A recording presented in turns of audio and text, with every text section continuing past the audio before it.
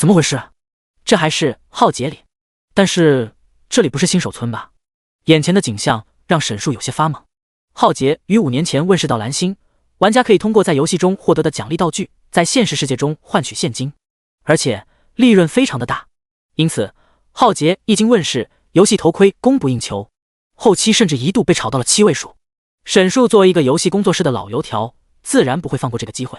借助自己在游戏界多年的人脉，沈树成功抢到了第一批游戏头盔，为了第一批进入游戏的玩家。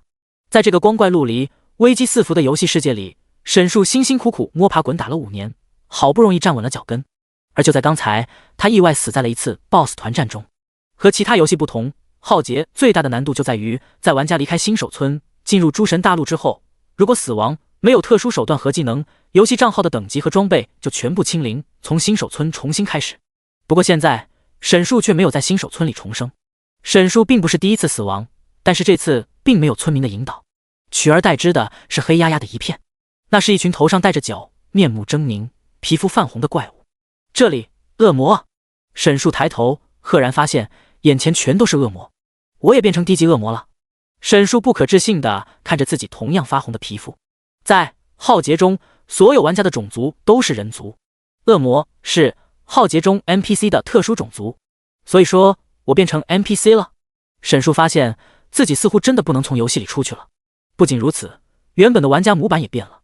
姓名沈树，种族恶魔，低级恶魔，等级20级06262，血量2200，法力值200，攻击力230，物抗80，法抗85，敏捷60。现在沈竹可以确定自己确实变成怪了，而且还是最低级的炮灰。看着身边丑陋的恶魔，沈树真不敢相信自己现在跟他长一个模样。我沈树长得不说迷倒万千少女，但怎么说也应该是个正派角色吧？怎会落得如此田地？还不等沈树理清思绪，只听众恶魔前方一个嘶哑邪恶的声音响起：人族大举进攻就在近日，若是让这些人族进入诸神大陆，天堂城邦必将提高实力，对我恶魔一族有着巨大的威胁。我们的任务就是阻止人族进入诸神大陆。今日大开杀戒！前方一个块头庞大、青面獠牙的恶魔手中拿着沉重的铁锤，大声喊着。话落，其他恶魔仿佛受到感召一般，纷纷振臂高呼：大开杀戒！人族必须死！面目可憎的恶魔们眼中纷纷泛出凶光，大步跟随着为首的重锤恶魔。看到眼前这一幕，经验老道的沈树恍然大悟，这是新手村进入诸神大陆的突围任务。诸神大陆是浩劫的主要地图板块，也是众多种族生存的地方。玩家出生的新手村位于浩劫地图板块的一个角落。玩家在新手村最多只能有30级，需要完成突围任务才能离开新手村，前往诸神大陆获得更多的奖励。而现在沈树所在的恶魔阵营则是阻拦玩家进入诸神大陆的。在浩劫中，玩家进入诸神大陆后，大部分都会进入天堂城邦，接受天使的庇护，这是玩家最熟悉最安全的成长路线。天堂与地狱是对立阵营，后者自然不能坐以待毙，所以会派恶魔阻止玩家从新手村进入诸神大陆。由于新手村有特殊保护，进入新手村的 NPC 最高只能有30级。比如现在走在最前方的重锤恶魔，头顶上就是30级，他是这些恶魔的头领，也是一只精英怪。现在他正在带领着恶魔们朝着新手村的方向走去。恶魔们挥舞着爪牙，林中一派地狱景象。恶魔大队气势汹汹，沈树却倒退了2步。这可不兴趣啊！别看这些恶魔现在一个个气势高涨，一副要生吞了人的样子，可沈树心里清楚，这要是跟着去了，必死无疑。浩劫降临5年以来，新手村突围任务无数次，哪里有玩家失败的？不仅如此，沈树还认出来前面的新手村是1号、2号新手村。在玩家之间，1号和2号新手村都是被叫做重开村的，这里是给那些死掉的老玩家重生用的。这一群乌压压的低级恶魔，在那些玩家眼中根本不值一提，这下要成经验宝宝了。沈树可不想跟着去送死，四下寻找机会脱身。好在这里是一片树林，能够掩蔽身形的地方很多，趁着场面混乱，赶紧找了一棵大树躲了起来。沈树异常的行为一下子就引起了身边另外2只恶魔的注意。2只恶魔泛红的瞳孔瞬间捕捉到了沈树，嘴里发出含糊不清的声音。这一幕让沈树下意识的后退了2步。恶魔可以说是诸神大陆上最有压迫感的种族了，才刚刚变成恶魔的沈树显然不太适应。最关键的是，这两只低级恶魔都比沈树的等级高，一个21级，一个22级，不会把我当成逃兵，直接兵法处置了吧？沈树记得很清楚，恶魔是会自相残杀的种族，要是真打起来，沈树可能被当场大卸八块。然而，这两只恶魔仅仅是停顿了片刻，便扭过头，继续跟着大部队离开。第二章，宝箱没人要，那我可直接开了。呼，沈树长舒一口气，还好，低级恶魔没有思维，在恶魔族群中有着很强的阶位性，低级恶魔必须服从更高级的恶魔，否则像是恶魔这种会自相残杀的残暴种族，也不会聚集在一起，一同对抗人族。沈竹虽然也是低级恶魔，但因为有着穿越者的灵魂，并不受那只重锤恶魔的控制。恶魔们渐行渐远，沈树依靠在树后面，暂时放下了心。现在该怎么办？浩劫这款游戏，沈树非常熟悉，5年的时间，沈树已经对这片大陆相当熟悉了。但是从玩家的视角，作为玩家，目的就是升级打资源，然后具现到现实世界。现在沈树已经无法从游戏里出去了。作为一名 NPC， 他唯一要遵循的就是在游戏里活下去，保证自己的生命安全。可是，一只20级的低级恶魔放在哪里都是被秒杀的存在。正思索着，沈树突然注意到不远处似乎有东西在闪烁，还有人？不对，沈树先是一愣，随后便反应过来，那闪烁的不是别的东西，正是奖励宝箱。因为有重锤恶魔这个精英怪的存在，这里是有击杀怪物的史诗宝箱的，这可是玩家们最喜欢的东西。沈树穿过灌木丛，眼前赫然是一个半人高的宝箱，宝箱雕刻着恶魔特有的纹饰，泛着令人激动的紫色光芒。史诗宝箱，精英怪的箱子，里面肯定有好东西。沈树看着眼前的宝箱，心中窃喜，但又有些犹豫。在宝箱的周围还有着一圈奇怪的符文围绕，暗红色的符文上写着来自地狱的咒语，这意味着只有杀死周围所有的恶魔才能打开这个史诗宝箱。可惜，沈竹叹了口气，突然灵光乍现，不对，不对，我是恶魔呀！这地狱咒语好像拦不住我吧？他现在又不是玩家，根本不受玩家规则限制。想通这一点的沈树赶紧来到史诗宝箱前，他伸出自己长着锋利指甲的恶魔之手，尝试去触碰被咒语封印的宝箱。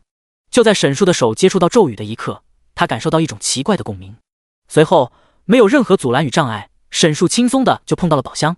果然，摸到宝箱，沈树瞬间兴奋起来，这地狱咒语果然对我无效，那我岂不是可以直接打开这个宝箱？沈树没有犹豫，确定自己可以打开宝箱之后，直接用蛮力砸开了宝箱。宝箱是木质的，根本拦不住沈树，一拳下去，宝箱瞬间被砸烂，一群东西从里面爆了出来。这也太爽了，没有任何人能拒绝这种丰收的喜悦。沈树赶紧凑上前，让我看看这里都有什么好东西。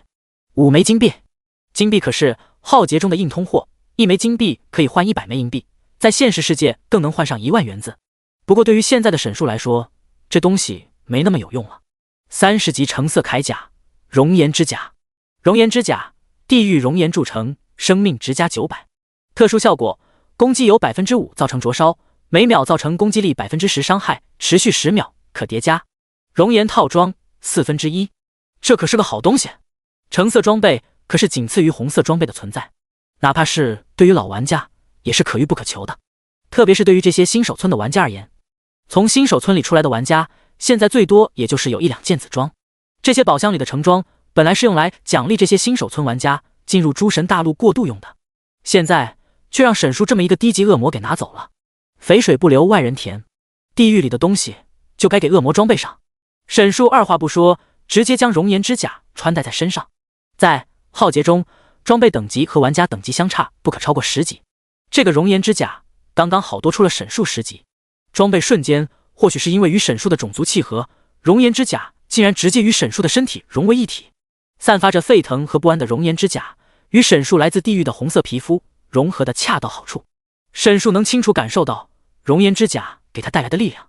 不错，沈树满意的点了点头。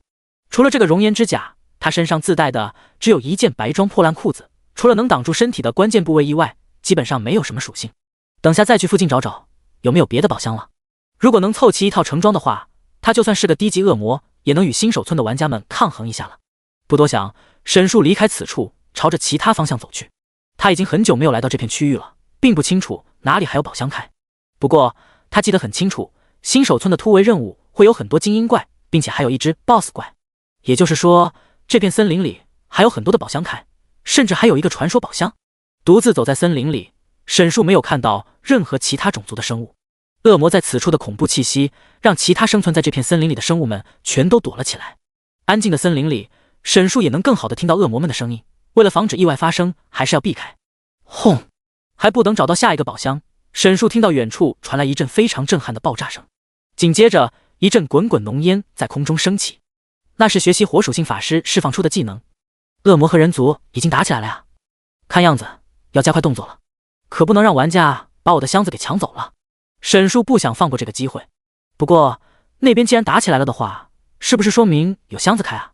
沈树思索了一下，决定过去看一下。第3章，初次交锋。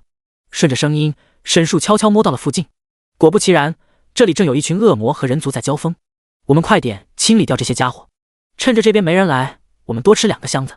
一位手中拿着法杖的玩家说道，是这支小队的队长。你们先去处理周围的小怪，古明先去拖住那个家伙。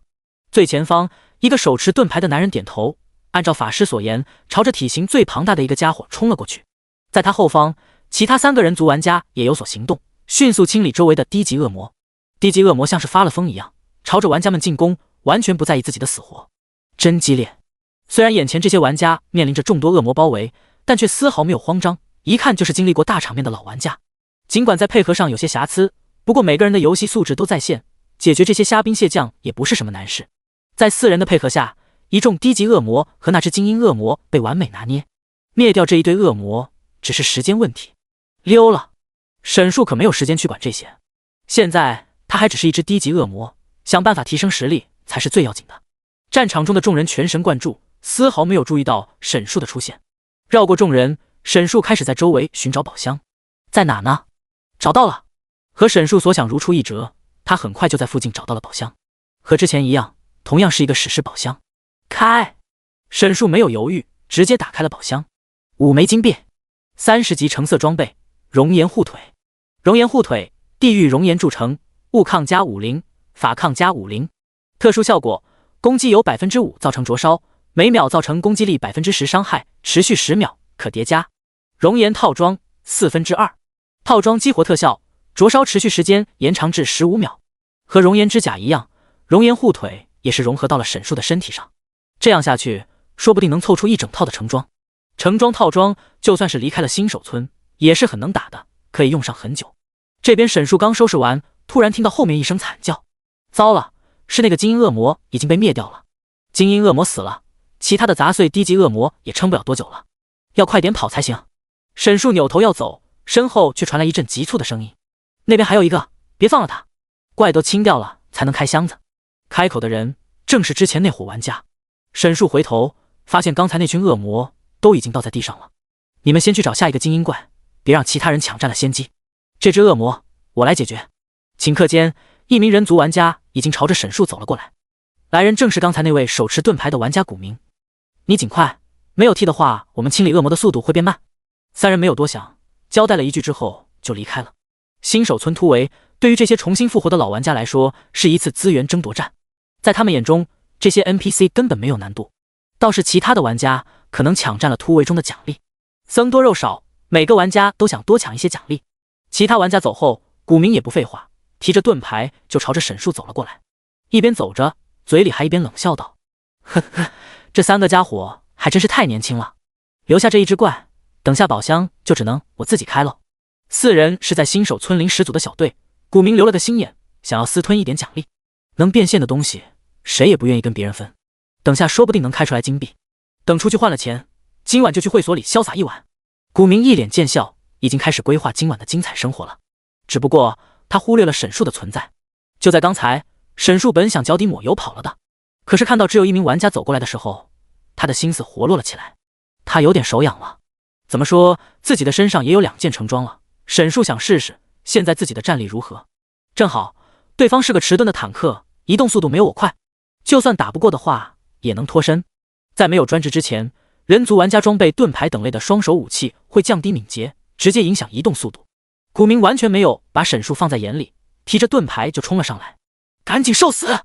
这是一个比较低级的迟钝冲锋技能，威力巨大，但是释放前摇很长，非常容易被躲开。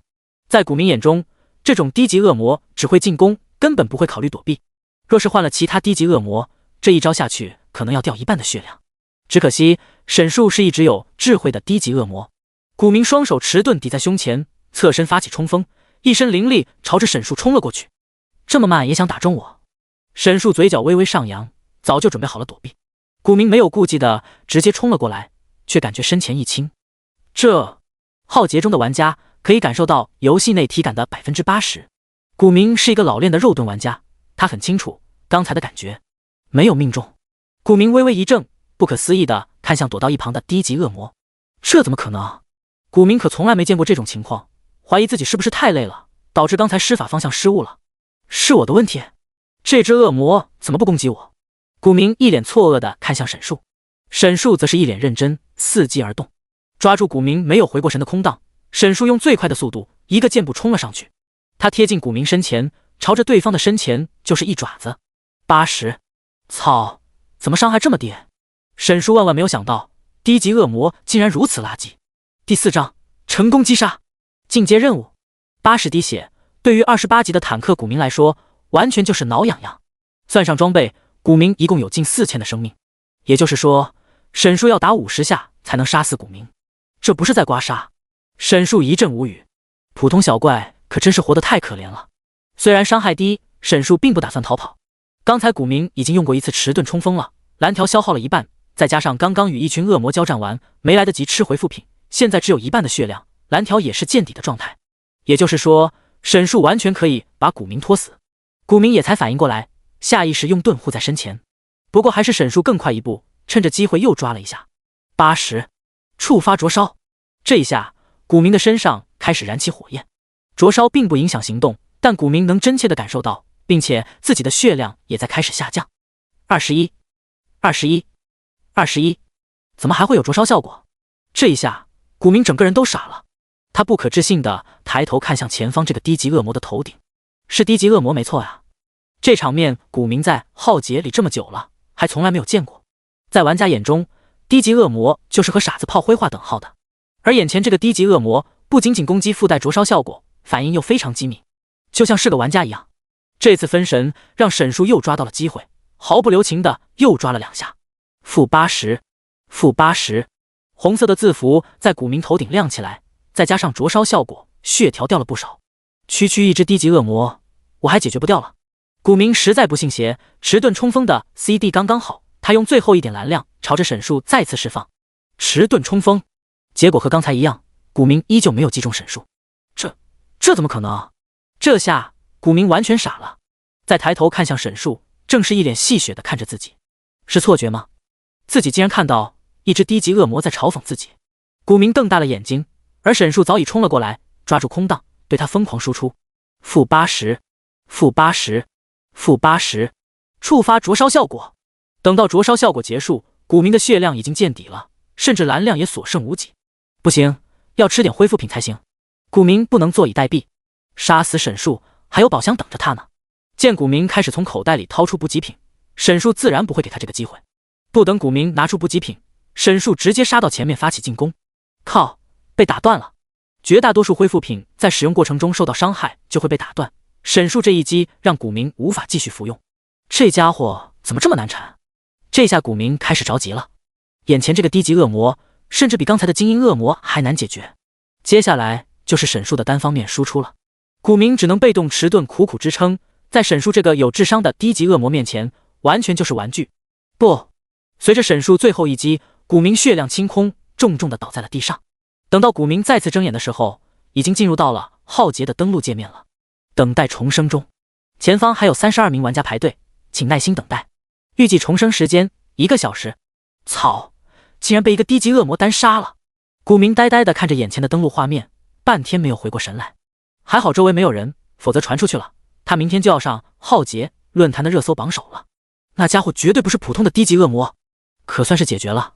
沈树也松了一口气。这次对决是完全单方面的碾压，古明几乎没有任何还手的机会，但沈树也有些担心，万一打斗声引来了其他玩家，或者刚才那3个家伙突然回来，可就难办了。说到底，还是攻击力太低了。击杀玩家获得1138经验，越级击杀玩家额外获得 80% 经验。在古明死亡的瞬间，沈树的经验条暴涨了一段，等级20级20486262。这一下，沈树的经验条涨到了1/3，还是蛮快的。解决完古明，沈树并没有着急离开，他还要搜刮一下古明的尸体。玩家的在死亡之后，尸体会有一段时间的保留，等到玩家重生之后，尸体就消失了。沈树要趁着尸体没有消失，赶紧搜刮一番。就在他走进古明的尸体之时，一道幽蓝色的光从古明的身体里钻出来，直接进入沈树的体内。什么东西？沈树被吓得后退几步，摸着自己的身体，确保没有受伤。刚刚那是什么？沈树还在疑惑之时，面板上突然多出了一个效果提示：进阶之路，收集灵魂数量1/50，击杀拥有灵魂的生物即可获得灵魂。下一阶，精英恶魔。原来是这样，沈树恍然大悟。在浩劫之中，一个很有特色的地方就是位阶，几乎每个种族都有着位阶的存在，每个种族都有5个位阶。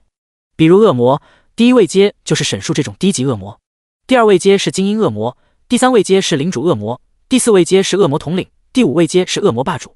人族玩家略有不同，根据加入的阵营和职业不同，位阶略有差异，不过总的来说都是5个位阶。和玩家一样，这进阶之路就是恶魔的进阶任务。进阶之后，各项属性都是会大幅度上涨的，这给沈树打了一剂强心针。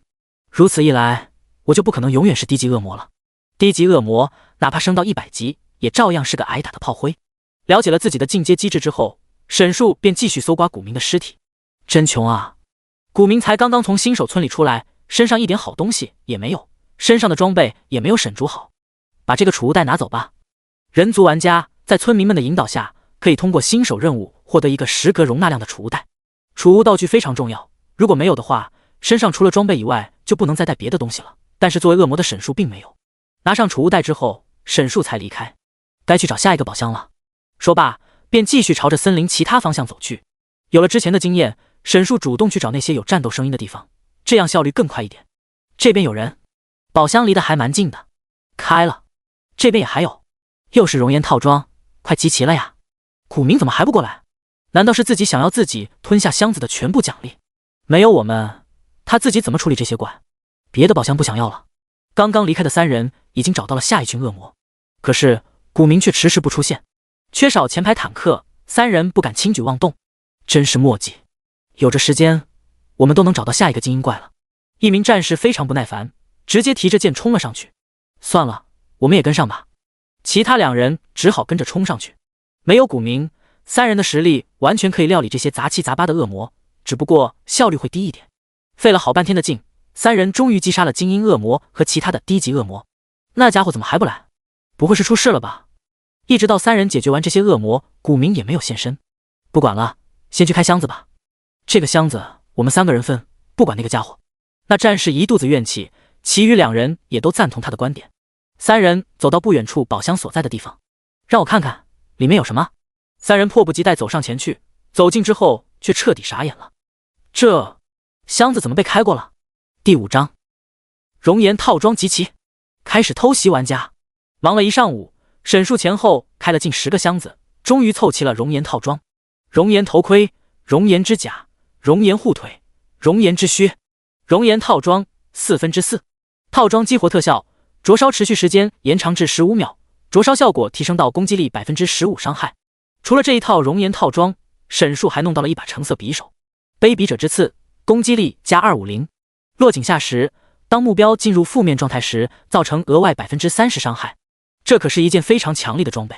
之前沈树与古明的交锋，伤害低很大一部分原因就在于沈树没有武器，只能用自己的手爪子去攻击，而这件装备可以加250点攻击力，相当于是让沈树的伤害直接翻了1倍。一般的人族玩家到了30级，面板攻击只有300点，算上装备也只有400上下。最关键的是，这个装备还有一个特殊词条，落井下石。这个词条和身上熔岩套装的特殊词条简直完美契合。沈树是恶魔，这个种族的攻击力较高，作为平衡则有着较低的防御属性。当然，那是对于一般的低级恶魔而言。现在的沈树一身成装，已经可以碾压那些低级恶魔了。姓名沈树，种族恶魔，低级恶魔，等级20级20486262，血量3700，法力值200，攻击力480，物抗130，法抗135，敏捷80。如果只看数值的话，已经很接近刚才28级的玩家古明了。这就是橙装的恐怖。可以说，现在再遇到古明，沈树有信心在1分钟之内将其拿下。除了这些装备以外，剩下的就是些什么金币之类的了。还有一些不错的紫装也让沈树收起来了。他现在无法离开，也没办法拿这些装备去变现，但也不能便宜了那些玩家。毕竟现在是恶魔与玩家站在对立面，恶魔嘛，就应该狗一点。带着一身橙装，沈树不准备停下，继续去找宝箱。就在刚才的路上，沈树已经发现有2个宝箱被开了，玩家已经开始发力了。沈树还想再找一找有没有别的收获。我爱开箱，开箱好好。哼着歌，沈树很快又找到一个宝箱。这里除了宝箱，还有一群玩家和恶魔，同样是一支4人小队。周围的低级恶魔都被清理的差不多了，现在就剩下一只精英恶魔在苦苦支撑。来得好及时，要是再晚一点，说不定宝箱就要被这几个人给开了。趁着没人注意，赶紧动手。沈树蹑手蹑脚的来到宝箱附近，干净利落的打开了宝箱，取走了里面的东西。不过他并没有着急离开，除了宝箱之外，眼前这4个玩家也是他的目标。距离进化精英恶魔还需要49个灵魂。恶魔没有灵魂，新手村这边的区域只有玩家最好欺负了。在这片弱肉强食的大陆上，越早进化对沈树越有利，实力才是一切。沈树躲在阴暗处，目光锁定眼前的4名玩家，酝酿着自己的计划。再加把劲，这只精英怪已经挺不住了，快点处理完这只精英恶魔，等下我们还要去讨伐 BOSS， 别让别的公会抢占了先机。4人交流了几句，随后开始对精英恶魔集火。那精英恶魔与沈树刚刚出生时见过的一样，都是重锤恶魔，移速缓慢，但是伤害很高。在4人小队的蚕食之下，精英恶魔血量逐渐下降。你们这些蝼蚁！重锤恶魔被4人轮番攻击，笨重的身体除了前排坦克之外，几乎碰不到其他人。血量降低至 50% 之后，只听那重锤恶魔一声怒吼，随后在场其他几人行动速度纷纷缓慢了下来。这是重锤恶魔的被动技能，当生命值跌至 50% 时，会对周围的目标释放声波，降低移速。第2阶段了，奶妈治疗跟上，坦克拉住了。一名刺客提醒了一声，随后进入防御姿态。前排坦克和奶妈纷纷放出技能，血量下降至半的重锤恶魔变得逐渐疯狂起来，攻击频率也越来越快。虽然比起刚才更加迅猛，但4位玩家应对的依旧游刃有余。坦克死死地缠住重锤恶魔，奶妈的奶量充足，法师稳定输出，再加上一名刺客不停干扰，重锤恶魔逐渐支撑不住，要出手了。抓住时机，沈树从黑暗中杀出。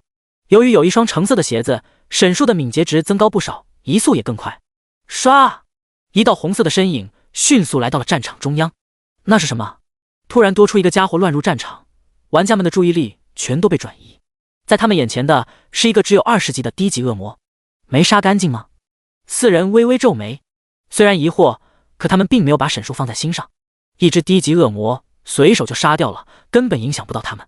法师一边释放技能，一边朝着刺客说道：“张三，你去把那个捣乱的家伙解决了。”话音还没有落下，沈树这边已经先动手了。毫不犹豫，他一刀砍在了那个坦克的身上。精力全在重锤恶魔身上的坦克完全没有防备，不过是一个低级恶魔，一下应该掉不了多少血。330，触发灼烧效果。我操！这一下给坦克人都打精神了，一下打我300滴血，还有灼烧效果，又是几个意思？看着自己头顶血条4747的在跳，坦克整个人都傻了。其他3名玩家看到坦克的血量掉了一大条，也都傻眼了。这是低级恶魔？几人不约而同发出疑问。第6章，逐个击破。玩家已经看傻了。要知道，眼前的重锤恶魔在坦克的盾牌和技能加持之下，每一次也就造成300点血左右的样子。而这个不起眼的低级恶魔，这一刀打出来，再加上灼烧效果，差不多打掉了小1000的血量。本就状态一般的坦克，在吃了沈树这一击之后，血条直接见底了。坦克后退，奶妈，快跟上加血！法师赶紧指挥。然而一切都已经迟了，沈树已经挥出了第2刀，429，有落井下石的加成，这一刀的伤害又多了近100点伤害。操！血条又掉了一大截，坦克一阵心惊肉跳。这一下他是真的没有作战能力了，只剩下一丝丝血了。奶妈，快奶啊！他急得疯狂大喊。这要是死了，可就又要重练了，谁也不想这么麻烦。不行 ，CD 了。奶妈在一旁只能干着急，没有任何办法。他才刚刚放过一轮辅助技能，现在都在冷却之中。而且为了小队刷怪高效，他走的是纯奶流，没有学习任何限制技能。也就是说，他拿沈树没有任何办法。眼见如此，坦克赶紧后退，保证自己的生命安全。到脸上的人头，沈树又怎么可能放过？他以最快的速度紧跟在坦克后面。看到这只低级恶魔与自己的距离不断拉近，坦克没有任何办法。坏了，这家伙的移速怎么这么快？在接近对方的一瞬间，沈树便挥刀出去。砰！坦克用最后的蓝量使出了技能防护之盾，获得了一个200的护盾，同时举盾格挡，伤害减少了 10%。100！在坦克的全力防护下，伤害最终降到了100。一滴血，妈的，出名刀司命了！这一刀没有杀死他，让沈树非常无语。奶妈技能好了吗？侥幸活下来的坦克赶紧喊道。这就来了。就在刚才，奶妈的 CD 已经拖好了，但是坦克已经跑出了他的施法范围。说时迟，奶妈立刻动身，却感觉身后一凉。这是那只巨锤恶魔拦在了他的身前。没有了坦克吸引仇恨，巨锤恶魔2步就来到了奶妈身前。坏了！在重锤恶魔面前，奶妈就像是一个小鸡仔。砰！重锤恶魔一个抬手就将奶妈打飞了出去，血条瞬间只剩下1/3。这下糟了！突如其来的变故让另外2名玩家不知如何是好。你快去救坦克，我尽快解决这只重锤恶魔。法师沉声道。重锤恶魔的血量已经见底，眼下这种情况必须先解决一个才行。刺客的机动性更高，他觉得可以暂时拖住低级恶魔。然而他还是低估了这个让他们大跌眼镜的家伙。就在刚才，那个坦克玩家已经死在了沈树的刀下。接下来该你了。沈树转头看向冲到自己眼前的刺客。29级的刺客，血量健康，还有2700多滴血。来吧！面对一个20级的低级恶魔，哪怕对方再奇怪，他也有着绝对的自信。沈树也不多废话，直接提刀冲了上去。好快！尽管刚刚已经见过沈树的速度，当亲自面对的时候，能更加明显的感觉到。仅仅片刻，沈树已经来到了刺客面前。割喉！待到沈树进入攻击范围之后，刺客直接一个技能甩了出去。割喉的释放要求苛刻，需要近身释放，还需要朝向目标的喉部。苛刻的释放条件换来的是巨额的输出。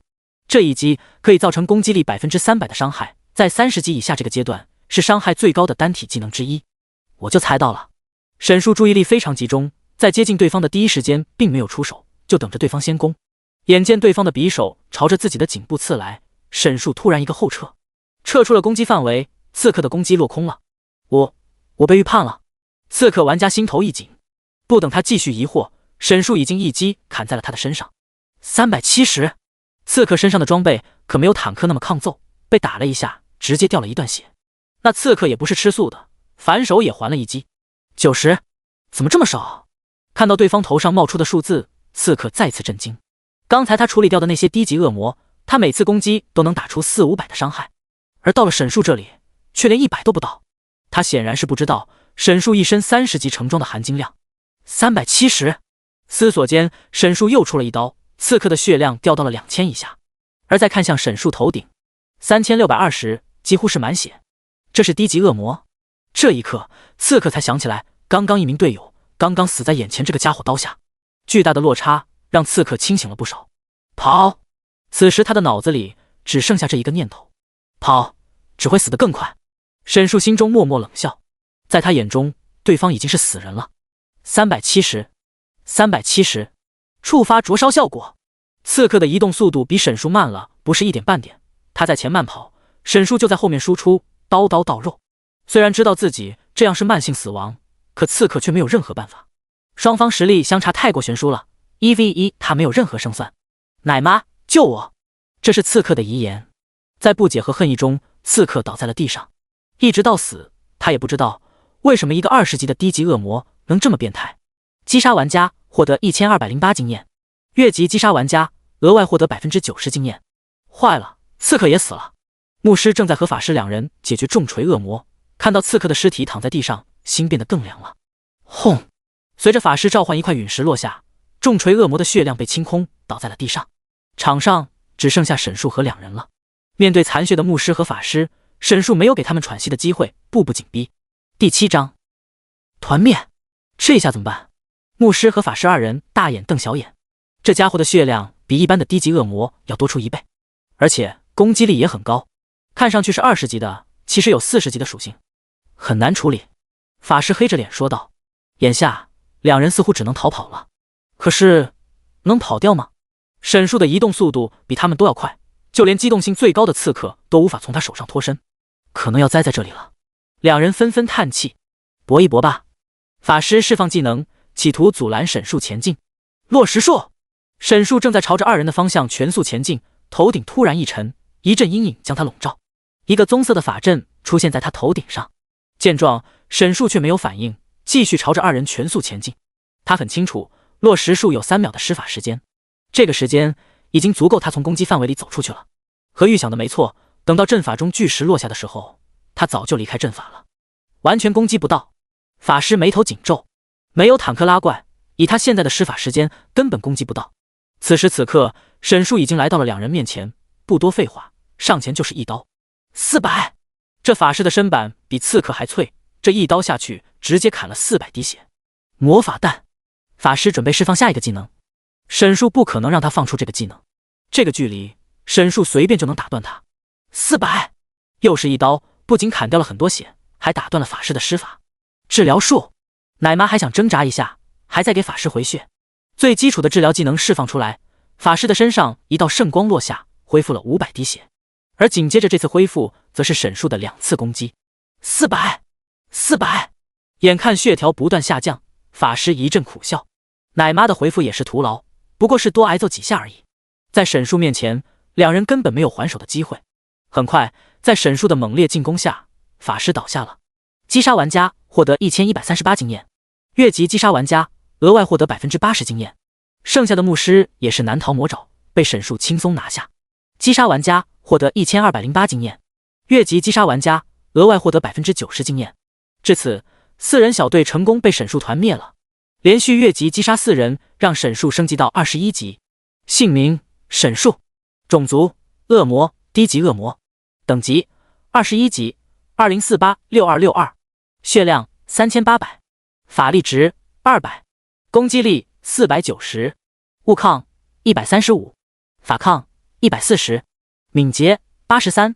进阶之路：收集灵魂数量5/5，击杀拥有灵魂的生物即可获得灵魂。下一阶精英恶魔，再杀45名玩家才可以进阶到精英恶魔了，还要好多。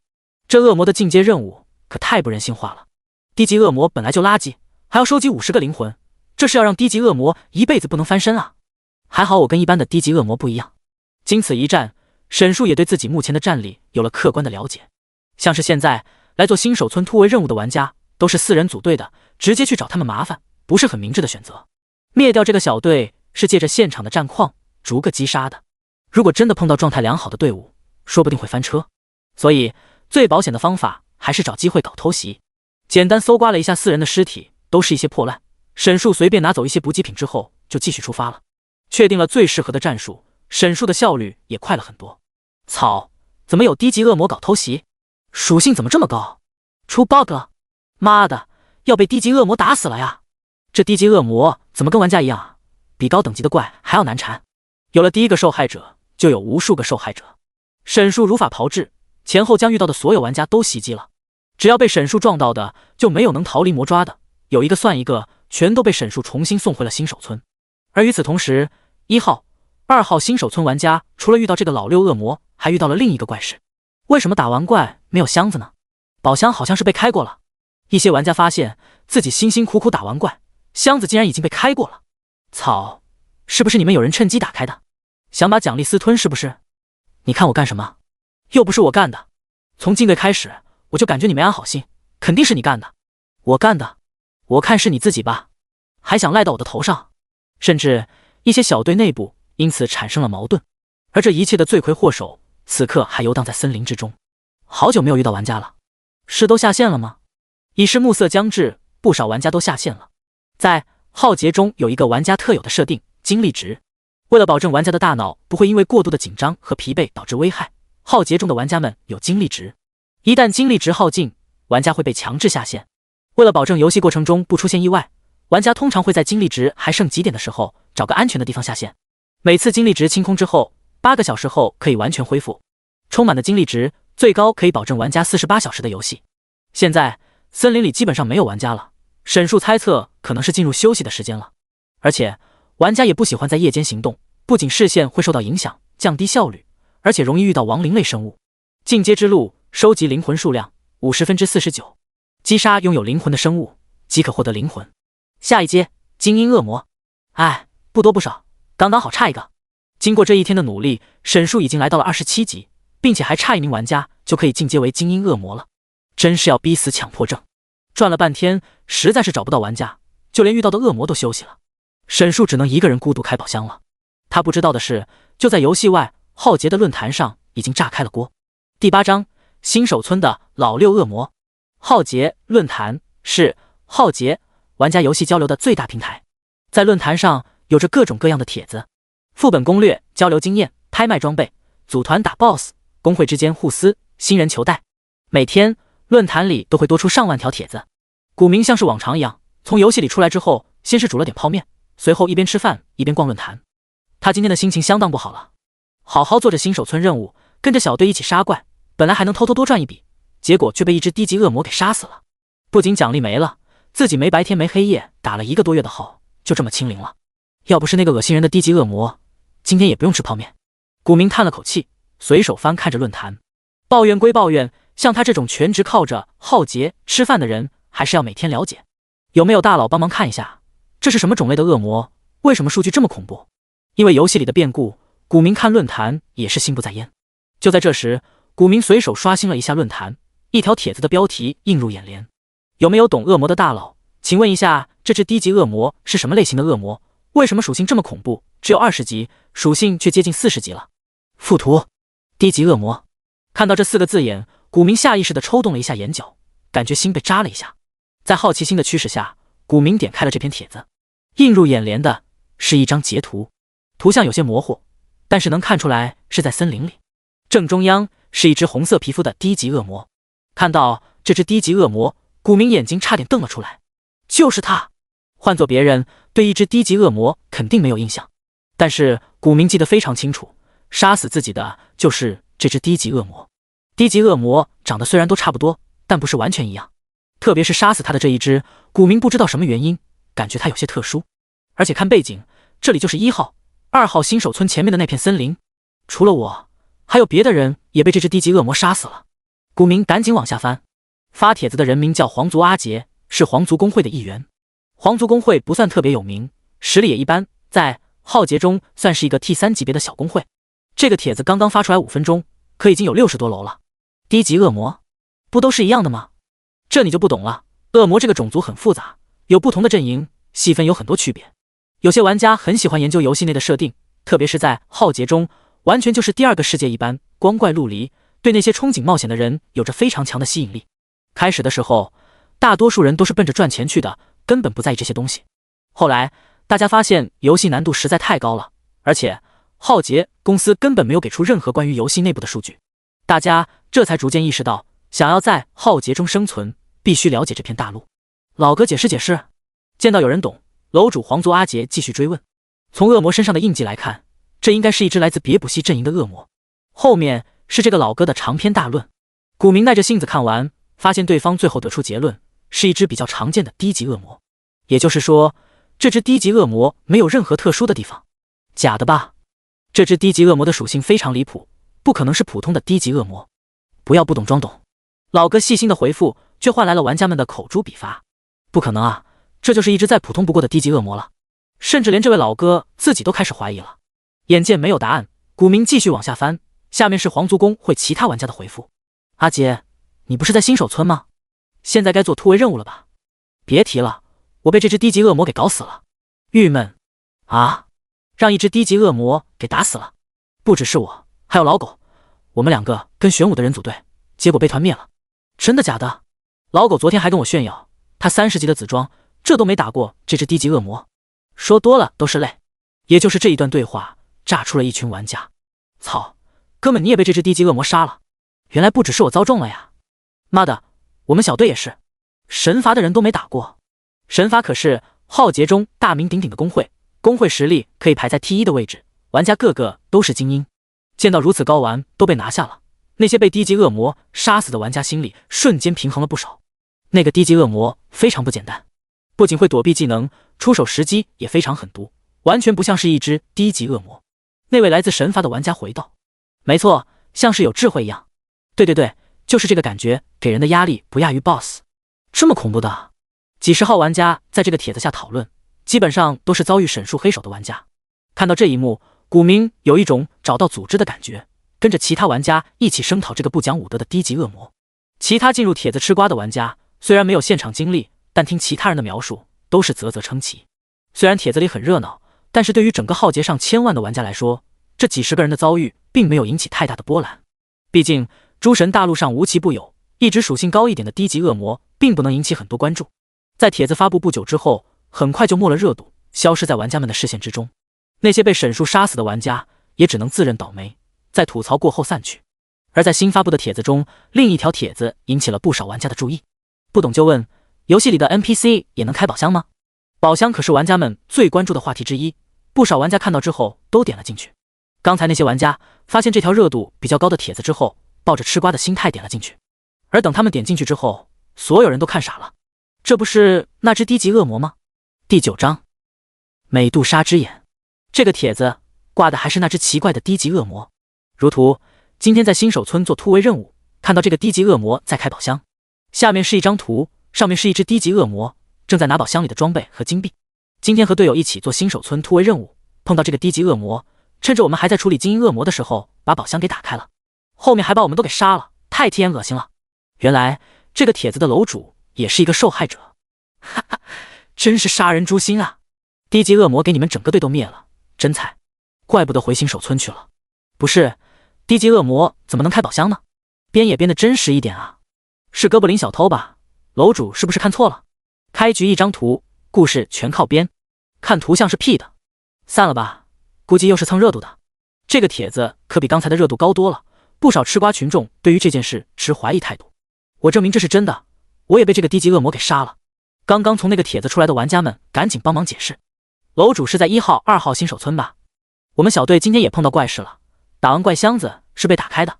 对，我们也是，忙了半天集贸奖励没有。是这样吗？原来不仅仅是我们遇到了，我还和队友吵起来了，看样子是我错怪他们了。随着帖子越来越火，不少1号、2号新手村的玩家纷纷表示自己也遇到了相同的情况。被证实是真的之后，越来越多的人前来吃瓜。真的假的？不会是一起骗人的吧？谁没事闲得跟你开玩笑，爱信不信。一些玩家被杀了，本来心情就不好，直接对了起来。一些自媒体看到帖子之后，也赶紧开始撰文蹭热度。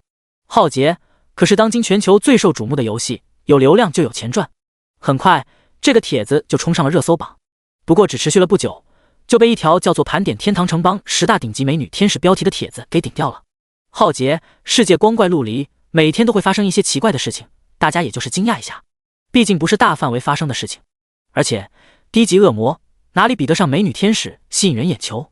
这件事也只在玩家中留下了一点印象，后面就只剩下1号、2号新手村的玩家们在讨论了。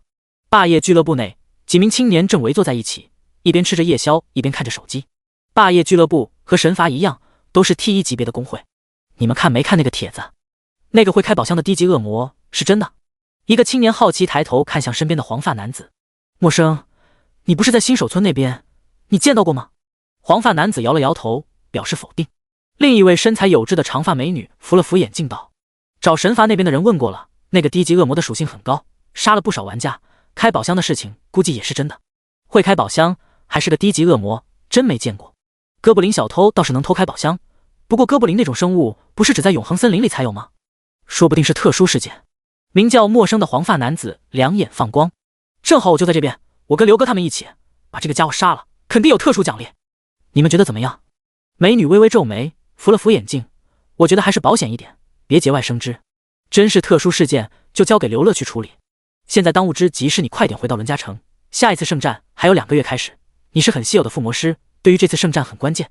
好吧，陌生有些失望，不过孰轻孰重还是能分得清。而且若不是自己不听话，也不会被打回新手村。好在玩家重生，可以保留之前的职业，否则霸业就白白失去了一位附魔师。附魔师是游戏开始时的半生职业，出现概率非常低，如今上千万名玩家中，附魔师仅仅有不到1000人，万里挑一。陌生不能再犯错了，今晚好好休息，明早赶紧去做突围任务，尽早打完 BOSS 来伦家城与我们会合。外界发生的一切，在游戏内的沈树全然不知。他是 NPC， 没有精力值，几乎不需要休息。这一夜在森林里忙了一晚上，箱子几乎全都开完了。整个森林里50多个宝箱，除了一小部分被运气好的玩家捷足先登，剩下的全都落入了沈树的口袋里。只不过开出来的装备都没有自己身上这一套熔岩套装耐用。唯一有用一点的是一个项链，美杜莎之眼30级，死亡凝视，主动释放，可以使身前的目标石化3秒，只对小于等于使用者等级的目标生效，冷却时间30分钟。石化，处于石化效果的单位不可以移动，释放技能。这个项链虽然没有任何属性，但是却有一个主动技能。这个道具很有用，控制技能在战斗中十分关键。战场上瞬息万变，一个关键控制可能直接导致死亡。而且沈树一只低级恶魔现在还没有什么技能，这条项链对沈树有很大的帮助。除了这条项链，其余的装备沈树没有多余空间携带，挑了几件好的收起来，剩下的干脆找了个偏僻的地方，挖了个土坑全都埋了。反正就是不给玩家用，就是玩。干完这一切，沈树开始等待玩家们上线，再击杀一个玩家就可以进阶为精英恶魔了。而且一直没有找到 BOSS 宝箱啊，是 BOSS 还没有出现吗？ BOSS 宝箱才是新手村突围任务中最好的宝箱。沈树心里一直惦记着，不过要等 BOSS 出现之后才能找到宝箱，所以还是要靠玩家朋友们才行啊。第二天一早，精力值恢复的玩家们准时准点上线。浩劫之中，每一个道具都是能换钱的，金钱就是玩家们的动力。终于来了，天色渐凉，沈树也终于蹲到了玩家。一支4人小队与精英怪在作战，成为了沈树的目标。第10章，主播白色侠客。OK 了，兄弟们，开播了哦！主播白色侠客打开直播，直播间陆陆续续的进来了不少人。今天的目标还是突围新手村，忙了1个月，终于要出去了。白色侠客直播的不是别的，正是浩劫。由于浩劫的风靡全球，也有不少主播得到了浩劫公司的授权，可以在游戏内直播。观众之中，除了那些下线休息的玩家，还有很大一部分是没有进入过游戏的普通人。这些人之中，有一些是想要体验游戏、提前了解的，还有很多是被游戏内的世界所吸引的。第一视角探索异世界大陆，还有绚丽无比的诸神大陆，比那些狗血苦情电视剧好看10000倍。白色胖子可算是开播了，刚上班主播就开播，又可以摸鱼了。白色胖子什么时候带着我们再去调戏一次精灵族美女？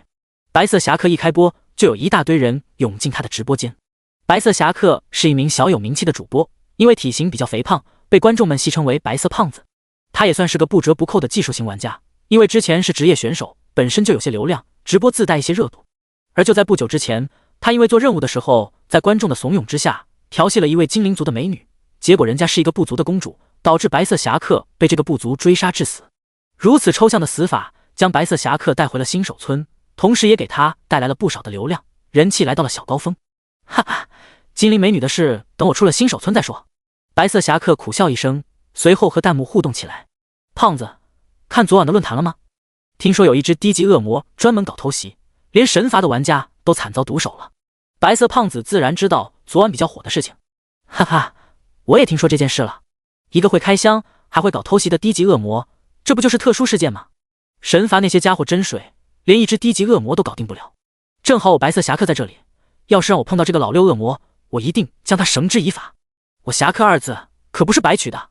白色侠客义正言辞道，希望胖子不要再死了，说不定真的能碰上呢。他还真希望自己能遇到那只低级恶魔，这样热度还能再涨一涨。和观众先聊着，白色侠客与队友会合，进入森林之中。运气不错，刚进来就有精英怪。刚刚进入没多久，白色侠客和队伍就遇到了一群低级恶魔和一只精英恶魔。开杀！随着白色侠客一声激情的大喊，4人与恶魔厮杀成一片。白色侠客所属的工会是不流行，也是一个第一梯队的大工会，玩家水准都很高。这群恶魔面对4人就是乌合之众，被杀得片甲不留。激情的战斗场面，观众直呼过瘾。而与此同时，沈树正蹲在阴暗处，看着眼前发生的一切。他的目标不是别人，正是白色侠客的小队。沈树自然是认识白色侠客，不过并不打算放过他。现在他是恶魔，在他眼中，这些玩家都是一样的，杀谁都是杀。眼见精英恶魔血量不到1/3，也到了沈树动手的时刻。刷！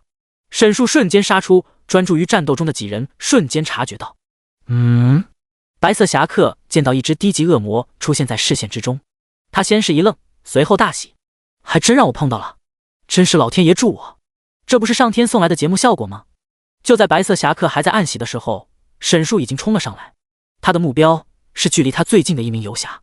390，好高的伤害！游侠一声惊呼，赶紧后撤。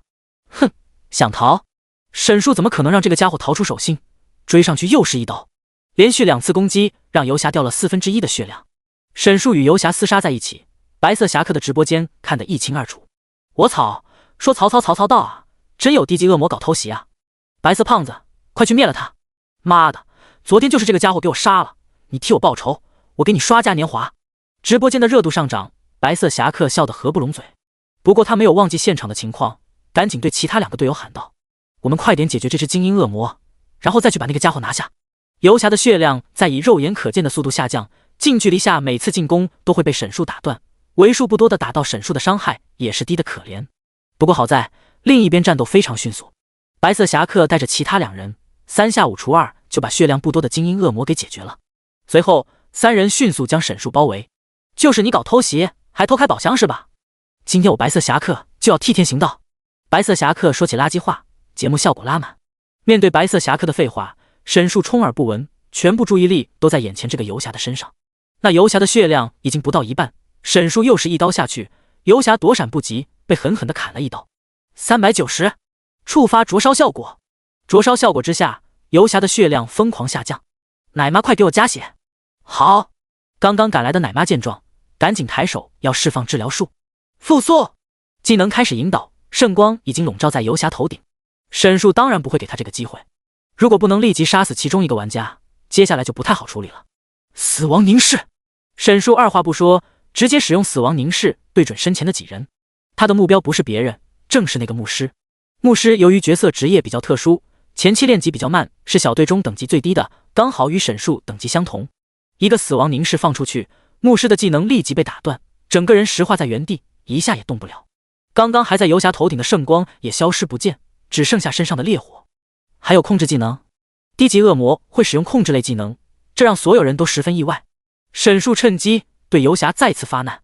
429，这一下游侠的血量彻底见底。一旁的坦克见状，赶紧对着沈树使出一个嘲讽技能。被嘲讽命中的沈树身体不受控制的朝着那名坦克冲去，可算是拉住了。沈树被坦克控制住，所有人都松了口气。白色侠客是一名剑客，赶紧借着机会上前输出流星剑。442，这一刀再加上刚才游侠造成的伤害，沈树的血条也掉了1/4。刚刚被石化的牧师也恢复过来，赶紧去奶游侠。就在众人觉得情况稳定下来的时候，却听游侠一声惨叫，躺在了地上。刚才的灼烧效果已经足够将游侠杀死了。糟了！突然有一人阵亡，所有人心都沉了一下。别慌，我们稳住这个恶魔，能处理掉他。白色侠客赶紧提醒其余2人，随后对着沈树又是一击，掌刺。371，看到对方血条慢慢下降，白色侠客稍微放心了一下。然而就在下一秒，眼前的状况发生了变化。第11章进阶精英恶魔。进阶之路，收集灵魂数量50%，满足进阶要求，开始进阶。就在游侠死亡的一瞬间，沈树感觉自己的身体出现了翻天覆地的变化，一股滚烫的力量在他体内不停翻涌。片刻后，沈树脚下正中央，一个神秘的法阵缓缓展开，红色和黑色交织的火焰从那诡异的法阵中朝着四周蔓延，那是来自地狱的蛮荒之火，死亡与绝望侵蚀着空气中的一切。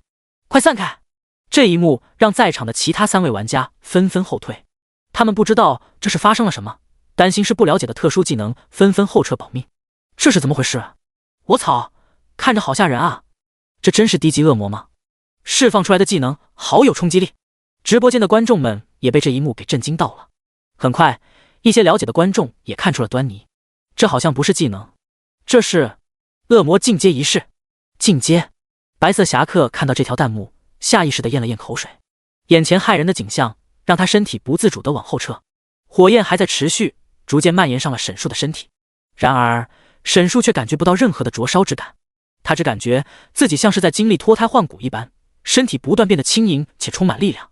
随着进阶仪式的进行，场面愈发恐怖。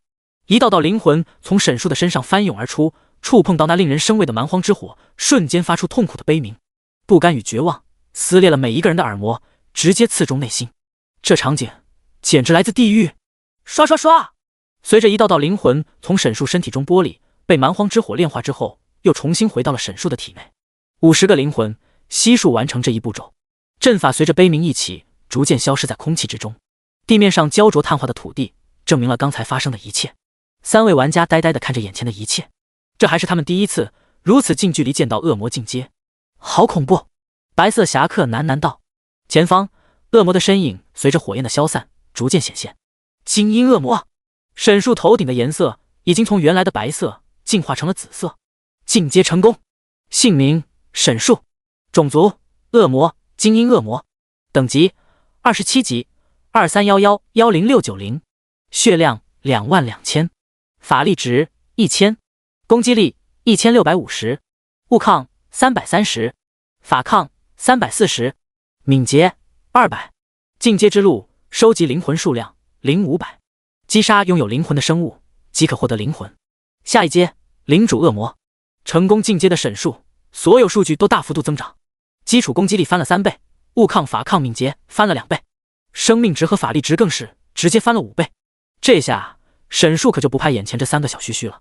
属性翻倍，沈树能够清楚地感觉到自己身上的力量，就连体型也比之前瘦弱的样子大了一圈。他扭过头，身后的人正是刚刚趁机输出他的白色侠客，怎么就变成精英恶魔了？真倒霉！眼前的精英恶魔就在距离不到1个身位远的位置，瞪着猩红的眼睛，死死地注视着他。汗流浃背了吧，老弟？沈树看着白色侠客，露出骇人的笑容。这恶魔还会说话，太他妈吓人了！白色胖子，快跑啊！好强的威压，不敢看了。白色侠客哪里还敢待在这里，扭头就跑。沈树一声冷笑，一个箭步冲了上去，朝着他的背后就是一刀。1500，这一刀简直是砍到了白色侠客的大动脉上，总共3000出头的血量，这一下直接见底了。靠，要死了！白色侠客一声惨叫，牧师赶紧给上治疗，恢复了500多滴血。而沈树的下一击已经打在了他的身上，1500，这一刀伤害直接溢出，白色侠客的血条瞬间清零。击杀玩家获得1279经验，越级击杀玩家额外获得30%经验。啊！观众们最后听到的声音是白色侠客不甘的惨叫，随后画面就黑了，主播又死了，哈哈，1个多月练得急，白练了。碰到的低级恶魔突然就进阶了，这也太倒霉了。白色胖子去找大师算一算吧，运气也太差了。几分钟前的白色侠客还在为遇到了网红 NPC 而窃喜，几分钟后就被网红 NPC 送回新手村了。白色侠客死后就剩下一个牧师和一个坦克了，两人这个组合没有输出，根本无法对沈树造成威胁。更何况此时的沈树已经进阶成为精英恶魔，随手一挥就将剩下的两人送去与白色侠客团聚去了。击杀玩家获得1069经验，击杀玩家获得1279经验，越级击杀玩家额外获得30%经验。4人身上没有值钱的东西，搜刮完消耗品之后，沈树就继续寻找其他玩家了。进化为精英恶魔的沈树现在几乎可以在这边横着走了，因为有橙装加持，他的属性甚至比其他30级的精英恶魔还要高。传统的4人小队现在已经完全无法对沈树造成威胁了。趁着现在新手村玩家多，赶紧欺负一下。等到出了新手村之后，玩家就大多在天堂城邦内了，出来做任务也都是成群结队，不好下手，其他的种族也不好对付。现在有机会，沈树肯定要大开杀戒。接下来就是沈树的狩猎之旅。击杀玩家获得1069经验，击杀玩家获得1138经验，击杀玩家获得1279经验，越级击杀玩家额外获得30%经验。在森林里，只要被沈树看到的玩家必死无疑。第12章 BOSS 巴莱，你们那边找到 BOSS 了吗？还没有，再往前走一走吧。霸业工会的刘乐带着一群工会玩家在森林里，这里一共有8支小队，加起来足足32人。新手村阶段，玩家没有解锁通讯方式，游戏中途又不能下线，只能通过线下交流确定坐标之后集合。我们要快一点，必须比其他工会更早找到。刘乐一边说着，一边带领众人继续前进。他们要找的并不是那些带着低级恶魔的精英怪，而是新手村突围任务的最终 BOSS。最终 BOSS 是这些恶魔的首领，只有终极 BOSS 死了才能完成任务。霸业公会的人找终极 BOSS 的目的，自然不仅仅完成任务这么简单，还有 BOSS 的奖励宝箱。那是传说级宝箱，十分有可能开出红色装备。红色装备那可是神器，可遇而不可求的存在。30级的红色装备，属性甚至不亚于50级的橙色装备，更别提还有可能附带非常强劲的特殊词条。现在浩劫中最顶级的一批玩家，身上也就1-2件等级适配的红色装备，其稀有程度也可见一斑。霸业公会的玩家们肯定不想放过这个机会，不仅仅是他们，其他公会的玩家也是如此。此时此刻，不仅仅是霸业、神罚、不流行等等大公会都集结了人马，寻找终极 BOSS 的下落。新手村突围任务完成条件有2条：消灭所有的恶魔，杀死终极 BOSS。后一条，终极 BOSS 的出现又有2个条件，一个是进入 BOSS 的领地触发剧情，另一个是杀死所有的恶魔 ，BOSS 会自动出现。现在距离任务开始才过去1天。1号、2号新手村，每个新手村5000人，玩家到了25级才能参加新手村突围任务，每次参加任务的人大概有2000左右。恶魔的数量也非常庞大，除去那些精英恶魔，低级恶魔分布在森林里的各个角落。然而这些大公会可不打算等所有恶魔死了再打 BOSS， 等 BOSS 被动出现，大家就只能一起去抢了。而且恶魔四处分布，等到全部杀死还要很久。提前进入 BOSS 领域触发剧情，就可以在其他人之前占领 BOSS 奖励。他们现在要做的就是找到终极 BOSS 的诞生位置。恶魔是靠着阵法进入这片新手区域的。恶魔从地狱降临，通常会对地形造成破坏，所以要想找到恶魔降临的地方并不难。而终极 BOSS 大概率就在那附近。我们现在人多，如果能最快找到的话，就可以直接动手。终极 BOSS 和一般的精英怪可一不一样，一般的精英怪4人小队就能处理，还能顺带解决其他的低级恶魔。但是终极 BOSS 光是血量就比精英怪高出10倍，各项属性也都夸张得很，更别提还有各种技能和特殊机制。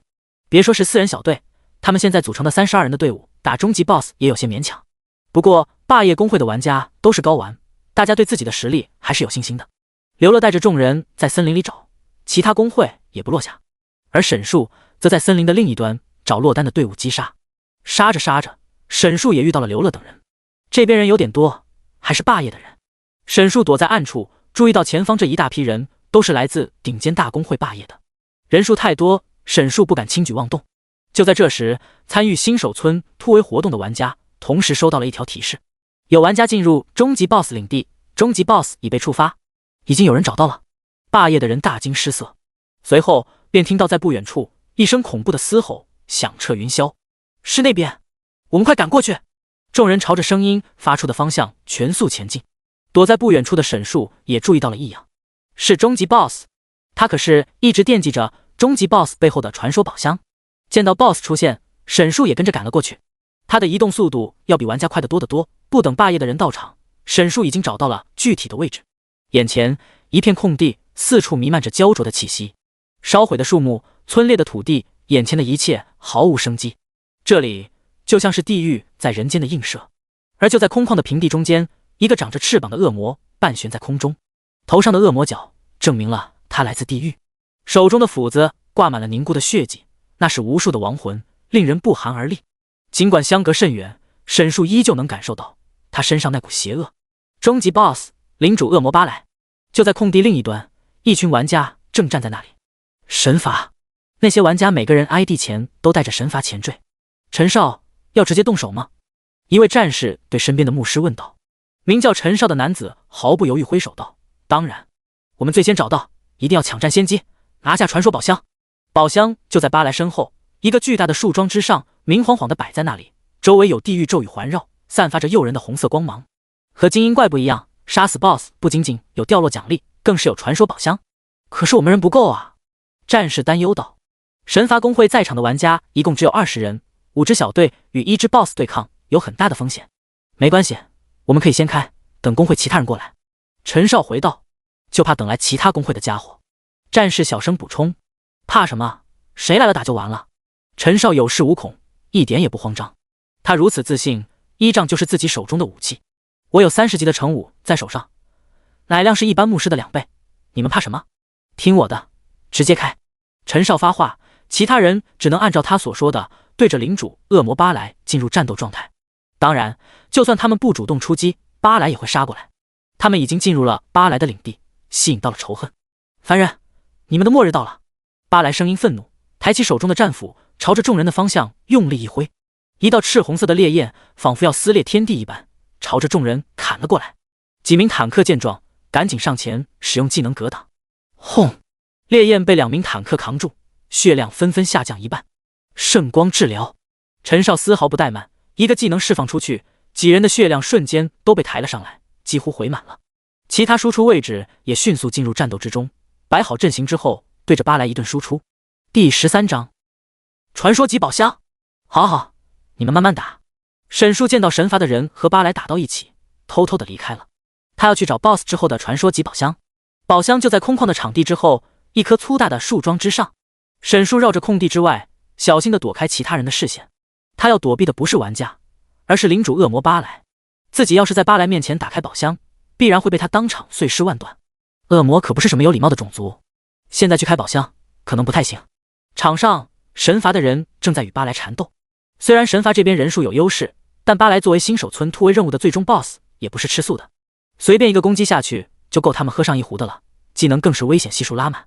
20个玩家讨伐 BOSS 还是太勉强了，不过凭借玩家过硬的操作与配合，还是可以周旋一番，场面还要再混乱一点。沈树觉得还是不够保险，霸业的人应该快过来了吧？刚才来的路上，霸业的玩家也在朝着这边赶，霸业的人更多，肯定会跟神罚争夺这只 BOSS， 到时候场面乱起来，就是沈树动手的时候。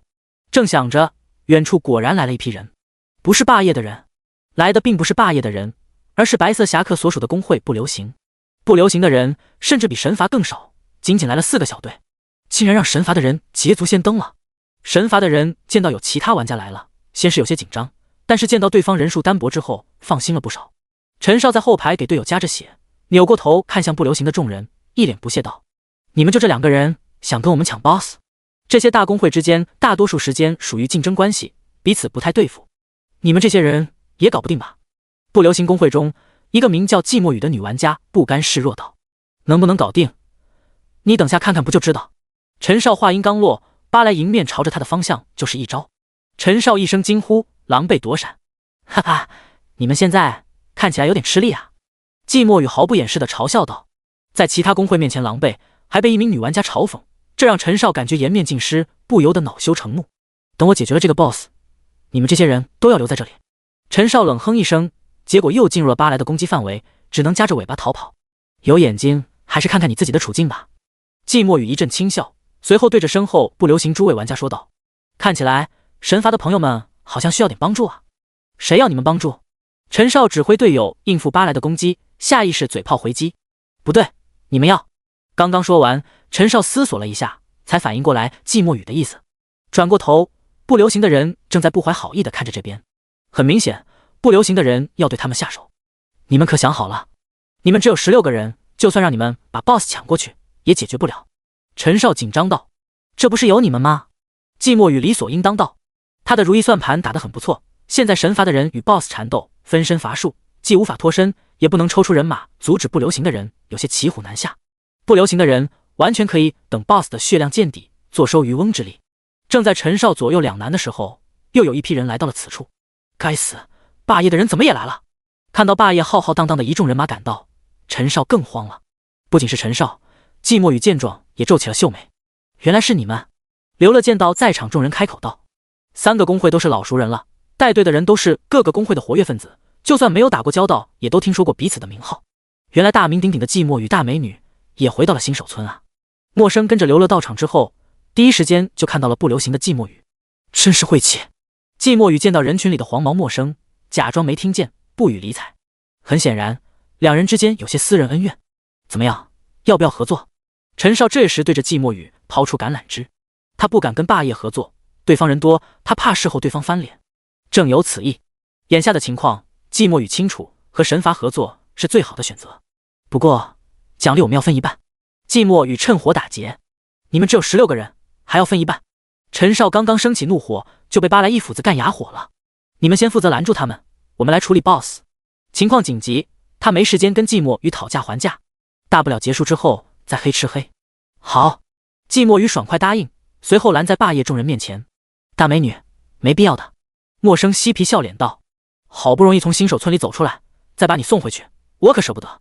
那你也要有能力才行。季墨宇眼神一冷，亮出利刃，看你能不能拦住了。领队的刘乐可不客气，直接率人朝着不流行众人冲了过去。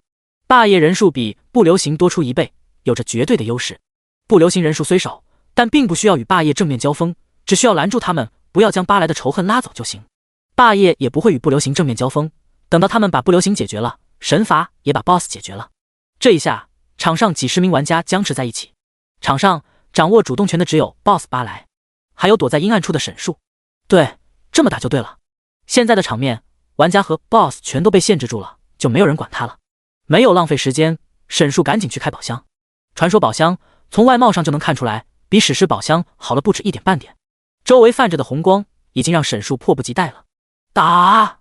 毫不犹豫，沈树越过封印咒语，直接将传说宝箱打开。半人高的宝箱之中，只有1颗牙齿，安静地躺在里面。这是第14章红色道具别补烯之牙。宝箱中的牙齿跟手掌的大小一样，通体黑色，表面略微粗糙，像是尘封许久，但齿间的寒光却非常骇人。那齿间的锋利程度，仿佛是用来战斗的武器。尽管不知道牙齿的主人究竟是什么东西，但沈树能想象到它的主人肯定是非常恐怖的存在。将牙齿放在手上，沈树才看到它的名字：别补烯之齿。地狱7大撒旦之一，代表着暴食的别补烯遗留的牙齿，漆黑的外表证明着他曾吞噬过的一切。道具吗？沈树惊奇地发现，这不是装备，也不是饰品，而是一个道具。在浩劫中，道具可以用来完成任务或者制作道具，拿着一些道具和特殊人物互动，还有可能触发隐藏剧情。比如曾经有玩家得到过心灵的遗物，交给心灵之后获得了大量的奖励。还有一位来自西方的玩家意外获得了一块圣剑的碎片，交给天使之后触发了隐藏任务，最后完成任务晋升成了特殊职业圆桌骑士，现在已经是整个游戏前50的玩家。不过我用这个东西有什么用呢？虽然不清楚，沈树还是将牙齿收了起来。红色道具肯定有大用。没有别的东西了吗？沈树又翻了翻，宝箱里再没有别的东西了，这让他有些失望。他还以为能从宝箱里开出来个神器什么的，结果只有1颗牙齿。正在沈树失望之际，突然听到有人在远处大喊：那只恶魔在开宝箱，被发现了。沈树愣了一下，扭过头去，发现所有人都在看着自己。刚刚还扭打在一起的霸业和不流行，还有与 BOSS 鏖战的神法，众多玩家都将目光对准了自己。这个竟然是真的，真的有恶魔会开宝箱。这些玩家也都看了昨天的相关消息，他们有想过那只会开宝箱的恶魔会被自己碰到，但是万万没有想到他竟然连传说宝箱都开。快去阻止他！这些玩家在这边争得你死我活，为的就是宝箱里的奖励。现在 BOSS 还没打完，奖励却被别人先拿了，这让玩家们有一种被绿了的感觉。眼看奖励被别人拿走，玩家们自然不同意。快去杀了那只恶魔！最先反应过来的是季墨宇。不流行的人刚刚一直在阻拦霸业和他们周旋打游击，听到季墨宇的指示之后，纷纷脱身，朝着沈树的方向冲了过去。靠！刘乐见状暗骂了一声，因为不流行的阻拦，刚刚霸业分成了2部分，一半的人输出 BOSS 巴莱和神法抢 BOSS 仇恨，另一半的人与不流行周旋，防止他们偷袭。现在因为沈树的出现，反倒是让人数最少的不流行捡了便宜。默生见状赶紧开口：我带人去跟他们抢。紧跟着季墨宇，默生也带着4个小队的人朝着沈树杀去。眼下的情况让陈少欲哭无泪。BOSS 掉落奖励是根据仇恨值计算的，仇恨值最后落在谁身上，奖励就是谁的。有霸业在跟他们争，陈少担心仇恨值会被抢走，根本没办法分散兵力。也就是说，他们现在失去了争夺传说宝箱奖励的机会。陈少的脸上就像是吃了死苍蝇一样难受。先保住 BOSS 掉落奖励。陈少叹了口气，只能将注意力放在眼前。巴莱的血量已经掉到 20% 了，现在抓紧时间杀死巴莱，说不定还有机会。这只该死的恶魔！陈少恨不得现在就去将沈树这个小偷碎尸万段。不仅仅是玩家，就连 BOSS 巴莱也被吸引了注意力。看到宝箱被打开，巴莱一声怒吼，就要朝着沈树杀来。但是拦在他前面的是霸业和神罚的众人，他只能眼睁睁看着沈树拿着奖励离开，将愤怒发泄在身前的玩家身上。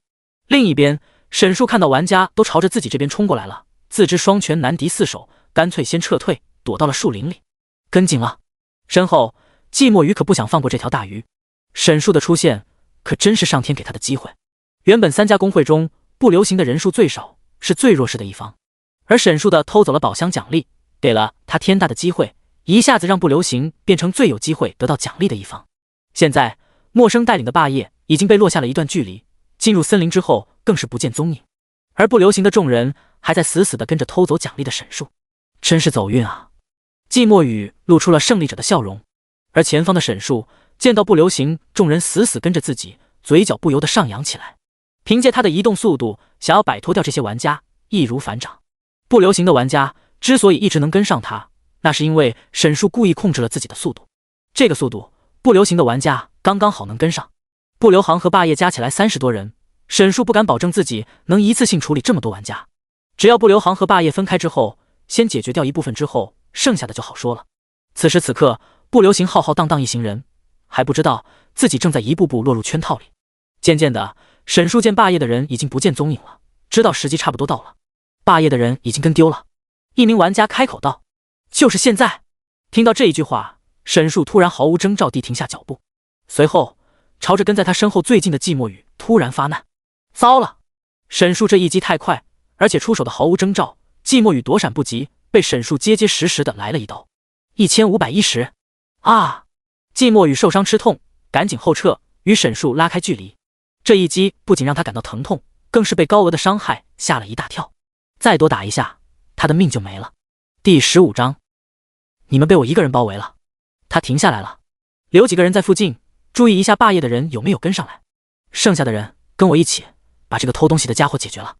尽管被沈树砍掉半条命，季墨宇依旧沉着冷静，思路清晰地指挥着其他玩家。其他玩家听命迅速布阵，但沈树早就快他们一步，抓住最近的一名落单玩家，上去就是一顿输出。1500 1472。那玩家是一名剑客，刚刚与霸业周旋，本就掉了不少血，被沈树抓住机会连着攻击了2下，当场毙命。好恐怖！众玩家本以为这是一只普通的精英恶魔，看到有同伴死去之后，他们才谨慎起来。控住他！一名坦克玩家大喊，随后朝着沈树放出嘲讽技能。而这一下，沈树早就有防备，在坦克玩家释放技能的瞬间，沈树一个死亡凝视放了出去。技能释放前摇还没有结束，坦克就被石化住了。早在刚才，沈树在树林里击杀其他玩家，已经从27级升到了30级。目前新手村玩家最高等级也只有30级，也就是说，现阶段沈树可以石化任何人。坦克玩家没能嘲讽到沈树，负责释放控制技能的法师玩家技能也落空了。抓住这个空档，沈树也没有放过输出机会，对着坦克玩家就是2刀。1882 1550。石化也属于负面效果，第一刀触发了卑鄙者之刃的被动落井下石，第二刀直接将这名坦克玩家带走。仅仅不到1分钟，沈树就迅速斩杀2名玩家。其他的玩家感受到了前所未有的压迫感。之前那些精英恶魔4人就能轻松解决，而眼前这只精英恶魔不仅数值高的吓人，机动性更是直逼 BOSS 级别的怪物。于姐，一名玩家已经有些害怕了。不要慌，季墨宇冷声说道。虽然他表面看上去沉着冷静，心里其实也有点害怕了。从刚才中的那一刀开始，他就感觉不太对劲了。没想到奶妈给自己回个血的功夫，这边就被连续杀了2个玩家。急火杀了他！季墨宇深吸一口气，拿着匕首又冲了上去。传说宝箱的奖励，他势在必得。他不相信不流行这边4个小队都解决不掉一个精英恶魔，一定是刚刚场面太乱了。季墨宇安慰自己，随后重新回到战场主持大局。而另一边，沈树已经盯上了下一个目标。惊人的移速让他直接来到了一名站位偏僻的法师身边。远程 AOE 位置，在被人贴脸之后就和死人一样了。一旁的坦克和战士玩家还想拯救一下，可沈树的伤害实在太高，再加上那名玩家的位置稍微有点远，仅仅是迟了片刻，法师就死在了沈树的刀下。干脆利落，一点也不拖泥带水。和那些愚蠢的 NPC 比起来，沈树才像是真正的恶魔。坦克，快控住他！季墨宇指挥道。一名坦克玩家看到队友一个个死去，心里有些着急，直接使用迟钝冲锋来到了沈树面前。砰！1461。借着他释放技能的后摇，沈树直接砍了一刀，坦克血量瞬间下降到1/3。这一刀让他心惊肉跳，一瞬间犹豫了，不知道该不该嘲讽。要是再中一刀，自己可能就要没命了。仅仅是片刻的犹豫，沈树便抓住机会又一次出手。庇护！那名坦克玩家下意识使用技能，可只给他提供了可怜的200多点护盾，根本不足以支撑这一击的伤害。又一名玩家倒地，不过他的死亡并不是毫无意义的。他为另一名坦克玩家争取到了时间，接近沈树，一个嘲讽对准沈树丢了出去，成功将沈树控制住。中了嘲讽的沈树被迫朝着那名坦克玩家进攻。哐！1002，一刀砍在盾牌上，再加上技能加持，这一刀仅造成了1000出头的伤害。尽管如此，也让那坦克玩家心脏突了一下。牧师，快跟上治疗！季墨宇赶紧指挥道。在一旁看呆的3位牧师回过神来，赶紧跟上治疗。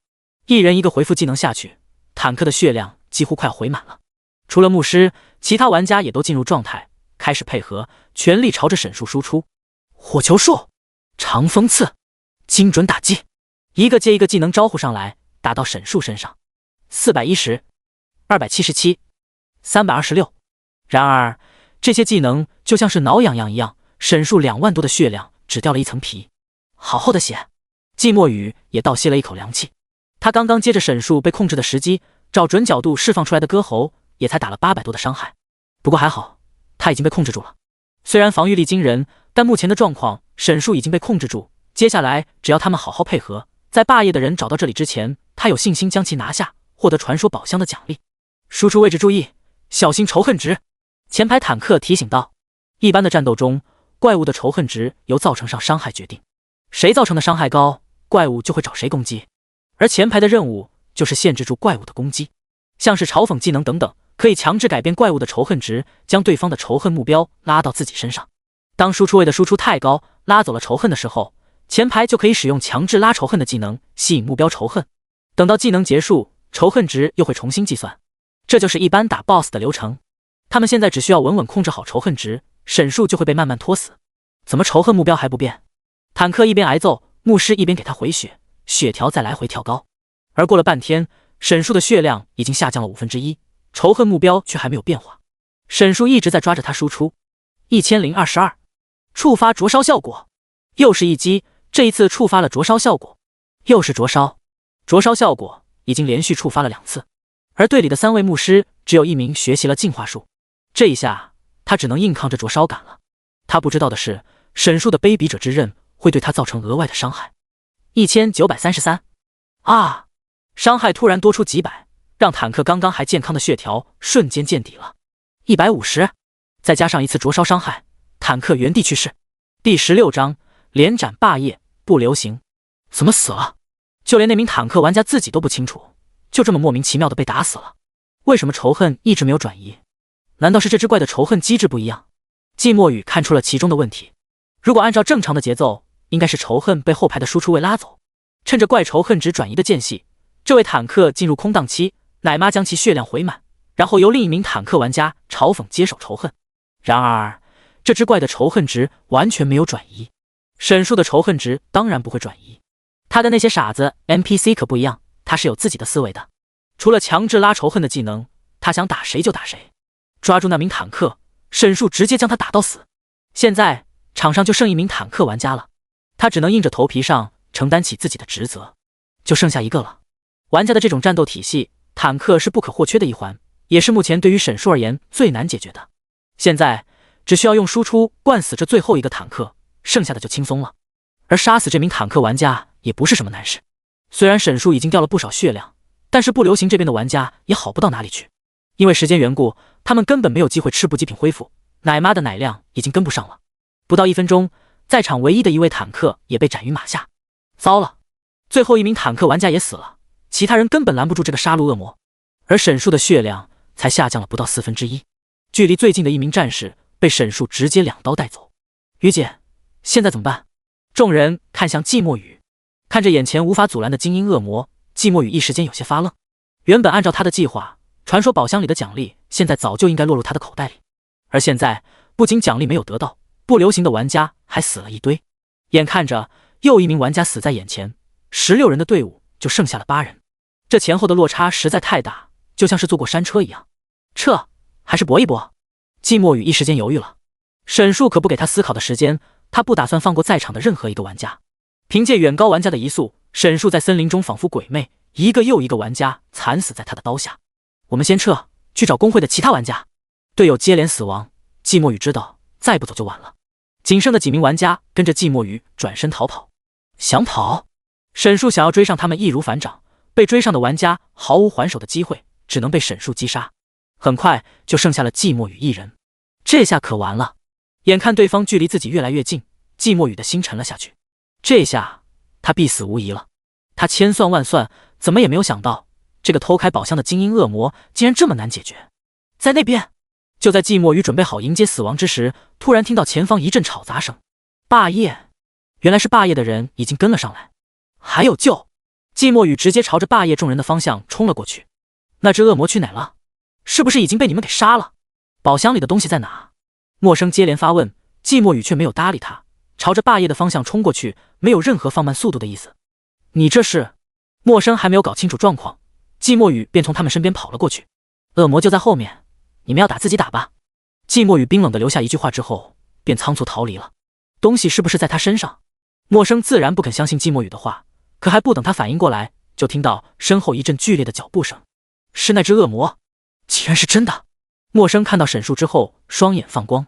他本以为季墨宇是在骗他，没想到对方说的竟然是真话。既然如此，奖励就归我喽！默生兴冲冲地朝着沈树冲了过去。他只想到了奖励的问题，丝毫没有意识到为什么季墨宇会一个人出现在这里，还拼命地逃跑。兄弟们，把这个精英恶魔给我拿下，拿到奖励之后回去领赏。默生带头冲锋，带着霸业的玩家们朝着沈树冲锋。他早就想会会这能偷开宝箱的恶魔了。默生没有别的爱好，就是喜欢凑热闹出风头，把这个偷东西的恶魔斩于马下，再拿到传说宝箱的奖励，够他吹上好久了。其他的玩家也都是摩拳擦掌。如果真的是红色道具，回过头交给工会，在场的人都会得到奖励。来得正好，刚刚解决掉不流行的玩家，沈树手感正热，直接一个冲刺来到了最前方的默生身前。1622，我操！看到头顶爆出的数字，默生吓得摔了个踉跄。他可没想到，一只精英恶魔的伤害居然这么高，而且速度也快得惊人。这一击出手，他完全没有反应过来。他一个手无缚鸡之力的附魔师，既没有伤害，也没有什么保命技能，被沈树这一刀给打清醒了。刚刚还在叫嚣的默生瞬间哑火，救命！救命啊！默生连滚带爬，沈树不给机会，抬手又是一刀，默生当场去世。舒服了。还没有走远的季墨宇看到这一幕，嘴角露出了欣喜的微笑，随后扬长而去。坏了，默生死了！默生霸业重要的附魔师，这次死了，又要再等好久才能离开新手村。霸业的玩家都有些头疼，但一码归一码，眼下最关键的是解决眼前的这只精英恶魔。刚刚沈树杀死默生的手法太快，原本负责指挥的默生暴毙了，霸业的玩家一时间群龙无首。趁着机会，沈树朝着牧师近身，杀死牧师能大大提高作战效率。前排快拦一下！牧师慌乱后撤，但丛林里地形复杂，现场玩家又多，场面十分混乱。几位坦克玩家紧跟在沈树后面，可奈何移速相比实在太慢，等到贴近沈树的时候，3位牧师玩家已经死了2位，剩下2位也在沈树的攻击范围中，情况非常危急。就位的坦克玩家赶紧嘲讽，将沈树控制住。不过一切都已经是亡羊补牢，从沈树杀死2名牧师的那一刻开始，霸业就已经全军覆没了。第17章，就在新手村刷到满级吧。只剩1名牧师，沈树高额的战力下，奶量根本跟不上。剩下的玩家在沈树的攻击之下，摧枯拉朽一般，死的死，伤的伤。除了2名玩家跑得快，其他的人全都被沈树击杀。连续杀死近30名玩家，沈树的血量也下降到了一半。人多还是不好处理，沈树猛猛吃回复道具，又把玩家的尸体都搜刮了一下，将血量回满。虽然他现在实力很强，但一次性面对太多玩家，还是有些吃力。俗话说，乱拳打死老师傅。若是刚刚不流行的人和霸业的人一起上，沈树有很大的概率会记。没有技能，只靠普通攻击效率太低了。沈树现在只有装备带来的被动技能，唯一一个主动技能也是饰品的。他2000的蓝条一直处于满的状态，从来都没有用过。如果有技能的话，他击杀玩家的效率会提高更多，风险也会降低很多。就是不知道恶魔该去哪里学习技能。这一点作为 NPC 就很蛋疼，没有系统引导，什么东西都要自己探索。算上刚刚杀死的玩家，现在沈树一共杀了快100名玩家了。进阶之路，收集灵魂数量96500，击杀拥有灵魂的生物即可获得灵魂。下一阶，领主恶魔。除此之外，沈树已经达到了30级，击杀玩家不再能够升级。在新手村保护范围内，无论是玩家还是 NPC， 最高等级只有30级，30级以上的单位是无法进入这片领域的。就连 BOSS 巴莱也是只有30级。虽然等级不能继续提升，但是经验是可以一直获取的。溢出的经验会在离开这片区域之后返还。沈竹计算自己的经验条，离开这片区域之后，应该已经能达到35级左右。不过他并不打算现在就离开这片区域。新手村玩家在沈树眼中就是经验瓶，不仅仅能让沈树刷经验，还能帮他完成进阶任务。这些玩家现在都是软柿子，一般的4人小队，沈树5分钟就能搞定，血量也几乎不会下降。理论上来讲，只要没有特殊情况，他可以在新手村一直刷到满级。不过这样，在1号、2号新手村的玩家就都出不去了。不过跟我又有什么关系呢？沈树现在也不是玩家，他可是恶魔，人当不了一点。季墨宇脱离沈树的追杀之后，并没有立即离开，而是在附近周旋了一番，听到没有声音之后，过了一会儿又折返了回来。他担心沈树真的会被霸业的人拿下。回来之后看到满地的尸体，季墨宇知道霸业也全军覆没了，而罪魁祸首已经不知去向了，真是太恐怖了。一想到沈树，季墨宇还是感觉心有余悸。他也是浩劫的第一批玩家，算是见过世面的老玩家，不流行公会的中坚实力。可纵横浩劫这么久，如此难缠的怪实在少见，数值远高一般精英恶魔，仇恨机制又不相同，有着堪比玩家的思维。这种情况他只在那些非常强大的 NPC 身上见到过。还是先找公会的其他玩家吧。尽管损失惨重，季墨宇并不打算放弃，毕竟沈树身上的是传说宝箱里的奖励，只要人数够多，他觉得一定可以将这个家伙拿下。另一边，那2名跑掉的霸业玩家第一时间返回了 BOSS 巴莱所在的位置。BOSS 巴莱现在已经被解决掉了，最终掉落的橙色装备恶火战斧还是被神罚的人给得到了。而霸业的玩家此时正在与神罚僵持。刘乐，你想硬抢？陈少一声冷哼，不想回新手村就快点把东西交出来。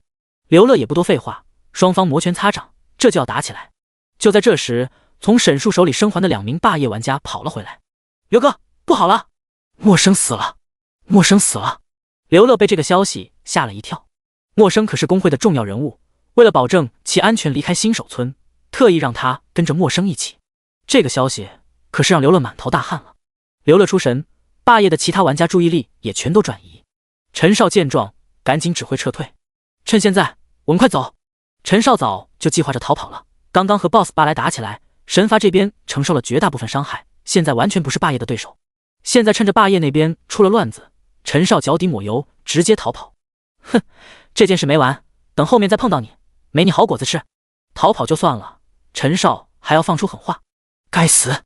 刘乐见状不由得暗骂，他现在没有精力去追陈少，最要紧的是陌生的问题。陌生怎么会死了？是不是不流行干的？刘乐愤怒问道。不是，是那个精英恶魔。什么？2人将整个过程给刘乐简述了一遍。你说那只精英恶魔给你们都杀了？刘乐满脸疑惑。对，那只恶魔实在太难对付了，数值恐怖，机动性也高，我们根本不是对手。如果不是在现场，他们2个也很难相信他们说的话是真的。霸业堂堂顶尖公会，4支小队一起都没能杀死一只精英恶魔，这听起来也太荒谬了。看到2人如此信誓旦旦，刘乐只能暂且相信。那只恶魔现在在哪？刘乐追问道。听2人的话，那只精英恶魔还没有死，也就是说传说宝箱的奖励还在。现在 BOSS 掉落奖励没了，陌生还莫名其妙的死了，必须把传说宝箱的奖励守住直止损，要不然他可就一点回去的脸面也没有了。我们也不知道，应该还在森林里。那2个玩家跑还来不及，怎么可能知道沈树的位置？我们去找。刘乐指挥着剩下的玩家重新朝着森林里跑了回去。第18章，集结玩家讨伐沈树。此时此刻，沈树正在森林里一条小路的阴暗处，这条路是离开新手村的唯一一条路，所有玩家要想离开新手村都要经过这条路。根据以往玩家的经验，大约2天的时间，新手村突围任务就会结束，精英恶魔和终极 BOSS 都会被杀死。一些玩家为了节省时间，会提前在这里等待。沈树已经在此处恭候多时，只要是途经此地的玩家都会被沈树偷袭。从刚刚离开神罚和霸业那边，沈树已经连续歼灭了4支小队了。然而这只是刚刚开始，整个森林里还有1000多名玩家准备离开新手村，已经足够他进化成领主恶魔了。进化为领主恶魔之后，就是和巴莱一个等级的了，也不用再这样畏手畏脚的了。为了埋伏玩家，不让玩家看出异常，沈树甚至把那些玩家的尸体都藏了起来。又来了一支，前方又来了一支队伍，4人小队，沈树想要将他们团灭，只需要5分钟。刷刷刷，什么东西？一名玩家注意到了身边的异常，哪里还有怪了？已经清完了吧 ？BOSS 也死了，这片森林里应该没有怪了，而且就算还有，我们也能轻松解决。4人小队显然不清楚，在暗处觊觎着他们的是怎么样的一个存在。有其他几名玩家安慰，之前那名玩家也渐渐放下心来。刷，没走几步，又是一阵刷刷的声音。这一次，小队4人都听清楚了，而沈树此时已经出手，直接对准最近的一名玩家发难。还不等其他3人反应过来，那名玩家便殒命于此。其他3人也是在劫难逃，沈树3下5除2就将这一队搞定了。此时天色也逐渐暗下来了，这无疑是给沈树更好的环境袭击玩家。只不过这个时间内，很多玩家会选择下线，夜间离开新手村地区，在外面很容易遇到亡灵类生物。当然，还是有少量玩家艺高人胆大，结果就不用提了，全成了沈树的经验宝宝。游戏内沈树杀的正爽，游戏外论坛内谈论的也十分激烈。特别是1号、2号新手村的玩家，在离开新手村的那条路上，被一只特别厉害的精英恶魔偷袭了。1号、2号新手村的兄弟们要小心啊！这个帖子从今晚发出来开始，热度就居高不下。开始的时候，这只是一个玩家吐槽的正常帖子，精英恶魔手段太残忍了，直接给我们又送回去了。谢谢提醒，刚刚被杀死，气得我直接下线了。我也是，太 TM 阴险了。1号、2号新手村怎么这么热闹？之前好像还有一只会开宝箱的低级恶魔，好像也是个老六，不会是同一只吧？白色侠客，我证明是同一只。白色侠客一出现，帖子瞬间热闹了起来。这个话题，他白色侠客可是最有发言权的，他可是亲眼看到那只低级恶魔在他眼前进化，然后给他一顿暴虐，打回了新手村。这一幕有着成千上万的观众能给他作证。确实，白色胖子上次直播的时候我们都看到了，当场进化，然后给胖子又送回新手村了，2333。这么看，白色胖子死的不冤，这确实是个难缠的角色。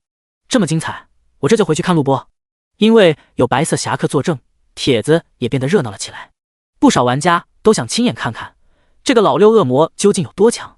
而那些在1号、2号新手村但公会人数并不多的玩家们，已经开始自发组织队伍，决定去解决掉那个精英恶魔。这一定是特殊事件，说不定能掉落特殊转职道具。那个恶魔属性很高，一定是身上有红色装备。最重要的是，精英恶魔如果不全部杀死，他们就一直完成不了任务，也就一直无法从新手村离开。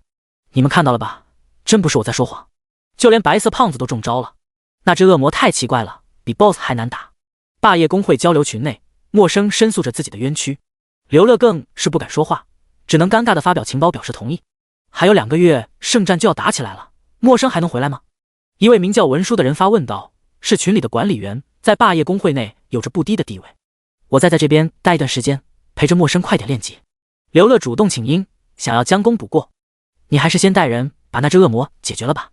圣战要打起来，霸业的玩家越多越好，你别耽误了自己练级。文书冷静分析道，具体情况还是等明姐出来再商讨吧。也好。刘乐点头，转头将目标锁定在了沈树身上，一定要把这个家伙给解决掉。无论是传说宝箱奖励没了，还是默生被杀，一切的罪魁祸首都是这个讨厌阴险的精英恶魔。所有在1号、2号新手村的玩家上线后，去离开新手村的路上集合。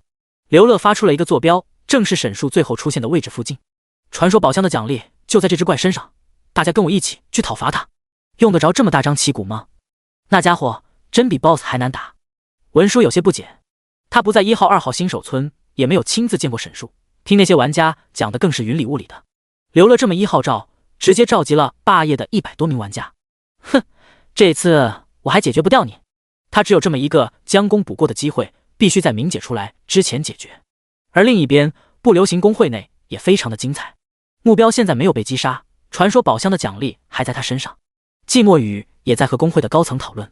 交谈的另一位叫奇异百香果，是不流行的副会长。公会现在还有多少玩家在新手村这边？奇异百香果是一名短发少女，戴着黑色粗框眼镜，满脸认真的看着手中的笔记本，还时不时拿手里的笔写写画画。我刚才问了一下，还有不到87人。87人？这么少吗？我们在1号、2号新手村不是有500-600人吗？奇异百香果不解问道。有好多人不够25级，没有参加新手村突围任务，在任务里的也有几十人又被送回去了。季墨雨解释道：“哦，我忘了。”奇异百香果用笔敲了敲脑袋，眼神一转：“那就这样，你带人去把那个家伙做掉，记得要给我把战斗过程录下来。那么聪明的恶魔，肯定是恶魔中血脉很高的种类。”第19章，玩家围剿，那就直接去偷家好了。游戏外，玩家们正在认真商讨着狩猎沈树的计划。游戏内，沈树还全然不知，依旧堵在路口处击杀途经的玩家，300个了。又灭掉一个小队，沈树已经累计击杀了300名玩家，距离进化领主恶魔还需要200名玩家，人好像变少了。沈树明显发现，经过此地的玩家变少了，可能是那些死去的玩家通风报信了吧。虽然看不到游戏论坛里在谈论什么，但他也能推测出一二。之前遇到白色侠客的时候，从对方的语言和反应也不难看出来，自己已经小有名气了。自己在这里当老六的行为，估计很快也会被曝光。一直这么待下去，不是个长久之计。万一真的被一大群玩家找过来，他们群殴自己，根本不是对手。不过这里的效率要更高一点。趁着天色微亮，沈树打算再等一等，天亮后看看情况再做打算，说不定还能碰到几个落单的倒霉蛋。然而一直等到天亮，沈树也没有再等来其他玩家，他等来的是一支全副武装的玩家军队，100多名霸业玩家，气势汹汹，陆陆续续的朝着这边前进。来人了！听到远处传来声音，沈树变得激动起来。他可是好半天没有等到人了。不过很快他就感受到不对劲了，怎么听着不太对？动静是不是有点大了？沈竹找了个视野好的地方看了一眼，直接被吓得爆了粗口：“我操！你们这么晚！”沈树被霸业这般架势吓了一大跳，赶紧悄悄离开。他还真没想到霸业竟然聚集这么多玩家一起来搞他，真整我呀！沈树一边跑，路上还能见到朝着自己走的方向去的玩家，这得有100多人了吧？还好他进化之后感官也灵敏了不少，要不然真要被100多号人围殴致死了。这阵仗是铁了心要我死啊！还是去树林里打游击吧，再杀200名玩家就能进阶到领主恶魔了。沈树不想冒这个风险。进入森林之后，沈树发现就连落单的玩家都少了，他遇到的玩家至少都是2支小队以上的，而且还有另一个工会不流行也组织了一大批玩家在森林里四处寻找沈树的踪迹。这下可难办了，玩家们这么搞，沈树连打游击都困难了起来。人数多的玩家小队处理起来太慢，而且会败露自己的行踪，悍然出手就是自寻死路。这下让沈树有些无从下手了。要是我的等级高一点就好了，高等级高属性的话就不用怕这些玩家抱团了。想到这里，沈树突然灵光乍现，拍了拍自己的头。对啊，我可以去找低级的玩家啊。他不能突破新手村区域30级的等级保护，但是能去找新手村里更低级的玩家。他说的自然不是森林里这些做新手村突围任务的，而是那些低于25级没有参加任务的，直接杀到新手村里去。娘的，我真是个天才！想到办法的沈树绕开玩家们的视线，一路朝着新手村的方向走去。所有玩家开局的时候都是从新手村开始的。新手村是一片村子，开局的时候村民会引导玩家，在村庄附近有很多低等级的元素系怪物，是玩家用来刷级获得任务材料的地方。等到等级升到25级之后，便可以参加新手村突围任务，解决掉拦路的恶魔，前往更加精彩的诸神大陆。那些恶魔收到的任务是阻止玩家离开新手村。恶魔这个种族内部有着高度的等级制度，低级恶魔对高级恶魔有绝对的服从性，说是阻止玩家就绝对不会干别的。不过沈树是一直有反骨的恶魔，想去哪就去哪。沈树一路来离开森林，朝着新手村的方向走去。离开森林之后是一小片平原，就在刚刚出了森林之后，正遇到一名玩家在与一只石头怪搏杀。玩家才刚刚3级，和4级的石头怪打得有来有回。沈树朝着他径直走了过去。草了，这又要练级到什么时候？陌生一边抱怨一边对着眼前的石头怪输出。从昨天莫名其妙被精英恶魔杀死之后，陌生的心情一直很糟糕。原本一个表现自己装逼的机会，结果让一只精英恶魔给干飞了。回去之后还遭到工会里玩家们一阵埋怨。天堂和地狱的下一次圣战即将开始，他作为重要的附魔师，在这个时候掉链子不被骂死已经很好了。如此一来，又要往后等上1个月之久才能离开新手村，而且还是明姐不在的情况下。要是明姐在的话，我想都不敢想。陌生摇了摇头，继续输出眼前的石头怪。都怪那个恶魔！他将眼前的石头怪想象成了杀死他的恶魔。陌生狠狠挥出一击，但只能打掉石头怪5%的血量。而石头怪一下能打掉他10%的血量，真是头疼。陌生认真和石头怪对抗，丝毫没有注意到一个大家伙正在接近自己。咚咚咚，什么动静？正打着，陌生突然注意到身后有一阵沉重的脚步声，有人要抢怪。陌生下意识回头，眼前出现的家伙直接让他呆愣在了原地。后面的石头怪还借机输出了他2下，可他却没有躲闪。这精英恶魔！陌生抬头与沈树四目行对，整个人都麻了。眼前这个家伙，陌生是那么的熟悉，这不是杀了我的那只恶魔吗？他怎么会在这里啊？呆愣了1秒钟，陌生在心里疯狂呐喊。这一刻，陌生感觉自己好像在梦里一样。刚刚杀死自己的30级精英恶魔，从森林里出来，就这么站在自己面前，是因为我刚才骂了他吗？这一刻，陌生的思绪已经开始凌乱了。他认识沈树，可沈树不认识他。这2天，沈树已经杀了不知道多少名玩家了，哪里有精力去记下自己杀死玩家的名字？你好，沈树礼貌问好，随后抬手给他来了一刀，1557，一刀直接将陌生愉悦送走。剩下的一只石头怪还不知好歹的上来挑衅沈树，用头朝着沈树身上撞了一下，6，高额伤害。沈树也不客气，送石头怪和陌生去阴间继续 solo。哎，这些元素系怪都没有灵魂。新手村前面这片平原有很多元素系的怪，像是石头怪、草丛妖精和灵等等。不过这些家伙都没有灵魂，沈树自然没了兴趣。当务之急是快点去找玩家，进阶到领主恶魔。继续往前走，玩家也陆陆续续多了起来。平原上突然多出一个长相特别的家伙，沈树很快就引起了这些玩家的注意力。沈树刚开始出现，这些玩家都有些发懵，怀疑自己是不是看错了，甚至有一支小队非常自不量力，还想和沈树碰一碰。结果可想而知，碎了一地。第20章，恶魔进村了。妈呀，精英恶魔怎么在这啊？他朝着新手村这边来了，要进村了。什么情况？发生什么事了？玩家们纷纷往村子里跑，如此动荡的情况将村长印了出来。孩子们，这是怎么了？不用玩家们解释，沈树已经来到了新手村大门前。这老登村长看到一只红皮肤的怪物就这么站在自己的村子前，被吓得说不出话，一直捂着心脏，浑身颤抖。老人家可经受不了这种刺激。村长，其他几名年轻的村民赶紧上前将村长扶住。所有人的目光都看向沈树，大气不敢喘一下。村民们大多没见过恶魔，但经常听闻森林里有恶魔的传说。而且沈树这模样一看就不是什么好东西，邪恶的气息环绕全身，红色皮肤再配上恶魔角，还有一把屠杀过玩家带着血的刀，就差把我是恶魔4个字写在脸上了。这些 NPC 应该也是有灵魂的吧？结！看到这么多村民，沈树开心地笑了出来，朝着村民们走了过去。沈树才刚刚一抬脚，情绪不稳定的老登村长2腿一蹬，当场被吓死了。村长啊！村民们哪里遇到过这种情况，瞬间慌乱了起来，一刻也没有为村长的死而感到难过。接下来进场的是精英恶魔沈树，那些村子里低等级的玩家，还有手无寸铁的村民，根本没有反抗的办法。进了新手村的沈树，真的就是狼入羊圈一般，想杀谁就杀谁。恶魔怎么能进入到这里啊？这下废了呀！操，快跑！完了，我刚刚收集好的材料 NPC 被这恶魔一刀给杀了，还在那任务，再不走下一个就是你。白色侠客的直播间内，他昨天重新回到新手村，才刚刚升到5级，要升到6级了。今天效率真高，效率高也是有原因的，因为当时他的小队被团灭了，大家一起回到新手村重新练级，效率当然高。就在白色侠客准备提交任务的时候，突然听到外面一阵嘈杂声，有玩家打起来了。玩家发生冲突是常有的事，白色侠客没有在意，可渐渐的，他发现事情好像不太对劲，怎么越来越吵了？从村民的房子里出去，映入眼帘的是一个熟悉的身影。哇靠！哇靠！哇靠！白色侠客看着在村子里大杀四方的精英恶魔，除了哇靠2个字以外，什么也说不出来了。怎么了？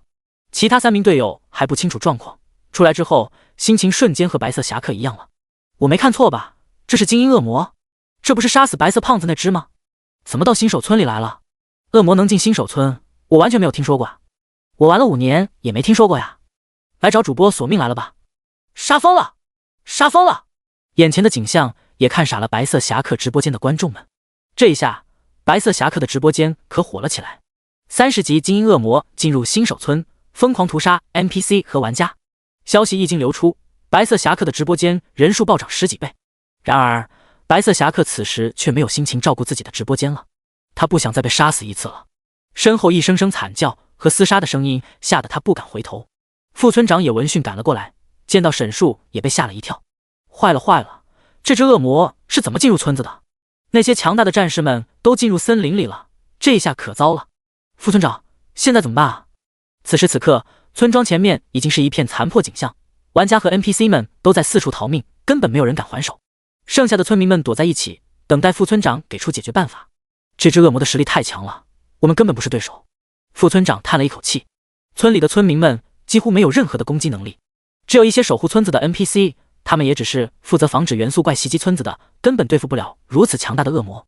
而那些玩家更是指望不上了。且不说等级太低，恶魔袭击村庄之后，大部分低级玩家都选择逃命了，谁也不想把命白白搭上。场面过于混乱，也没有人能组织起来这些玩家。去森林里找那些强大的勇士们吧。副村长思来想去，能够帮助村子化解危机的，只有去森林里的玩家们。我们去吧。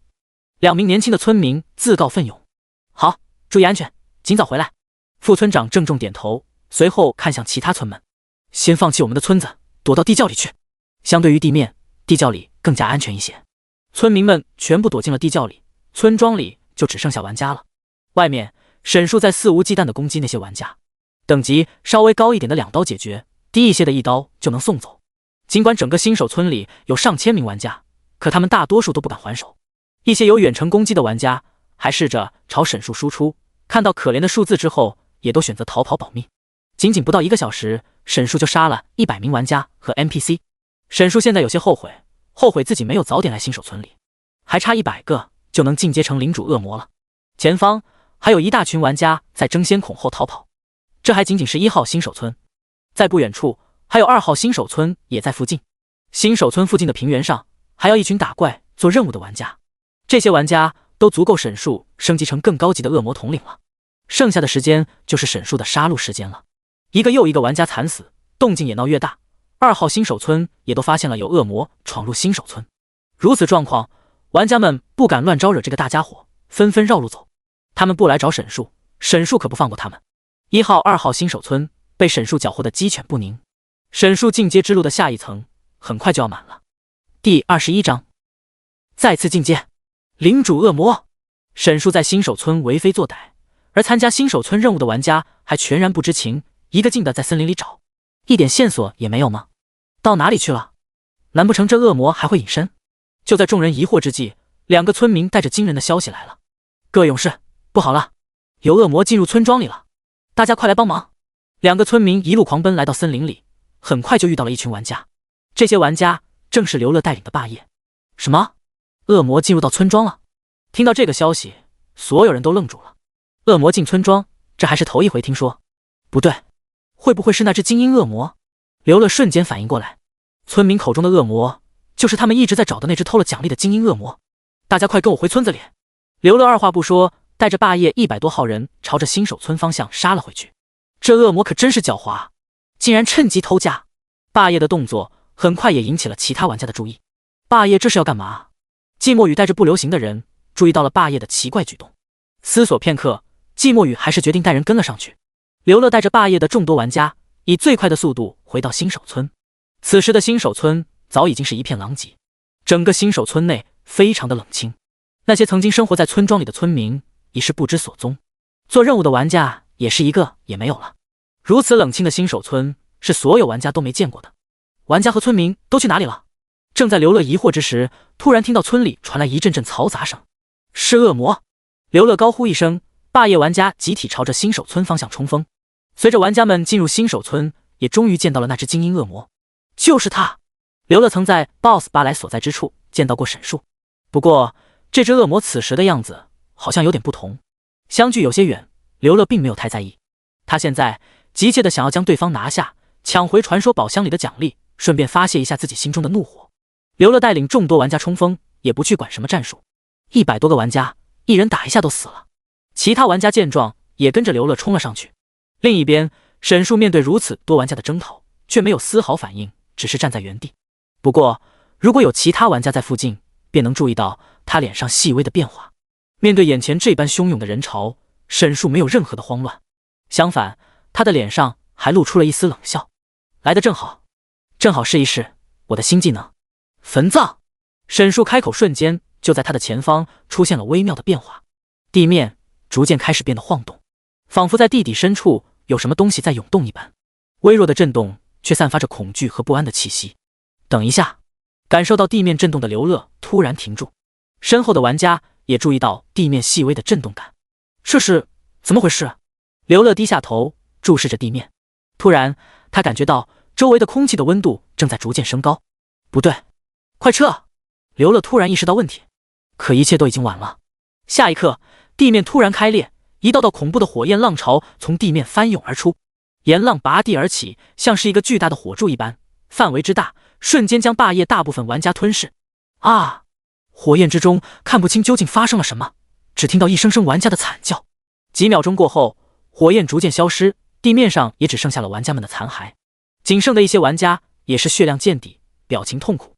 在最后面的10几名玩家没有进入到技能范围之内，但如此突然的变故也让他们被吓傻了。眼前烧焦的尸体横尸遍野，霸业100多名玩家瞬间死伤无数。最前方的刘乐单膝跪地，剑戳在烧焦的土地上，艰难地抬起头。领主恶魔！他不可思议地瞪大眼睛，眼神中充满了惊讶与恐惧。就在刚才，沈树已经进化成了领主恶魔。姓名：沈树，种族：恶魔，领主恶魔，等级30级，105527127797，血量11万，法力值5000，攻击力8250，物抗660，法抗680，敏捷400。进阶之路：收集灵魂数量82500，击杀拥有灵魂的生物即可获得灵魂。下一阶：恶魔统领。而杀死霸业众多玩家的技能，正是沈树进阶之后学会的焚葬。焚葬在范围内从地面召唤地狱之火，对范围内目标造成攻击力100%伤害。施法时间1.5秒，冷却时间10分钟，消耗200法力值。而此时进化成领主恶魔的沈树，攻击力又翻了3倍，直接突破5000。在场的玩家几乎没有人能挡下这一击。没有多废话，沈树径直朝着剩余的玩家这边冲过来。看到沈树鬼魅一般的速度冲过来，刘乐闭上了眼睛，苦笑了一声。他又一次栽在了沈树手里。他怎么也没有想到，沈树竟然再一次进化，变成了和 BOSS 巴莱一样的级别的领主恶魔。他刚刚实在太着急了，完全没有想到这个技能。他闭上眼睛，迎接死亡。快刀斩乱麻！沈树毫不废话，以极快的速度将剩下的玩家全部收割。那些没有进入到焚葬范围内的玩家也难逃沈树的杀手。他们想逃，可沈树的速度太快，恐怖的数值让他们几乎没有还手的余地。反抗了几分钟之后，也被沈树摧枯拉朽般带走。仅仅不到10分钟，霸业上百名玩家被沈树直接团灭。远处的白色侠客刚好看到了这一切，直播间内观众全都沸腾了。第22章，上百名玩家当场蒸发。我操，这也太吓人了！刚才那个技能直接把霸业的玩家全都送走了。好恐怖的 BOSS！ 这只恶魔竟然进化成了领主恶魔！我的天！沈树2次进阶，白色侠客都非常幸运的在场。这究竟是个什么怪物啊？这才是新手村啊！白色侠客不明白为什么新手村保护区域会出现这么逆天的怪物，而且看刚刚沈树的操作，甚至比一般的领主恶魔还要恐怖。这里也不安全了。白色侠客被眼前这一幕吓得说不出话，拼命逃离沈树所在的位置。除了白色侠客，刚刚赶到的其他不流行玩家们也看到了这一幕。那个恶魔把霸业的玩家全都给杀了。短短10几分钟，不流行的玩家被震惊1万次。还好我们走得慢。季墨宇咽了咽口水，脸上带着一丝后怕。就在刚刚，他还怕走得太慢，怪被霸业的人抢走了。现在不用担心了，霸业的玩家全去世了。不过不流行看样子也拿不到这个奖励了，竟然又进化了一次，真是太恐怖了。而且这个恶魔绝对比巴莱还要难解决。季墨宇可是亲自和对方交手过的，非常清楚，这是一只很强的恶魔。不仅仅是因为数值高，更恐怖的是他的机制，捉摸不透的仇恨机制，灵敏的反应。而且对方似乎很了解玩家的技能以及玩家之间的配合。在之前交手的时候，季墨宇便注意到这只恶魔的思路非常清晰，面对玩家们的配合能够非常精确的找到突破口。恐怖！季墨宇的脑海中只有这2个字。我们现在该怎么办？一名玩家转头看向季墨宇。先观望一下吧。季墨宇不敢大意，霸业100多人都被灭队了，他现在悍然出手，也不会讨到什么好处。尽管很难，但无论如何也要将这只恶魔解决。不仅因为沈树身上的传说宝箱奖励，更重要的是离开新手村。不杀了这只恶魔，突围任务就无法完成，他们就一直无法离开新手村，去找其他的玩家。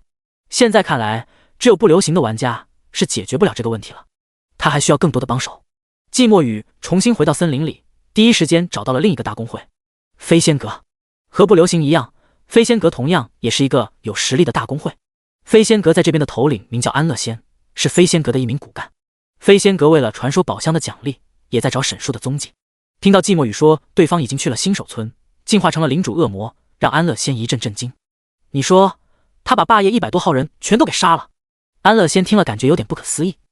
没错，所以我们现在需要联合一下，只凭我们现在的人很难解决掉他。季墨宇解释道。你们不是有80多人，解决不掉一个领主恶魔？安乐仙反问道。不行。季墨宇摇头。像是 BOSS 拔来，同样是领主恶魔，神法只用了32人就可以拿下，还是在有外界干扰的情况下。不流行80多人，在安乐仙看来是绰绰有余。他没有亲眼见识到沈树的恐怖，自然不清楚季墨宇为何如此谨慎。那需要多少人？季墨宇思索片刻回道：150人。150人，这个人数已经足够对付恶魔统领了吧？安乐仙震惊道。这样保险一些。季墨宇认真回道。安乐仙有些怀疑，但季墨宇又没有理由骗他。结束之后，奖励我们55分。季墨宇补充道。成交。安乐仙点头。我们飞仙阁还有60多人，加起来差不多够了。接下来就是战术规划了。150人的团战，如果没有指挥的话，很容易乱作一团。可是我们还没有解锁通讯功能。安乐先开口道。这可真是个麻烦事。季墨宇揉了揉脑袋。不同于其他游戏的交流系统，浩劫之中既没有公众频道，也没有私聊功能，玩家之间的通讯只能通过一些道具解决。比如加入天堂城市之后，可以通过材料制作圣婴羽毛，戴在身上之后，玩家可以在一定范围内交流。通常在打大规模团战的时候，总指挥会通过这种方式与其他领队进行沟通。而现在不流行和飞仙阁却没有这种道具，毕竟谁也想不到能在新手村打如此规模的团战，只能靠临场发挥了。季墨宇将自己知道关于沈树的所有信息都讲了出来，剩下就只能靠玩家现场的配合了。希望运气好一点。简单交代战术之后，一众人浩浩荡荡的再次朝着新手村出发。另一边，沈树还在继续在新手村里屠杀玩家。晋升为领主恶魔之后，移速变得更快，伤害更是溢出。这回真成一刀一个小朋友了。那些逃跑的玩家在沈树现在超高的移速之下，也无处可逃了。一个接着一个，沈树不知疲倦地杀着看到的每一位玩家。玩家们根本没有地方可以躲。村庄外全都是平原，一眼望过去就能看到，再往外走就是新手无法离开的领域。而躲在村子里更是慢性死亡，因为沈树正在挨家挨户的搜。别，我求你了！沈树再一次找到了白色侠客，他就躲在一个小房子里，透过窗户眼看着沈树进来，却没有任何办法。面对这位老熟人，沈树毫不留情，再次将他拿下。哎，死就死吧，反正才6级，就当是白浪费了一天的时间。白色侠客安慰着自己。没过多久，他便再次复活。睁眼的瞬间，他突然愣住了。这个房间里挤满了人，又复活了一个。房间要挤不下了。房间里的玩家你一言我一语，吵杂的声音掩盖了白色侠客的耳朵。这个迎接玩家降临的房间里，到处都是玩家。操，我忘了，还是在这里复活。白色侠客这才反应过来，被那只恶魔杀死复活之后，还是在他附近。这不是永远离不开新手村了。第23章，有备而来。沈树也注意到了，玩家们都躲在降生的房子里不肯出来。这满满整个房子里全是玩家，一个技能下去不知道会有多爽。正好坟葬的 CD 好了，沈树对准其中一个房子释放。坟葬短暂的吟唱之后，房子下方的地面开始震动。地震了，坏了，他放技能了。好热。房间里挤满的玩家们七嘴八舌，神情变得非常紧张。这一下又要死了。一些玩家已经开始闭上眼睛迎接审判了。轰！一声巨响过后，火柱拔地而起，直冲云霄。要死了，要死了！就在玩家们绝望之时，突然惊喜地发现自己还活着。就在他们降临的房子周围，环绕了一层金色透明的屏障，将他们保护了起来，免受沈树这一击。竟然还有这种机制，沈树也有些惊讶。他没想到新手村玩家降临的房子竟然还有这种保护机制，那他们躲在里面我就没办法了。不仅技能释放无效，沈树甚至无法进入房子里。哈哈，那只恶魔进不来。这个房子有保护机制。玩家们看到这一幕都是满脸清醒。不过仅仅片刻，大家又沉默了下去。他们躲在房子里，恶魔攻击不到他们，然后呢？为了躲避恶魔的攻击，他们要一直躲在这个小房子里吗？眼下这个情况，只要沈树愿意，他们永远也无法离开新手村了。而且更糟糕的是，房子里的人越来越多了，已经快要容不下了。浩劫中可没有模型重叠这种说法，玩家之间是有碰撞体积的，房子里能够容纳的玩家数量是有限的，再多一点就有玩家要被挤出去了。在外面的沈树也注意到了这一点，于是开始猎杀还在外面的玩家。随着越来越多的玩家被送回降临的房子，终于1号新手村的一个房子人满了，距离门口最近的玩家被硬生生的挤了出来。坏了！那玩家一声惊呼，再一抬头，沈树正蹲在门口等着他。出来了，别怕，我这就送你回去。一刀下去，这名玩家便被再次送回了房间里。房间里其他玩家全都看到了这骇人的一幕，甚至沈树还透过门朝着里面的玩家们招手。别怕，出来玩啊！恶魔的微笑是那么瘆人，玩家们被吓得死死往里挤，恨不得在房子下面再挖一层地下室躲进去。很快，除了还在森林里的玩家，新手村里的玩家几乎都被沈树杀过一遍了。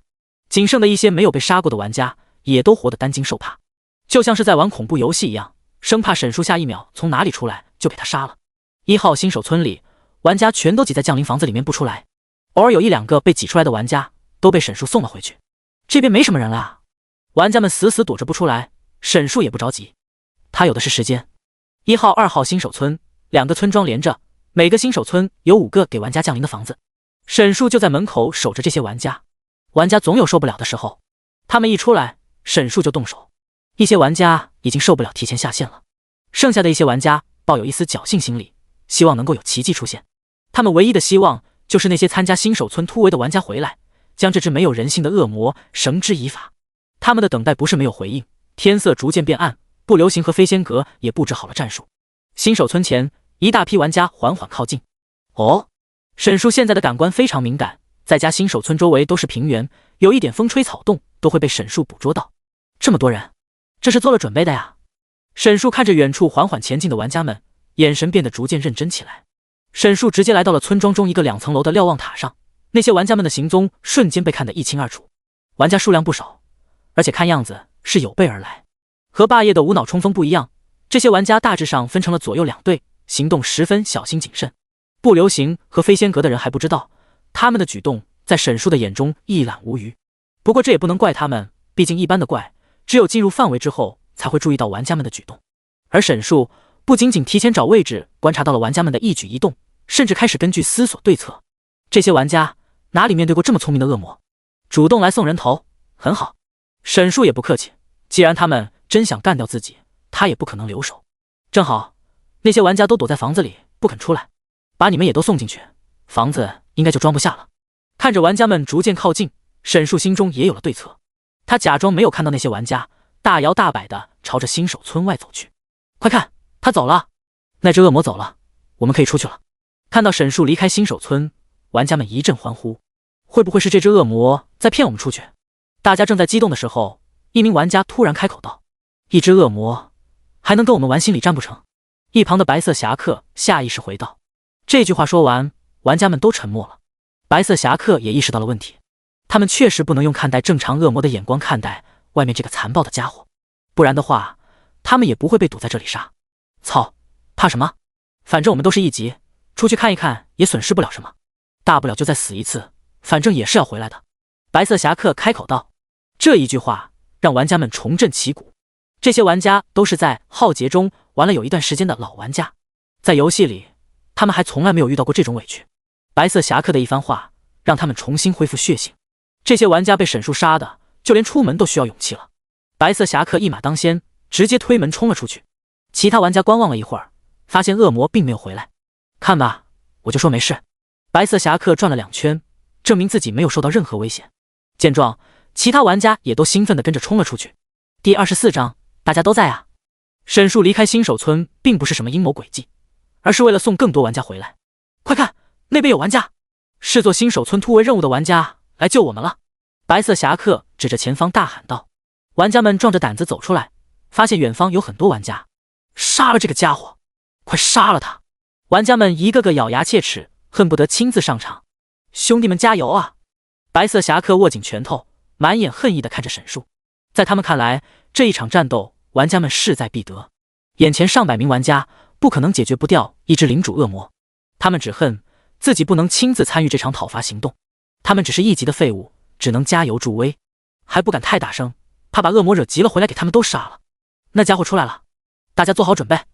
沈竹从新手村里离开，不流行和飞仙阁的玩家们瞬间紧张起来。不流行和飞仙阁虽然结盟了，但并没有在一起，而是分成了左右两路行军。毕竟有交流的问题，两个工会还是和自己人配合更加熟练。安乐仙和季墨雨两人只能靠着临场战况进行指挥配合。沈树打眼瞅了一眼，发现左边的人更多一些，那就朝着这边来。沈树迎难而上，径直朝着那些玩家走去。朝着这边来了，大家注意地面，分散开，不要中他的技能。季墨雨见状，赶紧提醒其他玩家。霸业的玩家满地尸体的画面，季墨雨现在还历历在目，绝对不能中招。玩家们听命之后，赶紧分散开，保证技能不会把所有人都打到。竟然分开了，是知道我的技能吗？沈树看到前方的玩家开始分散，略微有些惊讶。不过，就算知道又如何呢？现在才分散开，已经有点晚了。沈树没有犹豫，下一秒突然移速暴涨，以最快的速度朝着玩家们冲了过去。不好，他加速了！大家快散开！沈树突然发难，让不流行的玩家们瞬间慌乱。大家不要慌，快分散开！坦克顶到前面，牧师注意站位。季墨雨还在指挥着，下一秒却突然动不了了。这是……季墨雨突然想到上一次沈树还是精英恶魔的时候使用的技能——死亡凝视。一瞬间，不仅仅是季墨雨，一大群不流行的玩家，只要是正面面对沈树的，全都被定在原地，动弹不得。这只是个开始，在被定住的瞬间，地面开始晃动。糟了！季墨雨心中大喊不妙，眼睁睁地看着地面开裂，地狱之火抑制不住地朝着地面之上喷涌，却没有任何办法。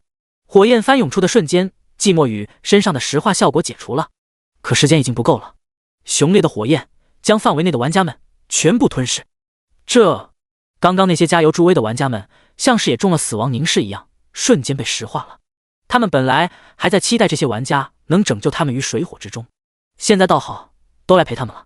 另一边，被给予厚望的飞仙阁早就麻了，他们离得更近，看得更清楚，一个火柱就给盟友全都烧废了，这可太有冲击力了。这一刻，安乐仙明白了，为什么对付一个领主恶魔，季墨雨要找他们一起，这也太吓人了。安乐仙看得瞠目堂舌，只能说季墨雨要150个人，还是太保守了。不流行的玩家死伤无数，侥幸躲开的玩家也都被沈树屠杀的差不多了。随后，他转头将目标锁定在飞仙阁诸多玩家身上。此刻已是黄昏，昏暗的光线下，沈树泛着红光的眼睛像是带着血的刀子一样，散发着无尽的寒意。快，大家快散开！仅仅是目光就把安乐仙吓得要死，说话都结巴了。飞仙阁的玩家们立即做出反应，立即分散开，担心也像不流行一样被一阵火烧的灰飞烟灭。而这一举动正中沈树下怀，他现在技能进入了 CD 之中，根本没办法再次造成大规模伤害。玩家分散开，攻击无法集中，正好方便沈树将他们逐个击破。沈树火力全开，瞬间从远处来到飞仙阁众多玩家身前。刚刚手忙脚乱分散的玩家们还没有反应过来，突然被沈树这个恐怖的家伙突脸，都是手足无措。就连安乐仙也慌了神，不知道该怎么指挥。趁着这个间隙，沈树在人群中疯狂游龙。沈树的攻击思路和对于玩家的了解，跟一般的 BOSS 完全不在一个层面上。玩家们哪里对付过这么离谱的怪物，更别提还有巨大的装备和数值差距。他们都只是没有走出新手村的玩家，也没有转职，被杀得片甲不留。不过是几分钟的时间，飞仙阁的玩家就死了一半。坏了，快跑！安乐仙被吓得丢盔卸甲，拼了命地朝着森林里跑。老大都跑了，其他玩家也都跟着逃命。这些玩家又哪里能跑得过沈树？不等他们重新跑回森林里，沈树便将他们全部斩杀。季墨雨是一名刺客，血量和防御能力本就不高，这一个技能直接将他送回了新手村。终究还是没有逃过吗？季墨雨的大脑一片空白，随后自嘲了一下。他终究没有从沈树的手里逃掉。这一刻，他突然理解了陌生还有刘乐等人被秒杀时的心情。想一想自己为了对付沈树，还找了飞仙阁，还制定战术。现在看来，这一切都太可笑了。这根本就不是新手村区域的玩家们能解决的怪物，这是季墨宇给沈树的标签。唉，季墨宇叹了口气，在睁开眼的时候，已经回到了新手村里玩家降临的房子里。刚一进来，季墨宇便被吓了一大跳，怎么这么多人？哟，这要巧啊，你也来了。冤家路窄，季墨宇身边的人正是陌生，在陌生身边站着的还有刘乐。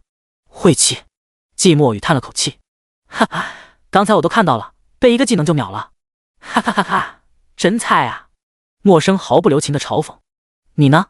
季墨宇反问，一句把陌生给噎住了。嗨嗨，少说两句吧。刘乐开口道。刚刚陌生那句话，他感觉自己也被 AOE 到了。希望飞仙阁能解决，把那只恶魔解决吧。他们现在都是一级的炮灰，任人宰割的鱼肉，他们只能把希望寄托在飞仙阁身上，希望飞仙阁能解决掉这只恐怖的家伙，否则他们就要永远被堵在新手村出不去了。话音刚落，只见身边又是一阵白光，又有人复活了。妈的，太 TM 恐怖了！安乐仙惊魂未定的在房间里复活，看到眼前的人，三人沉默了。大家都在啊。第25章，新手村刷怪龙。前来讨伐的不流行和飞仙阁的玩家杀的差不多了，沈树也懒得继续去追了。森林的面积太大了，玩家们又很分散，杀起来太费劲了，效率一点也比不上他的刷怪龙。哦，怎么都出来了？沈树转身，有些玩家正站在新手村门前，目光正看向这边。刚刚他们还在对前来讨伐沈树的玩家们满怀期待，而就在刚刚，他们所期待的英雄全都被干掉了。现在沈树的目光重新回到了他们身上。他这是要回来了。白色侠客的声音变得颤抖了起来。没有人回应他，大家都僵在了原地。是不是我们刚才声音太大了？白色侠客强颜欢笑，额头上已经布满了细汗。刷！沈树突然离开原地，以不可思议的速度朝着新手村再次进发。看着眼前不断放大的恶魔，本能驱使着白色侠客逃跑。其他玩家也都不敢叫嚣了，全都是扭头就跑。只要跑回安全屋，就算是胜利。玩家们像是无头苍蝇一样拼命逃跑，沈树毫不留情，疯狂屠杀这些一级的小朋友。因为刚刚多杀了100多名玩家，一些房子已经满了，不少玩家被挤了出来。这些被挤出来的玩家就只能遭殃了。整个1号、2号新手村现在彻底成了刷怪龙，所有复活房间都挤得满满的，只要有玩家复活，就必然有玩家被挤出来，然后沈树再杀，再出来，简直就是永动机。这些一级玩家能给沈树提供的经验值微乎其微，但却可以提供灵魂。每击杀一次玩家，进阶之路上的数字都会往上加1。才进化为领主恶魔不久，现在进化恶魔统领的任务已经完成一半了。再在这里多待上几天，沈树都不知道自己会进化到什么级别，真爽！这当 NPC 不比当玩家爽多了。原来沈树还是玩家的时候，每天在诸神大陆上苟且偷生，不敢乱惹路边的 NPC， 怕一个不小心惹怒了哪个大佬 NPC。打怪更是不能有任何纰漏，必须打起12分的精神对待战斗。如此，能在游戏里赚到多少钱还要看运气。变成 NPC 之后，虐杀这些玩家就可以了，把玩家堵在新手村杀，他们都没有脾气的。沈树是杀爽了，玩家们一个个心态都崩了。这样下去，永远无法离开新手村了呀！妈的，这个恶魔，我真是给他家祖坟抛了！要不是我不小心死了，回到新手村，在外面让我碰到这个家伙，我打死他！加1。玩家们一边辱骂着不讲武德的沈树，一边努力往房间里面挤，争取不被杀。虽然说大家都没什么等级，但是挨一刀是真的会疼在身上，没有人愿意白白挨揍。我去，这里怎么这么多人？除了被堵在新手村的玩家们，还有一小部分玩家是在外面死了，刚刚复活进来的。看到满屋子的玩家，换谁都会发懵。这些玩家也是鸡贼，看到有不明真相的玩家进来了，二话不说就把人往外推。哎，这是怎么回事啊？还不等他弄清楚情况，就被门外的沈树一刀给剁了，重新进入了加载界面。这一夜，浩劫游戏论坛上发生了一件大事：1号、2号新手村玩家被堵在家里杀，新手村进恶魔的事情受到了全网的关注。这一次不再像是之前一样，受害者只在某一部分玩家之中，而是1号、2号整整2个新手村的玩家，而且受害者的数量还在不停上涨。所有进入到1号、2号新手村的玩家，因为沈树的存在，全都出不来了。这一荒诞的事件，不仅仅有大量的玩家证实，更有白色侠客全过程直播，把玩家堵在新手村杀。我的天，这是什么情况啊？是 bug 吗？还好我没有死，这要是不小心回了新手村，号不就废了？我现在就被堵在新手村，已经准备买下一批游戏头盔了。哥们，你是不是忘了浩劫是1人1号制的？我操，这回是真废了！浩劫公司的技术非常先进，每个玩家只能拥有1个账号，据说是与 DNA 相关。虽然不清楚浩劫公司为什么要这么做，但目前来看，这无疑是让被堵在新手村的玩家们更加绝望了。玩家们在论坛中七嘴八舌，有看热闹的，有分析恶魔属性的，还有怒骂沈树的。没办法，他们被堵在新手村里杀，根本出不去，号基本上就是废了。对于不少玩家来说，浩劫就是他们的主要收入来源。沈树这么一招，他们就像是被裁员了一样。网上全是叫骂声，哪怕是有着众多粉丝的白色侠客也不例外。因为沈树的缘故，白色侠客的热度疯狂上涨，热度已经变成浩劫游戏主播中前几名了。对应的代价是，现在他已进入游戏就是黑压压的一片。节目效果是有了，但也不能一直被堵在新手村啊！老罗，能不能想办法救救我？白色侠客在公会里发出求助信息。你那个情况我看了，真的有点困难。老罗是不流行的会长，网名叫罗沙一，不过是个男的，他也在为这件事头疼。现在被困在新手村里的不仅仅有白色侠客和寂寞雨，还有不少不流行的玩家，他们无法离开新手村，对于不流行来说损失很大。果果，你有办法不？罗沙一转问到副会长奇异百香果。这个让我想一想。奇异百香果没有想到事情竟然会发展到这个地步。他本以为今天寂寞雨能带着打 BOSS 的录像来找到，结果收到的却是寂寞雨回到新手村的截图和一个流泪的表情。现在新手村内部的玩家是肯定没办法自己解决问题了。飞仙阁和不流行的玩家被团灭之后，剩下的玩家都躲在森林里不敢出来了。虽然说他们也出不去，但总比圈在房子里当朱砂要好。唯一的解决办法就是靠外界介入。不过一般的玩家也没办法解决这个问题。就算是到了30级没有转职的话，属性和技能都跟不上，去了也是白搭。奇异百香果分析道。奇异百香果一时间也陷入了沉思之中。要不我们问问霸业的人？这时寂寞雨发话道。第26章各大公会的苦衷。我们没办法，霸业的人也是白搭。白色侠客悲观道。他们有一名附魔师被困在里面了，肯定会想办法的。寂寞雨提醒道。对啊，圣战马上就要开始了，他们肯定会想尽一切办法救出这个附魔师的。罗莎一点头，随后他点开了另一个群，这个群里都是浩劫中 T1级别公会的会长，飞仙阁、神罚、霸业等等公会的会长都在里面，算上罗莎一，一共7个人。各位，你们听说新手村那件事了吗？罗莎一这一开口，原本安静的群里瞬间热闹起来。昆仑客听说了，洛书加一，宇宙最帅会长，这么热闹，怎么可能不知道？众位会长纷纷表示。无极仙，我刚出游戏，什么情况？飞仙阁的会长无极仙还不清楚发生了什么。他刚问完，另一位叫花猫大侠的人便转进来一个帖子，正是讨论1号、2号新手村情况的。我去，这是什么操作？这恶魔是 NPC 还是玩家？无极仙看完一阵震惊，又看了一眼公会群，安乐仙正在和一群公会成员疯狂吐槽，整个公会都在讨论这件事。我们公会好像有很多人都被堵在里面了。无极仙沉默片刻回道。飞仙阁公会玩家主要集中在一个名为沙泽城的天堂城市，前不久刚刚随天使出征，讨伐了盘踞在城外的一伙邪恶仆从。那些邪恶仆从召唤出了一只恐怖的魔物，导致飞仙阁不少玩家都被送回了新手村。正因如此，现在飞仙阁被困在新手村的玩家有上千人，其中不乏公会骨干，比如安乐仙。宇宙最帅会长，你这都是小事，玩家被困在里面了而已，我这是老板的儿子被困在里面了。这宇宙最帅会长不是别人，正是神罚的会长。他口中老板的儿子就是在森林里与霸业抢 BOSS 的陈少。虽然说是个意外事件，但要是怪罪下来，他肯定也跑不了。哦，原来你是涛子啊，起的什么逼名字？花猫大侠回复道。我这名字怎么了？请叫我帅涛，谢谢。帅涛十分认真道。呵呵，傻 X。花猫大侠言简意赅。小孩不许说脏话，知道不？帅涛反驳。你说谁小孩？花猫大侠一下子就被点着了，这2个字就是花猫大侠的黑历史。他18岁上学的时候，和一个奔3的御姐搞了一段甜蜜的网恋。就在2人要奔现的时候，对方得知了他的真实年龄，觉得太小了，就说了一句：小孩子毛都没长齐，就好好上学，别搞网恋了。这一句话也成了这位大会长的黑历史。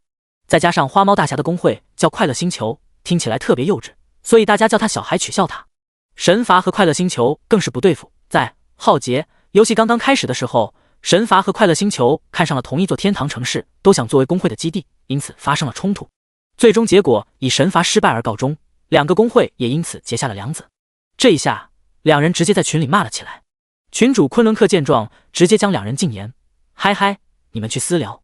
两人被禁言了，大家又重新回到之前的话题。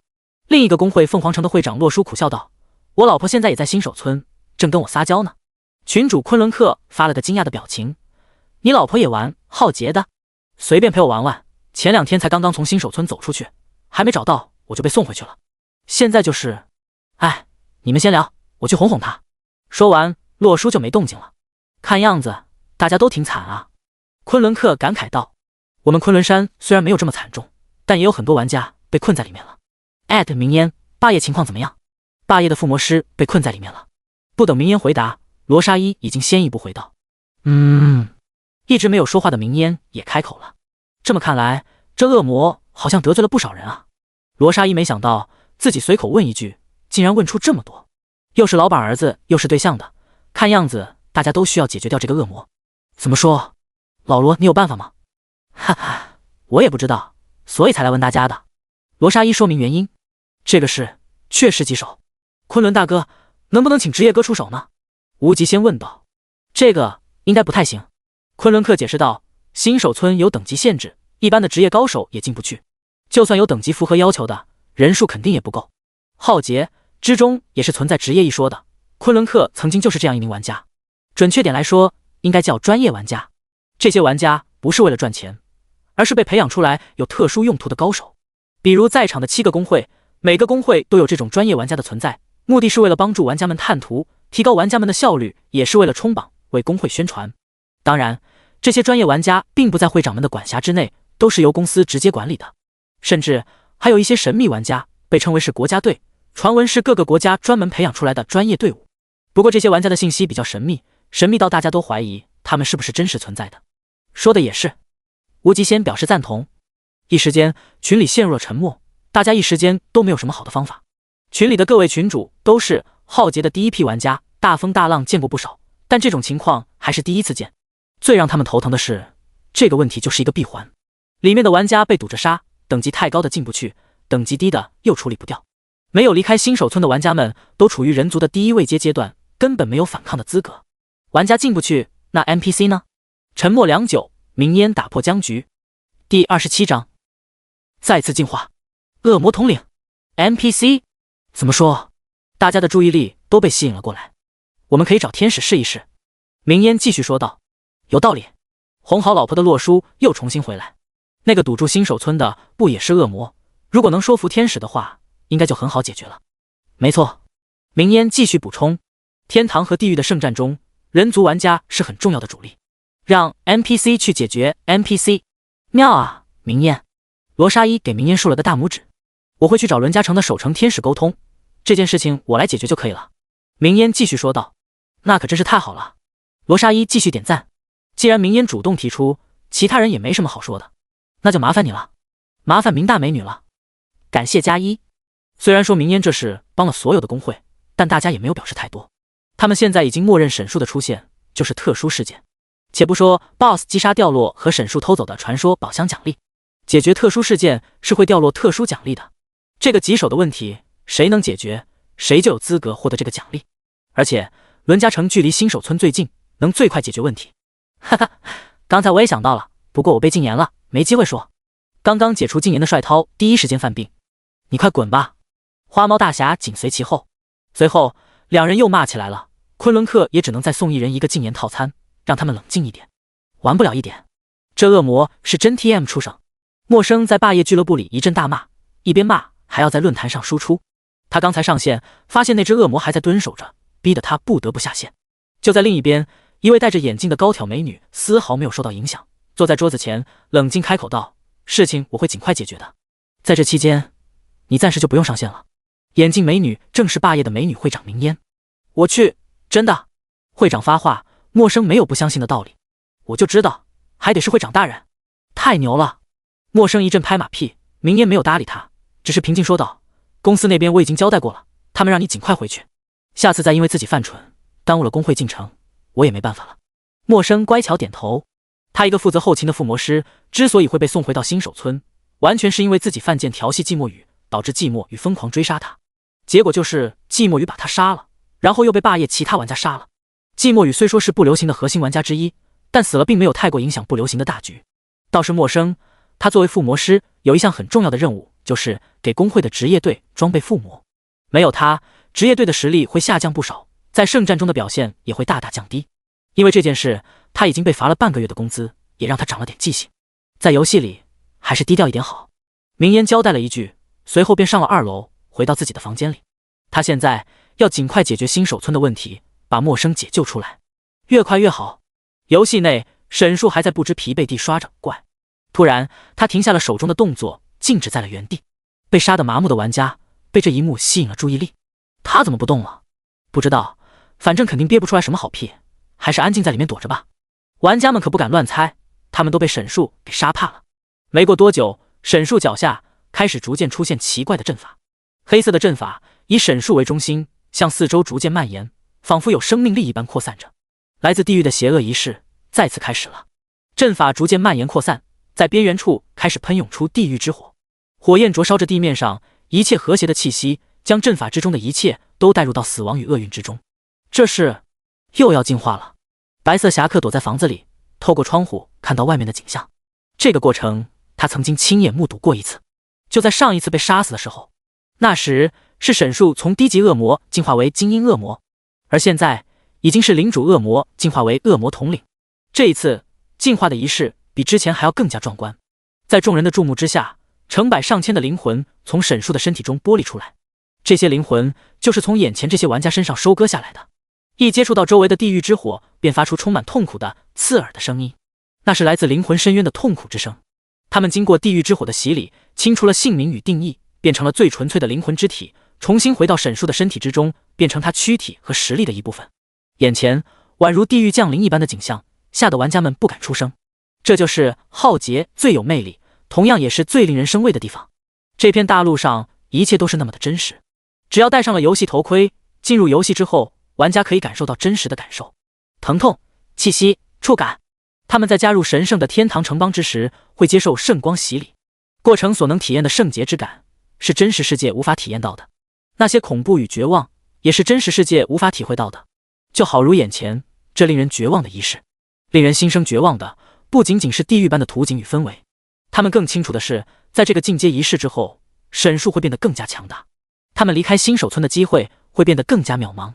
另一边，沈树从仪式中恢复，地狱的气息逐渐从空气中散去，他重新看向自己的双手，就在他的皮肤之上布满了诡异的纹路，似是纹身又似是镶嵌一般刻在他的皮肤上。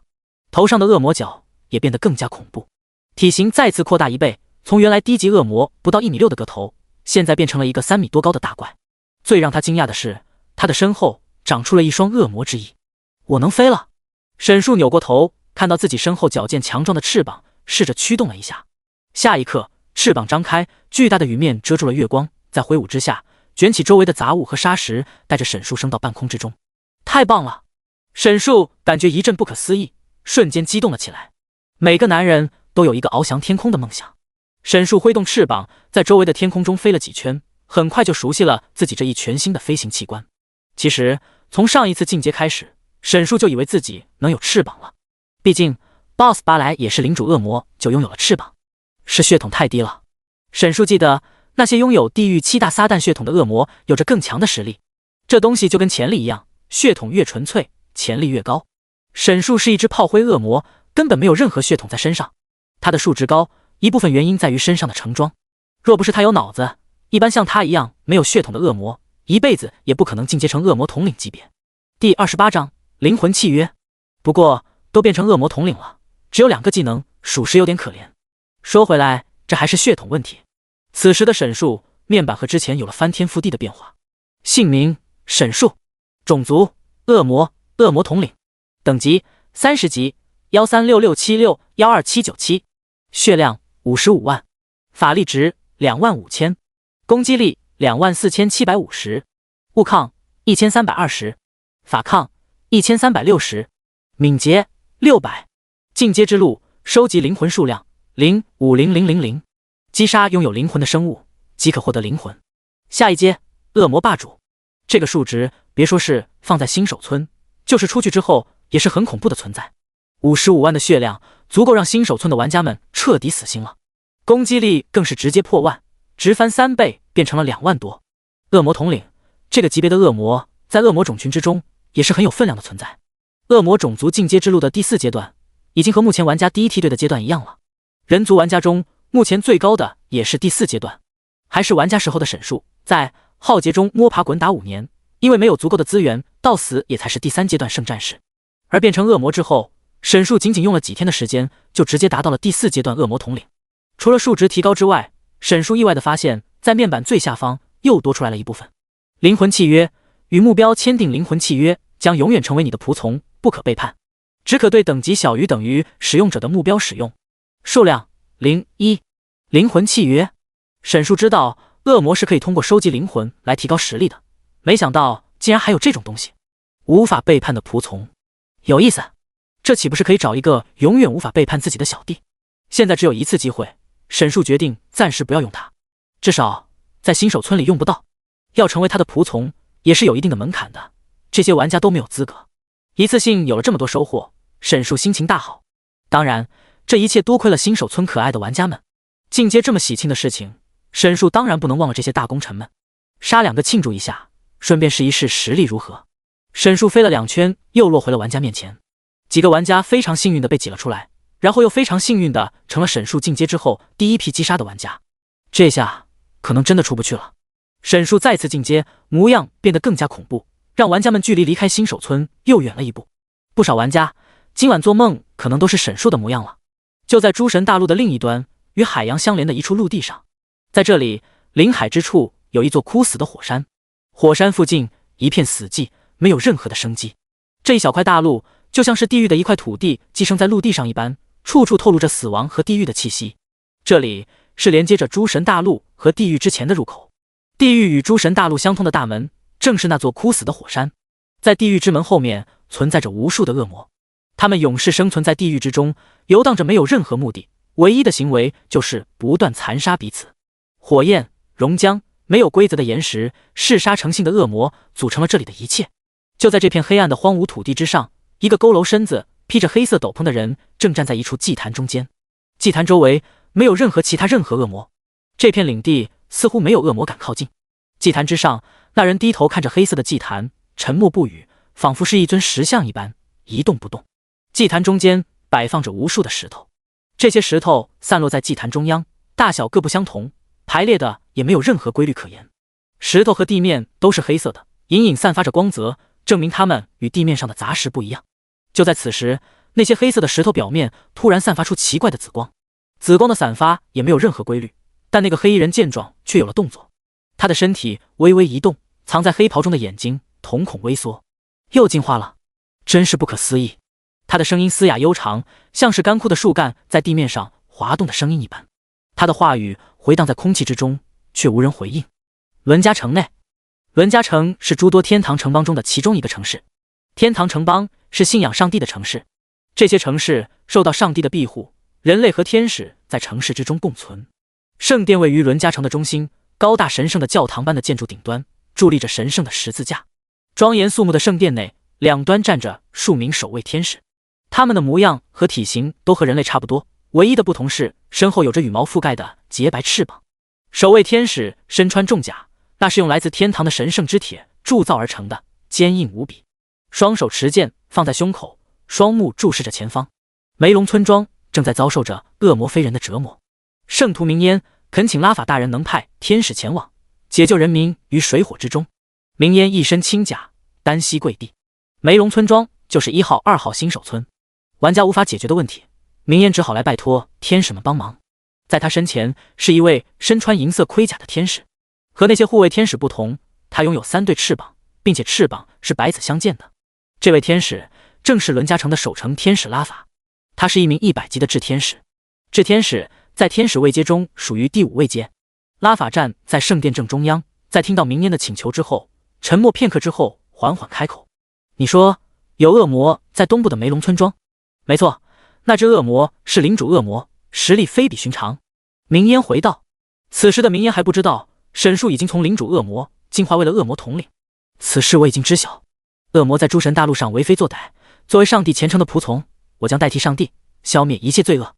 拉法的声音中充满了严肃和威严。他是掌管天堂与地狱大门的赤天使乌利尔的手下，对恶魔十分憎恶。明烟很清楚这一点，所以才会主动要求找到拉法求助。东部森林地区有着特殊的屏障，屏障的形成原因我们无从得知，那里会阻止实力太强的种族接入。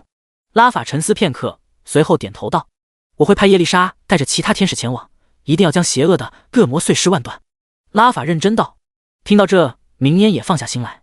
叶丽莎可是一位十分出名的天使，虽然刚刚到30级，但却已经成为了天使位阶的第4位阶座天使，是天堂中赤天使拉斐尔的继承者。有如此强大的天使前往，对付一只领主恶魔绰绰有余。明烟心里默默想着，目前看来这件事情似乎已经解决了，只等叶丽莎前往新手村了。第29章，天使降临。女神叶丽莎，恶魔尚未全部清除，任务待完成，无法离开此片区域。唉，在森林边缘的陈少叹了口气。就在他身前，一道白色的透明屏障，使得玩家们无法离开这片区域。在他周围还有很多玩家都围在这里，一个个垂头丧气的。他们已经被困在这里5天了，新手村里的玩家们也被折磨5天了。他们不知道还要被困在这里多久，真出不去了呀。陈少狠狠地给了身边的树一拳。因为沈树不死，新手村突围的任务完成不了，他们迟迟无法离开这里。该死！虽然说他们没有被堵在新手村杀，但是无法离开新手区域，跟那些玩家也差不多了。作为神罚公会的公子哥，陈少什么时候遭受过这种待遇？等我出去，一定要你好看，我要将你碎尸万段！陈少咬牙切齿，不过也就是发泄一下而已。要是沈树真的突然出现在他的面前，他能被吓死。现在处在森林里的玩家们全都是心惊胆战的。他们已经在论坛上听说那只恶魔的恐怖，只能祈求对方不要来森林里找他们。正在众人不知如何是好的时候，突然身前的屏障出现了变化，透明平静的屏障突然出现了一丝波动。能出去了？不是，是有东西要进来了。这一变化让玩家有些手足无措，一些玩家已经开始后撤。他们不清楚屏障外面进来的又是什么东西，说不定又是恐怖的恶魔。随着屏障的波动越来越大，波动的中央隐隐开始散发光芒。半空中，玩家们清楚地看到，那是一道由圣光组成的五芒星。这是天使。光芒中，只见一只纤细雪白的手臂缓缓伸处。圣光五芒星中，一个身穿银甲的美丽天使出现在众人面前。紧随着这位美女天使，一个接着一个从屏障另一端传送过来。几十名长着翅膀的天使进入到森林之中。看到是来者是天使，玩家们都放心了下来。天使与人族之间有着友好的关系，并不会对玩家们造成伤害。为首的天使更是玩家们所熟知的叶丽莎。这位美女天使之前被评为天堂城邦10大美女天使，在玩家群体中有着很高的人气。叶丽莎的出现让在场的玩家们感受到说不出的心安。昏暗的森林之中，洁白的天使们出现，仿佛圣光降临，带给玩家们无限的宽慰。那只无恶不作的恶魔就在这里吗？我感受到了他的气息。叶丽莎闭上眼睛，微风吹起她金色修长的秀发，精致动人的五官，此刻神情肃穆。她注意到在这周围有着不少的人族，他们都被这个屏障困住了，无法离开此地。叶丽莎迈着轻盈的步伐来到了一名玩家身前。梅龙村庄就在前方吧。叶丽莎的声音轻盈温柔，而那名玩家与如此完美的女子接触，浑身瞬间紧绷，脸上通红，紧张的说不出话来。你还好吗？叶丽莎关切问道。啊，我没事。那只恶魔就在前面，他就在村庄里。玩家回过神来，手足无措的说着。谢谢你的帮助，上帝会祝福你。叶丽莎虔诚道。转过身，他面向身后众多天使，举起手中的法杖。众天使听命，随我一起，以上帝之名消灭这只十恶不赦的恶魔。以上帝之名，天使们高呼，气势如虹。随后，叶丽莎张开洁白的翅膀，飞到空中，带领天使们朝着新手村的方向飞去。抬头仰望着天使们的背影，玩家们的内心久久不能平复。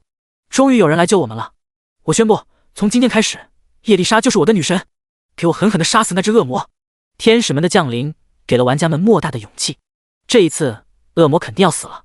不行，我要亲眼看到那只混蛋恶魔被杀死。不能亲自动手，也要亲眼到现场去看，这样才够解气。随后，玩家们紧跟着前方的天使也朝着新手村的方向冲了过去。新手村里，沈树还在堵着玩家们，丝毫没有意识到危险的来临。就在前面，恶魔的气息越来越浓重了。叶丽莎敏锐地注意到周围有很浓重的邪恶气息，好像和拉法姐姐说的不太一样。她察觉到这恐怖的气息不像是一般的领主恶魔能散发出来的，比想象中的要更加危险。叶丽莎心中默默想着，不过她并不打算退缩，这是拉法交给她的重要任务，她一定要将那些人族拯救出来。片刻过后，她带着天使们终于来到了梅陇村庄。村庄里异常安静，没有任何生气，到处弥漫着令人难受的地狱气息。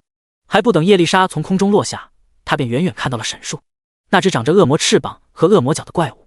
叶丽莎亲眼看到那只恶魔蹲守在村民们的房子周围，房子里好多人挤在里面，被外面的恶魔吓得魂不守舍，脸上写满了绝望。他们紧靠着房子外面的屏障作为保护，可怜的房子好像下一秒就要被摧毁了一般。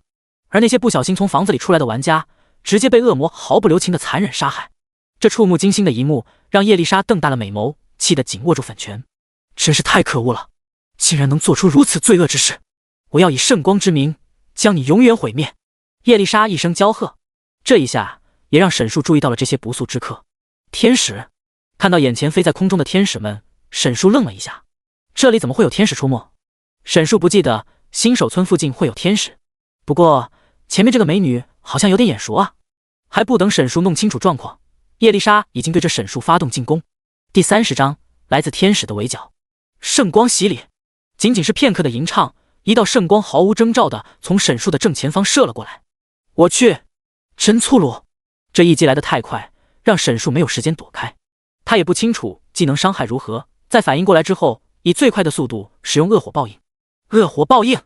一道火焰将沈树的身体周围瞬间包围，远远看去就像是穿了一身燃烧的铠甲。圣光在火焰覆盖之后的瞬间打在了沈树身上。34557，好高的伤害！这一下竟然直接打了沈树4万多的血量。如果没有恶火报应的话，伤害还要再翻一倍。房子里那些玩家看到天使降临之后，瞬间沸腾了。是天使，天使来救我们了！叶丽莎，我的女神！哭了，终于能出去了。玩家们看到这一幕，不知道为什么突然很想流泪。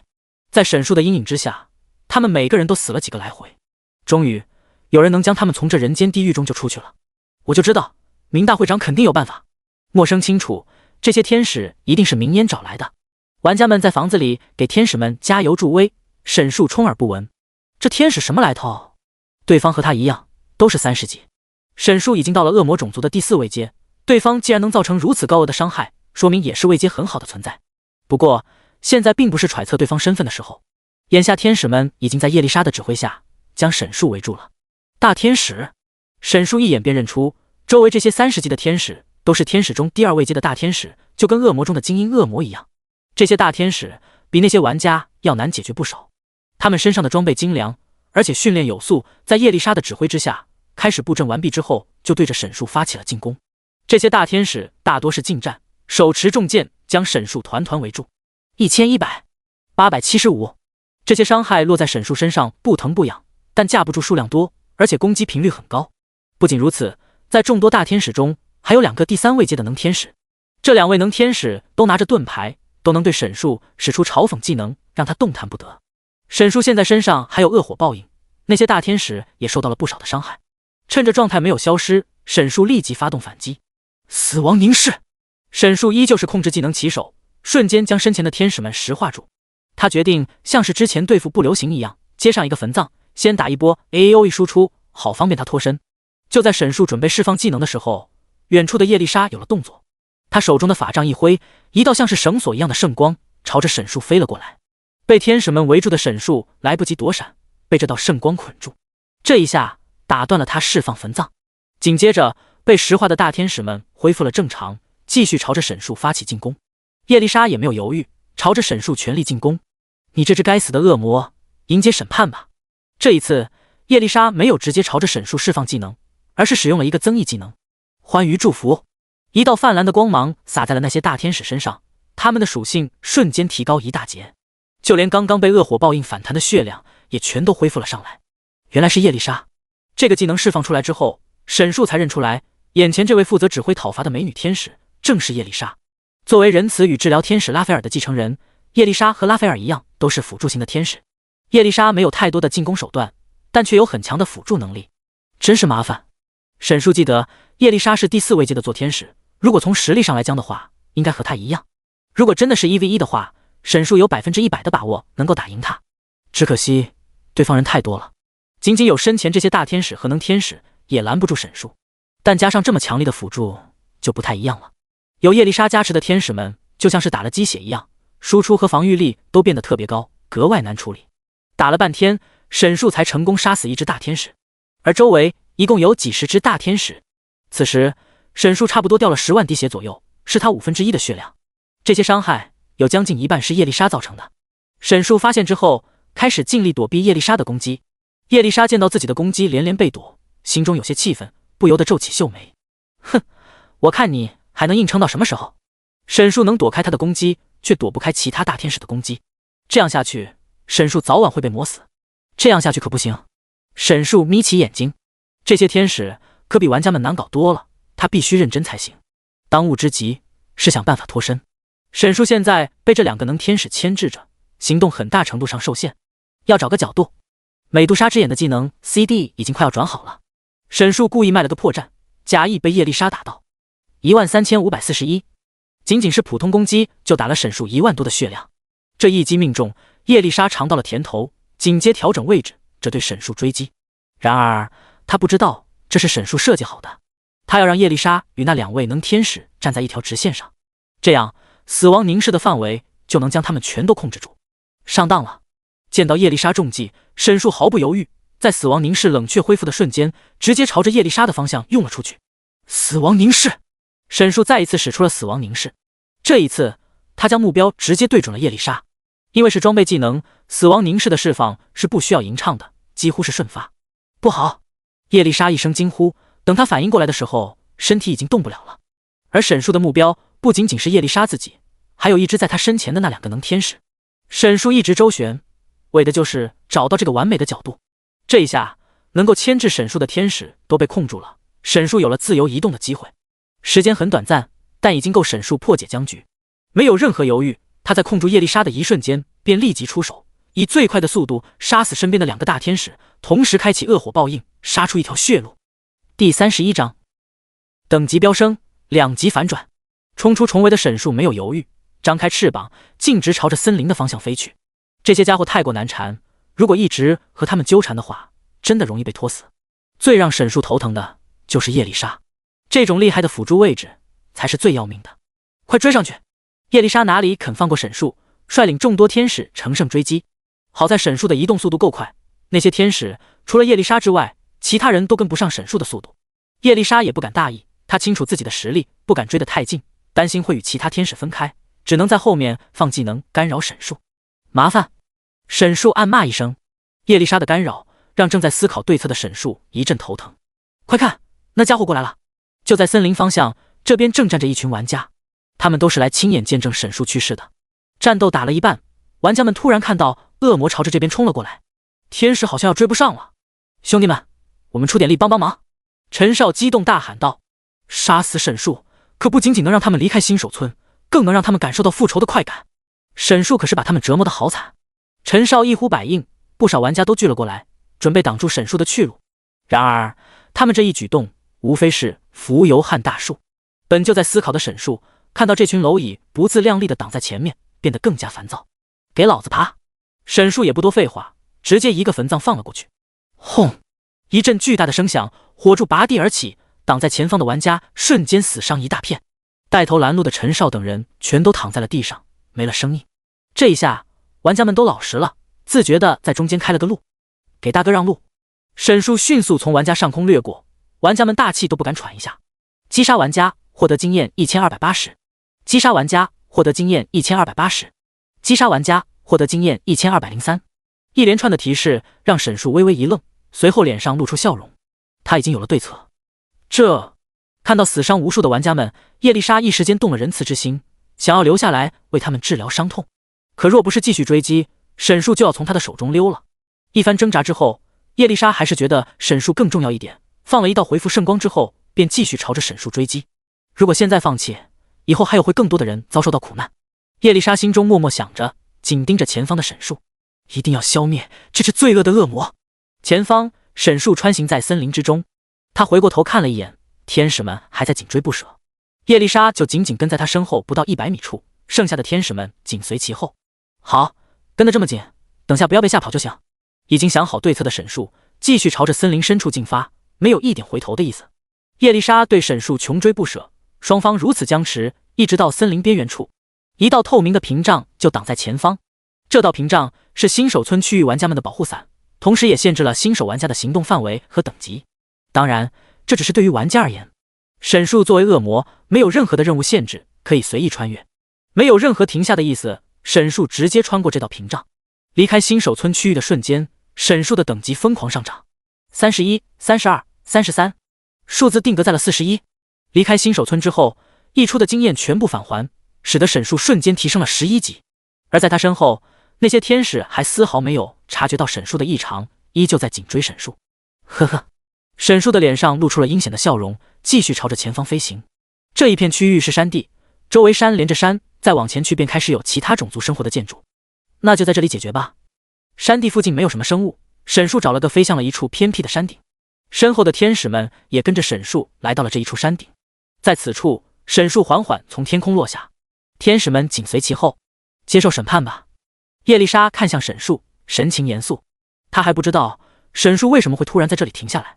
其他天使已经再次将沈树包围，而这一次，沈树不再像之前那般紧张，脸上逐渐露出不屑和嚣张的表情。哈哈，大名鼎鼎的叶丽莎好像不是很聪明啊。沈树肆意嘲讽道。少废话，你的死期已经到了。叶丽莎骄喝，却不知道沈树为何突然说出这种话。是吗？沈树微微挑眉。叶丽莎一声冷哼，随后举起手中的法杖，给予天使们赐福，对他们进行强化。那2名能天使还像是之前一样，对着沈树使出嘲讽技能。然而这一次，沈树却没有被控制住。怎么回事？见到沈树无法被嘲讽，叶丽莎的美眸中充满了疑惑。这一下，她才注意到沈竹的实力竟然突然增加了1大截。这怎么可能？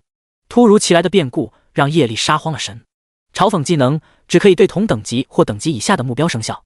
沈竹从新手村离开，不仅仅各项属性大提升，更无法被那2名能天使控制。这一下，沈树便有了主动权。无法被控制的沈树就像是被摘了镣铐的杀神一样，再也不会被限制实力。再加上等级提高带来各项数值的提高，想要解决掉身边这些天使不要太轻松。这一下，就算有叶丽莎的技能加持，天使们也拦不住沈树了。大天使接连死亡，能天使的血量也在疯狂下降。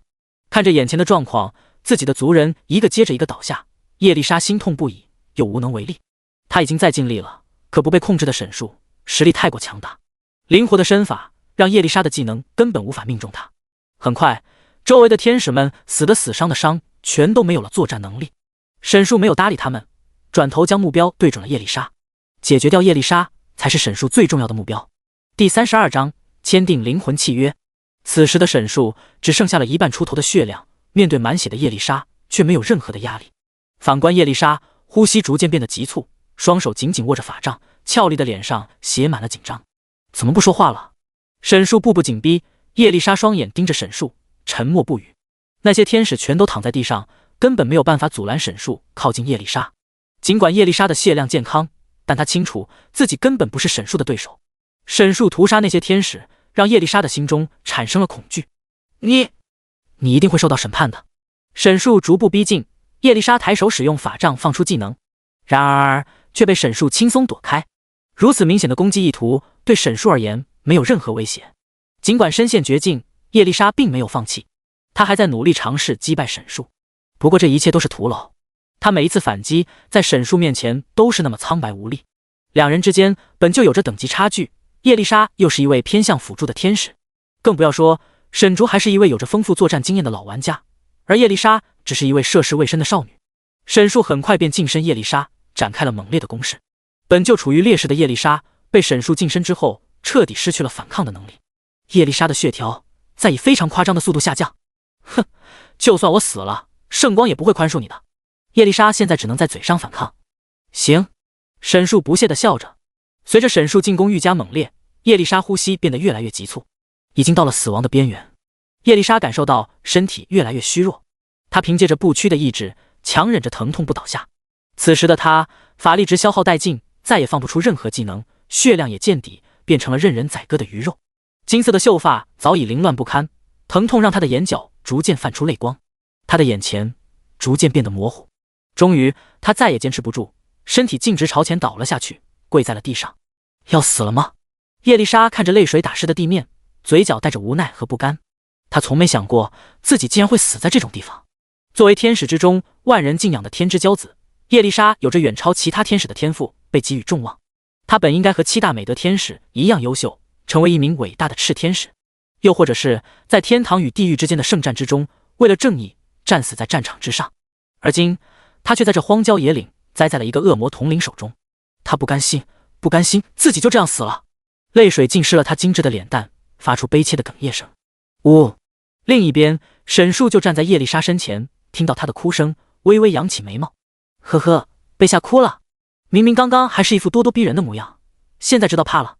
你口中的圣光怎么还不来救你呢？沈树声音冰冷，得到的是叶丽莎一声冷哼。他擦干了脸上的泪水，不想让这只恶魔看到自己难堪的模样，哪怕是死，也要光荣的死掉。叶丽莎紧闭贝齿，抬头迎着沈树的目光，眼神中带着坚定和悍不畏死。少废话，动手吧！叶丽莎的美眸瞪着沈树。好啊！沈树不客气，抬起匕首就要刺向叶丽莎，给她最后一击。寒光照在叶丽莎的脸上，她的眼神复杂，脸上写满了绝望。她闭上眼睛，等待着审判的降临。而这一刻，沈树却停住了。他看着自己身前这位倾国倾城的美女，一时间动了怜香惜玉之心。这么漂亮的美女，杀了确实有点可惜了。叶丽莎在玩家之间很有名，前一世的沈树也是天堂城邦的玩家，自然听说过这位美女。当初的沈树一心搞钱，从来没有在意过这些游戏里的角色。毕竟，游戏里的角色再好看，终归是在游戏之中的，他总不能跟游戏里的 NPC 过一辈子。不过现在情况就不一样了，沈树也成为 NPC 大家庭里的一员了。这位美女如今真的站在自己面前，确实让沈树有点于心不忍。特别是看着她这副梨花带雨的模样，沈树迟迟没有下手。叶丽莎心中有些许疑惑，慢慢睁开了眼睛。我现在还不想杀了你。沈树盯着叶丽莎的眼睛。你要做什么？看着沈树眼中不怀好意的目光，叶丽莎微微一愣，随后像是被什么东西击中了一般，浑身一颤，脸蛋瞬间变红。你不会是要……叶丽莎的声音越来越小。她曾经听说过有一些邪恶的恶魔会对天使做下流的事情，你觉得呢？恶魔的低语在叶丽莎耳边回荡着。被沈树遮挡住光线，叶丽莎看不清沈树脸上的表情。如此一来，她更加相信了自己的想法。沈树向前一步，叶丽莎被吓得倒在了地上，雪白的肌肤蹭到地面的石头上，微微泛红。我就是死，也不会让你得逞的。叶丽莎的声音变得颤抖。她不怕死，但是却害怕这只恶魔会对她进行惨无人道的折磨，那将比死亡更令她痛苦。这可由不得你。沈树一声冷笑，随后朝着叶丽莎伸手。不要！叶丽莎闭上眼，大声尖叫，而沈树却没有碰她。惶恐地睁开眼睛，只见眼前沈树正拿着一张古老的牛皮纸，牛皮纸发着紫光，一股邪恶的气息在牛皮纸周围围绕着。那种来自地狱的邪恶气息让叶丽莎浑身不自在。沈树手中的正是灵魂契约，签下它，你还能活命。沈树沉声道。不可能。叶丽莎非常清楚，眼前这张充满邪恶的契约是什么。签下这个契约，意味着将灵魂交给沈树，他将永远成为对方的仆从。成为恶魔的仆从，这是对一位圣洁的天使最大的侮辱。那意味着，他甚至不如那些堕入地狱的堕天使。杀了我吧！叶丽莎声音绝望。杀了你！沈树站在他的身前，用蔑视和戏谑的目光看向脚下这位美女。随后，他转过身，朝着那些躺在地上的天使走去。第33章，契约成功。你要做什么？沈树完全不搭理叶丽莎，径直走向那些躺在地上的天使。天使的尸体散落满地，还有几只天使奄奄一息地趴在地上。沈树走到其中一只天使身前，那只天使的身上全是伤口，鲜血止不住地往外流。看到沈树出现在面前，恐惧在他的心中无限放大。沈树慢慢蹲下，手慢慢放在了那只天使的翅膀上。不要！叶丽莎大喊，但一切已经晚了。下一刻，沈树的手死死抓在翅膀上，猛地用力，硬生生将那天使的翅膀从背上扯了下来。啊！那天使拼命地喊着，疼痛让他失去了理智。手感不错。沈竹摸着手中带羽毛的翅膀，一脸平静，将那沾满鲜血的手放在嘴里，味道也不错。叶丽莎在地上看到这一幕，浑身止不住的颤抖，恐惧、绝望、仇恨。她死死握着拳头，关节发白，眼泪如同珍珠一样下落。为什么？你为什么要这么做？她已经忘了，眼前的是一只疯狂的恶魔。像是没有听见叶丽莎的话一般，沈树扭过头，将手缓缓伸向那天使的另一半翅膀。看到这一幕，叶丽莎忍不住大喊：求求你，不要伤害他！话落，沈树像是良心发现一样，停下了手中的动作。神经紧绷的叶丽莎松了一口气。还不等叶丽莎回过神来，沈树突然将手伸向了另一只奄奄一息的天使。那换他好了。沈树抬起右手，一刀扎进了另一只天使的腿中。啊！又是一声惨叫。叶丽莎感觉自己的心在滴血。作为治疗与仁慈天使拉斐尔的继承人，叶丽莎的心中充满了慈爱与关怀。看到同族遭受着惨无人道的折磨与痛苦，叶丽莎的心中升起无限的自责与悔恨。为什么我如此无能？如果我能更强大一点，如果我能杀死这只恶魔，一切的如果都是叶丽莎的幻想。此时是那只没有人性的恶魔主宰着一切。叶丽莎眼前，她还在不断的折磨那些天使。沈树每一次对天使的折磨，都在摧残着叶丽莎的内心，每一刀都像是砍在叶丽莎身上一样。他不忍心看眼前的血与痛，绝望地闭上了眼睛，可他却无法不听到天使们惨叫的声音。终于，一只天使不堪折磨，在疼痛与哀嚎中失去了心跳。不要！这一声充满绝望的惨叫，击垮了叶丽莎内心最后的防线。求求你，放过他们！我愿意签下灵魂契约，求求你放过他们！这两句话耗尽了他全身的力气。虽然十分不情愿，但这是拯救天使们的唯一办法。他无法看着那些天使被折磨，他不能做到坐视不管。叶丽莎，不要！一名能天使用细微的声音呼喊着。他是一只恶魔，你不可以！不等那只能天使的话说完，沈树一刀扎在了他后背上。啊！不要！放了他！叶丽莎梨花带雨的求情，狼狈地爬到沈树的腿边。你想好了？沈树声音中没有任何的怜悯。放了他们，我愿意跟你签订契约。叶丽莎用祈求一般的语气说道。呵！沈树一声冷笑，再次拿出灵魂契约。这一次，叶丽莎从沈树手中接过灵魂契约。这会在哪个契约上散发着令叶丽莎非常难受的气息？契约上的字里行间透露着堕落与衰败。叶丽莎看着手中的契约，又看了看地上那些陷入疼痛无法自救的天使们，终于，她还是沉下心来。我自愿签订契约。叶丽莎一字一句地诵读契约，每一个字读的都是那么痛苦。终于，叶丽莎读完了整个契约，将灵魂永远忠诚地交给我的主人。随后，契约上的字迹逐渐消失，在牛皮纸上逐渐生成一个诡异的法阵。黑色的六芒星带着地狱的不安之感出现在了牛皮纸中央，眼中噙着泪水。叶丽莎用尽全力抬起纤细的手，将手心缓缓放在法阵之上。一瞬间，无数红黑相间的火焰从牛皮纸中迸发，顺着叶丽莎的手心钻进了她的身体。啊！火焰进入她的体内，不断地侵蚀着她的灵魂。痛不可言的感觉让叶丽莎绷紧了全身，痛苦地蜷缩在地上呻吟。那些火焰仿佛要撕裂她的身体一般。不知过了多久，疼痛终于缓缓退去。火焰从叶丽莎的体内抽出一道圣光，重新回到灵魂契约之中。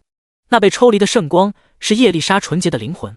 灵魂契约化作一阵黑色的烟，带着叶丽莎的灵魂飘向沈树。结束了。叶丽莎躺在地上，泪水与汗水将她的秀发浸湿，大口喘着粗气。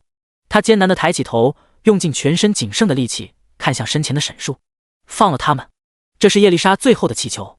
好。沈树点头。下一刻，手起刀落，将脚下一只残存的天使送回天堂。你……叶丽莎目眦尽裂，虚弱的声音中带着祈求。你不是答应我，只要我跟你签订契约，你就放了他们？我有说过吗？沈树歪着头反问道。这一句话让叶丽莎心如刀绞，整个人的身体仿佛陷入深渊一般冰冷。从始至终，沈树都没有答应过她，这一切都是叶丽莎的一厢情愿罢了。此时此刻，她才想起来，在她面前的是一个没有任何情感可言的恶魔。我竟然妄想和一只恶魔谈判。叶丽莎的心中充满了后悔和苦涩，因为自己的仁慈，她忘记了前辈们对自己的教诲，永远不要相信恶魔的话。叶丽莎彻底的输了。看到沈树将那些同伴全部杀死，她的内心逐渐变得麻木。不仅同伴们都失去了性命，还搭上了她自己的灵魂。哀莫大于心死。终于，沈树在叶丽莎的眼前亲手杀死了全部的天使。满地的血与尸体，叶丽莎就在一旁，就和那些尸体一样。第34章被修术，他们无论如何也回不去的。沈树来到叶丽莎身边，声音平静地说着，像是在安慰，又像是在嘲讽。叶丽莎将身体蜷缩成一团，不敢面对眼前发生的一切。就算我不出手，亡灵生物和附近的野兽也会动手。沈树自顾自地说着，而且如果放他们回去，我们就有麻烦了，不是吗？叶丽莎颤抖着，我们二字深深刺痛了他的内心。从现在起，他便是沈树的仆从了，从此他就是圣光的叛徒。叶丽莎此刻什么心情，沈树并不太在意，他的目的就是要将叶丽莎收为自己的仆从，当然不是为了什么有悖道德但是令人兴奋的事情。叶丽莎可是一位非常强力的辅助，日后对沈树有很大的帮助。仅仅30级就能够达到第4位阶，和沈树这个卡 bug 欺负玩家的老六不同，叶丽莎是真的很有天赋。不仅如此，因为叶丽莎，沈树被从新手村里赶了出来，被迫放弃了刷怪龙。若不是有叶丽莎的干预，沈树本可以在新手村刷到无敌再离开。强迫叶丽莎签下灵魂契约，是对这个小妞的惩罚。沈树从口袋里拿出了一些补给品，丢给一旁的叶丽莎，先恢复一下状态。沈树起身看向周围，这一带山谷很有可能有野兽出没。不仅如此，此时正值黑夜，是亡灵生物出现概率最高的时刻。虽说沈竹现在的实力也不弱，但出了新手村之后就没有什么等级限制分区了。要是你运气不好，出了新手村遇到100级的怪物也说不定。这便是浩劫中最有难度的地方。诸神大陆之上，危险无处不在，几乎没有什么规则可循。离开了新手村，沈树一时间也不知道该去哪里。他看了一眼自己的面板，姓名沈树，种族恶魔，恶魔统领，等级41级，11384210026，血量605000，法力值30500，攻击力30250，物抗1650，法抗1690，敏捷710。进阶之路，收集灵魂数量43147500000，击杀拥有灵魂的生物即可获得灵魂。下一阶，恶魔霸主。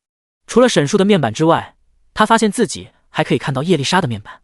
姓名叶丽莎，种族天使，做天使，等级30级，血量50万，法力值3万，攻击力21350，物抗1200，法抗1200，敏捷577。叶丽莎的数值和沈树30级时的面板差不多，除了面板之外，沈树甚至能看到叶丽莎身上的装备和技能。欢愉祝福，提高目标 30% 攻击力，攻击速度和移动速度，持续10分钟。施法时间 ES， 冷却时间30分钟，消耗1000法力值。和谐祝福，回复目标 10% 最大生命值。施法时间 ES， 冷却时间25分钟，消耗1000法力值。心灵祝福，恢复目标 10% 最大法力值。施法时间 ES， 施法时间 ES， 冷却时间25分钟，消耗1000法力值。意志祝福，目标获得 100% 攻击力护盾值，提高 20% 物抗和法抗。施法时间 ES， 施法时间 ES， 冷却时间25分钟，消耗1000法力值。圣光洗礼，对范围内目标造成攻击力 150% 伤害，对恶魔和亡灵生物提高至 200%。施法时间 2S， 冷却时间20分钟，消耗1500法力值。圣光束缚，对目标造成定身效果，打断技能释放吟唱。施法时间 3S， 冷却时间15分钟，消耗1000法力值。除了一个控制技能和一个输出技能以外，其他4个技能都是辅助技能。相比之下，沈树只有2个技能，多少有点捉襟见肘了。装备是一身4件套，都是成装。让沈树比较意外的是，叶丽莎手中的武器竟然是红色武器，永恒仁慈30级红色装备，攻击力加10000，赠礼所有增益技能效果提高 50%， 关怀增益技能释放范围增加 50%， 永恒装备等级跟随使用者等级提高。这是不是有点过于无敌了？和这件装备比起来，沈树手里的卑鄙者之刺简直就是一块废铁，怪不得刚才打起来那么费劲。沈树终于弄清楚，叶丽莎之所以如此强大，很大一部分是来自这件红色武器。不过现在无论是叶丽莎还是永恒仁慈，都是沈树的了。一旁，叶丽莎的思绪还无法从这一切中逃离，她实在无法接受发生的一切。地面上的剑反射月光，照在了叶丽莎的脸上。一瞬间，她像是看到了解脱的方法，朝着剑扑了过去。这一举动引起了沈树的注意，他立刻意识到叶丽莎要做什么。住手！沈树开口。叶丽莎的手已经接触到宝剑，而就在沈树开口的瞬间，她像是中了什么魔咒一般，身体完全不受控制。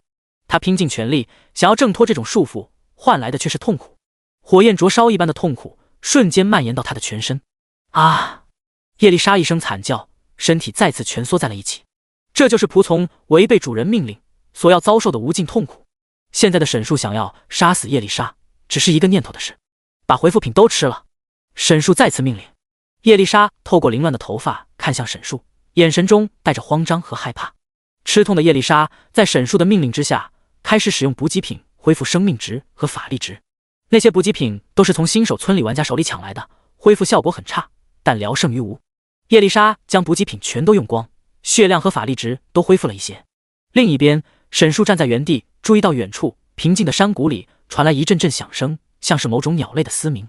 果然，沈树眯了眯眼睛，才休息了一下，就要再次进入战斗状态了。同一时间，地狱与诸神大陆交接的地方，这一片大陆已经被恶魔占领，周围生存的各种生物皆被屠杀殆尽。恶魔所到之处，土地皆是灰烬，放眼望去，寸草不生。其中一座沿海的王国已经被恶魔所占领，这里过去生存的人族全都被恶魔残忍杀害。王国的宫殿内一片残破与腐败的景象，宫殿中央曾经国王的王座早已不知去向，在那里的是一只身形庞大的丑陋恶魔。这只恶魔的身体臃肿肥胖，所座王宫的地面上因为它超标的体重凹陷下去一块。肥胖的恶魔就坐在那里，参差不齐的獠牙肆无忌惮地从嘴里伸出来，此时正在咀嚼着东西。就在他的手里是不知什么动物的残肢，他的身后各种生物的骨头堆积成山，白骨森森。整个王宫充满了血腥与腐烂的味道，以及恶魔咀嚼的声音。他是恶魔之中别卜系阵营目前最强的恶魔被修树。作为第5位阶恶魔霸主，被修树有着别卜系一半的血统，统领着别卜系阵营的全部恶魔。正在被修树大快朵颐之时，王宫之外一只精英恶魔闯了进来。这只精英恶魔身材矮小，长着长长的耳朵，眼睛像是老鹰一般锋利。这是恶魔种族中有着超强侦察能力的斥候恶魔。梅龙村庄几乎没有人族出来，全都被拦了里面。斥候恶魔的声音奸诈又低沉。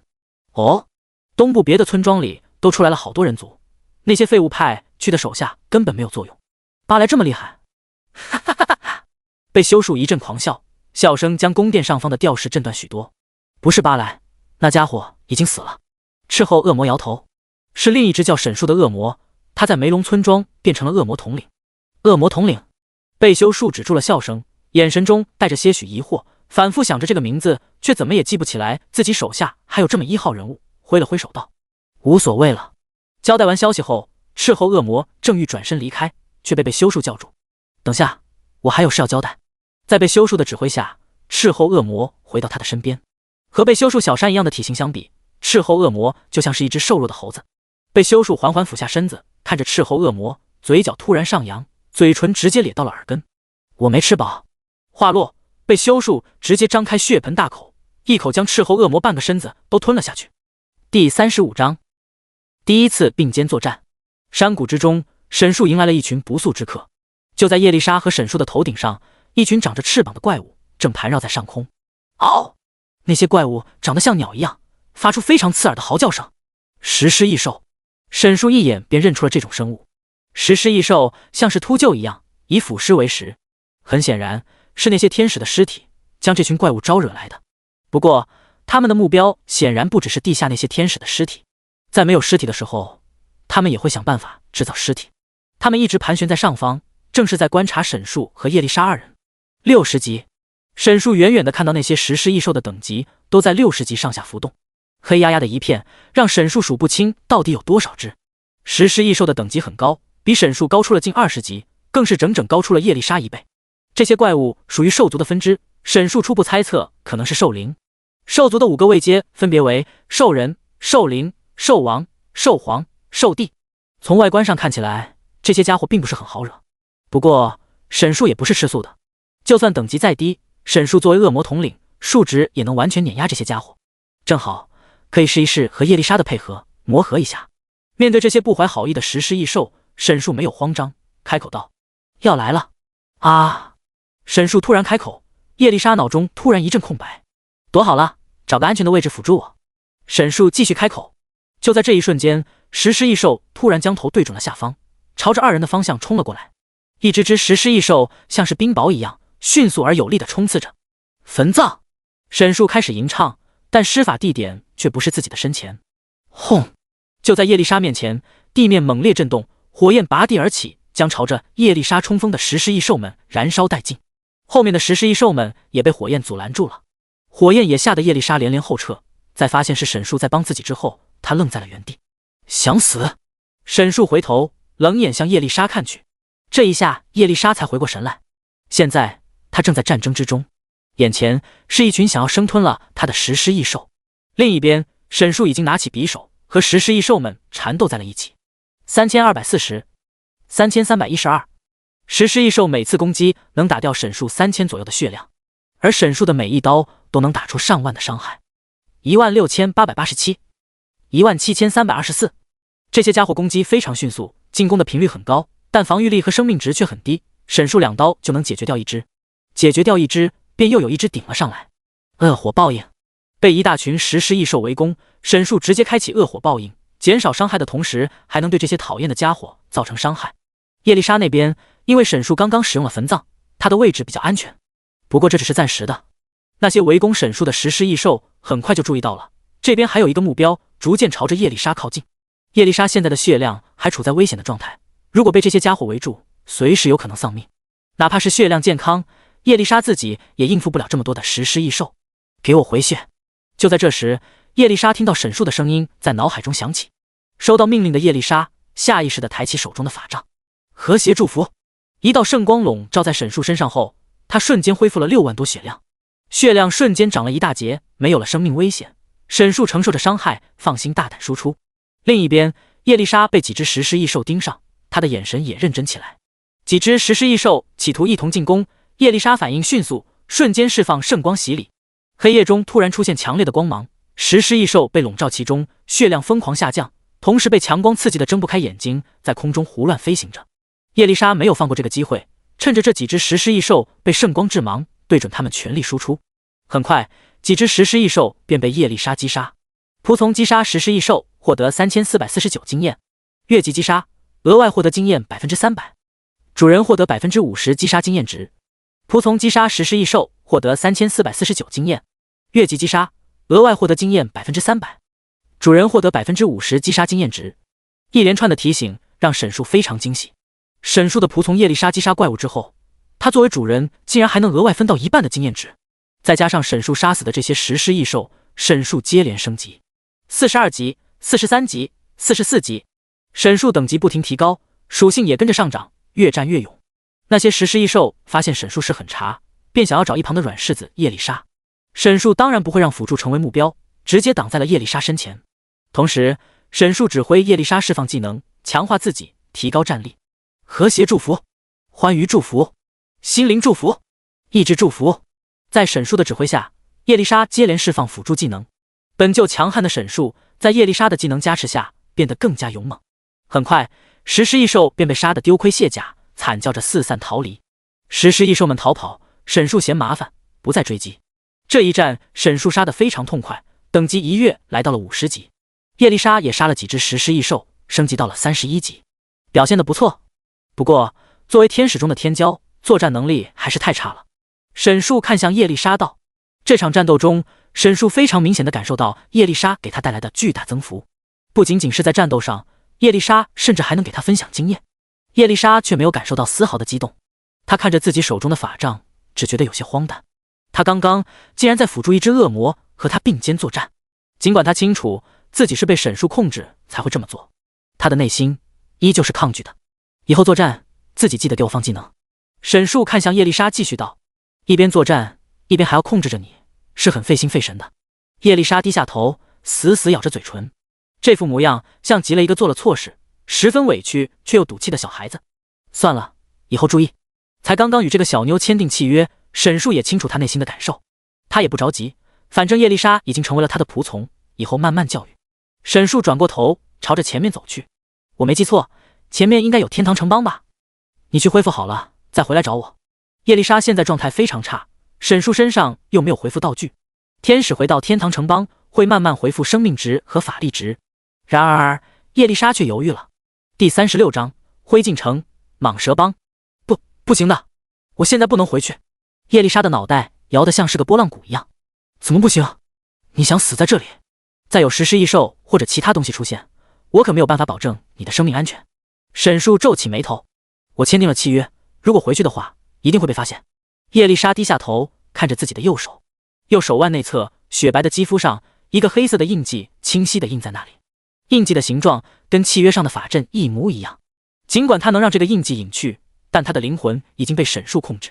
一旦被其他天使发现，后果不堪设想。而且发生了如此羞耻的事情，叶丽莎也没有脸面再回去了。听了叶丽莎的解释，沈树摸了摸下巴。叶丽莎无法回到天堂城邦，沈树目前也想不到太好的恢复方式。如果他是玩家的话，可以在城市里找商人购买补给品，或者找炼金术士炼制药品，又或者自己制作比较低级的恢复品。现在沈树是个 NPC 恶魔，他倒是可以回到地狱。地狱作为恶魔的诞生之地，可以缓慢恢复生命值和法力值，但是叶丽莎就不行了。沈树现在最担心的就是他，刚刚收了这么棒的仆从，要是死了，沈树会心疼死。如果不去天堂城邦，一般的城市应该也可以吧？除了天堂城邦之外，还有不少人族居住的城市。这种城市没有天使的庇护，一般也会有商人和炼金术士。去找一找吧。沈树带着叶丽莎朝着山谷另一端进发。山谷中有着不少的生物、动物、元素生物，还有一些路过的人族和精灵族。不过这些生物见到沈树之后全是避之不及。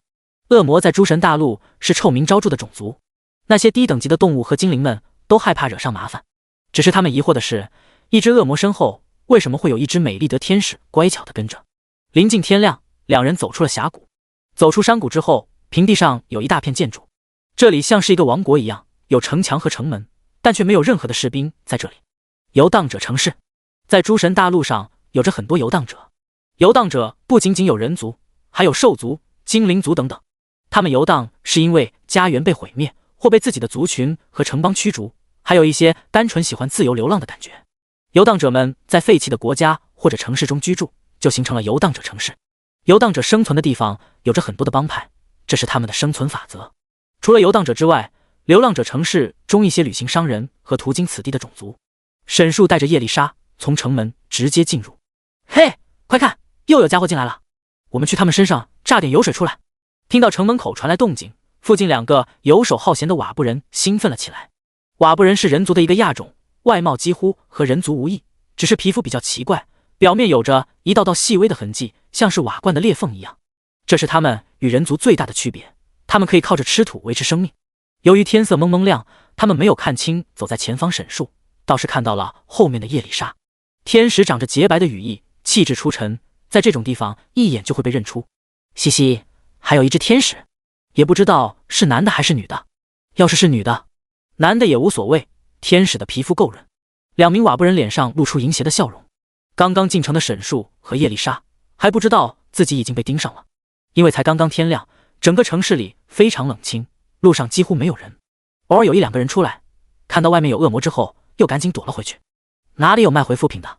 正想着，沈树突然看到前面有一个摊子，前面摆着瓶瓶罐罐的东西。去看看。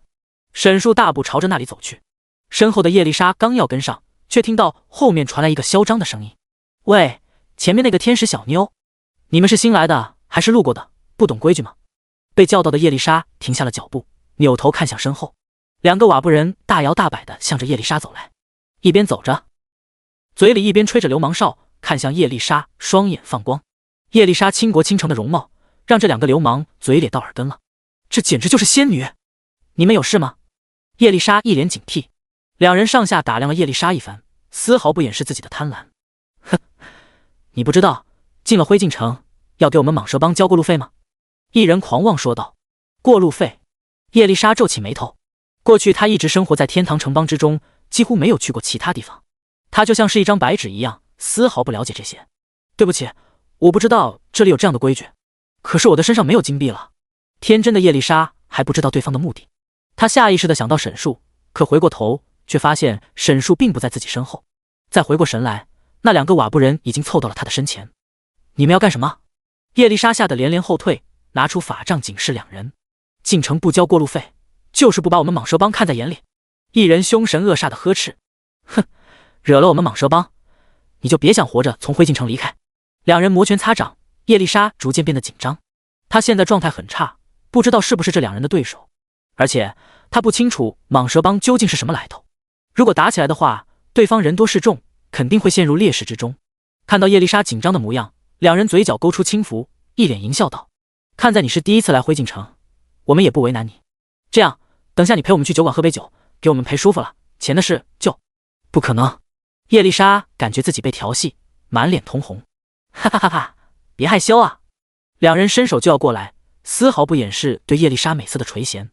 你们不要过来！叶丽莎害怕的不停后退，心中慌张不已。砰！叶丽莎后退了几步，突然撞到了人。她小心回头，叶丽莎的身后映入眼帘的是警示健壮的胸肌。沈树正抱着一堆药剂，低头看着她。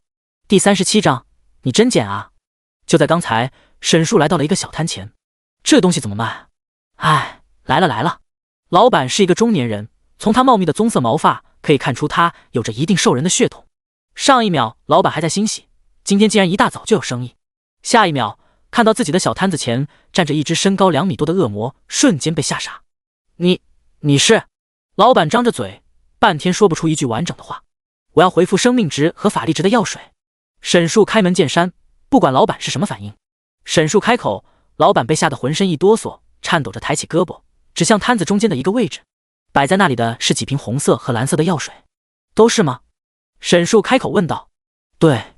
老板的声音小得像是蚊子，生怕自己那句话惹得这位大爷不高兴，直接把自己的摊子给掀了。沈树大手一揽，直接将摊子上所有恢复生命值和法力值的药剂全都揽在手中。多少钱？沈树这一发问，又吓得老板浑身一抖。不要钱不要钱，你都拿走好了。他哪里敢收恶魔的钱，能留自己一条命就很不错了。不要钱？沈树扬起眉头，不知道老板这是什么意思。被沈树盯着的老板吓得说不出话。那谢谢你了。既然老板都说不要钱了，沈树也不客气，抱着药剂扭头就走。刚刚离开摊位，沈树就发现有2个瓦布人围在叶丽莎身前。那2个瓦布人一脸流氓样，叶丽莎看模样很是为难。敢欺负我的仆从，真是活腻了。沈树眼神一冷，2步并作一步出现在了叶丽莎身后。叶丽莎不停后退，一不小心便撞到了沈树身上。看到沈树之后，不知为何，叶丽莎竟然感觉到一阵安心。我这是怎么了？叶丽莎愣在原地。沈树将补给品交给发愣的叶丽莎，绕过她的身前，径直走向那2个瓦布人。你们有事吗？沈树居高临下的看着2人，声音低沉，高大的身材挡住刚刚出来的阳光，将2人笼罩在阴影之中。看到眼前这个长着恶魔角的怪物，瓦布人脸都吓白了。恶魔！2人浑身颤抖，跟刚才嚣张的模样判若两人。他们怎么也想不到，竟然会有恶魔来到灰烬城。恶魔可是诸神大陆最残忍的生物之一。眼前的沈树身材健硕，眼神如同冰刀一般切割着2人的皮肤。沈树站在面前，他们2个连气都不敢喘一下。恶魔领主，那股从地狱带来的死亡气息已经无法抑制，压迫感十足。没事。2人耗尽力气吐出这2个字，想要扭头逃跑，双腿却不受控制的哆嗦。任谁也想不到，一只天使的靠山竟然是恶魔。是吗？沈树声音平静，听得2人满头大汗。他转头看向叶丽莎，他们是不是欺负你了？被问到的叶丽莎有些害羞，咬了咬嘴唇，小声说道：他们说要过路费，可是我没钱，他们就要。叶丽莎的声音越来越小。哦。叶丽莎说了几句，沈树就猜到了经过。这些游荡者帮派经常会打劫过路人或者过路的商人，美其名曰过路费或者保护费，流氓作风。这种地头蛇帮派为非作歹，一般没有人敢惹，都选择花钱息事。只可惜他们惹到了沈树。沈树抬头看向2人，从口袋里摸出一枚金币。你们要钱是吧？沈树将金币丢在脚下。诺，这是给你们的过路费。过路费3个字咬得格外重，每个字都像是剑一样扎在2人心里。2人小心翼翼地抬头，他们看不清沈树的脸，只看到一双泛着红光的眼睛，寒意逼人。捡啊！沈树的声音逐渐放大，透露着几分不满。生气的口吻吓得2人心脏猛跳，汗珠止不住地往下掉。他们互相看了一眼，又看了看地面上反光的金币。终于在沈树的威压之下，一人缓缓低下身子去捡那枚金币。就在他要捡到金币的时候，他突然听到噗呲一声，下一刻他同伴的尸体径直倒在了地面上，一动不动。恐惧让他想要张开嘴大喊，可却喊不出声音。身下一滴血落在了眼前的金币之上，2滴、3滴，他的胸膛被一把刀从后背扎穿了，随后瘫倒在了地上，大口吐着鲜血，只有出气没有进气。沈竹看着地上的2具尸体，像是在看死狗一般，没有任何情绪波动。让你捡你还真捡啊！他转过头，重新回到叶丽莎身边。走吧，我们再去别的地方看看。刚刚买的那些补给品还远远不够2人用的。除了补给品之外，沈树还打算在这边转一转，看看有没有好一点的装备和道具。沈树现在已经升到了41级，也该换一换装备了。哪怕是30级的成装，沈树也感觉不太够用。特别是见过叶丽莎手里的红色武器之后，沈树实在是眼馋。叶丽莎抱着一堆药剂跟在沈树身后，过了好久才平复心情。刚刚发生的一切实在是让叶丽莎无法消化。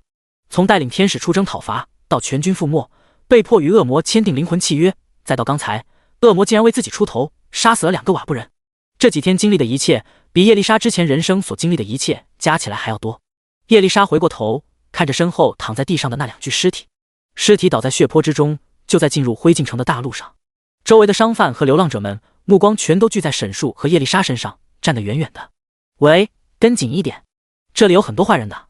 哦，叶丽莎低下头，紧紧跟在沈树身后。她不知道灰烬城最大的坏人其实就在她身边。第38章青蟒红蟒。灰烬城的一处酒馆内，一群5大3粗的兽人正坐在里面。众人之中，一位秃头男子坐在中间，喝着酒，和身边的人有一句没有一句的聊着，时不时发出大笑。他的皮肤表面附着一层青色的鳞片，眼睛如同蛇一样带着危险的凶光。这时，一个人慌张地跑了过来，趴在他耳边说了几句话。竟然有人敢找我蟒蛇帮的麻烦 ！TMD， 不想活了！刚刚还心情大好的男子突然震怒，抬起手来，一掌便将身前的桌子劈得粉碎。他就是蟒蛇帮的主人青蟒。刚才来的小弟告诉他，蟒蛇帮的人死在了城门口，这可是在赤裸裸的挑衅蟒蛇帮。青蟒怒骂了一句，二话不说便带着蟒蛇帮一行人离开酒馆，朝着灰烬城门处冲去。就在城门不远处，果然有2具尸体，地面上躺着尸体，过往的人都绕着走，却没有人敢管，每个人都怕惹祸上身。地上的血迹已经干了，尸体旁边还有一只食尸异兽。青蟒眯起眼睛，下一刻突然暴起，迅速来到食尸异兽身边，胳膊缠在了食尸异兽的脖子上。咔嚓一声，食尸异兽瞬间死亡。他看向地上的2具尸体，认出这2个瓦布人是蟒蛇帮的，他们是负责城门收取过路费的吧？另一个模样与青蟒相似的人走了过来，提醒道：“他是蟒蛇帮的2当家红蟒。”和青蟒不一样，他身上的蛇鳞都是红色的，看起来更加狡诈。那就是城外来的不长眼的家伙了。青蟒翻过脚下的尸体，一枚金灿灿的金币沾满血液，安静地躺在地上。不一定。红蟒机敏的目光扫向周围，问一问就知道了。附近的游荡者和商人们都避之不及。蟒蛇帮是灰烬城的几个大帮派之一，青蟒和红蟒2兄弟生性残暴，做事心狠手辣，在灰烬城内没有人敢招惹他们。红蟒看着附近的人和商铺，目光突然锁定在一个药剂店的老板身上。你有没有看到人是怎么死的？红蟒走到药剂摊子前，他的目光毒辣机敏。这个商铺的老板反应有些奇怪。老板正是卖给沈树药剂的人，准确来说是送给沈树药剂的。红蟒的眼神让老板感觉非常不安，是一只恶魔，很可怕的恶魔，是他杀了蟒蛇帮的人，跟我没有关系。老板赶紧撇清关系，他不敢招惹这群地头蛇。恶魔？听到是有恶魔进入灰烬城，红蟒皱起眉头。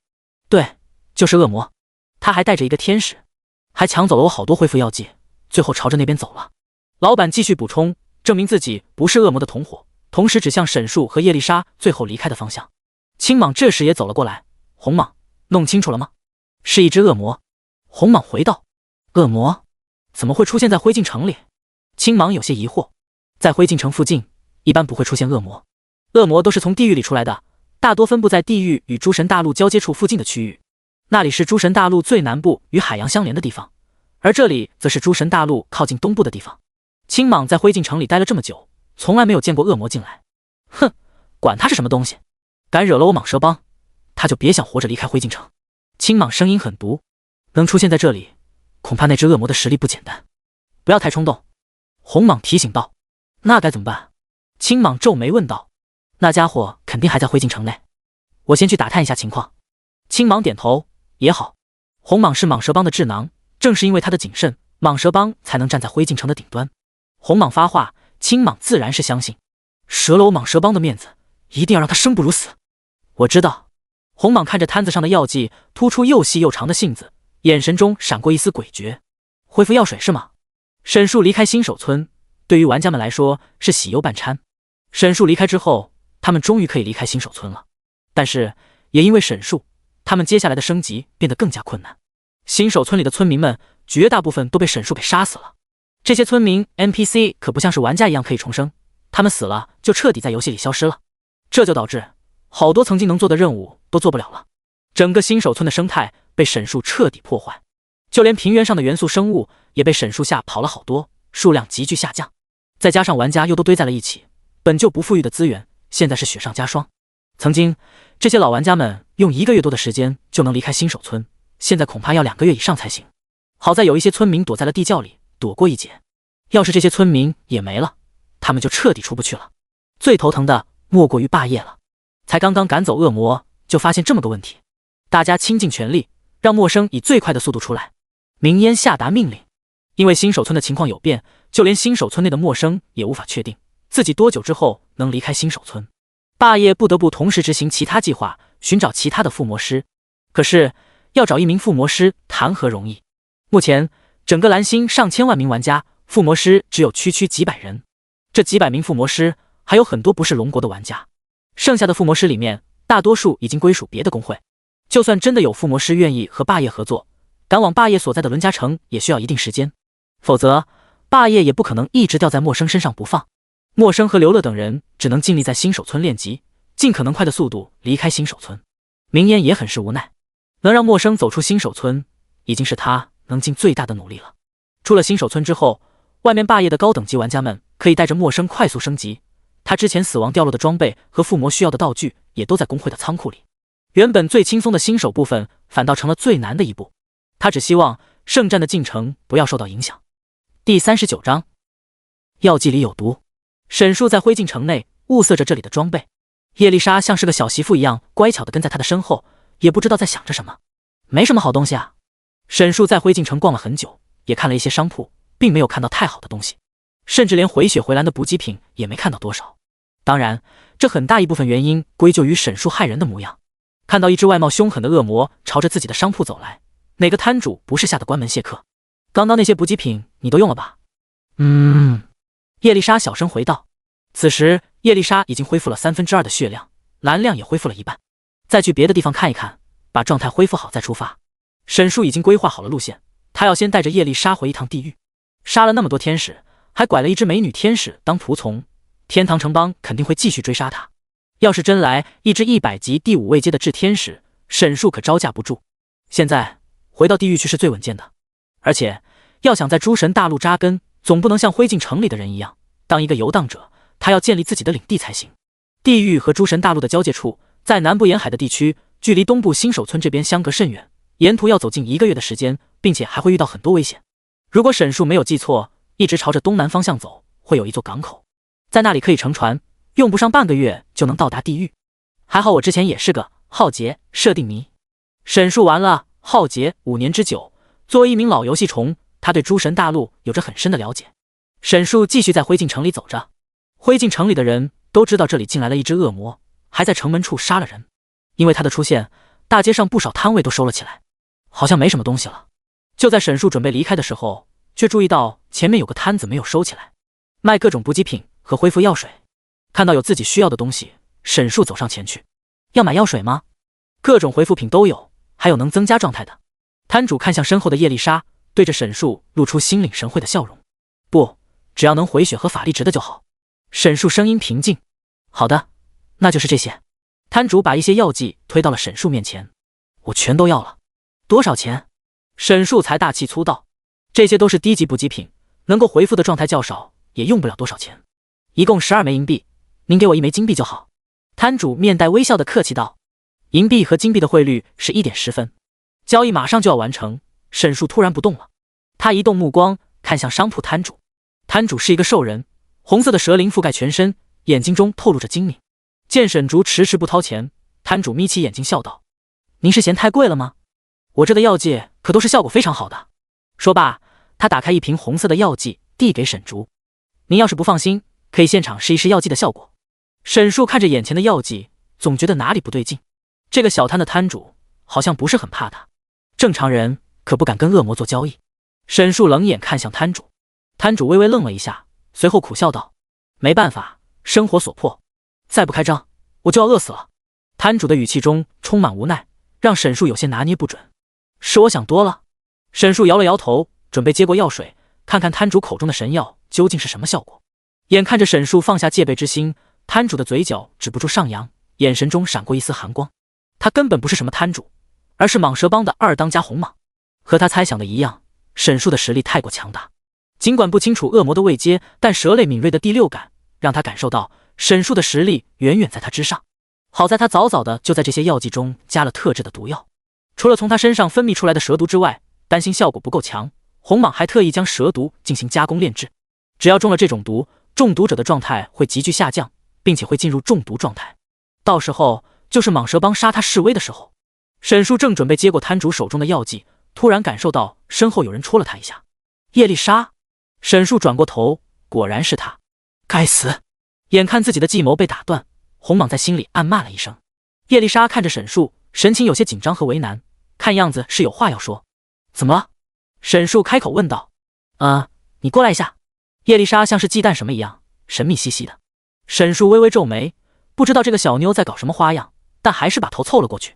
叶丽莎矮了沈树好多，沈树低下头，她垫着脚趴在沈树的耳边，小声说道：“药剂里有毒。”有毒？沈树猛地回头看向摊主，目露凶光。红蟒完全不知道叶丽莎说了什么，突然被沈树这样盯着，浑身被吓得一颤。怎么，老板有什么不满意的地方吗？红蟒隐隐注意到气氛变得不对劲，强装镇定笑道。沈竹声音冰冷道：“我要看看这个药剂好不好用。”听到沈树的话，红蟒连忙把手中的药剂递了过去。那就快试一试吧。沈树摇了摇头：“不是我试。”啊，那是。红蟒将目光看向叶丽莎，下一秒他的眼前突然一黑，随后便感觉到脸上传来剧烈的疼痛。沈树一拳打在了他的脸上。对于这一拳，红蟒没有任何防备，直接被打倒在了地上，面目全非，奄奄一息。红蟒只是兽族中的第2位阶兽灵，等级也只有堪堪50级出头。沈树这一拳险些送他去了西天。然而这一拳只是一个开始。沈树一把掀翻了摊位，低下身子将红蟒一把拉了起来。他的另一只手上是刚刚红蟒给他的药剂。来吧，让我看看这个药剂有多神奇。话落，沈竹掐着红蟒的脖子，对着他的嘴，将整个药剂连同玻璃瓶子一同塞进了他的嘴里。红蟒的脸本就被打得血肉模糊，玻璃碎片划破了他的口腔和咽喉，血和药剂的混合物流进了他的身体里。咳。沈树松开手，红蟒跪在地上，捂着脖子疯狂咳嗽。自身分泌的蛇毒本不会对红蟒造成伤害，只可惜为了对付沈树，他用的是特殊炼制过的蛇毒，就连他自己也承担不住。神药不仅没能救他的命，反而火上浇油，把他向死神推了一把。短暂的挣扎过后，红蟒口吐白沫，惨死在了街头。第40章蟒蛇帮覆灭。同一时间，青蟒正在不远处，蟒蛇帮众在此处聚集，一副蓄势待发的模样。他们在等红蟒的消息，只要红蟒下毒成功，他们便会冲过去，让沈树暴尸街头。老大，不好了，红蟒被人杀了！就在这时，一个小弟仓皇跑来，说出了这个令所有人都意外的消息：红蟒被杀了！青蟒一声怒吼，吓得周围帮众都不敢吱声。我要将他们碎尸万段！青蟒怒不可遏，发了疯一般冲了出去。蟒蛇帮众跟在他的身后，一行人浩浩荡荡，吓得游荡者们纷纷躲了起来。来了！沈树注意到远处传来急促的脚步声，回过头，身后来了一群人，为首的人正是青蟒。弟弟！青蟒看到沈树脚下死得不能再死的红蟒，目眦欲裂。肃杀的街道上，两人的目光在空气之中接触。去死！青蟒瞬间出击，仇恨让他失去了理智。红蟒是他的亲生手足，如今就惨死在他的面前，青蟒没有办法理智。他甚至不清楚沈树究竟是什么实力。找死！沈树一声冷哼。青蟒70级，第3位阶兽王，实力超群。然而他的对面是更加恐怖的沈树。之前面对第3位阶的天使围攻，沈树都游刃有余，更不要提青蟒了。青蟒如同闪电一般的速度，震慑住在场的所有人，但在沈树眼中，他就像是个小孩一样。近身到沈树身边，青蟒这就要出手绞住沈树，将其绞杀。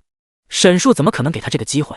就在青蟒出手的前一刻，沈树用更加恐怖的速度一拳朝着青蟒的胸部打去。14750，砰！一声闷响过后，青蟒瞪大眼睛，身体腾空飞出几米。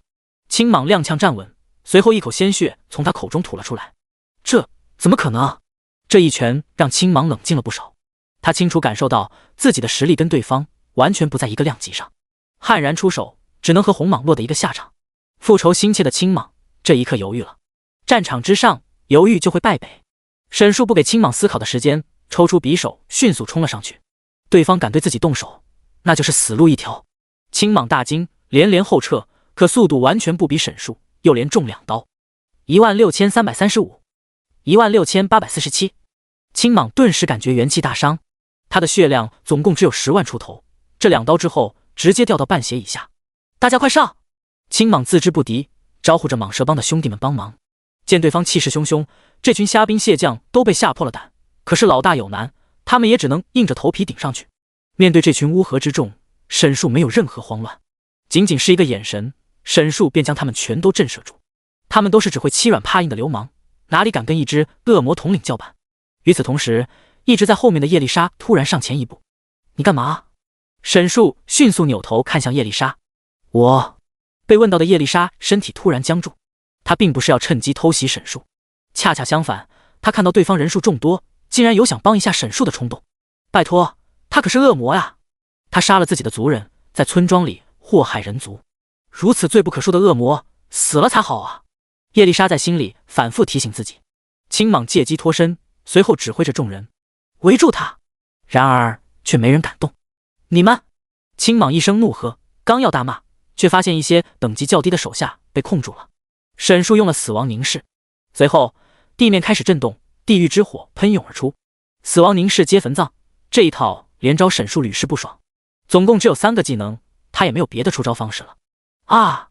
火焰吞噬了那些被控制住的蟒蛇帮众，还有等级较高没有被控制的，躲闪不及也被波及到。不要！看到又有人要死在沈树手下，叶丽莎心中的仁慈让他忍不住喊了出来。沈树自然不会听叶丽莎的话。火焰过后，地上横尸遍野，幸存的一些蟒蛇帮众发了疯似的逃命，他们就像是猎物一样被沈树逐个捕杀。青蟒看到眼前的尸体，瞬间感觉有些恍惚，自己在灰烬城打拼多年建立的王朝就被沈树这一把火拳给烧了，他无比的愤恨，却没有任何办法。接下来是王朝覆灭的最后一步，沈树已经来到了他的身前，斩草除根，沈树不打算留任何一个活口。啊！青蟒怒吼一声，拼尽全力出拳。6517，沈树懒得躲这不痛不痒的一拳，反手朝着青蟒身上又是一刀。狂蟒缠绕，青蟒硬抗沈树一击，趁势放出技能。青蟒的身体突然变得柔软，像是水一样，胳膊瞬间缠绕在沈树的脖子上。受死！52274，这一个缠绕技能竟然直接打掉了沈树5万多滴血，这是青蟒最强的技能。如此强大的技能，若是换作同一水平的人中了这一击，必然会被青蟒扭转局势。然而沈树比青蟒整整高出一个位阶，两人直接巨大的实力鸿沟，可不是青蟒一个技能就能够扯平的。5万滴血才是沈树总血量的1/10不到。沈树伸出手，硬生生将青蟒缠在自己脖子上的胳膊扯开，奋力一甩，直接将青蟒丢在了地上，摔得他七荤八素。没有任何的停顿，沈树抽出匕首，紧接着刺向青蟒。一刀下去，青蟒的血量已经见底，似乎是意识到自己已经没有了翻盘的可能，面对这一刀，青蟒停止了反抗，等着刀锋刺到自己身上。沈树毫不客气，不管青蟒是什么反应，一刀刺在了他的身上。0！沈树这一击竟然没有造成任何伤害，刺空了。沈树皱起眉头，发现自己刀下的竟然是一张蛇皮，而青蟒本人已经趁机逃远了。竟然还有这种技能，这一招蜕皮是沈树始料未及的。不过青蟒根本逃不出他的手心，青蟒逃跑的方向正是叶丽莎所在的方向，使用圣光洗礼杀了他。沈树看向叶丽莎，两人相隔甚远，声音却在叶丽莎脑海中响起。第41章兽蟒之皮，杀了他。叶丽莎小声重复着，看着距离不远的青蟒，神情有些恍惚，而他的双手已经将法杖举了起来。圣光洗礼，他无法控制自己的身体，圣光降临在青蟒头顶，一心想着逃命的他根本没有注意到这一点。哈哈，逃掉了！劫后余生的青蟒一阵狂笑，下一刻却被一道圣光夺走了性命。至此，在场的蟒蛇帮众全部死亡，蟒蛇帮的帮主和二当家相继去世，蟒蛇帮就此从灰烬城除名。这蛇皮应该有点用处。沈树捡起地上青蟒褪下的蛇皮，毕竟是兽王级别兽人身上掉的东西，沈树凭借自己多年的经验断定，它肯定有点价值。果然和沈树想的一样，这竟然是一个橙色道具。兽蟒之皮，兽王、蟒蛇类兽人褪下的皮，十分珍贵，有着极好的延展性。看到延展性3个字，沈树一阵兴奋。在浩劫中，道具的介绍相当于提示玩家这个道具的作用。只要是浩劫老玩家都清楚延展性3个字所代表的含义。有延展性，说明可以做空间类的道具。新手村玩家人手一个的储物袋就是空间类道具。这种道具不是最稀有的，但却是玩家的刚需。越好的空间类道具，能收纳的东西越多，还可以减少负重，从而减少移速损耗。没有人愿意挂着一身的东西战斗。用这个橙色的道具做出来的空间类道具至少是紫色的。沈树从玩家身上拔下来的储物袋是白色道具，最多就能装10件道具。换作是紫色的空间类道具，至少能装100件道具。运气好的话，说不定还能有特殊词条。这么看来，费点劲灭掉蟒蛇帮也是值得的。沈树平静地走过一个个尸体，重新回到叶丽莎身边。看样子这里买不到恢复药品了，不过状态也恢复得差不多了，明天一早我们就可以出发了。在灰烬城里待了一整天，除了恢复了一些状态之外，和那张蛇皮再无其他收获。沈树决定明天一早就出发。现在天色已晚，沈树带着叶丽莎寻找休息的地方。自从变成恶魔之后，沈树连着好多天都没有休息了，身体状态倒是很不错，精神上有些疲惫，需要休息一下，要找个舒服一点的地方。沈树现在很希望有一张柔软的大床，舒舒服服地躺在上面，再加上身边这位身材完美、倾国倾城的美女，可以任意支配。想到这，沈树的嘴角比 AK 还难压，他已经迫不及待了。沈树人生地不熟，不知道灰烬城里哪里有落脚的地方，想找个城里的人打听一下，可是大家都被他给吓跑了，方圆几里之内估计都没有人。那就去灰烬城中间的那个城堡看看吧。中间的城堡应该就是灰烬城没有覆灭前王室所居住的地方。现在不知道是什么人住在里面，也许是灰烬城里最强的势力。不过对方再强也强不到哪里去。蟒蛇帮这种虾兵蟹将都能在这里威风，城堡现在的主人恐怕也没什么本事。走吧，我们去城堡里看看。沈树指向灰烬城中心的方向。叶丽莎站在原地，看着地面上成堆的尸体，鲜血流满了整个街道，在夕阳的照映下触目惊心。作为治疗与仁慈天使的继承人，这些在叶丽莎眼中更加刺眼。你真是个恶魔，叶丽莎喃喃道。这不是废话，我不是恶魔还能是人类不成？沈树轻笑了一声。叶丽莎也意识到自己的话有些搞笑，抬起头来盯着沈树看了看，认真的重新说道：十恶不赦，嗜杀成性的恶魔，是吗？这满地的尸体，你以为跟你就没有一点关系吗？沈树低下头，认真看着叶丽莎粉嫩的脸，反问道。被盯着的叶丽莎有些心虚，连忙解释：不是的，我是在你的控制下才杀死他的。呵呵，你是不是忘了是蟒蛇帮的人先找了你的麻烦？要不是因为你，我也不会和蟒蛇帮起冲突吧？沈树上前一步，步步紧逼。你觉得这些杂碎敢找一个恶魔的麻烦，还是一个可怜楚楚的天使？叶丽莎后撤半步，小脸瞬间变得像红苹果一样，让人忍不住想要上去咬一口。沈树说的没有错，当时确实是他先被蟒蛇帮的人刁难，才导致了之后发生的一切。叶丽莎说不出话，沈树继续开口：泛滥的仁慈只会害了你。这些躺在地上的尸体，生前都是在这里欺男霸女、为非作歹的流氓。你们天使不都是嫉恶如仇吗？对这些家伙也有怜悯之心。叶丽莎一时间无话反驳，因为沈树说的都是对的。我只是不希望世界上有人遭受苦难。叶丽莎小声为自己辩解。那恶魔呢？沈树反问。恶魔的邪恶是与生俱来的，必须要被消灭掉。叶丽莎毫不犹豫道，说完便有些后悔。在他面前，现在就站着一只可以主宰他生死的邪恶恶魔。既然这样，你为什么要提醒我？那瓶药剂里有毒？难道你对恶魔也有恻隐之心？沈树挑起眉毛。叶丽莎摇了摇头。不是的，我是治疗与仁慈天使的继承者，对于回复药剂有特殊的感知。除了那瓶药剂之外，其他的药剂里也都有毒。那些药剂都是你给我买用的，我是怕我自己会中毒。叶丽莎的神情非常认真，认真的甚至有些可爱。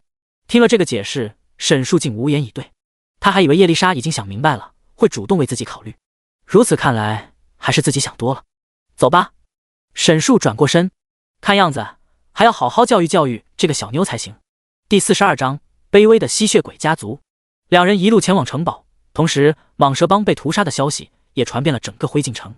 曾经在城里叱咤风云的蟒蛇帮就这么突然覆灭了。因为这件事，游荡者们纷纷躲了起来，整个灰烬城都变得冷清了。罪魁祸首沈树正带着叶丽莎朝着灰烬城中新的方向走去。同一时间，城堡里住着的人还毫不知情，蟒蛇帮竟然被人给灭了。没错，灭掉蟒蛇帮的人是城外来的恶魔。你确定这个消息是真的？城堡内，一个身穿燕尾服的男子正坐在餐桌前，他的身旁是一位文质彬彬的老者。男子的皮肤惨白，说话的时候能看到嘴里长着尖尖的牙齿。他名叫莱恩斯奇·弗兰特，是一名吸血鬼。在他身边的是他的管家。莱恩斯奇曾经是吸血鬼中某个贵族的嫡系，但在争夺权力之中失利，被家族所驱逐。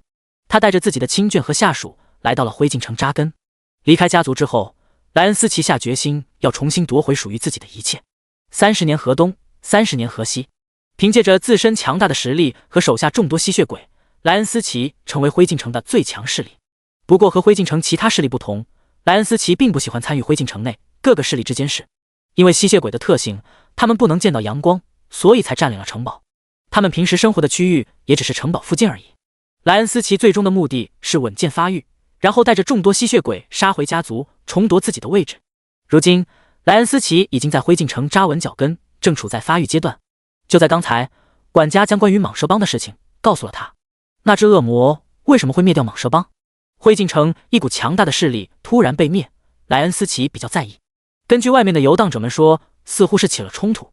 管家回道，对方是一只恶魔和一个天使一起。关于蟒蛇帮被灭的事情，灰烬城内说法纷纭，管家不在现场，并不清楚具体的情况。应该是这样。莱恩斯奇比较认可这个说法。同作为灰烬城的势力首脑，莱恩斯奇的实力没比青蟒高出多少。莱恩斯奇75级，和青蟒一样，处于吸血鬼第3位阶，吸血鬼伯爵。真是不太平啊！莱恩斯奇深吸了一口气，他就怕那只恶魔要在灰烬城立足，要清理掉这里全部的势力。对方能在1天之内灭掉整个蟒蛇帮，那也能在1天之内灭掉他的吸血鬼家族。他不想招惹麻烦，只想安稳发育，完成自己的复仇大计。希望那家伙别来找上我。莱恩斯奇默默祈祷。话音刚落，他突然听到一声巨响，砰！城堡的大门被打开了。正在进餐的莱恩斯奇皱起眉头，露出口中的长而尖利的獠牙。什么人，竟敢如此大胆，闯入我弗兰特家族的城堡？在灰烬城里，莱恩斯奇已经好久没见到有人敢如此大胆。上一个这么硬闯的人，已经变成了莱恩斯奇的食物。正好，我很久没有活动筋骨了。莱恩斯奇转了转脖子，摘下胸前的餐布，缓缓起身。少爷，别！就在这时，管家突然拉住了他。怎么了？莱恩斯奇皱起眉头。老管家看着门外的身影，小心凑到莱恩斯奇身边，低声道：对方好像是灭掉蟒蛇帮的恶魔。随着老管家的声音，门外的不速之客缓缓走进城堡之中。在月光和炉火的照耀下，莱恩斯奇看清了来客的全貌。一只身材魁梧、杀气十足的恶魔，还有一个天使躲在恶魔的身后。这个组合不正是传闻中灭掉整个蟒蛇帮的那2个家伙吗？真是怕什么来什么。莱恩斯奇看向两人，目光恰好和沈树相对。他瞬间浑身僵硬，在昏暗的光线之下，沈树那双泛着红光的眼睛就像是杀红了眼的杀神一样，让人闻风丧胆。莱恩斯奇肯定对方就是灭掉蟒蛇帮的人。灰烬城内的人哪里有人敢这么直闯他莱恩斯奇的地盘的？这凶狠的模样和凌厉的眼神，还有沈树手中一张青色的蛇皮，在黑夜中行走，以饮血为乐的吸血鬼，这一刻被沈树吓得像小宝宝一样。莱恩斯奇不敢乱动，他现在根本不知道对方是什么态度。刚刚他说的话，若是被对方听到，已有取死之道。还真有人啊！沈树缓缓开口，恶魔的低语让莱恩斯奇脊椎发凉。就在这时，城堡里其他的吸血鬼都听到了这边的声音，全都聚了过来。沈树看着这些吸血鬼，脸上勾出玩味的笑容。这一幕吓得莱恩斯奇倒吸一口凉气，赶紧开口：嘿嘿，有客人来访，你们不用担心，继续回去做自己该做的事。莱恩斯奇一声令下，吸血鬼们都乖乖地退下。要是这些手下惹得沈树不满意，弗拉德家族说不定就要被灭门了。哈哈，不知二位深夜拜访，有何贵干啊？莱恩斯奇一脸陪笑道。眼前这个家伙随时都会要了自己的性命，他根本惹不起。沈树也不废话，开门见山：“你这里这么大，应该有过夜的地方吧？”过夜？莱恩斯奇愣了一下，随即疯狂点头：“有的，有的，这里各种过夜的房间都有，不知道二位需要什么样？”好端端的吸血鬼城堡主人，现在变得像酒店前台一样，床越大越好。沈树提出自己的要求。好好好，莱恩斯奇态度十分热情，转头看向老管家：“快带客人去房间，别让人家在这里等着了。”哦，好的。管家才回过神来，毕恭毕敬地带着沈树和叶丽莎一起去了城堡的2楼，招待好客人。看着3人的背影，莱恩斯奇不忘嘱咐。等到3人从视线中消失，他才松了口气。莱恩斯奇瘫坐在椅子上，汗水打湿了高雅的燕尾服。他举起酒杯，喝了口鲜血压惊。真是太恐怖了。面对沈树的瞬间，是他感觉这么多年来距离死亡最近的一次。还好，他不是来找麻烦的。莱恩斯奇拍了拍胸口。这短短的几分钟，莱恩斯奇甚至没有弄清楚情况，但却感觉过了1个世纪一样漫长。希望他只是单纯的来过夜的。正想着，老管家从楼上下来。怎么样？他们究竟是什么意思？莱恩斯奇压低声音问道。他们确实是来过夜的，我把他们带到了您的主卧。老管家回道。我的主卧？没错，那里的床最大。算了，那我今晚随便找个房间睡好了。莱恩斯奇可不敢招惹对方，别说是一间房子，就是沈树现在提出要了整个城堡，他也得拱手相让。老管家这时摇头道：“这个恐怕不行。”怎么了？莱恩斯奇不解。那个恶魔说我们在城里太吵了，要我们今晚出去睡。老管家无奈道：“嘶！”莱恩斯奇倒吸一口冷气。现在我们该怎么办？老管家问道。莱恩斯奇深吸了一口气。没关系，出去将就一晚上也没什么，趁着天亮之前躲回来就好了。正好我也很久没有出动了，今晚出去活动一下筋骨。莱恩斯奇整理了一下衣服，已经准备好了出发。吸血鬼本就是夜间行动的生物，沈树这个要求虽然过分，但并不会对吸血鬼造成多大的伤害。今晚让所有吸血鬼都离开城堡，不许靠近城堡半步。莱恩斯奇下了死命令。不过，要是过了今晚，他们还不走的话，老管家眯起眼睛，主人的意思是，那我们就要换个地方安家了。莱恩斯奇扶着下巴认真道。第43章，要不要我帮你？这些吸血鬼还是很懂事的，比那蟒蛇帮听话多了。沈树站在窗户旁，看到吸血鬼们全都离开了城堡，满意的点了点头。这些家伙在城堡里会影响沈树今晚的发挥。他转头看向床边的叶丽莎，脸上露出玩味的笑容。现在整个城堡里就剩我们2个了。叶丽莎听了这话，脸瞬间红到耳根。她已经猜到了沈树的意思。沈竹朝着叶丽莎慢慢走去，叶丽莎慌张的低下头，紧张和不安让叶丽莎手足无措。沈树伸手抚摸着叶丽莎的脸颊，将她的头扬起，正对着自己。叶丽莎努力扭过头，不敢直视沈树，眼神飘忽不定。她奋力想要挣脱沈树的魔爪。安静一点。沈树开口，低沉的声音像是命令一般，让叶丽莎动弹不得。等一下你乖乖听话，能少吃一点苦。沈树趴在叶丽莎耳边说道。在战斗中完全受自己控制，2人配合完全不是一种感受。不行。叶丽莎的内心无法平静，小声喃喃道。不由叶丽莎所想，沈树伸出另一只手，一把将叶丽莎搂进怀里。第一次亲密接触，沈树体会到了这位在玩家中有着极高人气美女天使的魅力。宛如婴儿般嫩滑的皮肤，吹弹可破，近乎完美的身材让人无法自拔。特别是叶丽莎精致的脸上，楚楚可怜的模样，更能激起无尽原始的欲望。叶丽莎每一次呼吸像是带着神秘的香气一样，摄人心魄。被沈树搂在怀里，叶丽莎完全失去了思考，身体没有了任何力气，像是丢了魂一样，瘫倒在沈树的怀里。昏暗的光线下，叶丽莎看着沈树的脸，和那些长相极为恐怖、没有人形的恶魔不一样，沈树并不丑陋。恰恰相反，因为没有什么远古撒旦的血统，他除了有恶魔角之外，外貌几乎和人族一样。只是因为体型的缘故，沈树看起来更加有压迫感。特别是那双红色的眼睛。这一瞬间，叶丽莎发现自己竟然在认真欣赏这只恶魔。她不知道这是灵魂契约的原因，还是自己的原因。二话不说，沈树直接将叶丽莎推倒在床上。失去反抗能力的叶丽莎陷入在柔软的床上，洁白的床单，叶丽莎红着脸躺在上面。这场画面极了古典油画中的场景。这次真的糟了。接下来攒进的节目就不是很好描述了。等到叶丽莎再次清醒的时候，他发现自己正一丝不挂地躺在床上。因为这里是吸血鬼生活的城堡，窗户都被窗帘封得死死的，看不到外面究竟是白天还是黑夜。叶丽莎也不记得自己睡了多久。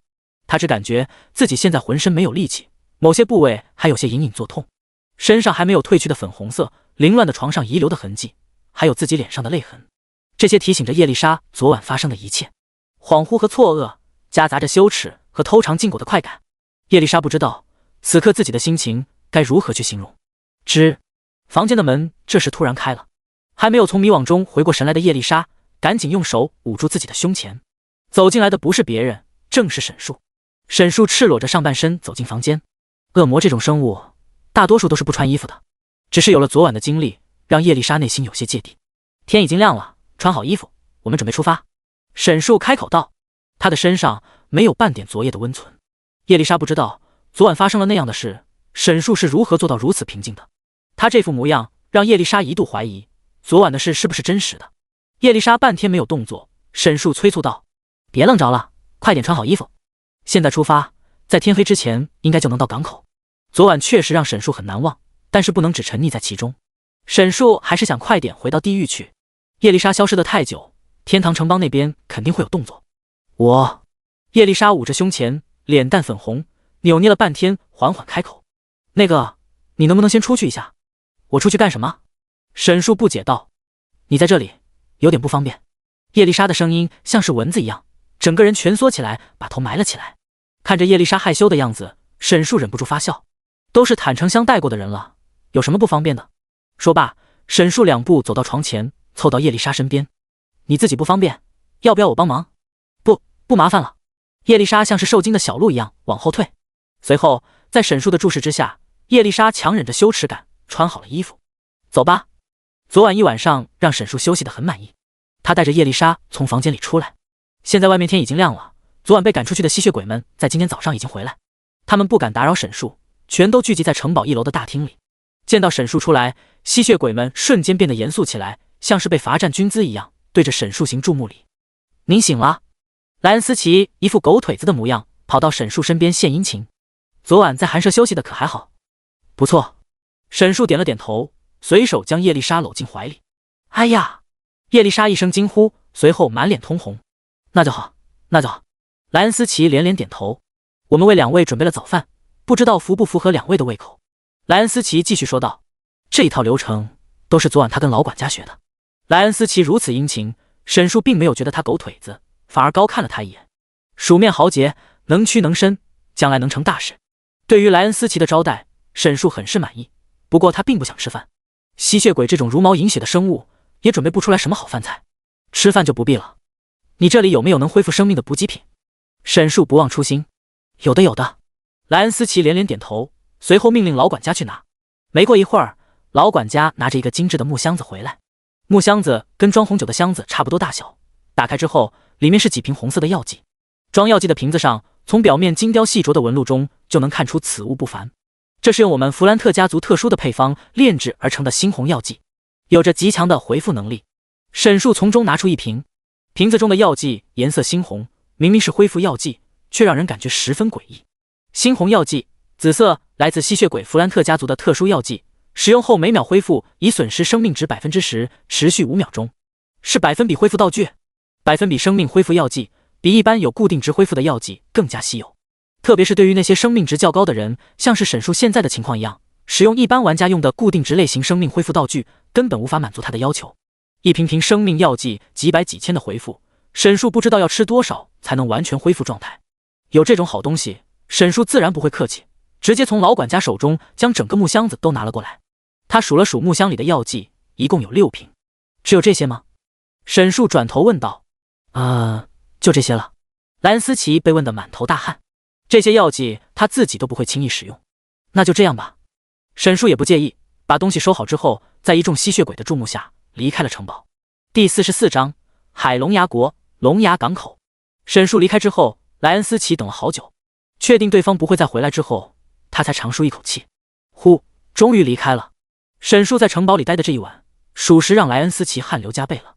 俗话说得好，伴君如伴虎。莱恩斯奇跟沈树说的每一句话都是小心翼翼的。好在现在一切都已经过去了，除了过得委屈了一点，莱恩斯奇也仅仅是损失了几瓶珍贵的药剂而已。和蟒蛇帮比起来，已经算是万幸了。不行，从今往后必须加快速度，提升实力。莱恩斯奇自从离开了家族之后，一直活得畏畏缩缩，哪怕在灰烬城内占据顶尖的位置，做事也是谨小慎微。他已经受够了这种生活。如果我没有被驱逐，而是成为了弗兰特家族的领袖，我也不用过这样的生活。莱恩斯奇暗自发誓，一定要夺回属于自己的一切。如今蟒蛇帮被灭门，灰烬城内的势力也要重新洗牌了。今夜让灰烬城知道谁才是这里的主人。莱恩斯奇狠下心来，他只有占领更多资源，才能更快提升实力。这一夜，莱恩斯奇带领着众多吸血鬼在灰烬城内示威。原本已经做好和其他势力冲突的准备，结果今晚的行动异常顺利。莱恩斯奇不知道的是，就在今早沈树离开吸血鬼城堡的时候，被路过的人看到了。随后，莱恩斯奇与恶魔相识的事情传遍了整个灰烬城，甚至有人猜测蟒蛇帮覆灭就是莱恩斯奇借沈树之手所做。谣言越传越怪，莱恩斯奇就这样莫名其妙成为了灰烬城的霸主。而传言的另一位主人公，此时已经到了港口附近，海龙牙国龙牙港口，这是诸神大陆东南部最大的港口。在这里，你可以乘船去诸神大陆任何一个临海的地方。沈树还是玩家的时候，曾因做任务来过这里2次，对这里的乘船流程比较熟悉。龙牙港口在海龙牙国之内，要想乘船要先到城里去。这里比灰烬城要大得多得多，并且不是游荡者城市，是有真正的统治者的。然而，因为龙牙港口的缘故，这里比一般的游荡者城市还要混乱。两人沿着海龙牙国前的路朝着城里走去，路上有不少人也在往海龙牙国赶。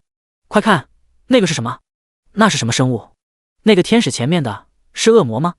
长着恶魔角，就是恶魔。天哪，怎么会有恶魔出现在这里？沈树的出现让路人们纷纷避让，他们大多是没有什么战斗力的生物，看到恶魔就像是看到了恶棍一样，敬而远之。这种来自地狱的生物有多么残忍邪恶，诸神大陆上人尽皆知。沈树并不在意这些，径直来到了海龙牙国门前。外来人进入海龙牙国需要进行记录，如果是商队的话，还需要额外缴纳一笔费用，还要排队啊。沈树来到城门前，排了好长的一条队。因为城内的龙牙港口，这里是重要的交通枢纽城市，来往的人有很多。守城的士兵需要确保进入海龙牙国的生物不会对城内其他生物造成危险，所有需要挨个记录盘问。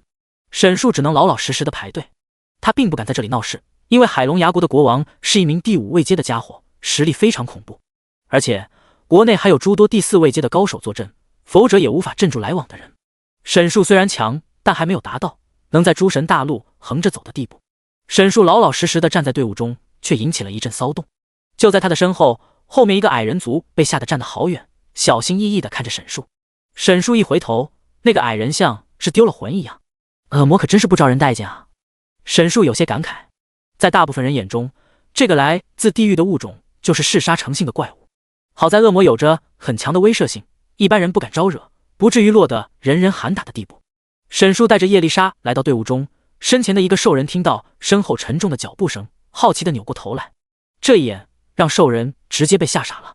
他看着自己身后一个长着恶魔角的高大红色怪物，吓得说不出话来。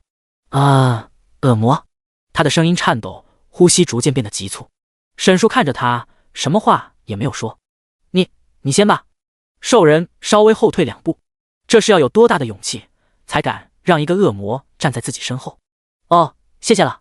沈树有些意外，没想到这个兽人竟然因为害怕，主动给自己让位置。这么看来，恶魔不受待见也是有好处的。兽人退到后面去，队伍前面的其他人也注意到了这边的情况，大家纷纷回头，随后便看到了队伍中最突出的那位。沈树体型高大，再加上显眼的外表，在队伍中一眼就会被看到。这一下引发了人群的骚乱。在这片生活的生物们都没怎么见过恶魔，只是在故事和传闻中听说过这种残忍的生物。之前我在南部生活的时候见过恶魔，他们非常残忍，连自己的同伴都杀。我听妈妈讲过，恶魔是世界上最邪恶的生物，没有之一。我的天啊，这里怎么会有恶魔啊？他不会把我们都杀了吧？大德鲁伊保佑我平安。因为身份特殊，没有人敢站在恶魔前面，大家都纷纷给沈树让位置。这下原本还需要几10分钟才能排到头的队伍，沈树没有任何阻拦的带着叶丽莎走到了最前方。你是恶魔？守城的士兵看着眼前这只高大的恶魔，一时间不知所措。海龙牙国每年来往无数人，各种各样的生物都有，唯独没有见过恶魔。恶魔从来都是直接攻击别人的，哪里有这么礼貌排队进城的？虽然说沈树也没怎么排队。怎么，恶魔不能进城吗？沈树缓缓开口，语气中带着些许不满，吓得几位守城士兵连退几步。第45章，进城，快去叫队长！几个守城士兵与沈树保持距离，一个个剑拔弩张，一副严阵以待的模样。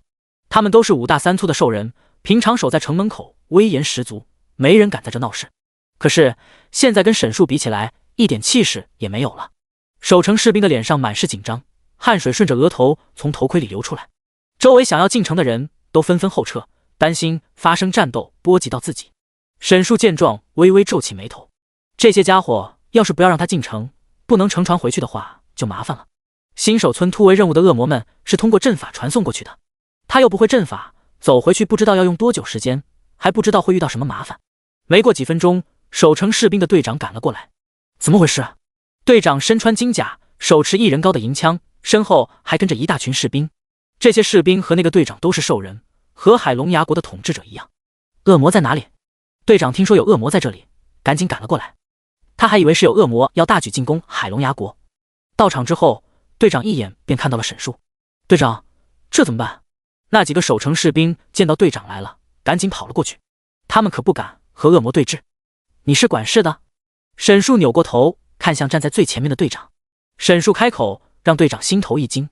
作为守城士兵们的队长，他也见过不少世面，但还没和恶魔打过交道。队长试着和沈树交流，发现他身边还有一个天使跟他是一起的。你们是要做什么？当然是进城了。沈树沉声回道。进城？这……队长一瞬间犹豫了。让一个恶魔进城，这实在是太不安全了。一旦让对方进城，势必会造成恐慌。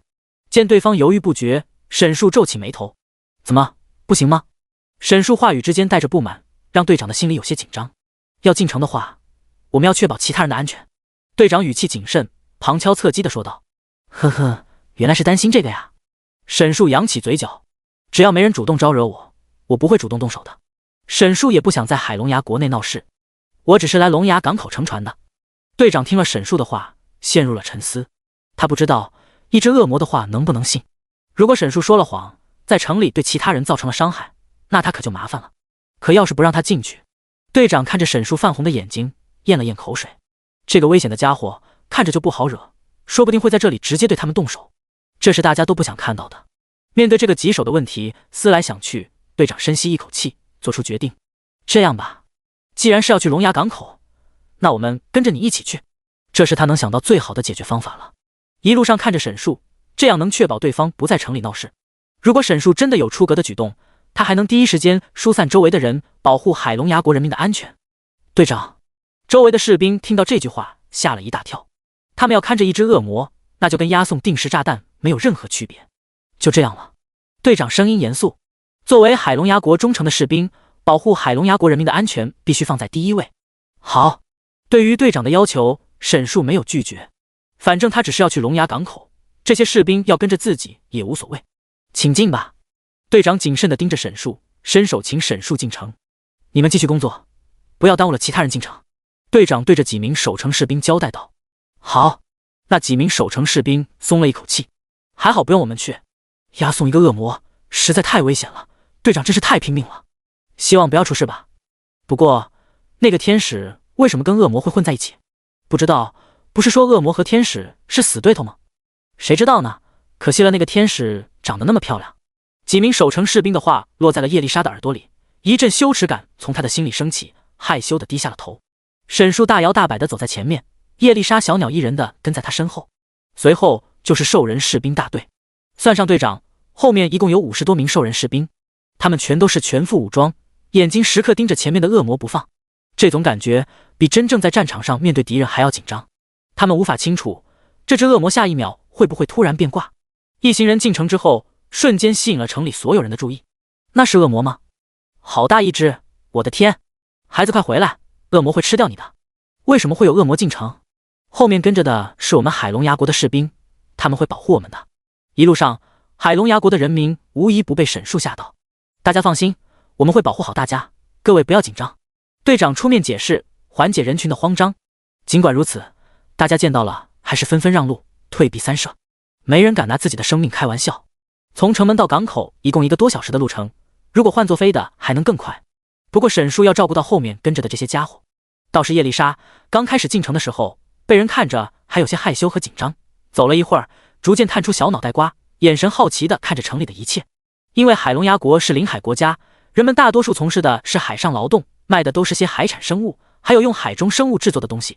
而且这里还有来自诸神大陆各地的人，从各地带来特色，令人眼花缭乱。叶丽莎还从来没有来过这种地方，这里的一切对她而言都是新鲜的。好漂亮的项链！叶丽莎突然看到旁边有一个卖项链的摊位，项链都是由贝壳和珍珠所制，包含了海洋中一切的美丽，在光线的照射下散发出迷人奇异的色彩。美丽的项链让叶丽莎不自觉地驻足，也仅仅是片刻，叶丽莎摇了摇头，继续跟上沈树。如果是自己的话，叶丽莎肯定会去看一看，可惜她现在跟沈树在一起。不过叶丽莎这短暂的停顿却引起了沈树的关注。哦，沈树朝着叶丽莎刚刚目光停留的方向看去，看到了那个售卖项链的摊位。这一下沈树也停了下来。和叶丽莎不一样，沈树并不是被项链的颜值所吸引。在沈树的印象里，海龙牙国这边这种项链是有特殊功能的，就像沈树现在身上的美杜莎之眼一样。沈树停下来，打算过去看看有没有能用得上的。然而他这一停下，却吓坏了身后跟着的士兵们。第46章，别紧张，我就是买个项链而已。他停下来了，快，大家快列阵，做好战斗准备！队长一声大喊，其他士兵不敢犹豫，纷纷摆出战斗姿态。沈树瞬间被士兵们包围，周围的人群也都吓得四散而逃，场面瞬间变得紧张起来。你要干什么？队长双手持枪，严肃大喊。你们别紧张，我就是想买个项链。沈树不屑地笑了笑，这些家伙太敏感了，自己稍微有一点举动都要被吓得半死。不是说好了只前往龙牙港口？队长不敢大意，神经紧绷地将枪头对准沈树。呵呵，沈树冷笑了一声，没有回答队长的问题，转身朝着那个卖项链的摊铺走了过去。如此举动让士兵们都不敢轻举妄动。卖饰品的小姑娘看到一只恶魔朝着这边走来，直接被吓哭了。呜呜！沈树走到摊位前，小姑娘被吓得泣不成声。沈树没有多说，拿起摊位上的项链看了一眼，和他想的差不多，这些项链大多数是有属性的，只不过都是些蓝色和绿色的装备，加的属性不痛不痒，没什么大用。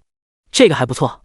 沈树在众多项链之中发现一条紫色的项链，项链两边是白色的珍珠坠饰，中间是一个拇指大小非常美丽的海螺。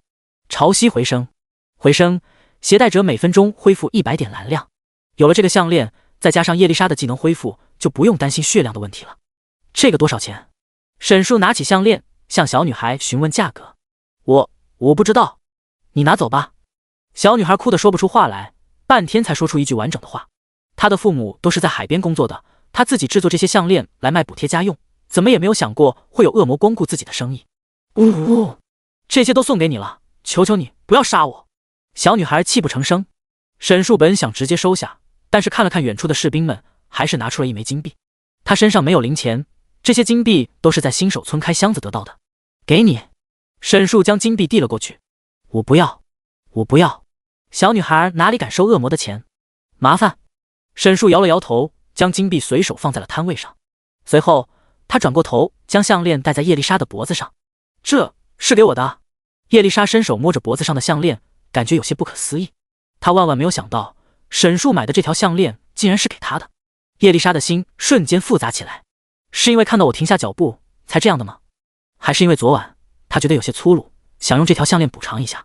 她不知道沈树只是单纯觉得这个项链的属性比较适合她。叶丽莎思绪混乱，而沈树已经转头准备离开。他正准备跟上，却看到小女孩满脸眼泪，充满恐惧地看着那枚金币。思索片刻，叶丽莎将金币拿在手中，来到小女孩面前。这个你拿好。和沈树那副生人勿近的外表不一样，叶丽莎充满了亲和力。作为治疗和仁慈天使的继承者，叶丽莎和拉斐尔一样，整个人都散发着慈爱的光辉。叶丽莎一开口，小女孩逐渐停止了哭泣。小女孩从叶丽莎手中接过金币，或许是因为刚刚经受巨大的惊吓，她紧张的直接扑到了叶丽莎怀里。呜呜，委屈和害怕让她又一次哭起来。别怕，叶丽莎在她的耳边轻声安慰，她的声音仿佛有魔力一般，让小女孩感觉无比安心。叶丽莎低下头，看着怀中的小女孩，微笑道：谢谢你的项链，它很漂亮，我很喜欢。看着眼前这位美女如此明媚的笑容，小女孩感觉内心像是被初春和煦的暖阳照射一般温暖。再见。叶丽莎轻抚小女孩的头，姐姐再见。小女孩乖巧点头，看着手中的金币，那一条项链只值2个银币，沈树付给她的钱是项链价值的5倍。叶丽莎重新回到沈树身边，我们走吧。刚才发生的一切让叶丽莎再次刷新了沈树的认知，从之前能看出药水中有毒，到现在如此强大的亲和力，着实让沈树有些意外。叶丽莎能在玩家之中拥有非常高的人气，不是没有原因的。看样子这个仆从是契约对了。最开始的时候，沈树只是单纯觉得叶丽莎是个比较强的辅助，可以在战斗中辅助自己。现在看来，叶丽莎还有很多隐藏属性。见到沈树确实只是买项链，一直在一旁严阵以待的队长稍微放松了一下。还好没有发生太糟的事情。经过这个小插曲之后，沈树没有耽搁，继续朝着龙牙港口出发。喂，让开！沈树看着眼前的士兵，皱眉开口。那些士兵现在还围着沈树，一副作战姿态。快让开！队长赶紧指挥队伍给沈树让路。就在众人全都放松警惕之时，远处突然传来一个愤怒的声音：是恶魔！那边有恶魔！众人循着声音望去，那里是几个身穿银甲、长着白色翅膀的天使。见到死敌，那几个天使瞬间亮出武器，不由分说朝着这边杀了过来。圣火审判！一位天使手持圣剑，将圣剑举过头顶，朝前一挥，一道沾满火焰的剑气径直劈了过来。还不清楚对方的实力，沈树不敢托大，一个斜侧身将剑气完美的避开。士兵队长见状，赶紧大喊：小心！站在沈树身后的士兵们后知后觉，赶紧趴下，才免得受伤。轰！剑气砍在后面的墙上，造成了一个非常深的剑痕，威力之强大，险些将墙体摧毁。好在因为刚才发生的事情，在周围的人都散开了，并没有人受到伤害。大家没事吧？队长十分紧张，担心士兵们的安全。再一抬头，沈树已经朝着那几名天使冲了过去。糟了，大家快疏散人群！第47章，杀了他们！哼，竟然有恶魔在这里，算你倒霉，碰到了我们。前方几名天使和沈树已经站在了一起，2名大天使，2名能天使，4只天使都是80级。对方4人这等实力，根本不是沈树的对手。哪怕他们等级远远高出沈竹，但因为位阶不同，也不能跟沈树相提并论。沈树现在是第4位阶50级，就算来一个100级第3位阶的天使，也不是他的对手。更别提对方只有80级，剩下那2个大天使根本不用放眼中。受死吧，恶魔！2名能天使都是手中拿着圣剑，朝着沈树杀了过来。天使的圣剑有些特殊，不仅仅可以近战，还可以像法杖一样释放法术。在人族加入天堂城邦的战士中，有一种转职叫奥法战士，就和这些天使一样。圣火审判，光明流斩！2人一左一右，分别朝着沈树释放技能。剩下的2名大天使都拿着弓箭，在能天使进攻的瞬间，也跟抬起弓箭开始进攻。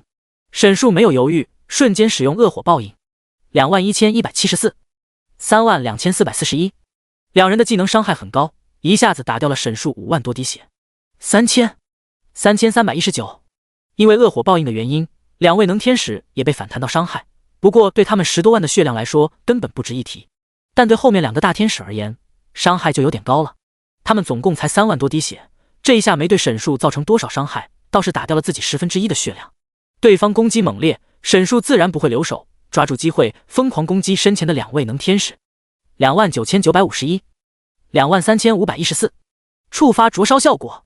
沈树抓住一个离得近的天使，连着攻击2下，同时触发了灼烧效果。3050， 3317。中了灼烧的那个能天使血量疯狂下降，仅仅和沈树战斗不到1分钟，他的血量只剩下了1/3。快后撤！另一位能天使赶紧提醒他。光明回复术，他抬起圣剑，一道圣光落在了残血的能天使头顶，血量瞬间恢复到1半。糟了，这个家伙好像是恶魔统领。交手之后，4位天使才意识到沈树的实力有点太恐怖了，他们完全不是对手。刚刚他们看到有恶魔在这里，有点太冲动了。该死，这里怎么会有这么强的恶魔？先知根本没有说过，在诸神大陆东部会有这么强大的恶魔。那位重伤的能天使暗骂一声，按照他们所知道的，一般强大的恶魔现在都在地狱之中，就算是在诸神大陆上，也只在地狱与诸神大陆接轨的地方才会出现。剩下的，如果恶魔使用了传送阵法，天使之中的先知会感知到。他们完全没有想过，在这里竟然会遇到一只恶魔统领。不过，现在不是让他们猜测沈树来历的时候。先冷静下来，我们找机会撤退。四人一改刚才猛烈的攻势，准备找机会撤退。可是沈树又怎么会给他们撤退的机会？惹了我还想跑？沈树一声冷笑，再次冲锋，朝着那名残血的能天使冲了过去。那名能天使见状暗道不妙，赶紧使用技能与沈树拉开距离。骑士冲锋技能使用之后，他暂时与沈树拉开了一点距离。见状，沈树也不死追他，转过身去，朝着距离他很近的另一位能天使进攻。22119，一刀下去，直接砍掉他近1/5的血量。光之刺，29057。对方企图用攻击来阻止沈树的追击，只不过这些伤害打在沈树身上，完全威胁不到他。沈树迎难而上，追上去又是一击。圣火审判。刚刚那名能天使这时放出技能，朝着沈树打了过来。29951，技能命中沈树，使得沈树被打出了僵直，另一位能天使因此脱险。然而这都是暂时的，沈树想要追上他们是分分钟的事。另一边，叶丽莎发现有天使之后，先是愣了几秒，随后他看到那些天使与沈树厮杀在了一起，他的脑海中第一时间想的是冲过去帮那些天使，还不等他迈出第一步，就又害怕了起来。一旦自己过去，沈树一定会支配自己，到时候他不仅仅会暴露与沈树之间的关系，而且以沈树的性格，会叫他亲手杀死自己的族人也说不定。如此，叶丽莎实在难以做出抉择。就在叶丽莎还在犹豫之际，她突然听到一声大喊：快看，那边有天使，我们快过去！叶丽莎抬头，正是与沈树鏖战的那4个天使。一个大天使因为行动缓慢，已经惨死在了沈树刀下。不要！叶丽莎瞬间惊慌失措，他们竟然看到了自己，现在正在朝着他的方向飞过来。几位天使被沈树杀得丢盔卸甲，完全没有一战的能力。就在剩下3人绝望之际，突然注意到不远处竟然站着一位天使，像是看到了希望一样，他们拼命地朝着这边飞来。随着距离越来越近，其中一位天使认出了叶丽莎的身份，是叶丽莎殿下，我们有救了！一听到叶丽莎的名字，几人一阵大喜。叶丽莎可是炽天使拉斐尔的继承人，所有天使都知道，这位天使年纪轻轻就成为了第4位阶的做天使，有着非常强大的实力。有如此强大的天使在身边，3人绝望的心里重新燃起希望。这下，那只恶魔的末日到了！叶丽莎殿下，快帮我们一起消灭这只恶魔！3人一边飞一边大喊。叶丽莎听到族人喊着自己的名字，变得惭愧不已。她真不知道该如何面对他们。身后穷追不舍的沈树看到对方竟然是去找叶丽莎，嘴角露出阴冷的笑容。呵呵，正愁抓不到你们呢。使用圣光闪洗礼。沈树冰冷阴沉的声音在叶丽莎的脑海中响起。不要！叶丽莎大脑一阵空白，极力想要控制住自己的身体，可终究抵不过沈树的控制。在痛苦的注视下，叶丽莎看到自己缓缓抬起手中的法杖，对准了朝着自己飞来的3位天使。此时的3人还毫不知情，以为是叶丽莎要给他们释放恢复技能。圣光洗礼！就在3人激动之际，迎接他们的却是叶丽莎的攻击。什么？刚刚还十分激动的3人瞬间愣住了。轰！圣光落下，3人分别受到了不同程度的伤害。64415、73824、73519。这一击威力巨大，那只大天使直接死在了叶丽莎的手里，一声惨叫后从天空中坠落。剩下2个能天使也被打得奄奄一息，摔落在地上，满脸不可思议地看着叶丽莎。叶丽莎殿下，这是为什么？那天使口吐鲜血，用惊恐和不解的目光看向叶丽莎。这一刻，叶丽莎感觉如此的绝望，内心遭受巨大的折磨。对不起，不是你想的那样。叶丽莎眼角泛出泪光，拼命摇头。她不敢相信自己竟然亲手杀死了自己的同伴。此时，沈树也来到了3人身边。那2个能天使瘫倒在地上，见到沈树到来，拼命想要逃跑，可是没有了力气，只能绝望地在地上缓慢移动。干得不错！沈树看向叶丽莎，脸上带着邪恶的笑容。叶丽莎低下头，不敢面对眼前的一切。叶丽莎殿下，你为什么？2人看向叶丽莎，脸上写满了不解。他们无法理解叶丽莎为什么会突然朝着他们下手。不懂吗？沈树笑了笑，随后开口道：给我治疗。沈树话落，叶丽莎非常听话地抬起了法杖，对着沈树使用欢愉祝福。瞬间，沈树恢复到满血状态。怎么可能？叶丽莎殿下，你在做什么？你竟然与恶魔为伍！2人的眼神中充满了震惊，他们看向叶丽莎，语气中带着愤怒与厌恶。不是的，不是这样的。叶丽莎哭着摇头，想要和他们解释。呵呵，你还想要解释什么？你亲手杀死了同族人，还帮着这个恶魔。眼下一切的解释都是苍白的。叶丽莎转过头，拉住沈树的手，小声求饶：“求求你放了他们！”此刻就像是之前在新手村一样，这样放他们回去，他们肯定会告诉其他天使的。沈树看向叶丽莎，叶丽莎瞬间沉默。如果自己与恶魔签订灵魂契约的事情被其他天使知道，他不敢想究竟会发生什么。特别是拉斐尔陛下，他不敢想象他会多么失望。就在叶丽莎犹豫之际，沈树已经出手，瞬间解决了一个能天使。不要！叶丽莎一声大喊，但已经无济于事。剩下的一名能天使带着愤怒与失望的眼神看向叶丽莎，随后深吸一口气，准备迎接死亡。不要！手下留情！与叶丽莎喊出的同一时间，还有另一声音响起。然而已经晚了，沈树的刀已经刺了下去，最后一名天使也停止了心跳。第48章龙牙港口。叶丽莎崩溃地跪在地上，泣不成声。与此同时，一个高大的身影挥着翅膀从空中缓缓落下，来者同样是一名兽人，在他的身后跟着士兵队长。刚刚沈树与天使们爆发战争的时候，士兵队长清楚自己根本无法阻止此事，便跑去搬救兵。是洛文大人！在场的人们惊呼。洛文乃是海龙牙国一位护国将军，100级第4位阶的兽皇，实力非比寻常。洛文见到满地的天使尸体，皱起眉头，这究竟是怎么一回事？在海龙牙国内当街发生如此严重的事情，洛文有些恼火。而这一切的罪魁祸首正是眼前这个恐怖的恶魔。怎么会有恶魔进城？洛文转头看向士兵队长，士兵队长额头流汗，赶紧给洛文解释缘由，借口前往龙牙港口，然后借机在海龙牙国内闹事，这是完全不把我们放在眼里。洛文勃然大怒，强大的气场瞬间在周围散开，空气中竟影响起龙吟。海龙牙国内统治者都是拥有上古龙族血脉的兽人。见状，沈树也皱起眉头，是他们先找动的手。沈树并不想与海龙牙国的人发生冲突，他本只是想去龙牙港口乘船，没有想到竟然会在这里遇到天使。洛文扭头看向士兵队长，确实是那些天使先动的手，毕竟天使和恶魔是宿敌。士兵队长解释道：“当真如此？”向士兵队长求证之后，洛文稍微收起自己的龙之气息，他看向地上那些天使的尸体，那些天使的肩上都佩戴着一种特殊的徽章，徽章上有绿叶和鸽子的图案，那是天使之中侦察小队的徽章。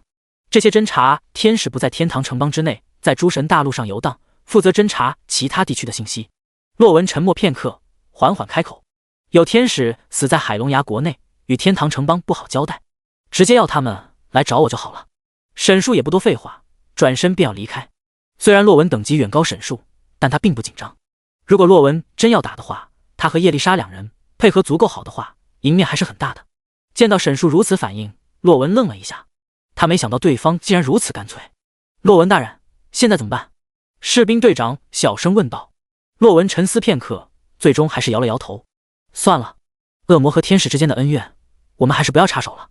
你们继续跟进他，一旦有情况，一定要第一时间通知我。洛文交代道，随后转过头看向叶丽莎。这位天使女士，刚刚发生的事情你应该也看到了，这是你们天使与恶魔之间的恩怨，虽然发生在海龙牙国内，但数比人无法插足。洛文还不清楚状况，再与叶丽莎解释。他的话才说完，便听到沈树在前面大喊了一声：“喂，快点跟上！”随后在洛文的注视下，那位跪在地上的天使起身，快步跟上了那只恶魔。洛文愣了半天，没搞懂究竟什么情况。那位女天使和恶魔是一起的，士兵队长解释道，满脸尴尬。他们是一起的？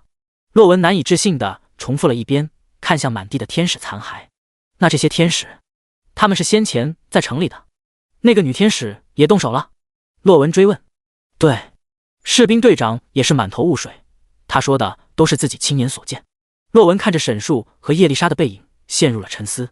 还好没有乱做决定，这件事比想象的还要复杂。那这些天使的尸体怎么办？士兵队长开口问道。扔到海里去吧，如果真问到了，就说是那只恶魔做的。洛文沉声说道。这些麻烦事，海龙牙国可不愿意沾惹到，离得越远越好。另一边，在这次小插曲之后，沈树和叶丽莎一路畅通无阻，再也没有遇到其他的情况。在一众士兵的护送之下，沈树和叶丽莎终于来到了龙牙港口。龙牙港口是诸神大陆东南部最大的港口，传闻说这个港口是建立在一个巨大的古代龙族尸骨之上，龙牙港口因此得名。作为东南部最大的港口，这里的船可以到达诸神大陆的任何一个港口。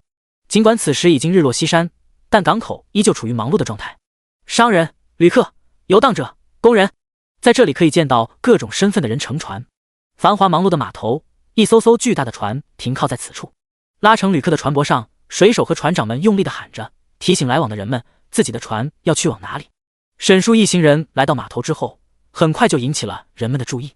海龙牙国士兵出现在港口附近是再正常不过的事，但是在士兵身前的沈叔就不一样了。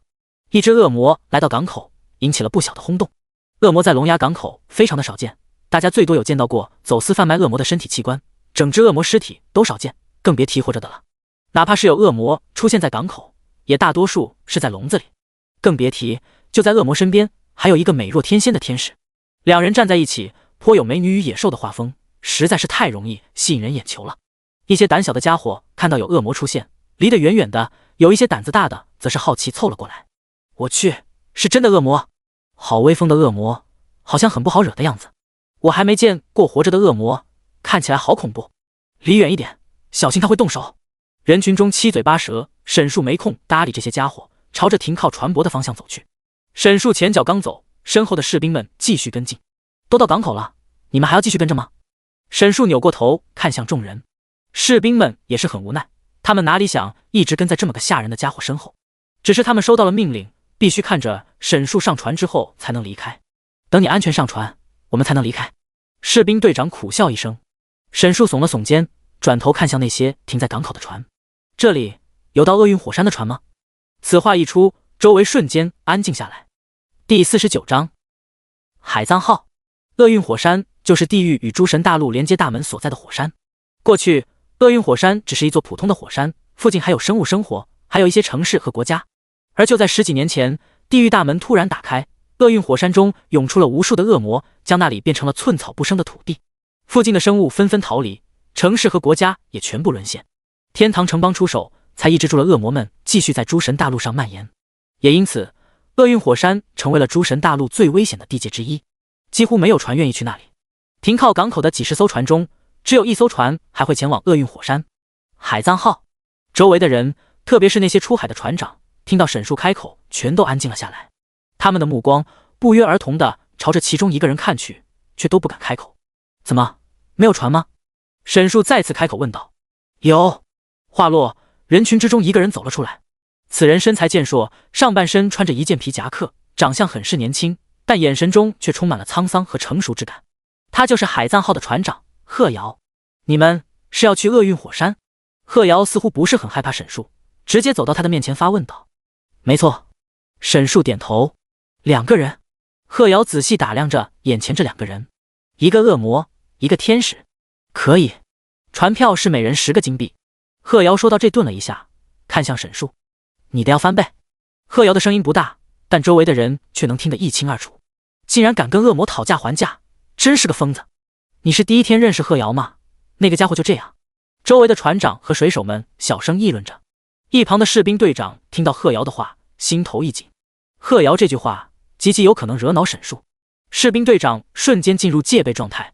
沈树扬起眉头，但对于贺瑶的举动并不意外。海藏号船长贺瑶，这2个名字沈树很有印象。曾经在浩劫游戏论坛中，玩家们曾经开过一份叫做诸神大陆重要 NPC 的帖子。这个帖子中，玩家们列出了很多重要的 NPC， 这些人中有只出现在 NPC 口中的神秘人物，也有玩家们亲眼见过与之互动过的 NPC。 但是无一例外，这个帖子中的 NPC 都是很重要的角色，贺瑶也是其中之一。他是一个疯狂的船长，他的海藏号只前往那些危险的地方。曾经有几名玩家在贺瑶这里接过传说任务，他也因此被列在了名单中。传说任务和传说宝箱一样，都是有很大概率出现红色道具的。然而贺瑶的身份却一直是一个谜，频发出入危险海域，却总能全身而退。玩家们只知道他的等级是100级，却不知道他究竟是什么位阶。甚至有玩家猜测贺瑶并不是人族。沈树和贺瑶对视片刻，随后嘴角上扬。好。出乎所有人预料，沈树竟然同意了贺瑶的要求，并从口袋里拿出了30枚金币。沈树在新手村开箱，一共开出了100多枚金币，一路过来东西都是靠别人送的，几乎没怎么花过钱。金灿灿的30枚金币进入贺瑶的口袋，看得其他船长们一阵羡慕。他们出海一趟，最多也就赚10个金币左右，海员们一次出海也只能赚取1-2枚个金币。贺瑶仅2个乘客，就要比他们出海一次所有乘客的船票加起来还要贵。当然，羡慕归羡慕，他们可一点也不眼红。贺瑶每次去的地方都是他们不敢去的危险区域，更别提这一次还要拉一个恶魔，这简直就是在拿自己的生命做赌注。收到金币的贺瑶非常满意，服务态度也好了起来。船今晚5时就会出发，2位稍作等待。贺瑶将2人送到船上，随后又回到了地面上，继续等待其他准备前往厄运火山的乘客。船上，贺瑶将2人安排到了一个房间里。这间客舱不是很大，沈树进门都要低着头才能进去。房间内光线昏暗，墙壁上挂着金蜡，燃烧着微弱的光芒，套在生锈的铁灯套里。除了一张双人床之外，房间内再也没有其他的东西了。靠着船壁的一面有一个圆形的窗户，可以看到月亮和泛着波光的海面。床有点小，凑合睡吧。沈树二话不说，直接躺在床上。一个双人床，沈树2米多高的身材占去了床的一大半。沈树躺在上面，显得非常憋屈。算了，我还是不睡了。叶丽莎有点害怕和这个男人睡在一起。昨晚发生的一切，她还历历在目，心中的芥蒂让她无法接受自己和这个家伙躺在一张床上。尽管他们已经有过肌肤之亲，更关键的是，今天帮助沈树杀死同伴的阴影一直在他的心头无法散去。不睡了。沈树听到叶丽莎的话，从床上坐了起来，一把拉住了叶丽莎。狭小的客舱空间内，叶丽莎无处可躲，倒在了沈树怀中。不睡觉了，那我们今晚干点别的。金蜡的烛光悠悠地亮着，昏黄的光线照在叶丽莎泛红的脸上，显得有些暧昧。不行，我还没有恢复好。叶丽莎摇头，推开沈树，转身推门而出。隔着门，沈树看到叶丽莎倚靠在船边，面朝着大海。黑夜下，叶丽莎妙曼的背影，金色的头发在海风的吹拂下翩然起舞，那是一种别样的朦胧之美。不知道她此时是什么表情，也不知道她现在在想些什么。亲手杀掉自己的同伴，这样对叶丽莎来说太过残忍，对她的心灵造成了巨大的冲击。不过沈树清楚，这样才能让叶丽莎的灵魂彻底臣服于自己。港口的另一边，龙牙港口人来人往，如此繁荣的地方，自然少不了人族玩家。就在刚才，沈树和叶丽莎都不知道，他们在一起的画面被2名玩家捕捉到了。恶魔和天使在一起，乖乖。天使还是大名鼎鼎的叶丽莎，这可是个大新闻。这2个玩家又是震惊又是激动。就在玩家之中，有这样一个群体，他们不靠游戏内打装备和资源赚钱，而是靠着游戏内部的消息赚钱。他们花时间探索诸神大陆，哪些 NPC 可以获得道具，哪些 NPC 可以领取特殊的任务，都是他们的生钱之道。同时，这些玩家带来的一手消息也可以变成流量，换取价值。这2名玩家就是这种消息通。他们本来是听说贺瑶在这里才过来的，结果没想到竟然让他们撞到了这么一个大新闻。他们上船了，我们要不要继续上去？这2个玩家像是狗仔一样，小心地躲在人群之中。上？为什么不上？那可是贺瑶的海藏号，富贵险中求，冲！2人不打算放过这个机会。第50章，来自玩家的询问。准备起航了。午夜时分，贺瑶站在船头大喊：海藏号准时出发。说来奇怪，出海的人为了图个好运，都会给自己的船起一个吉利的名字，而海藏这个名字却处处透露着死亡。不仅如此，午夜出海也是其他船长所忌讳的，不仅仅是因为夜间可见性差，更重要的是有可能遇到亡灵生物。夜间出现的亡灵生物无处不在，哪怕是在无垠的海洋上也有他们的身影。除了船长之外，船上只有2个船员，是一对双胞胎。沈树待在房间里，不清楚这一趟出海船上一共有多少人，他也不感兴趣。他现在在规划着到了厄运火山之后的计划。地狱是诸神大陆最危险的地方，没有任何玩家去过。关于地狱的信息，沈树除了知道那里都是恶魔之外，一无所知。这让沈树有些犹豫，要不要直接进入地狱之门。思索之后，他还是决定暂时留在诸神大陆。如果他没记错的话，就在厄运火山附近也有很多的恶魔。一些阵营的恶魔已经进入到诸神大陆，开始侵占领地。别卜西阵营的恶魔已经占领了一整座城市。沈树同样是别卜西阵营的恶魔。在恶魔种群中，不同阵营的恶魔会争夺地盘，相互厮杀。同一阵营的恶魔之间虽然也会出现自相残杀的情况，但相比之下要和谐得多。可以先到看看。在进化成恶魔霸主之前，沈树不敢轻易回到地狱。地狱之中弱肉强食的生存法则，要比诸神大陆上严苛10000倍。甲板上，叶丽莎趴在舷墙上，望着海面，心情久久不能平复。海面上一道道波浪，就像是她的内心一样，无法平静下来。如此一位忧愁的美女，自然吸引来了船上其他的人。请问您是叶丽莎殿下吗？来人不是别人，正是刚刚那2位玩家中的其中一位。为了探清事情原委，获得更加爆炸的新闻内容，他们斥巨资上了船。海藏号的船票是10枚金币，相当于是10万元子，他们实在是有些支付不起。最终，为了更大的新闻，2人咬牙凑出10枚金币，赶在鹤瑶出海之前，让其中一名玩家上了船。上船之后，这名玩家很快就注意到叶丽莎独自一人站在甲板上，如此好的机会，他自然不会放过，赶紧凑了过来和叶丽莎互动。思绪凌乱的叶丽莎突然被打断，见到来人是一名人族，回过神来微笑道：“啊，你好。”“您好，我是一名来自天堂城邦的人族，久仰叶丽莎殿下的大名，没有想到今天竟然会在这里见到您。”那名玩家很是激动地说道。他也是第一次如此近距离地接触这位人气超高的美女天使。真正见到这位美女之后，他一时间竟然有些局促，只因为叶丽莎实在太过美丽，见到真人要比照片里和视频里好看10000倍。特别是叶丽莎特有的温柔与亲和力，让人站在她的身边感觉非常舒服。听到天堂城邦这4个字，叶丽莎的神经瞬间紧绷，这让她想到了不好的事情。曾经她是天堂城邦忠诚的天使，是圣光的骄傲，是炽天使的继承人，而今她是恶魔的仆人，是圣光的堕落，是亲手杀害了同胞的背叛者。请问你有什么事吗？叶丽莎尽量让自己表现得平静。啊，我只是好奇，叶丽莎殿下为何独自会出现在这里？玩家旁敲侧击，小心发问。他之前就看到了叶丽莎和一名恶魔混在一起，他知道这里面一定有大新闻，但是他不能直接发问，他要从叶丽莎口中套出话来。叶丽莎不知道该如何回答，停顿了一下，微笑着回道：“之前诸神大陆的东部，一个村庄里出现了很强大的恶魔，我被派遣过去解决那只恶魔。”叶丽莎如实说道。哦，是这样吗？作为一名消息通玩家，他瞬间联想到之前恶魔大闹新手村事件，那件事情的后续就是有天使赶走了恶魔，当时玩家们确实也提到了是叶丽莎出手。看样子叶丽莎并没有说谎，恶魔真是太可恶了，有叶丽莎殿下出手的话，那只罪大恶极的恶魔一定被解决了吧？玩家继续追问道。听到玩家如此发问，一股羞耻和惭愧瞬间涌上心头，玩家的话像是在他的伤口上撒盐。算是解决了。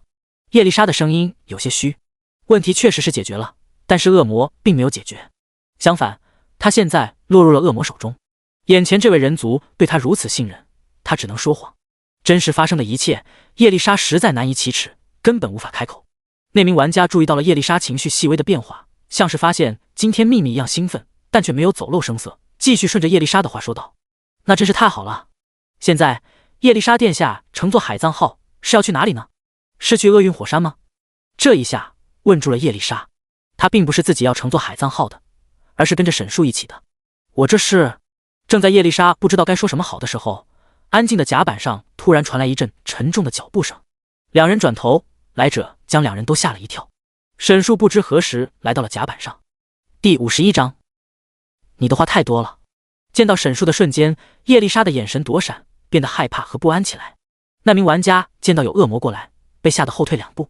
他一眼就认出来，这是和叶丽莎一起上船的恶魔。他斥巨资上船要打探的就是2人之间不可告人的关系。只是突然如此近距离的接触，让他感觉有些害怕。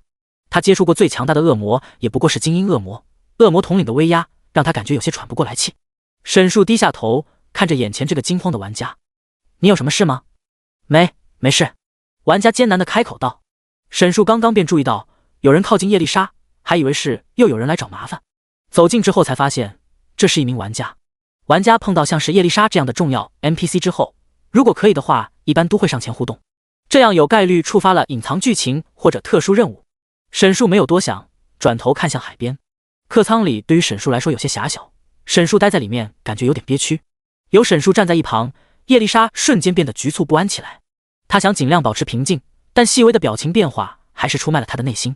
那名玩家注意到叶丽莎有些心不在焉，目光不时瞟向身边的恶魔，似乎是担心自己的秘密被发现。沈树来到此处之后，叶丽莎赶紧回避，装作不认识沈树一样，这就要离开此处。有说法。那玩家两眼放光，恶魔和天使出现在一起，明明是见面便杀的宿敌，两人却都没有任何的反应。见叶丽莎要离开，那玩家犹豫了一下，赶紧一副慌张的模样说道：“叶丽莎殿下，这里有恶魔。”听到人族玩家的呼喊，叶丽莎停下脚步，脸上露出了为难的神色。另一边，那名人族玩家还在期待着叶丽莎接下来的反应，然而他并没有等到叶丽莎的回应。恰恰相反，先有反应的是沈树。玩家突然感觉自己的身体上升，下一刻他发现自己竟然被恶魔一只手拎了起来。你要干什么？玩家紧张大喊。沈树盯着他，眼神中散发出危险的气息。你的话太多了，叶丽莎殿下，快救救我！陷入困境的玩家拼命呼喊，叶丽莎却不为所动。在叶丽莎心里，她甚至有些期待沈树能够解决这个人族，这样她和沈树之间的关系就没有人知道了，她的心里能稍微好受一点。如此罪恶的想法在心中诞生，叶丽莎倍感煎熬，不停地责备着自己，左右为难。这个人族玩家只是一个消息通，他并不专注于战斗，所以等级和位阶都不是很高，自然没有和沈树抗衡的资本。叶丽莎殿下，他还想抢救一下，下一秒感觉身体一阵失重感，沈树直接将他从甲板上扔到了海里。啊！一声参加打破了夜晚船上的宁静，落水声过后，一切又恢复了平静。距离海藏号出海已经有一段时间了，船距离海岸很远，那名玩家根本游不回去，肯定会死在海中。不知为何，叶丽莎看到那名玩家死亡，竟然感觉到瞬间的轻松。沈树并不是无缘无故的要杀死这名玩家，刚才注意到他和叶丽莎交谈的时候，沈树就猜到对方可能是打探情报的消息通玩家。叶丽莎是自己仆人的事情，外界知道的越晚越好。一旦天堂城邦得知了这个消息，必然会对地狱大举进攻，准确来说是对沈树大举进攻。现在的沈树实力还不够强大，过早的暴露会让他陷入危险之中，而玩家在游戏内的录像和截图都会随着玩家的死亡消失。沈树杀人灭口是为了摧毁证据，然而他不知道的是，还有另一名玩家也拍到了他们在一起。安静的船上出现了异常，很快就引起了船长贺瑶的注意。贺瑶刚走过来，便看到了沈树将那名玩家从船上扔下去的一幕。恶魔果然和传闻中一样残忍，贺瑶平静地说道。听到声音，沈树转过头看向贺瑶，稍微眯起眼睛，脸上充满警觉和戒备。自己在贺瑶的船上杀了他的乘客，沈树不清楚这家伙究竟会做出什么反应。察觉到沈树的变化，贺瑶笑着摆了摆手：“别紧张，在上船之前我已经提醒过那个家伙了，他自己从客舱里跑了出来，跟我没有关系。”很显然，贺瑶并不想追究那名玩家的死，不过在海藏号上还是安分一点比较好。晚上风大，在甲板上不安全，还是回到客舱里好一些。贺瑶接着善意地提醒了一句。沈树不知道贺瑶是什么意思，转过身拉着叶丽莎离开。他不想深究这些，只想快点到厄运火山。沈树和叶丽莎回到客舱，夜晚非常平静，海浪一波接着一波地拍打着船身。第二天一早，沈树从客舱里出来，贺瑶已经准备好了早餐。红狮鱼生鱼片，这可是海中最美味的鱼类，食物是贺瑶船长亲自送来的。沈树注意到贺瑶的手中还有几个盘子，也就是说，除了沈树和叶丽莎之外，还有其他的乘客在船上。不过沈树在船上除了另外2名船员和那名被丢下去的玩家以外，再没见过别的身影。沈树接过古铜制成的盘子，几块生鱼片堆放在上面。虽然摆盘很是粗糙，但红狮鱼片却非常新鲜，看起来很是可口。浩劫游戏中有很多的食物，玩家在游戏中可以切身体会到各种食物的美味。不过玩家一般不会花钱在浩劫中体会这些来自异世界的食物，通常是以状态道具和补给品的方式使用。沈树变成恶魔之后几乎没有吃过东西，不同的种族对于食物的要求也是不同的。像是之前那些瓦布人就可以吃土，在他们的食谱上就有很多用土制成的美食。杀死玩家获得的灵魂就能让沈树感觉到饱腹感，一直处于良好的状态。不过这种饱腹感和直接吃东西感觉是不一样的。沈树接过盘子，将生的红狮鱼直接吞入口中，嫩滑新鲜，鱼心中夹杂着淡淡的甜味。贺瑶说的没错，这红狮鱼确实非常美味。贺瑶一共对过来了2盘，沈树将另一盘递给叶丽莎。这个，叶丽莎接过红狮鱼生鱼片，脸上露出了几分为难。第52章，你要吃就吃吗？哭什么呢？你不吃吗？叶丽莎这一路过来也没吃过什么东西。沈树对天使了解的不多，他倒是可以通过收集灵魂来解决饥饿的问题，但叶丽莎就不清楚了。我不吃这些东西。叶丽莎摇头解释道。天使通过人们的信仰、信念和爱戴维持生机，这样吗？那你现在这个情况，如果被那些人们知道了，失去了信仰和爱戴，会怎么样？沈树好奇问道。我不知道。叶丽莎摇头，她从来没有想过这些。自从与沈树签订契约之后，她的精神世界发生了翻天覆地的变化。陷入精神痛苦的叶丽莎根本不敢想之后的事情。没想到天使竟然这么复杂。沈树摸了摸下巴，不过应该也有办法解决吧。地狱里不是也有堕天使，他们没有人信仰，也活得好好的。可是我和他们不一样，哎。叶丽莎叹了口气，和恶魔签订了灵魂契约，她怕不是天使历史上第一个。如此屈辱的事情竟然落到了自己的头上，叶丽莎越想越难受。你放心，我会想办法解决的。沈树轻抚叶丽莎的香肩，一脸认真的模样说道。沈树可不想自己这个完美的仆人离自己而去，他可舍不得叶丽莎。一瞬间，叶丽莎有着说不出的委屈。干嘛说的那么认真，好像很负责一样？明明这一切都是你一手造成的啊。叶丽莎又不争气的流出了眼泪。曾经的她是那么的顽强不屈，遭受再大的挫折也没有轻易掉过眼泪。跟沈树在一起的这些天，叶丽莎感觉自己快要流光了这一辈子的眼泪。所以你不吃了吧？美味的红狮鱼让沈树意犹未尽，正准备伸手，却发现叶丽莎哭了。哎，你早说你要吃嘛，给你就好了。沈树可摸不透叶丽莎的心思，他耸了耸肩，将红狮鱼放在了叶丽莎手中。叶丽莎看着手中生的红狮鱼，在她眼中，这东西不是美食，而是一块块血腥的尸块。哇，这下叶丽莎哭得更厉害了。那名死掉的玩家在昨晚重新回到了新手村。坏了，他这一死不仅钱白花了，关于叶丽莎和恶魔之间的消息也没有打听到，还搭上了自己一身装备和等级。妈的，这恶魔也太粗暴了。他暗骂一声，出了新手村之后，发现这里一片狼藉，整个新手村和他记忆里有非常大的出入。他这才想起来，因为恶魔入侵的原因，整个1号2号新手村发生了翻天覆地的变化。村庄不少房子已经被破坏，村民的数量少得可怜，一副百废待兴的模样。操，又被石头怪打死了，真倒霉。他的身后突然传来一阵骂骂咧咧的声音，让一让。身后一个玩家推搡着从房间里走了出来。现在1号2号新手村完全就是地狱难度。重开村现在喜提恶魔村新外号，装备少得可怜，任务基本没有，升级全靠杀怪。可以说没有点手法是别想从这里走出去了。说起来，当时堵着新手村杀的那只恶魔，不会就是我遇到的那个吧？那玩家满头黑线，真是要命。他算是明白什么叫祸不单行了。遭遇这一切，他也没有心情玩游戏了，直接下线。刚刚下线就收到了另一名玩家的信息轰炸。怎么样？叶丽莎和那个恶魔究竟什么情况？快把拍摄到的情况发给我。这是之前和他一起没有上传的另一个消息同玩家。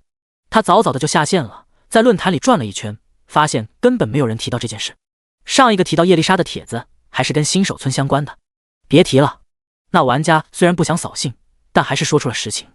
什么？你什么也没有打探到，还被杀了？那我们10万块钱不是打水漂了？对方瞬间血压暴涨，花了10万块钱却没有得到有用的消息，这个结果换谁都不能接受。他们两个隶属的本就是一个小媒体公司，本来不富裕的条件雪上加霜。不行，这个消息是我们先打探到的，就算没有更多的发现，我们也要报道出去。两人商讨一番，决心不能就此放弃。虽然上传的玩家所有证据都没有了，但另一个玩家却还有一些叶丽莎和恶魔在一起的照片。这下真成了开局一张图，内容全靠编了。两人连夜赶稿，上传的玩家根据回忆推测两人有着不可告人的关系。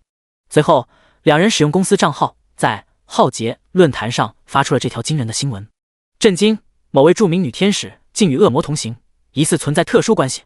帖子上还附上了一张女天使背影的图片。标准的自媒体营销号手法，虽然俗套，却屡试不爽。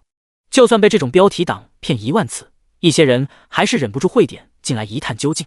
点进帖子之后，大家发现这位著名女天使竟然是叶丽莎，而且在帖子后面还附上了游戏内的照片。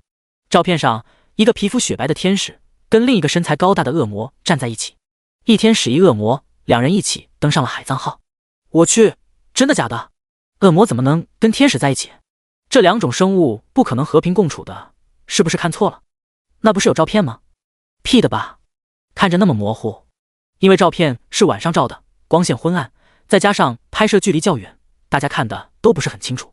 我们本是听说贺瑶和海葬号在龙牙港口，准备打听关于贺瑶的事情，结果到了港口之后，却看到了这惊人的一幕。万万没有想到，大名鼎鼎的叶丽莎殿下竟然和恶魔在一起。开始的时候，我们也无法相信叶丽莎女神竟然和恶魔同行，我们猜测可能内有隐情。为了一探究竟，我们花了大价钱上，让一位我们公司的玩家上了海藏号。在海藏号上，他亲眼看到叶丽莎竟然跟恶魔在一起，看起来还很熟悉的样子。还不等他弄清楚状况，就被那只恶魔直接杀人灭口了。而且就在叶丽莎的面前，这位女神却不为所动，没有任何的反应，任由恶魔在她面前肆意屠杀加入天堂城邦的玩家。如果不是亲眼所见，我们也无法相信纯洁的叶丽莎女神竟然和恶魔同流合污。只可惜那名玩家被杀害，所有证据都被销毁了。玩家们一脸震惊的看到最后，结果却说没有证据。原本还将信将疑的玩家们看到最后，瞬间明白了怎么回事，一眼盯真，鉴定为编。假，叶丽莎女神怎么可能和恶魔同流合污？编你也编得真一点啊！对啊，她刚刚拯救了新手村的玩家们，不可能干这种事。敢造叶丽莎女神的谣，看我举不举报你就完事了。这一下，玩家们瞬间判定这件事情是假的。照片本就模糊不清，发帖子的又是个小工作室，没有什么知名度。那两个消息通玩家，怕玩家不相信，特意整个过程都写了出来。而这么一写却弄巧成拙，玩家们反倒是觉得没有真实性了。是真的呀，我们有照片的。面对玩家们的口诛笔伐，两人真是有苦说不出。本想抛出大新闻的两人，这一下变成了小丑。第53章幽灵船。当然，也不是所有的玩家都认为这件事情是假的。那些在1号、2号新手村的玩家们，对于这件事情都是保持观望态度。除了叶丽莎之外，照片的另一个主角也引起了他们的注意力。那个恶魔，不就是之前一直堵在新手村的那个畜生恶魔吗？别人不熟悉，他们对这个身影可再熟悉不过了。这张照片的两个主角，他们不久前都见过，不过只有几张模糊的照片，他们也不好判断究竟是什么情况。海藏号一连行驶了1周左右，没有任何的异常。沈叔问过贺瑶，要到厄运火山还需要10天左右。海上航行有些无聊，叶丽莎这些日子有些疲惫，沈叔并没有去折腾她。这天夜里，沈叔来到甲板上吹海风。他不是喜欢这种风趣，而是在看海里有没有鱼。这几天，沈叔偶尔能在船边看到落单的鱼。这些鱼一般只有几级，但却能为沈叔提供灵魂，聊胜于无。沈叔正盯着海面，贺瑶突然走到他的身后：“乘客，等下还请麻烦回到船舱里去，在甲板上不是很安全。”贺瑶走过来，说了和那天一样的话。沈叔看了看贺瑶，对方面带微笑，继续开口道：“今晚如果没有特殊情况的话，您和那位美丽的天使女士做好不要出来。”贺瑶声音平静道。不仅仅是沈叔，贺瑶通知了船上所有的人。听到这句话，沈叔稍微愣了一下，他这才注意到之前那对唯一的双胞胎海员今天也没有在甲板上，整个甲板上只有贺瑶一个人。看样子今晚可能不太太平。好，沈叔点头答应，回到了客舱内。关于海藏号还有耀贺瑶的身份一直比较神秘。之前还是玩家的时候，沈叔记得有一些猜测贺瑶身份的帖子，当然那些也仅限于猜测而已。成为 NPC 之后，沈叔无法看到浩劫的游戏论坛，也不清楚最新的消息。既然贺瑶提醒了他，今晚要小心一点，未知才是恐惧的直接来源。船安静的行驶着，沈叔待在客舱里，叶丽莎像是受了委屈的小媳妇一样，自己坐在墙角边，和沈叔一起待在如此狭小的空间里，着实让叶丽莎有些难为情。可沈叔提醒过他，今晚不要乱走，不要离开客舱里。他所说的今晚究竟会发生什么？沈叔看向窗外，心里默默想着。贺瑶神秘兮兮的样子让他实在是好奇。之前可是有玩家在贺瑶这里接到过传说任务，获得红色道具的。正想着，整个船突然剧烈的晃动了一下，坐在墙角的叶丽莎一个不小心头磕到了墙上。哎呦！沈叔一阵无语，正准备从客舱里出去，却听到贺瑶的声音从外面传来进来：“各位乘客不用紧张，我们这里有些小问题，大家在客舱里耐心等待。”海藏号晃动过后，沈叔注意到整个船都停了下来，随后甲板上逐渐传来一阵阵嘈杂的声音，那是打斗的声音。外面打起来了！叶丽莎紧张道。我听到了。沈叔犹豫片刻，小心把门打开。透过门缝，沈叔看到就在海藏号的旁边停了一艘黑色的大船。那艘船比海藏号大了1倍不止，通体漆黑，船身千疮百孔，桅杆和船帆都已经腐烂不堪，在月光的照亮下，可以清晰看到上面的青苔和腐烂的痕迹。这就是一艘幽灵船。而此时此刻，幽灵船上已经和海藏号搭上了跳板，一个个骷髅士兵手里拿着刀和鱼叉冲到了海藏号上。面对众多骷髅士兵，与之对抗的却只有贺瑶一人。此时贺瑶一手持刀，另一只手持火枪，宛如战神一般，一人与骷髅军团厮杀。他的神情镇定，似乎早已经预料到了这种事情的发生，冷静地应对着源源不断的骷髅海盗。越来越多的骷髅海盗来到了船上，他们却没有其他动作，只是将贺瑶团团围住，不要命一样朝着他攻击。他们的目标只有贺瑶一人。被众多骷髅海盗围住的贺瑶依旧沉着冷静，一刀一个骷髅海盗。骷髅海盗死亡，尸骨化作一堆黑色的灰，随着海风被吹到大海之中。看着眼前的一切，沈树突然有些激动。在海上安稳了好几天，沈树有些手痒了。那些骷髅海盗等级60级，略高沈树，但都是亡灵生物第1位阶的骷髅士兵。在沈树眼中，这不是白花花的骷髅，而是白花花的经验。骷髅海盗源源不断地从对面的幽灵船上下来，沈树不再犹豫，直接冲了出去。第54章2位第5位阶强者的战争。沈树进入到骷髅海盗之中，如入无人之境，骷髅海盗瞬间死伤一片。那些骷髅海盗反应过来之后，一大批朝着沈树围了过来，贺瑶瞬间轻松了不少。然而沈树帮贺瑶解围，贺瑶的脸上却露出了凝重的神色。沈树没有时间管贺瑶是什么反应，他的眼中只有这些骷髅海盗。26531 22749，这些骷髅海盗几乎没有任何的防御值，沈树每一刀下去都能打出2万多的伤害。骷髅士兵在沈树的面前不堪一击。唯一让沈树比较失望的是，骷髅海盗属于亡灵生物，他们本就是死亡状态，杀死这些他们并不能获得灵魂。不过只有经验对于沈树来说也足够了。之前在灰烬城杀死了蟒蛇帮众人，又在海龙崖国内杀了几只天使，沈树现在已经到达了52级。击杀骷髅士兵获得经验3449，越级击杀额外获得经验 80%。 击杀骷髅士兵获得经验3449，越级击杀额外获得经验 80%， 升级至53级。一条条消息闪过，沈树的经验不断上涨。有了沈树的帮忙，海藏号上骷髅海盗的数量越来越少。跳板的另一端，幽灵船上还有一群骷髅海盗蓄势待发。幽灵船上的骷髅海盗不仅仅有低级的骷髅士兵，还有位阶更高的骷髅战士和骷髅将军。沈树看着幽灵船，蠢蠢欲动。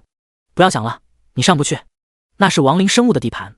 看出了沈树的心思，贺瑶开口提醒。他一刀解决了海藏号上的最后一只骷髅海盗。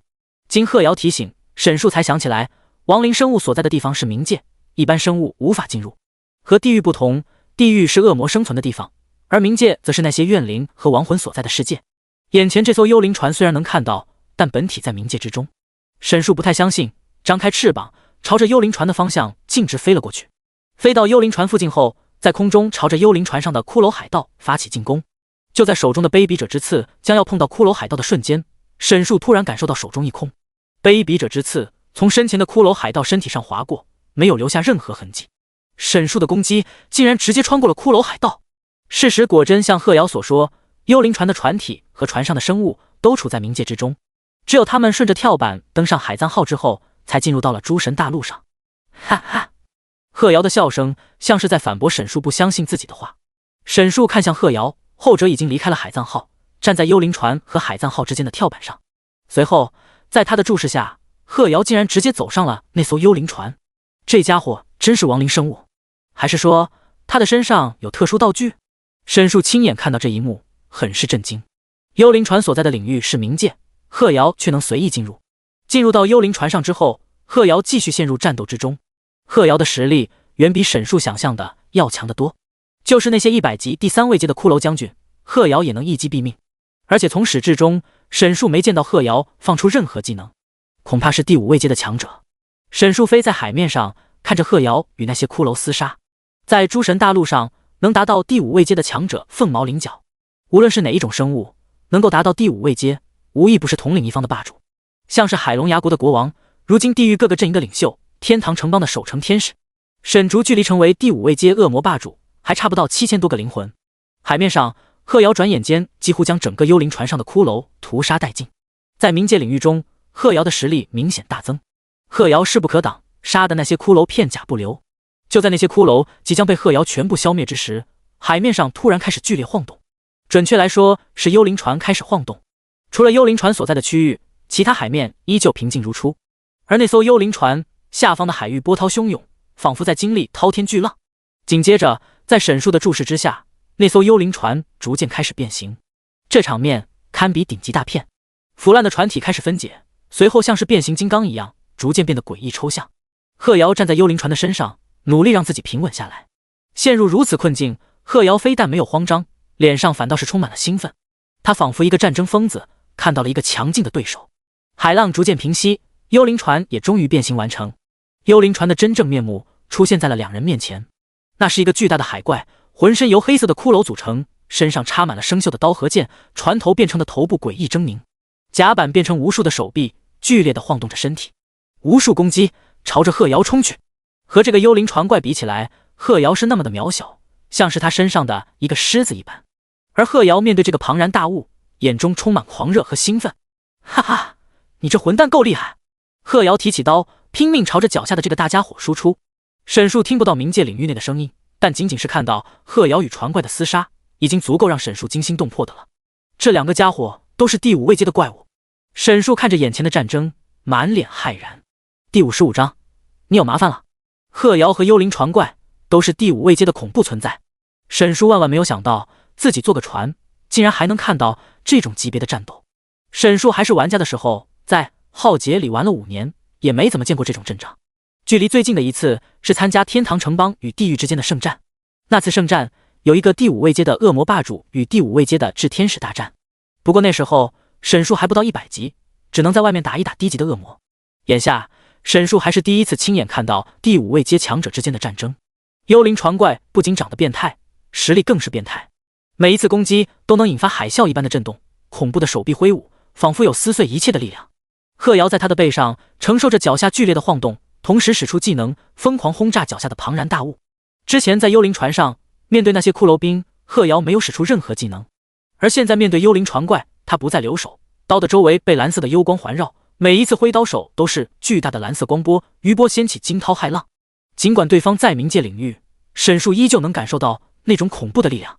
幽灵船怪的威力巨大，但因为贺瑶在他的身上，几乎很难攻击到贺瑶。而贺瑶的进攻也不好受，他站在船怪的身上，要时刻注意不要从船怪的身上落下。黑夜之中，一人一船打得难舍难分。此时沈树很庆幸自己不能进入冥界领域，否则如此凶残且强大的战斗必然会波及到他，一旁的海藏号恐怕也难逃厄运。战场瞬息万变，终于在船怪又一次放出技能之后，贺瑶从船怪的身上落了下来。下方船怪早早就放出了技能，亡灵组成的火焰铺满整个海面，一旦落入其中，万劫不复。船怪不给贺瑶反击的机会，趁着贺瑶下落，从海中抬起自己沉重的大手，朝着贺瑶下落的方向重重砸了下去。这一击如果中了，贺瑶将落入绝对的劣势之中。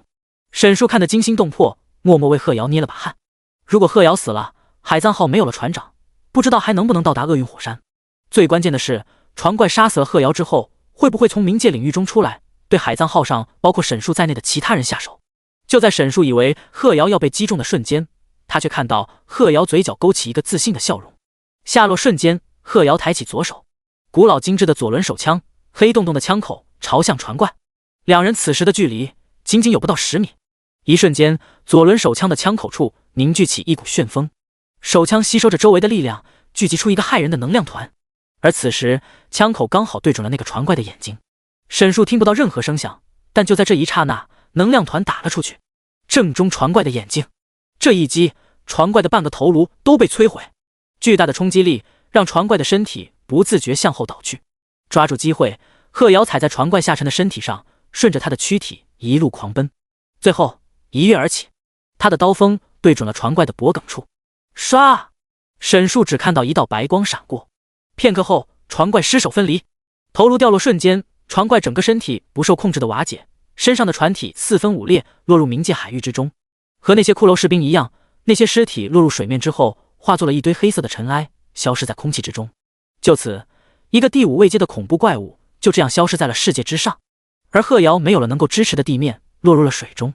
不过那已经是普通的海面，没有船怪的技能加持，对于贺瑶这个船长来说根本不值一提。贺瑶身手灵敏，迅速游回到海藏号上。此时此刻，沈树也飞回了海藏号。太不可思议了！沈树震惊地看向贺瑶，他没想到贺瑶竟然有如此实力。贺瑶此时喘着粗气，但脸上却没有任何的疲惫和痛苦，反而更加兴奋，甚至沈树在他的眼神中还看到了一丝的失落，这让沈树越来越看不懂这个家伙了。贺瑶浑身湿透的回到了甲板上后，对着沈树挥了挥手，现在这等一下。贺瑶说了一句之后，转过头回到客舱中，叫出了那双胞胎海员，让他们继续驾驶海藏号前进。随后他缓缓来到沈树身边，此时的贺瑶身上还是湿漉漉的，他从口袋里掏出一个香烟盒，里面的香烟都被海水浸泡过了。贺瑶从中掏出一颗还算好的，又掏出一枚打火机，反反复复点了好久才把烟点燃。要不要来一根？贺瑶转过头给沈树递过去香烟盒，不知道你们恶魔能不能抽习惯这种东西。沈树摇了摇头，抽不习惯湿的。恶魔确实不会抽烟，不代表沈树不会抽，但是这湿透的烟味道肯定不怎么样。呼，刚才那些你都看到了吧？贺瑶抽了口烟，看向海面。沈树很想说这是废话，但是想一想贺瑶的实力，还是客气一点回复比较好。所以你现在知道我是亡灵生物了。贺瑶继续开口。果然如此。之前沈树还在想，贺瑶是用了特殊道具进入冥界领域，还是本身就是冥界生物。现在贺瑶已经亲口承认了。不过你在白天也能生存？沈树说出自己的疑惑。亡灵生物只有在夜间才能出现，一旦到了白天，他们便会销声匿迹。这一点和吸血鬼比较像，但吸血鬼是害怕阳光对他们造成伤害，而亡灵生物只在夜间出现，是因为只有夜间冥界与诸神大陆的界限会模糊，一旦到了白天，亡灵生物们会被重新拉回冥界。这个比较难解释，你只需要知道比较特殊就可以了。贺瑶又抽了一口烟，随后转头看向沈树。不过现在你知道了我的身份，你有大麻烦了。与贺瑶目光对视瞬间，沈树感受到了巨大的杀意。第56章海藏赠礼。瞬间沈树警觉起来，刚刚结束与幽灵船怪的战斗，贺瑶还有一半的血量，然而这也不能成为沈树取胜的理由。见识过贺瑶的恐怖实力，沈树深知哪怕自己和叶丽莎一起，也不是贺瑶的对手。不过贺瑶若是真要动手的话，沈竹只能全力以赴了。在这茫茫大海之上，沈树无处可逃，哪怕是只有微弱的胜算，沈树也要试一试。沈树一副要以死相搏的姿态，贺瑶突然一脸无辜举起双手。不是，你不要误会啊，我并不打算现在和你打。担心沈树误会，贺瑶连忙解释道。那你是什么意思？沈树眯起眼睛。我对弱者不感兴趣。贺瑶突然说出一句攻击性拉满的话，换做别人可能觉得这句话是充满了蔑视和侮辱，但沈树很清楚，在贺瑶面前自己确实是一个弱者。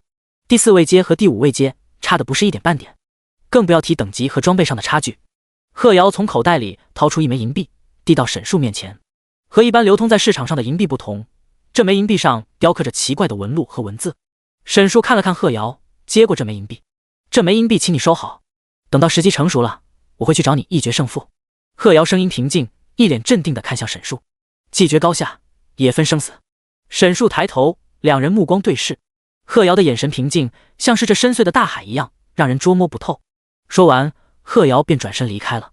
沈树低下头，看着手中的银币。银币的正面是一把刀和一把剑交错的图案，背面则是一个深不见底的漩涡。海藏赠礼，来自海藏号船长贺瑶的赠礼，这是决斗的象征。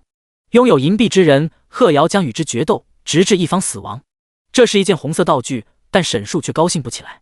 接受了这枚银币，就意味着接受了贺瑶的挑战。他不知道贺瑶会什么时候来找自己，也不知道自己能否在这场决斗中胜利。沈树突然想到，贺瑶在今晚之前提醒过不要离开客舱。沈树终于明白了贺瑶的话究竟是什么意思。不过祸福相依，既然是自己的选择，沈树就不后悔。有了这个任务，他更有了督促自己快点提升实力的理由。收好银币，沈树回到客舱内。叶丽莎此时正躺在床上，不知何时已经睡着了。前半夜骷髅海盗在海藏号上的时候有很激烈的打斗声，而到了后半夜，贺瑶跟幽灵船怪在冥界领域激斗的时候，海上就安静了。应该是太累了吧。沈树想来，叶丽莎跟自己在一起的时候，神经一直处于紧绷的状态，也难得能好好睡一觉休息一下。第二天一早，沈树来到甲板上，贺瑶像是往常一样送来饭菜，红虱鱼鱼片，海洋中最美味的鱼类。这几天早上天天是这东西，沈树已经有些吃腻了。当然，今天他的心情不在吃的上，而是在贺瑶身上。贺瑶跟前几天的状态一模一样，好像昨晚什么也没有发生一样平静。叶丽莎还在客舱里休息，沈竹不打算打扰她，独自在甲板上闲逛。而今天，沈树在船上见到了新的面孔。昨晚究竟是怎么回事？我怎么听到了甲板上有打斗声？你听到了吗？远处的客舱里，一个矮人从中走了出来。矮人穿着半肩铁甲，一脸的络腮胡，身体非常健壮，身上有很多烫伤的伤疤，一只手还拿着铁锤。矮壮的模样像是个树桩一样，走起路来一晃一晃的。而另一位则是瘦高的精灵。和一般的精灵不同的是，他有着长长的耳朵，但却没有头发。光头在精灵之中可是异类。精灵穿着宽大的袍子，脸上保持着微笑，沉默不语。不知怎么，这个精灵给沈树一种老和尚的错觉。两人从客舱出来，来到甲板上，一眼便看到了与他们同船的沈树。喂，我们还是去那边吧，你觉得呢？矮人拉了拉精灵的袍子，很显然他有些害怕恶魔。尽管在上船之前，贺瑶告诉过他船上有一只恶魔，那精灵却不说话，径直朝着沈树走了过去。好吧好吧，你要去就去好了。矮人一阵碎碎念，随后悻悻离开。这船上可真都是怪胎，包括我。那只精灵似乎并不怕沈树，上前之后主动与沈树交谈。这位恶魔先生，你好。精灵的语气有些温柔，但声音很奇怪，让听不出是男是女。沈树扭过头，打量了一下眼前这个精灵。他这还是第一次见到船上的其他乘客。有事吗？沈树缓缓开口。请问您在厄运火山附近见到过其他的精灵吗？精灵缓缓开口，态度尊敬。精灵怎么会在那附近？沈树有些不解，让这精灵问得一头雾水。之前我有族人在去了厄运火山，现在迟迟没有回来，我打算去找一找他们。那精灵认真回复道。我不知道。沈树摇头。他从重生之后还没有去过厄运火山，连那边的恶魔都没见过，更不要提什么精灵了。好吧，打扰了。那精灵有些失望，转过身悠悠离开。莫名其妙，这趟旅程实在是让沈树感觉有些奇怪。不过他现在更在意的是到了厄运火山之后的情况。流光剑士明烟，你可清楚梅陇村庄内现在的情况？拉法站在宫殿中央，神情严肃。多亏拉法大人和叶丽莎殿下将人族从水深火热之中拯救，恶魔现在已经离开了梅陇村庄，如今大家的生活已经恢复正常。明烟尊敬道。就在刚刚，拉法突然召见他来宫殿中。他最近正在为圣战的事情忙得不可开交。上一次圣战发生在浩劫开服的第2年初，也就是3年前。那时候玩家们还在探索阶段，对于诸神大陆的了解甚少，甚至还有不少玩家选择别的阵营，没有形成如今绝大多数玩家选择天堂城邦的景象。最顶尖的一批玩家也不过刚刚到100级。那场圣战，天堂城邦玩家们大多只在外围帮着杀一杀低级恶魔。尽管如此，玩家们依旧在圣战中获得了极大一部分奖励。也正因这场圣战，玩家们发现加入天堂城邦是最优选择，所有才有现在各顶尖公会玩家都是主要以天堂城邦玩家组成的。而现在玩家们已经有了一定的战力水准，面对机遇和奖励丰厚的圣战，大家都在竭尽所能的准备着。现在距离圣战还有1个多月，各个公会都在紧锣密鼓。不过就算再忙，拉法作为霸业基地所在伦家城的守城天使，他的召见明烟是必须听从的。听到明烟的回复，拉法满意的点了点头，随后露出了担忧之色。可是叶丽莎现在迟迟没有回来。张57弟，厄运火山。什么？叶丽莎殿下还没有回来吗？听到拉法的话，明烟有些震惊。没错，如今距离叶丽莎离开伦家城已经整整10天了，她现在却迟迟没有回来。拉法语气凝重道。竟然有这种事？明烟不清楚新手村里具体发生了什么，他只知道那只恶魔已经离开了。至于叶丽莎的消息，他不知道，新手村的玩家们也不知道。当时叶丽莎追着沈树离开了新手村区域，其他玩家哪里敢追上去看具体发生了什么？想到这，明烟突然脑中一闪，想起了前2天在浩劫论坛中那个比较有争议的帖子，叶丽莎和恶魔在一起，难道是真的？明烟神情也变得凝重了起来。明烟剑士，关于梅陇村庄的事情，你还有其他的信息吗？拉法继续追问道。这个我也不是很清楚。那只恶魔似乎在叶丽莎殿下出发之后进阶到了恶魔统领。明烟将自己知道的一切都说了出来。至于论坛上关于叶丽莎的那件译文，明烟没有明确的证据，并没有讲出来。恶魔统领，以叶丽莎的实力，带着其他的天使也足够将他消灭了。拉法沉思良久。我已经派遣侦察队天使前往梅陇村庄调查具体情况。明烟剑士，圣战在即，人族的战士们就交给你了。我明白，请拉法陛下放心。明烟庄严点头。海藏号上剩下的路程平静，又过了10天左右，终于在茫茫的大海上看到了陆地。沈树站在甲板上，远远的便看到了那座沸腾的火山。高大的火山在周围的岛群之中鹤立鸡群。诸神大陆最南端的火山，它的火山口沸腾喷涌的不仅仅是浑浊的蒸汽和危险的岩浆，还有来自地狱的罪恶。它的周围一片生灵涂炭，那些海边的岛屿和它连接的陆地像是失去了颜色一般，石头的灰黑色和熔浆的赤红色构成了这片世界。这便是诸神大陆上最危险的区域之一——厄运火山。海藏号缓缓靠近陆地，没有直接停在厄运火山附近，而是停在了稍远的位置。这是一个废弃的港口，从这里的建设可以看出来，这里曾经是一个不亚于龙牙港口的巨大港口。然而此时却荒无人烟，就连这片海域也是一片死寂。旅途到达了终点，感谢各位乘客的乘坐。海藏号会在此处停留3日，3日之后前往云端海港。鹤瑶站在船上，提醒着船上的乘客。那名精灵很关心自己的族人安危，早就先一步离开了。3天之后，天哪，就不能停留的久一点？那个矮人一脸抱怨。哼，鹤瑶耸了耸肩，表示不行。好吧，真不知道3天之内能不能找到地狱魔晶。矮人无奈摇头。沈树不需要再乘坐海藏号去其他地方，也不关系海藏号什么时候离开。他和叶丽莎一前一后从海藏号上下去。喂！临走前，鹤瑶在后面拍了拍沈树的肩膀。银币不要弄丢了。鹤瑶脸上露出意味深长的笑容。好。沈树回头沉声回道。那枚银币已经被沈树收好在口袋里，他随时准备着迎接鹤瑶的挑战。走在港口中，周围一股死气，脚下的木桥常年经受海水腐蚀，发出滋滋的声音。沈树健壮的身体走在上面，似乎下一秒就要倒塌。快步走过这里，来到了港口内部。像是龙牙港口一样，这边有很多房子，一些是依海而居的人们的家，还有一些是停靠在此处的船员们喝酒的地方。不过现在都已经荒废了，没有一个人生活在这里。倒塌的房屋是恶魔入侵过的痕迹，一直朝着东走，应该就是波尔多城了。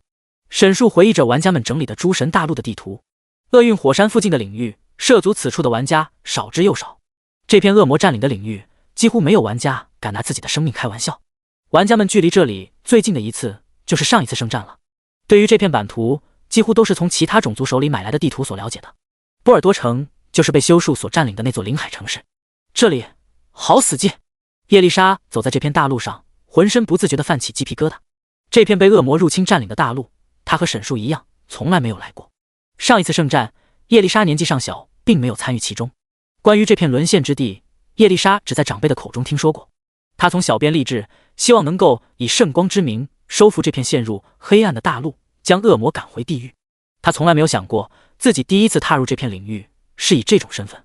走在前面，沈树突然注意到，这附近零零散散有不少恶魔，而那些恶魔一见到沈树之后，纷纷露出害怕的神色，疯狂逃窜。各种各样的低级恶魔躲在房子里，透过窗户和门缝，小心地看向这边。很显然，他们是被沈树这个大家伙给吓到了。恶魔种族之中，这种位阶压制是最严重的。低位阶的恶魔见到高位阶的恶魔，只能绕路而走。同一阵营的恶魔，高位阶的恶魔能奴役驱使低位阶的恶魔。沈树作为第4位阶的恶魔统领，在地狱无数的恶魔之中，已经是凤毛麟角的存在。那些低级恶魔就算再残暴，根本不敢来惹他的麻烦，甚至不敢让沈树看到自己。沈树没空陪这些家伙躲猫猫，径直从中走过。而在沈树身后的叶丽莎，神情则很是凝重。换作曾经，叶丽莎绝对不会允许有恶魔出现在自己的眼前。而现在，她没有办法，只能任由那些恶魔在周围强忍着自己的厌恶和恨意。没有沈树的命令，他只能跟在沈树后面走。似乎因为叶丽莎是沈树的奴仆，那些恶魔看向叶丽莎的眼神也有些许忌惮。这里真是糟透了。后面那个矮人还在抱怨着，他的路线和沈树2人差不多，因为害怕前面的沈树，他刻意与之保持距离，赶快找到地狱魔晶，然后回到海藏号上去。就在他抱怨的时候，突然听到周围一阵响声。什么东西？等到那个矮人在注意到的时候，发现自己已经被恶魔给包围了。我的天哪！矮人深吸一口气，握紧了手中的锤子。第58章，顶尖的锻造大师，你们这些该死的畜生，离我远一点！那矮人挥起锤子，和恶魔们厮杀在一起。什么情况？叶丽莎敏锐地察觉到了后面的声音，转过头发现一个矮人被恶魔们包围。这一下，叶丽莎再也忍不住，一声娇喝：住手！随后他举起法杖，一道圣光降落，圣光洗礼，圣光降落，瞬间清除了一群低级恶魔。那些围攻矮人的低级恶魔也转过身来，对着叶丽莎面露凶光。看到这一幕，沈树微微皱起眉头。沈树并不想插手这件事，就算是那些恶魔将矮人在他眼前撕碎，也和沈树没有关系。那些恶魔和他都不是一个阵营的，把他们杀了，不知道会不会引来更大的麻烦。美丽的天使女士，太感谢你了！叶丽莎帮忙清除了一些恶魔，让矮人有了喘息的机会。但周围的恶魔依旧不依不饶，越来越多的恶魔从四面八方冲了出来。叶丽莎见状，还想继续帮忙，却被沈树突然叫住：“停手！”沈树声音冰冷，叶丽莎举起的法杖被迫落了下来。叶丽莎扭头看向沈树，后者则是一副事不关己、高高挂起的模样。他会没命的。叶丽莎救人心切，可无法违抗沈树的命令。跟我们没有关系。沈树平静道，冷血无情。叶丽莎心中暗暗责备沈树，只能眼看着那个矮人被恶魔淹没，心急如焚。她试着努力挣脱沈树的指令，结果却是灵魂灼烧的苦楚蔓延全身。天啊，谁来救救我！天使女士！矮人努力应付着周围的所有恶魔，他的实力并不弱，看起来比这些低级恶魔高出了一个位阶。但是随着越来越多的低级恶魔加入战场，矮人逐渐招架不住。该死！求求你们救救我！钱、装备，你们想要什么，我都可以给你们。我是一个锻造大师。矮人高声呼喊，语气中夹杂着绝望。恶魔的数量实在是太多了，他自己根本无法应对。锻造师？沈树听到这句话，眼前微微一亮。他手里的兽蟒之皮正需要一位锻造师帮忙打造成高级空间道具。在海龙牙国的时候，他没有机会去找锻造师帮忙。厄运火山附近的恶魔们更是只知道杀戮，他正需要一个锻造师。这下不等叶丽莎动手，沈树先一步开口：“你说你是锻造师？”“没错，我是顶级的锻造大师。”提到这里，那矮人的声音中略带自豪。不过那些恶魔可不会因为他是锻造师就手下留情。我救下你，你要答应帮我一个忙。沈树继续开口：“随便你什么要求，别说是一个，就是10个也没有问题。快救救我！”矮人危在旦夕，语无伦次。好，沈树不多废话，瞬间出手。就在沈竹朝着这边冲来的瞬间，那些低级恶魔们瞬间被吓得落荒而逃，甚至还不等沈树出手，他们已经跑得远远的。那些跑得慢的家伙全都成了沈树的刀下亡魂。仅仅片刻，矮人身边的恶魔就都消失不见了。呼！矮人瘫坐在地上，锤子扔在一旁，长舒了一口气。我就知道，我不该自己来这里，差点死在这里。这些畜生真是太疯狂了。矮人满头大汗，浑身是伤，血量也不是很健康。叶丽莎也赶紧赶了过来，检查矮人的伤势。她抬起法杖，下意识要给矮人治疗，却突然停了下来。她有些紧张地看向沈树，似乎是在等待对方的同意。沈树没有说话，点了点头。至此，叶丽莎才放心地使用技能为矮人治疗伤口。和谐祝福！一道圣光落在矮人的头上，他见底的血量瞬间恢复一大截。感受到圣光的治愈，矮人感觉身上的疼痛瞬间缓和不少。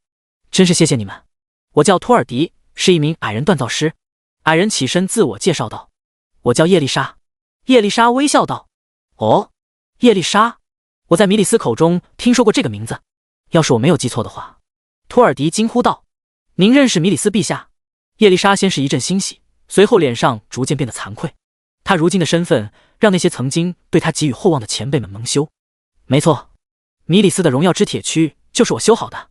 托尔迪满脸自豪地扬起头，络腮胡要冲到天上去了。但愿你不是在说谎。沈树这时缓缓开口，说着，他从口袋里将从灰烬城得到的兽蟒之皮拿了出来。能修复荣耀之铁躯，那用这个做一件能够容纳物品的道具，应该没有问题吧？沈树救下托尔迪，可不是要让他和叶丽莎叙旧的。米里斯是天堂城邦中一个城市的守城天使，绰号圣光之盾。荣耀之铁躯是他身上穿的盔甲，一件顶级红装。托尔迪竟然说自己修复过如此强大的装备，这让沈树很是怀疑。矮人族以其独特的锻造和建筑技艺闻名，也有不少顶级锻造大师，但那些沈树都有印象。如果托尔迪真是如此顶尖的锻造师，自己不可能一点印象也没有。你这是在瞧不起我？似乎是觉得自己被沈树看扁，托尔迪一把抢过兽蟒之皮。我曾经做出的空间道具，可以装下半个白地甲图书馆。一张兽蟒之皮而已，根本不在话下。托尔迪越说，沈树越不信了。白地甲图书馆是诸神大陆上最大的图书馆，藏书无数，传闻藏在地下世界，你最好说的是实话。如果你要是骗了我……沈树挑起眉毛，他能救下托尔迪，也能杀死托尔迪。你这个恶魔真是残暴。托尔迪缩了缩头，小声说道：“喂，叶丽莎，你是怎么和这个恶魔混在一起的？天使和恶魔不是宿敌吗？难道你们之间有着禁忌之恋？”和其他人不同，托尔迪并没有特别在乎恶魔和天使在一起的问题，问出的话也是奇思妙想。不是的，叶丽莎惭愧地红着脸，不敢和托尔迪解释。我知道，我知道。托尔迪一副我懂的模样，转头看向沈树。要想制作空间道具，光这一张兽蟒之皮远远不够的。我这里还缺一些材料，等我找齐了之后，1天之内就能帮你做完，到时候我再给你送回来，包你满意。沈树听到这话之后微微皱眉，所以材料你打算要去哪里找？当然是回去了。托尔迪解释道，我来这里是来找地狱魔晶的，找到之后我就要跟海藏号一起回去了，所以你打算离开这里？沈树眯起眼睛，没错，别担心，做好之后我肯定会给你送回来。托尔迪一本正经地说着，再一抬头，沈树正一脸危险地看着自己。在你做完之前，哪里也不能去。沈树用命令的口吻说道。拜托，人族有一句谚语叫巧妇难为无米之炊。托尔迪认真说着，但与沈树对视的时候，眼神中露出了些许的心虚。沈树察觉到了这一点，他不管托尔迪说的是真话还是假话，他只要兽蟒之皮做成的空间道具。需要什么材料，我会帮你找到。沈树语气冰冷。托尔迪有些着急，海藏号只在这里停留3天，要是不尽快的话，我就要被丢在这里了。与我无关。沈树依旧冰冷。我的天，你可真是个不讲道理的家伙。叶丽莎，快管一管你的这位情郎。叶丽莎一阵心酸的苦笑。托尔迪还不清楚两人之间究竟是什么关系。要不是因为地狱魔晶，这该死的地方我一辈子也不会来，真是糟透了。托尔迪见沈树态度坚决，知道自己没有任何办法。就在托尔迪抱怨之际，不远处的海面上突然一阵波涛汹涌。第59章华丽符。突然出现的异样让沈树神情严肃起来。海浪之中，一个庞大的家伙正在逐渐显露身形。虽然不清楚对方是什么，但直觉告诉他对方是冲着他们来的。海浪逐渐退去，大家伙显出原形。那是一只模样像是蝎子一样的怪物，高度有近4米，2条带刺的尾巴拖在水面上，双手像是钳子，却分成了3半。3对足和节肢动物一样，表面覆盖着坚硬的红甲。是恶魔。沈树注意到那怪物的头顶长着一对崎岖的恶魔角，证明着他的身份。别补西阵营的家伙竟然敢在利维坦大人的地盘撒野。那恶魔大吼一声，2条尾巴突然立了起来，以划破空气的力量朝着这边呲了过来。天哪，快跑！托尔迪一声大喊，捡起地上的锤子，脚底抹油一般疯狂逃跑。沈树迅速移动身形，躲开了这个大家伙的攻击。是华丽符，利维坦阵营的恶魔统领。叶丽莎精确地说出了对方的名字和实力。在天使收集的情报中，这些强大的恶魔都被记录在内，叶丽莎对此很是了解。除了沈树，他对沈树一无所知。听到对方竟然和自己是同一位阶，让沈树不敢怠慢。他能看到华丽符的等级100级，这是沈树继叶丽莎之后遇到的第2个第4位阶的强敌。不过和叶丽莎不同，这一次是对方的等级占上风。华丽符的第1击没有命中，紧接着发起了第2次攻击。这一次不再是普通的攻击，而是强大的技能恶浪。华丽符挥起双臂，身后的海浪惊起，那些海浪如同刀子一般锋利，朝着沈树和叶丽莎的方向袭来。注意保护好自己。沈树交代一句，随后注意力开始集中。面对这个等级远超自己的家伙，他必须打起12分的精神。恶火报应。这一击恶浪的攻击范围很广，沈树无法躲避。不过他可以替叶丽莎挡住这一击，避免叶丽莎受到伤害。64712，哪怕是有恶火报应的防御，这一击依旧打掉了沈树6万的血量。真疼。沈树深吸一口气，朝着华丽符反击。他并没有第一时间选择使用技能，而是朝着傅丽华冲了过去，准备近身肉搏。算上项链的死亡凝视，他一共就有3个技能。已经使用过恶火报应，死亡凝视又无法对华丽符起作用，沈树只有焚葬这一个进攻技能。30分钟的冷却，沈树不敢乱放，一定要确保命中才行。叶丽莎。沈树的声音让叶丽莎回过神来。他知道沈树的意思，不用沈树指挥，叶丽莎自觉开始为沈树释放技能。欢愉祝福。灵魂契约已经开始对叶丽莎的心灵产生潜移默化的影响。哈哈，找死！华丽福仗着自己体型比沈树更庞大，丝毫不害怕沈树与自己近身肉搏。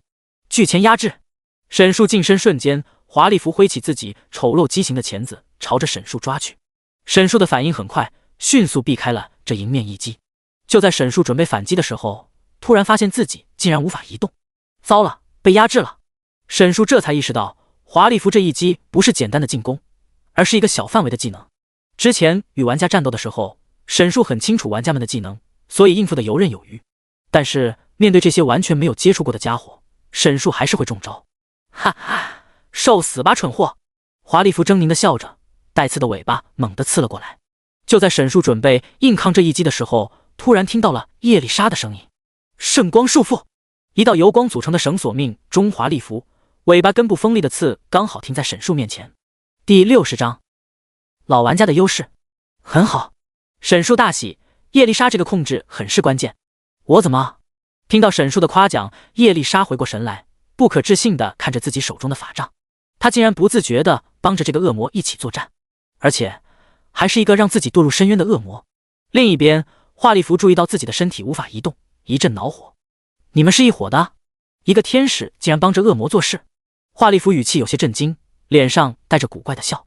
叶丽莎被说得有些恼怒：“你这个丑陋的家伙，少废话！”这一次，不等叶丽莎出手，解除压制状态的沈树像是猛虎一般出手。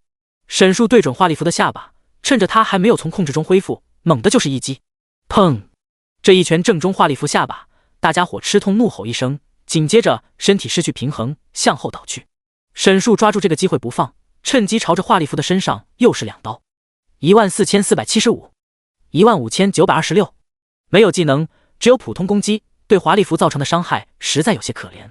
110万的血量，这几下攻击不痛不痒的。该死！华丽福接连后撤几步，退回到港口的位置。重新找回平衡的他一声怒吼：“你们惹毛我了！”弑君之刺！华丽福那两条长着刺的尾巴一左一右朝着沈树迅速冲来，带着划破空气的声音，这一击散发着致命之感。面对此状，沈树非但没有后撤，反而是继续朝着华丽福冲了过去。他的身后那两条带刺的尾巴像是追魂索一样，紧跟在沈树身后不放。到达华丽福身前的瞬间，华丽福挥舞着他巨大的钳子朝向沈树，而沈树则是一个灵巧的起跳，纵身一跃，一脚踢在了华丽福身上。随后一个后空翻，以一个完美的角度避开了华丽福的攻击。这一招叫做回身跃击，是人族游侠的一个通用技能。不过正宗的回身跃击还会带着一次弓箭射击，沈树只是在模仿这个技能的释放动作而已。因为强大的身体素质，沈树可以轻松完成脑海中想象的动作。华丽福的两条尾巴被沈树躲开之后，全力扎在了脚下的木桥上。砰砰，木桥瞬间被扎穿，木茬飞溅。哼！这次攻击落空，华丽福身体朝前，准备发起下一次攻击。就在他移动的瞬间，突然感觉身体在下沉。怎么回事？华丽福看向脚下，因为他尾巴的猛烈攻击，脆弱的木桥正在断裂。咔嚓！清脆的响声过后，华丽福脚下的木桥瞬间倒塌，站在正上方的华丽福直接掉了下去。10123，这是掉落造成的伤害。另一边，沈树早就已经站到了安全的位置，他的目光冷峻，随时准备发起下一次进攻。跌落的华丽福拖着沉重的身体爬上来，眼神里充满了怒火。蝼蚁，找死！沈树接连的攻击彻底惹怒了华丽福，这些攻击造成的伤害不高，但却让华丽福狼狈不堪。然而还不等他重新从桥下爬上来，突然感觉脚下一阵晃动，华丽福微微一愣，随后脚下的地面上火焰喷涌而出，轰！冲天的火柱将木桥破碎边缘的残枝烧毁，华丽福再次掉了下去。37154 10937，前前后后，沈树已经打掉了华丽福1/10的血量。虽然费了很大的劲，不过他已经摸透了华丽福的攻击手段以及战斗风格，他的技能范围、攻击频率、进攻手段、攻击前摇等等都被沈树狠狠拿捏了。常年的玩家经验，再结合自己的面板，沈树对华丽福的数值已经心中有数。这个大家伙体型庞大，攻击威力惊人，但是攻击频率很慢，移动速度也快。沈树比他低了几十级，两人的敏捷相差无几。在叶丽莎的欢愉祝福过后，他的移速反超了华丽福。华丽福虽然血量和数值更高，但现在他已经处于劣势之中。除了恶浪之外，华丽福几乎再也没有攻击到过沈树。和沈树这种有过摸爬滚打求生经历的老玩家比起来，华丽福就是一个只会用蛮力的傻子。这就是玩家和 NPC 之间最大的差距。火焰过后，华丽福站在桥下，浑身冒着烟。此时此刻，华丽福愤怒到了极点。啊！我要将你碎尸万段！华丽福此时已经被愤怒冲昏了头脑，身体下沉，一个恐怖的大跳，直接跃到桥上。他像是疯了一般，挥舞着钳子直逼沈树。然而，沈树早已经预料到他会如此。圣光洗礼！远处的叶丽莎脑海中出现沈树的声音之后，不受控制的举起法杖释放技能。圣光刚好笼罩在华丽福的身上，被愤怒冲昏理智的华丽福根本没有想过躲闪。60028，这一击又打掉了华丽福6万的血量。承受着攻击，华丽福冲到了沈树身边，一声怒吼，挥出重钳。不出意外的，这一击又被沈树灵巧躲开。他的身体腹部就是他的攻击盲点。华丽福攻击失利，沈树反手接连出击。12047，触发灼烧效果。3017， 3017， 16917，触发灼烧效果。3017，有之前叶丽莎释放的欢愉祝福，沈树的攻速大大提升。接连攻击之后，运气爆表，连续触发几次灼烧效果。那些不痛不痒的伤害堆积起来，不知不觉已经让华丽福的血量掉半，而沈树才仅仅掉了1/4的血量。不仅如此，叶丽莎还可以为沈树继续治疗。感觉到自己的状态疯狂下降，华丽福一声暴怒，紧接着华丽福周围的水逐渐汇聚环绕，水流越转越快，像是漩涡一样，最终变成了一个圆形的水膜，环绕在华丽福身边。第61章成功击杀。第二阶段了。所谓的第二阶段，其实就是被动技能，类似之前在新手村里那些精英恶魔还有 BOSS 巴莱。最常见的被动技能的触发条件就是血量降低至固定值。在恶魔种族中，被动技能是很常见的，就连新手村的精英恶魔都有。然而沈树这个没有血脉的家伙，到了第4位阶也没有。华丽福周围的水盾也是他的被动。华丽福的血量降低至一半之后，血条上突然多出一大条白色的血条，那是水盾给他带来的护盾，不多不少，正好30万。20万的护盾也够沈树折腾一会儿的了。沈树像是之前一样，把控着华丽福的攻击时机，在他的进攻盲区进行闪避。35214，卑鄙者之刺无法击穿水盾，必须要将护盾值全部清除之后，才能继续对华丽福造成伤害。好在护盾值无法享受宿主的物抗和法抗，所以沈树可以造成更高的伤害。就在沈树抓住机会要继续打出第二击的时候，水盾的表面却出现了变化。就在沈树面前，水盾突然开始流动，随后突然凸起一个锋利的水刺，朝着沈树发射。干！沈树一声惊呼，还好他反应够快，躲过了这一击。水刺刺中他身后的地面上，紧接着水刺竟然开始结冰，还好没有命中。看水刺的攻击状态，这恐怕又是一个控制技能。和这个等级远高自己的家伙肉搏，沈树必须尽可能躲避所有技能。现在战斗完全在按照沈树的节奏走，华丽福被牵着鼻子走。要是一不小心中了控制技能的话，再想找回这种节奏就麻烦了。水盾会反击，这让沈树进攻的频率变得缓慢，也给了华丽福喘息的机会。而华丽福却没有用这个机会尝试反击，相反，在面对沈树的攻击的时候，华丽福竟然开始撤退。这可不是华丽福之前嚣张的模样，要回到海里去。沈树立即察觉到华丽福的心思。利维坦阵营的生物大多生活在海中，利维坦乃是地狱7大撒旦之一，远古恶魔，代表着7宗罪之一的嫉妒。他的真身是一只巨大无比的鱼怪，体型比鲸鱼的10倍还要大，传说是诸神大陆上体型最大的生物。拥有利维坦血脉的恶魔都喜欢生活在海中，包括华丽福，攻击技能也都与水相关。他要回到海里的原因很简单，那里是他的主场，作战更加灵活。沈树可没有什么水性，如果回到水里的话，他就无法掌控局势了。华丽福且战且退，打了这么久，他的脑子也清醒了不少，这个主意很不错。就算沈树不追到海里，华丽福也可以逃跑。不过沈树不打算放过华丽福，华丽福血量已经降到一半，现在乘胜追击是杀了他的好机会。第4位阶的恶魔肯定可以掉点好东西，而且华丽福肆无忌惮的挑衅，沈树不可能让他装了逼就跑。敢跟他挑衅，从海中跳出来，那就要留在岸上。30万护盾值在沈树连追带打的输出下逐渐消失，华丽福也快要接近海岸线。眼看要进入海中，华丽福变得激动，只要回到海中，他就有十足的把握战胜沈树。如果沈树不继续跟着他进入到海中，他还可以逃跑。留在岸上，他发现自己有些招架不住沈树的攻击，沈树又怎么可能让他得逞？突然加速，拦在了华丽符面前。这一次，沈树直接正面与华丽符对抗，如此一来，华丽符想要进入到海中就有些困难了。不过沈树也因此打断了自己的战斗节奏。接下来不能贴身与华丽符对抗，那就只能正面硬刚了。放技能，沈树的声音再次在叶丽莎脑海中响起：欢愉祝福，和谐祝福，心灵祝福，意志祝福。短暂的吟唱之后，4道颜色各异的圣光落在了沈树的身上。恶魔视之为天敌一样的神光，在沈树身上却没有造成任何伤害。恰恰相反，沈树现在浑身充满力量，血量、法力值、攻击力、攻击速度、移动速度、护盾、物抗法抗，沈树的属性全方位上涨。如此一来，沈树有了和华丽符正面硬刚的资本。华丽符只剩下50万血量，和沈树几乎一样。找死！之前被沈树贴身输出的憋屈，华丽符见沈树要跟他正面对抗，瞬间变得暴躁起来。他挥舞着巨钳，恨不得现在就把沈树撕成碎片。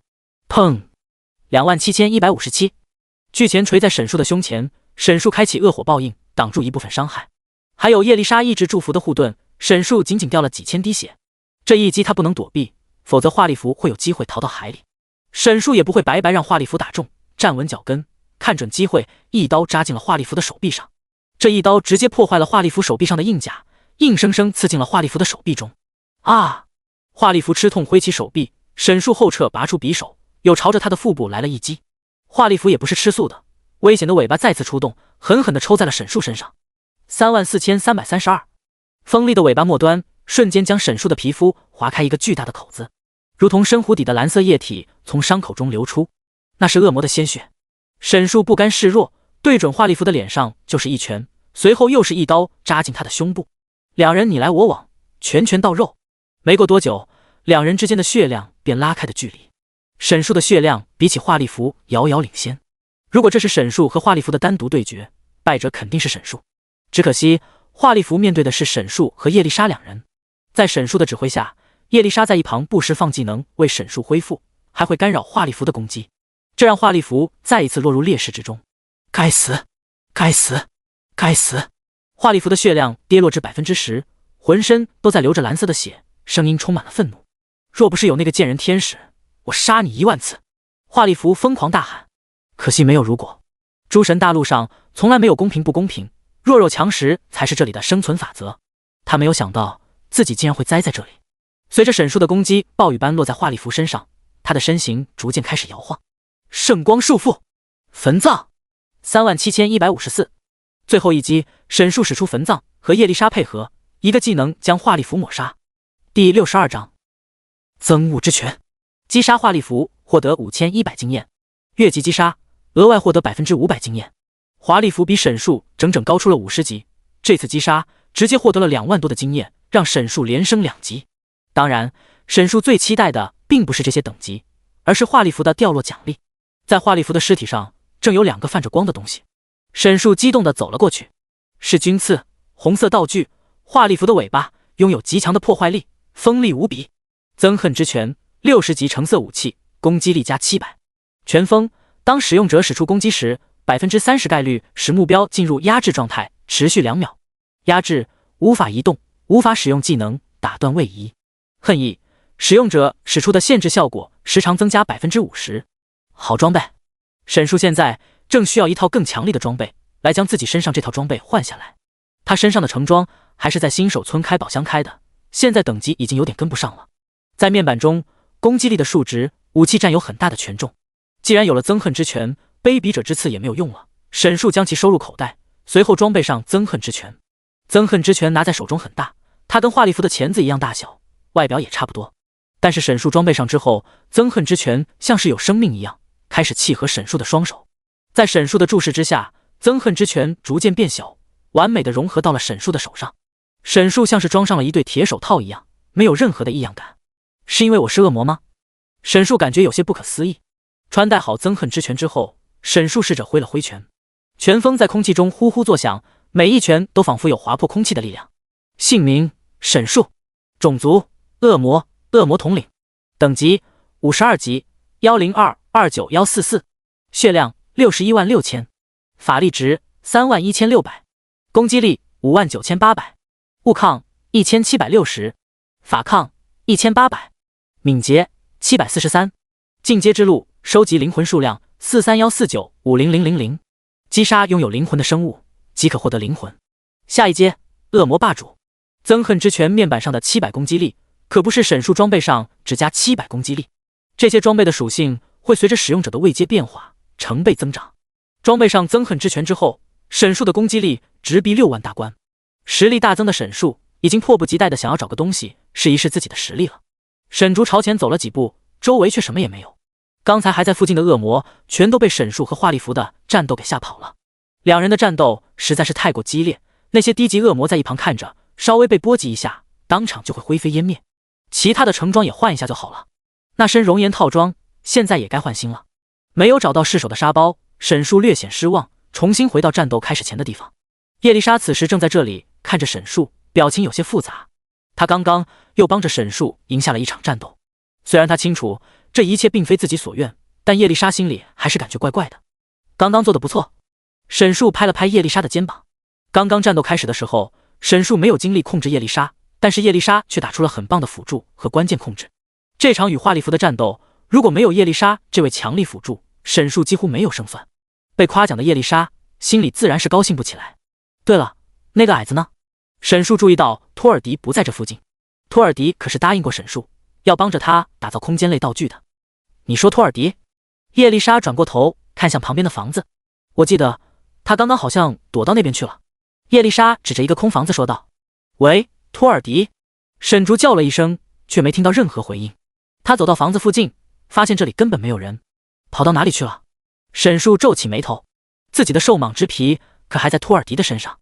就在沈术思索之际，他突然听到一声大喊：天啊，救命啊！谁来救救我？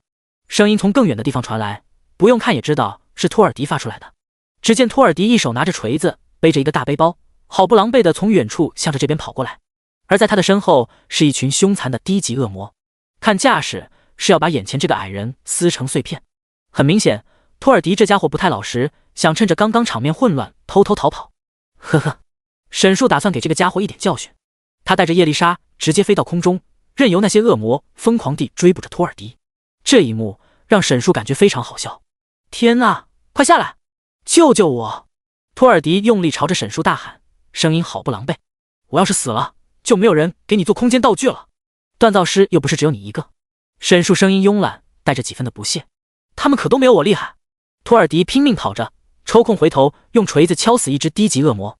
敲死这一只，还有无数只在后面等着他。无所谓。沈术看着托尔迪的丑态，耸了耸肩。不要闹了，快来救我！托尔迪用祈求的声音喊道，上气不接下气。等他们玩够了再说。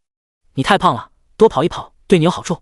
托尔迪两条短腿飞快地跑着，看起来非常有喜感。你可真是个疯子。远处贺瑶站在船头上，看着眼前发生的一切。无论是刚刚沈术与华丽福的对决，还是现在，这将是个有趣的对手。贺瑶的嘴角勾起一抹微笑。第63章，来自被修术的邀请。托尔迪被打得屁滚尿流，浑身是伤，看到这家伙血量快要见底了，沈术才慢悠悠地赶了过去，帮他解围。我的天，可算是结束了。托尔迪浑身无力，瘫倒在地。沈术命令叶丽莎帮托尔迪恢复了一下状态。美丽的天使女士，太感谢你了。托尔迪上气不接下气说道。果然，我就不应该和恶魔打交道。托尔迪看向沈术，眼神中满是忌惮和埋怨。沈术低头看了他一眼，吓得他浑身发抖，跑到叶丽莎身后。三人一同朝着波尔多城出发。您就不应该来这里。叶丽莎摇了摇头。叶丽莎搞不清楚，这么一位手无寸铁的矮人锻造师为什么会独自前往这里。我是来找地狱魔晶的。托尔迪开口回道。地狱魔晶应该是一种矿石吧？叶丽莎从来没有听说过这种东西。没错，那种东西只在地狱中才有，是一种完美的锻造材料。说到这，托尔迪变得激动起来。这位恶魔大人，你听说过吗？托尔迪转过头对沈术发问。经过之前发生的一切，他对沈术的态度恭敬了不少。没有。沈术摇了摇头。作为玩家，沈术也算是见多识广，但搜遍脑海也没有听说过这东西。看样子是很稀有的道具。唉，托尔迪有些失望地叹了口气。三人一路朝东走，路上再没有恶魔赶来找麻烦。一路走去，路上的恶魔越来越多。要到了。离着很远，沈术便看到了高大的城门。那是一座庞大的城市，城门前方有修好的大路，森严的城墙京城汤池。魏楚港口附近，这里曾经也如同海龙牙国一样繁华，不过昔日风光的景象早已不在。如今波尔多城四处散发着腐朽和破败的气息，城市上空似乎有乌云笼罩一般，让这座城池陷入肃杀和死寂之中。到处都看到风干凝聚的血迹，在时间的磨砺之下，变成一道又一道的暗红色，布满了进城的道路。残败的盔甲武器，还有森森白骨，更是数不胜数。一阵风吹过，一股邪恶的气息扑面而来。这就是恶魔居住的城市吗？真是太可怕了。托尔迪看着满地尸骨，暗自啧舌。这触目惊心的景象，更是让叶丽莎心中止不住发寒。波尔多城，他曾经听闻过这里无数次，那些尸骨和断壁残垣，让叶丽莎联想到这里曾经发生的一切。恶魔进入城市中，大肆屠杀着住在这里的生灵，哀嚎、痛苦、绝望。在一阵人间炼狱般的屠杀之后，恶魔们成为了这里的主人。而这里发生的一切，未来很有可能继续蔓延，发生在诸神大陆更多的地方。只可惜叶丽莎如今无法阻止这一切，甚至她还有可能成为帮凶。叶丽莎陷入了沉默。沈树走在最前面，已经来到了城门前。高大的城门倒在护城河上，护城河里浮着断肢，腐烂的尸体让护城河变得浑浊泥泞。沈树一行人到来，周围瞬间围上一群恶魔，他们远远地站在城门里，拦在前方，看不出想要做什么。滚！被一群愚蠢的家伙拦住，沈树很是不爽。作为同一阵营的高阶恶魔，只要沈树发话，那些恶魔就会乖乖服从。然而那些恶魔依旧不为所动，拦在沈树等人的路上。沈树皱起眉头，这意味着眼前这些恶魔受到更高级别的恶魔驱使，他们拦住进城的路，也是那只恶魔的意图。就在这时，远处一只恶魔发出嘶哑的声音：“被修术大人，请你们进宫殿。”被修术，沈树对这个名字并不陌生。别卜系阵营中如今的领袖恶魔是第5位阶的恶魔霸主，沈树正是别卜系阵营的恶魔。暴食屠夫被修术。叶丽莎听到这个名字，身体不自觉地颤抖了一下。作为天使，叶丽莎对这只恶魔再清楚不过了。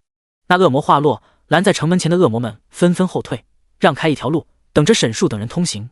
被一只位阶更高的恶魔邀请，沈树心里也有些发怵。他不清楚对方是什么意图。沉思片刻之后，沈树起步朝着城门里走去。兵来将挡，水来土掩。沈树走在最前方，托尔迪和叶丽莎两人小心跟在后面。进城之后，一只斥候恶魔出现在沈树身前，带着3人前往宫殿。所谓的宫殿，就是波尔多城统治者曾经的宫殿。城内的景象比城外更加骇人，断壁残垣上无处不在的恶魔身影，血迹四溢散落在墙上和地上。阴暗之处不时传来奇怪的咀嚼声。叶丽莎和托尔迪看到这般景象，不由得快步跟紧沈树。很快，在斥候恶魔的带领下，3人便来到了宫殿外。到达目的地之后，那只斥候恶魔慌张逃跑，只留下刚刚进城的3人。他的眼中充满了对这个宫殿的忌惮。波尔多城的宫殿映入3人眼中，尽管它如今已经破败，但从外表的装饰还是能看出这里曾经的金碧辉煌。最关键的是，在宫殿上方伫立着一个十字架，准确来说是倒十字架。曾经宫殿顶端的十字架被掰了下来，倒过来斜插在宫殿正上方。十字架证明这里曾经是一座天堂城邦。没错，波尔多城曾经是一座有着天使庇护的天堂城邦，然而它却被恶魔们攻陷。波尔多城也是圣战史上第一座沦陷的天堂城市。宫殿里的那只恶魔究竟有着何等恐怖的实力，无需多述。沈树深吸一口气，在前缓缓推开宫殿大门。吱，带着装饰雕刻的宫殿大门缓缓打开，映入眼帘的便是宫殿正中央那个肥胖的臃肿的身躯，还有他身后由尸骨堆成的山。暴食屠夫被修术。第64章，恶魔也会扑啊！欢迎你们，我的朋友。被修术粗狂邪恶的声音响彻整个宫殿，仅仅是听到他的声音，便会让人感觉陷入了浑浊的泥浆之中。哦，竟然有天使在这里！被修术瞬间注意到了叶丽莎，她是我的奴仆。沈树沉声回道：“奴仆？”哈哈哈哈！被修术一阵大笑，让人不寒而栗。我的天啊，我为什么要跟着你来这里？托尔迪担心在外面会遇到恶魔，一直在紧跟着沈树。宫殿里的这个大家伙让他非常不舒服。不仅仅是托尔迪，叶丽莎的心中也诞生了慌张和惧意。被修术的压迫感实在是太强大了，特别是作为恶魔的宿敌，叶丽莎完全不敢直面被修术。天使可是很美味的。贝修树看向叶丽莎，眼神中带着无尽的贪婪，舔了舔舌头。贝修树说的美味，是物理意义上的美味。沈树稍稍往前走了一步，挡住了贝修树的目光。哈哈，不要紧张。沈树大统领。贝修树缓缓开口，叫出了沈树的名字。沈树微微一愣，这还是他穿越之后第一次有人叫出他的名字。除了和他签订契约的叶丽莎之外，没有任何人知道他的名字。不用惊讶，我知道这里每一个恶魔的名字。贝修树开口道，我不仅知道你的名字，而且我还知道你在梅龙村庄所做的一切。沈树看向这个肥胖的恶魔，不知道他是什么意思，把那些人族都扼杀在摇篮里。贝修树看向沈树，突然大笑，哈哈，你干得非常棒，巴莱那个蠢货没有做到的事情，竟然被你轻松搞定了，真是让人意外。贝修树所说的就是新手村突围任务。恶魔们为了阻止人族进入诸神大陆的目的，正是担心他们会壮大天堂城邦的实力。其他阵营派去的蠢货，一个能打的都没有，只有你做到了。那些人族几乎没有人离开梅龙村庄。贝修树开心的大笑，显然是对沈树很满意。多谢贝修树大人的夸奖。沈树微微鞠躬表示感谢。面对贝修树还是要客气一点，沈树也不清楚对方的脾气秉性。如果我没记错的话，你在离开的时候还是一个低级恶魔吧？贝修树作为别补系阵营的统领，他可不记得自己手下有这么1号恶魔统领。而且因为梅龙村庄周围有特殊的屏障，贝修树派去最强的就是第3位阶的领主恶魔巴莱。我很好奇，你是怎么做到的？贝修树好奇地打量着沈树，让沈树有些不自在。因为身体的肥胖，贝修树脸上的肉几乎要凝在一起，眼睛被挤成一条缝，从中发出恶魔标志性的红光，却散发着十足的危险气息。那些人族很蠢。沈树声音平静，不露声色道，这样啊，哈哈哈哈，说的没错，那些人族全是蠢货。贝修树又一次大笑起来。总之，你干得非常不错，而且刚才在回来的时候，你还杀了华丽福，对吧？贝修树话锋一转，突然提到这件事。没错。贝修树竟然知道这么多事情，这有些出乎沈树的预料。是那家伙先惹毛了我，有什么不妥的吗？沈树微微皱眉，没有，我很满意。我早就看戈别那个蠢货不爽了。贝修树摆手笑道，他口中的戈别是利维坦阵营如今的领袖。总之，我对你的表现很满意。这边现在都是蠢货，没有一个人能用得上。现在，你就是我最得力的帮手了。贝修树说着，语气突然变得严肃。天堂城邦那边最近一直在蠢蠢欲动，他们马上就要组织下一次进攻了，这里将成为第一目标。现在，波尔多城是诸神大陆上唯一一个被恶魔占领的城市，这边也是恶魔入侵诸神大陆的最前线。在地狱中，一共7个阵营，只有贝修树和戈别2个领袖通过地狱之门来到了诸神大陆。上一次圣战，天堂城邦又在这里折了面子，所以这一次圣战，波尔多城和贝修树必然成为天堂城邦要全力拿下的首要目标。我会交给你一部分兵力，到时候你就守在马努赫山，拦住他们。这是我们最重要的战地，我把它交给你。我相信，以你的实力，肯定会守住那些愚蠢的天使。贝修树突然换了一副口吻，言语中充满了对沈树的器重和信任。只要你能完成这项任务，你想要什么，我都可以满足你。这一刻让沈树有些恍惚，这不是传说中的扑啊吗？恶魔也懂这种东西。沈树万万没有想到，自己变成 NPC 了，还能不能被扑啊？他可不是傻子，贝修树这就是要让他去当炮灰。波尔多城背靠大海，而另一端就是马努赫山，海上都是个别的领域，天使们要想通过海路接近这里，就是自寻死路。圣战打响之后，天使要想攻入波尔多城，这是最重要的一条路。到时候将会有无数的天使冲向马努赫山，那些天使之中，说不定会有第5位阶的炽天使。沈树区区一个恶魔统领，想要阻拦他们，简直就是天方夜谭。被修树大人将如此重要的事情交给我，我恐怕难以胜任啊。天堂城邦对这次战斗做足准备，到时候恐怕会有炽天使攻入。沈树沉声说道，同时注意被修树的变化。见沈树迟疑，被修树哈哈大笑，继续开口：你放心，我们也不是没有准备。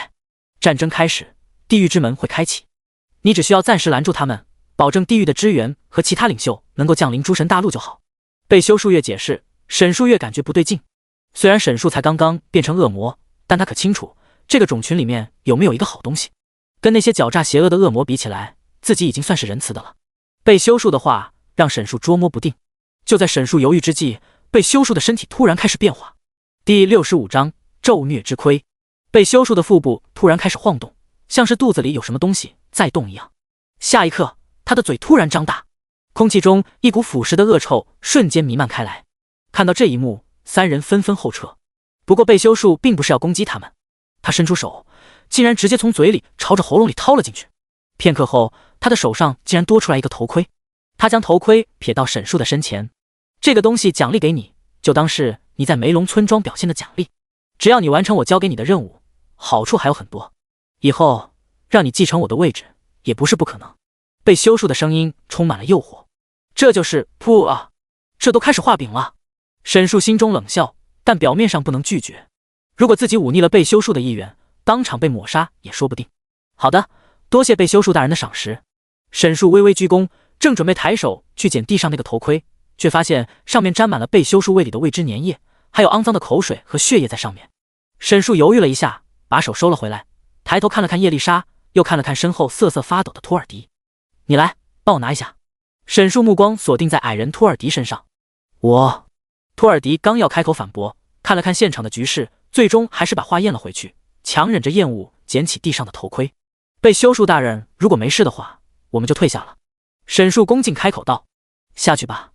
被修树点了点头。别让我失望。三人先后离开宫殿，被修树突然叫住了沈树。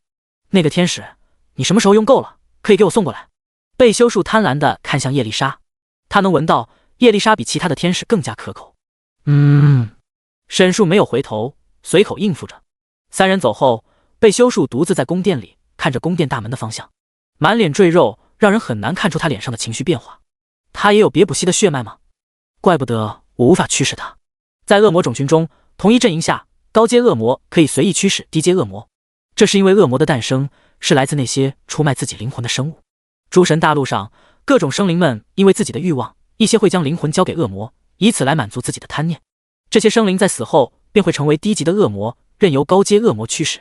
在地狱之中，高阶恶魔通常是地狱远古恶魔的后裔，他们因为高贵的血脉，有着更强的力量，因此有着更高的位阶。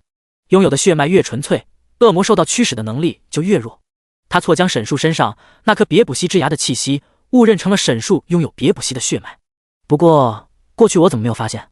被修树的眼神中闪过一丝险恶和阴沉。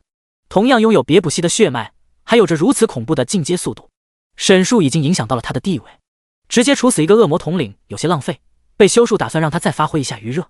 离开被修树的宫殿，叶丽莎和托尔迪如释重负地松了口气。刚刚宫殿里的气氛实在太过诡异，被修树恐怖的压迫感让他们在宫殿里的每一秒都是那么煎熬。特别是叶丽莎，她能清楚感受到被修树对自己的觊觎，被修树的眼神仿佛下一秒就要吞掉她一样。托尔迪也非常不好受，整个宫殿里就他的位阶最低，气都不敢大喘一下。天哪，快把这东西拿走，这上面的粘液实在是太恶心了。托尔迪一手拿着头盔，另一只手捏住鼻子。你先拿着吧，我们找个地方休息。沈树决定暂时找个房子安顿一下。在城里转了几圈，沈树找到了可以做栖身之所的地方，一个装修比较富丽、相对完整的别墅。波尔多城内的不少建筑都被摧毁了，这个别墅虽然破了点，但看起来还说得过去。这里曾经住的应该是波尔多城的贵族，各种珠宝相连和值钱的东西散落在地上。这些装饰品虽然没有属性，但却是很好看的装饰品。在浩劫中有一些女玩家就喜欢这种东西，也是价值连城的东西。不过恶魔可没有审美，他们对这些东西完全不感兴趣。除了那些珍宝，地上散落着一些骨头，都是些残肢，无法判断究竟是来自什么生物的。就在房子里还有不少住客，一群低级恶魔正在房子里四处游荡着，像是在翻找一些食物。沈树一进来，那些恶魔便以最快的速度逃离了这里。安静了，可以休息一下了。沈树随手坐在一张椅子上，一路上沈树都在思索被修树说的话。他可以肯定的是，被修树肯定骗了他，自己去马努赫山就是死路一条。他搞不清被修树杀他的动机，不过回过头来想，恶魔之间互相残杀也不需要什么动机，还要给我一件装备来糊弄一下我，真是为难他那么认真的演戏了。沈树看向托尔迪手中的头盔，就在刚才，托尔迪已经将那个头盔给清理干净了。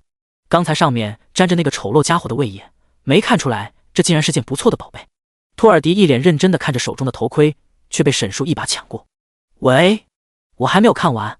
托尔迪刚要大喊，沈树瞪了他一眼，这家伙瞬间没有了脾气。咒虐之盔70级成装，加2500生命值。咒虐套装1/4，套装激活特效，暴击率正20%。70级成装，沈叔万万没有想到，被修树嘴里竟然能吐出这种好东西。不过现在沈叔的等级还不够穿戴这件装备，他才52级，要装备咒虐之盔至少要升到60级才行。沈叔也不着急，要是换了咒虐头盔，身上熔浆套装的套装效果会降低不少。被修树手中说不定有这装备的一整套。想到这，沈叔眼神阴冷起来。你想让我死，那我也不跟你客气。第66章，寻找叶丽莎的下落。伦家城内，拉法坐在宫殿之内，沉默不语，满脸沉重。10几天前，他派遣叶丽莎前往诸神大陆东部的梅龙村庄，清除在那里作恶的恶魔，然后叶丽莎就消失不见了。作为天堂城邦中有着极高天赋的天才少女，叶丽莎被众多天使给予厚望。拉法本想让叶丽莎去历练一番，没想到竟然会发生这种事。拉法意识到问题后，很快就派遣侦察部队的天使前往。结果现在侦察部队的天使也没有动静了，像是石沉大海一样，这让拉法非常头疼。找不到叶丽莎，让拉法这些日子很是着急，恐怕要亲自去看一看了。拉法作为伦家城的守城天使，本不应该随意离开，但是他更担心叶丽莎的安危。经过思索之后，拉法还是决定亲自动身。刻不容缓，拉法迅速起身，朝着东部进发。拉法是第5位阶的炽天使，移动速度飞快，迅速从伦家城上方掠过。紧随其后的还有几位宫殿里的护卫。一些在伦家城里的玩家看到这阵仗都被吓了一大跳。我眼花了吗？刚才什么东西飞过去了？好像是拉法大人。拉法大人出城了？是什么重要的事情，竟然能惊动拉法大人？玩家们瞬间议论纷纷。一些消息通玩家敏锐察觉到了这一点，已经开始拍照注意，准备将这件事当作今晚的新闻。守城天使突然离开了城市，这件事可不常见。拉法大人出去了，好像是朝着东面去了。伦家城外附近，明烟正在和其他几名霸业玩家做任务。看到拉法从头顶掠过，其他几人都一阵好奇。只有明烟看到拉法远去的身影，秀眉微皱。他突然想起上次拉法召见他进入宫殿关于叶丽莎的事情，距离拉法的召见已经过去了一段时间，这段时间里还是没有关于叶丽莎的消息。明烟感觉可能有大事发生。明烟姐，怎么了？还在想陌生那边的事情？一名玩家在一旁提醒道。因为沈树的缘故，陌生几乎不可能在圣战之前赶回来了，这让霸业的顶尖队伍实力大减。没事，继续做任务吧。明烟摇了摇头。关于陌生的事情，他现在已经放弃了。附魔师虽然很重要，但还没到影响全局、举足轻重的地位。他现在正在带队，带着其他的玩家做任务升级。圣战在即，实力多提升一点，在圣战中就能多争夺一些奖励。除了霸业，其他的工会也在紧锣密鼓地准备着。除了少数工会，绝大多数工会都是加入了天堂城邦的。在7大 T1 级别工会之中，除了昆仑山之外，其余6个工会的基地都是建在天堂城邦中的。这也意味着这次圣战将有大量的玩家和工会参加。僧多肉少，圣战中大量的装备道具和经验都需要玩家们自己去争夺。实力越强，能够在圣战中获得的奖励就越多。现在他们还有1个多月的时间准备，不少工会已经开始在内部规划关于圣战的攻略了。另一边，拉法以最快的速度一路朝着东部飞行。沿途只要是遇到的城市，拉法就会停下来询问关于叶丽莎的事情。叶丽莎金色的长发还有白紫相间的翅膀是很明显的特点，而且叶丽莎的气质也十分出尘，美丽的外貌只要有人见过一定会印象深刻。拉法边走边问，一直来到较远的灰烬城。所以你说那个天使和一只恶魔在一起？拉法站在吸血鬼城堡内，他的身前正是之前招待过沈树的吸血鬼莱恩斯奇。此刻的莱恩斯奇恭恭敬敬，满头大汗，笑着连连点头。对的对的，那个天使和恶魔一起在这个城堡里住了一晚。如果说之前对待沈树莱恩斯奇是孙子态度，那写现在对待拉法他就是重孙子。吸血鬼属于暗夜生物，尽管不像恶魔那般和天使打得你死我活，但关系也不怎么对付。住了一晚。拉法听到这里心里咯噔了一下。你说的是真话？拉法深吸了一口气，语气凝重。啊，我只知道他们一起住在城堡里，具体情况我也不知道。莱恩斯奇擦了擦额头的汗，措辞谨慎，把自己知道的全都告诉了拉法。我也是被逼无奈，那个恶魔还抢了我好多东西。为了证明自己是无辜的，莱恩斯奇讲出沈树的恶行。拉法陷入沉思。片刻后，缓缓开口：“你知道他们现在在哪吗？”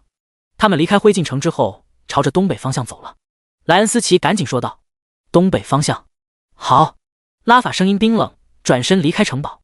临行前，他回过头：“你要是敢骗我，下场你自己清楚。”不敢，绝对不敢。莱恩斯奇站直发誓，他哪里敢骗这个一招就能杀了自己的炽天使。我们走。拉法转身，急匆匆地离开了灰烬城。一路上都没有叶丽莎的消息，没想到第一次听说就是如此炸裂的消息。和恶魔在一起住了一晚，拉法深吸了一口气，这个消息让他实在是难以消化。但愿和我想的不太一样吧。他真不敢想叶丽莎会做出那种事，这一切一定是有情可原的。他必须要找到叶丽莎，弄清楚究竟是怎么回事。离开灰烬城，拉法带着一众护卫天使一路朝着东北方行进。他已经猜到叶丽莎和那个恶魔的下一站就是海龙牙国。一路不停，快马加鞭来到海龙牙国之后，海龙牙国的国王接见了他。拉法作为第5位阶的强者，在天堂城邦中位高权重，哪怕是在整个诸神大陆都有着一定的名声，海龙牙国国王自然要亲自接见。海龙牙国的国王看起来跟人族一样，身穿华贵的衣装，坐在宫殿正中央。我亲爱的天使朋友们，是什么事情让诸位大驾光临？海龙牙国王奥图坐在王座之上，恭迎几位来宾。奥图国王，我们来此处是想来寻找几位天使，不知道最近是否有天使有来过贵国？拉法开门见山，直接说出自己来此地的原因。这样吗？我叫来护卫队长，这些事情你问他就好了。奥图看出拉法的焦急，也不多废话，直接叫来了护卫队长。天使？护卫队长面对拉法的质问，瞬间想起了几天之前发生的事情。除了护卫队长之外，洛文也一同来到宫殿之中。两人将那天发生的一切一五一十的说了出来。你说在海龙牙国内有天使死了？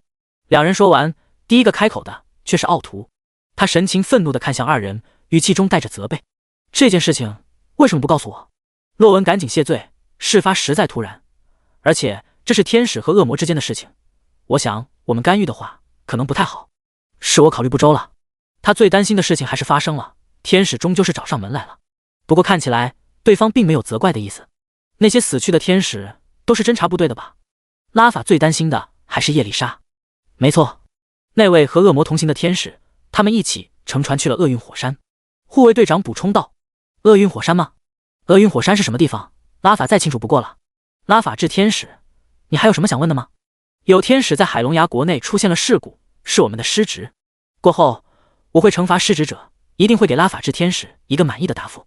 奥图直接表态。不必，是我麻烦奥图国王了。很感谢两位的信息。拉法现在不太在意这些，心思全都在叶丽莎的身上。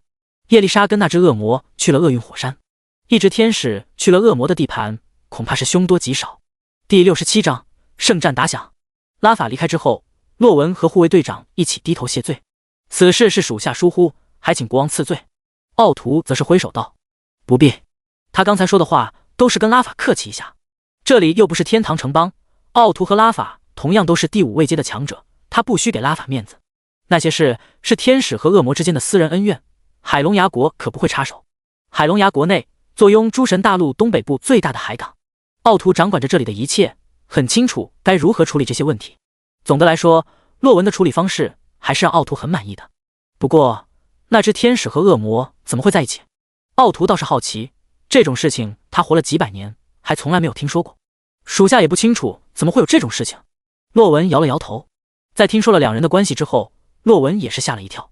不过当时他只担心沈树在海龙牙国内的安危问题，哪里有多余的功夫去问这些有的没的。看起来拉法还是很着急的。奥图思索了一下，随后突然开口：天堂和地狱之间的战争是不是要开始了？属下曾经听来往的旅客讲过，应该就是最近。洛文如实回答。下去命人吩咐一下，注意最近管理好港口。奥图很清楚，战争会带来很大的影响。天堂和地狱两个阵容之间的战争一定会是大规模的战争，到时候战争会波及到诸神大陆各地，因为战争会有很多人变成流民，港口船只来往也会变得更加频繁。属下听命。洛文点头。对了，城内的治安问题，我不希望再发生类似的情况，知道了吗？奥图的声音中充满威严。明白。洛文鞠躬，和护卫队长一同退下。拉法回到伦家城之后，没有片刻停留，直接朝着哈德圣殿飞去。哈德圣殿是天堂城邦的中心圣殿，也是天堂阵营最宏大、最神圣的圣殿。这里是天堂的圣地，建在圣山哈德山之上。传说这里是天堂降临诸神大陆之初，圣光最先降临之地，也是如今唯一与天堂有连接的地方。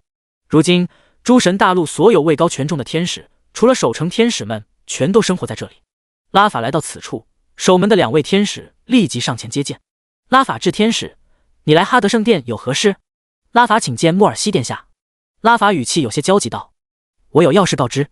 2人听闻后，立即放拉法进入哈德圣殿。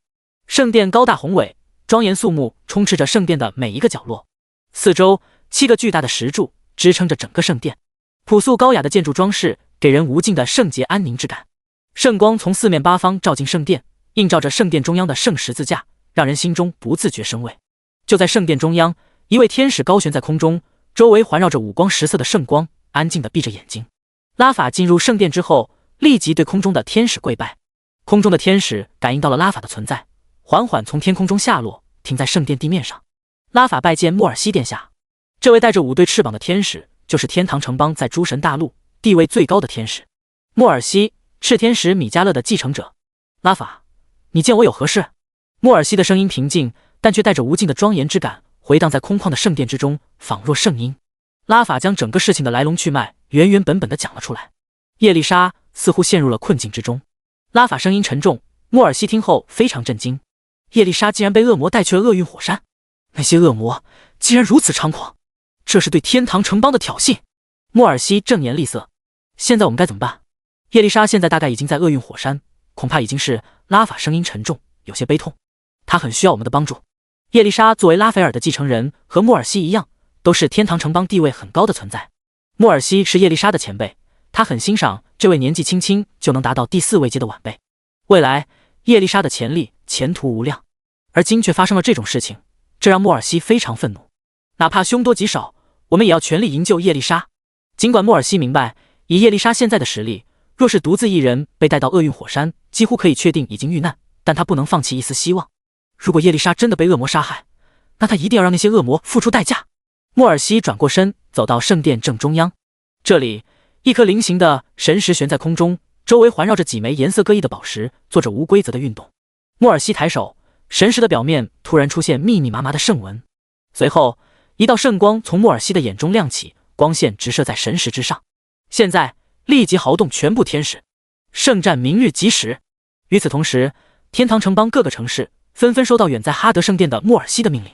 各城的守城天使不清楚发生了什么，但穆尔西发号施令，纷纷听从。穆尔西一声令下，原本还有1个多月的圣战立即提前到明日。这一日，一个惊天消息占领了浩劫游戏论坛的榜首，圣战明日就将打响。一个简单的帖子却吸引了无数人的讨论。第68章圣战攻略。对于浩劫80%的玩家，圣战是相当重要的。大多数玩家加入天堂城邦都是因为上一次的圣战。什么？圣战竟然提前了？明天就开战？开什么玩笑？我还在永恒之森里做任务呢，我还在新手村没出来了。不是说好了还有1个多月才会开战吗？究竟发生什么事了？玩家们又是疑惑又是着急，具体的情况我们不知道。就在今天上午的时候，各个天堂城邦的城市相继发出号令，从明天开始就朝着厄运火山进发。这一下玩家们都沸腾了，各个公会内也纷纷热闹起来。无极仙，怎么回事？你们有没有收到守城天使的消息？因为这个我都快忙死了。花猫大侠紧接着回复，帅涛，不用忙，我已经跟我们公会的人说了，圣战打起来的时候就打恶魔和快乐星球的人就行。花猫大侠，阿米诺斯，洛叔，坏了，我们公会的附魔师还没回来呢。帅涛，哈哈，你们还好，还有个附魔师，有的公会连附魔师都没有了。明烟，昆仑哥，麻烦给这个傻子来个禁言，谢谢。宇宙最帅会长被禁言1小时。昆仑客，怎么回事？圣战突然打起来了。昆仑客并不是天堂城邦的玩家，才刚刚下线，还没来得及看论坛的信息。明烟，没错，大家都没有准备好呢。罗莎伊也跟着发了一个头晕的表情。哈哈，祝你们好运。昆仑客表示爱莫能助，他本人不是天堂城邦的，公会里也没有多少天堂城邦的玩家，这件事对他的影响并不大。头秃，罗莎伊一边回复着昆仑客，一边给另一个对话框发起消息。果果，怎么样？你那份攻略做完了吗？哪里能做完啊？屏幕另一端，奇异百香果发过来一个大哭的表情。他原本打算根据过往的数据，包括诸神大陆的地形、恶魔阵营的情况，系统化的做出一份攻略，交给不流行公会的玩家，这样玩家就能最大化的从这次圣战中获得收益。然而现在他的攻略才做了不到一半，事情发生的实在是太突然了。没关系，做了多少整理一下，给其他人做参考也好。罗莎伊安慰道。收到。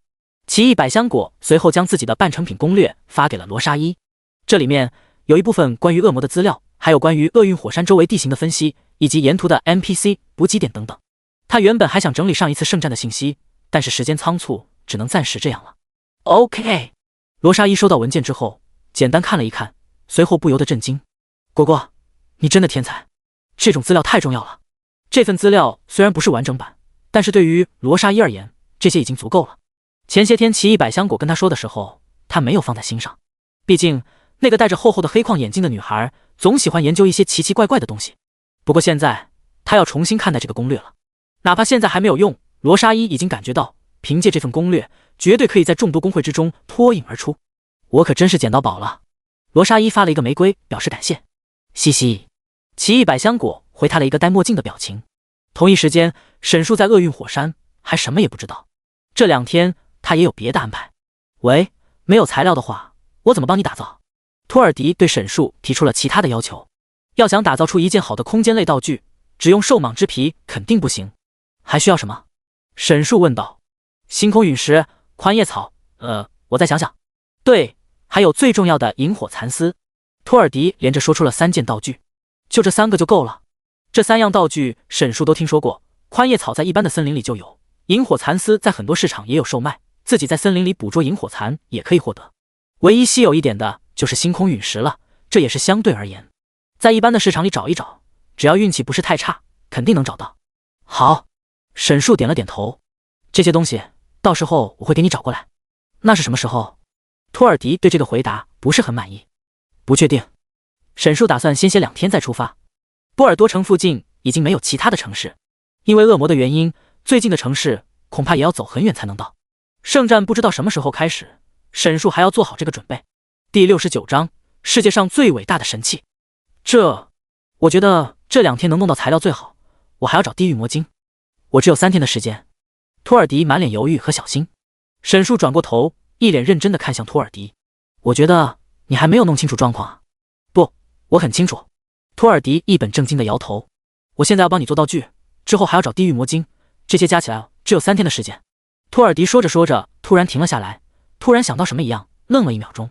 随后他认真的表情变成震惊的模样。天哪，你不会是想把我留在这里吧？托尔迪满脸不可置信看向沈树，后者则是淡定一笑。不然呢？我的天，你不能这样！托尔迪被气得直挥拳头，脸上肉眼可见的变得红温。要不你就自己离开好了，我不拦着你。沈树耸了耸肩。哼！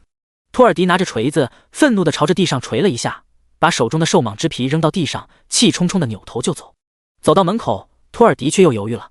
这外面可都是恶魔，他出去了，保不齐会发生什么事，说不定还不等离开波尔多城，他就会成为恶魔肚子里的美食。不行不行，我不能自己走。叶丽莎小姐，托尔迪打算叫一下外援，至少要把自己安全送回海葬号上。他现在已经后悔自己来到这里找地狱魔晶了。在来这里之前，他根本没有想到会这么危险。厄运火山到处都是恶魔，刚刚下了海葬号之后，恶魔险些将他撕成碎片。若不是有沈树和叶丽莎在，他恐怕要出师未捷身先死了。现在他已经不想什么地狱魔晶了，只要能安全回去就好了。他叫了半天，却不见叶丽莎有反应。叶丽莎就站在一旁，看着托尔迪的哀求的模样。他真的很想向他伸出援助之手，可此时爱莫能助。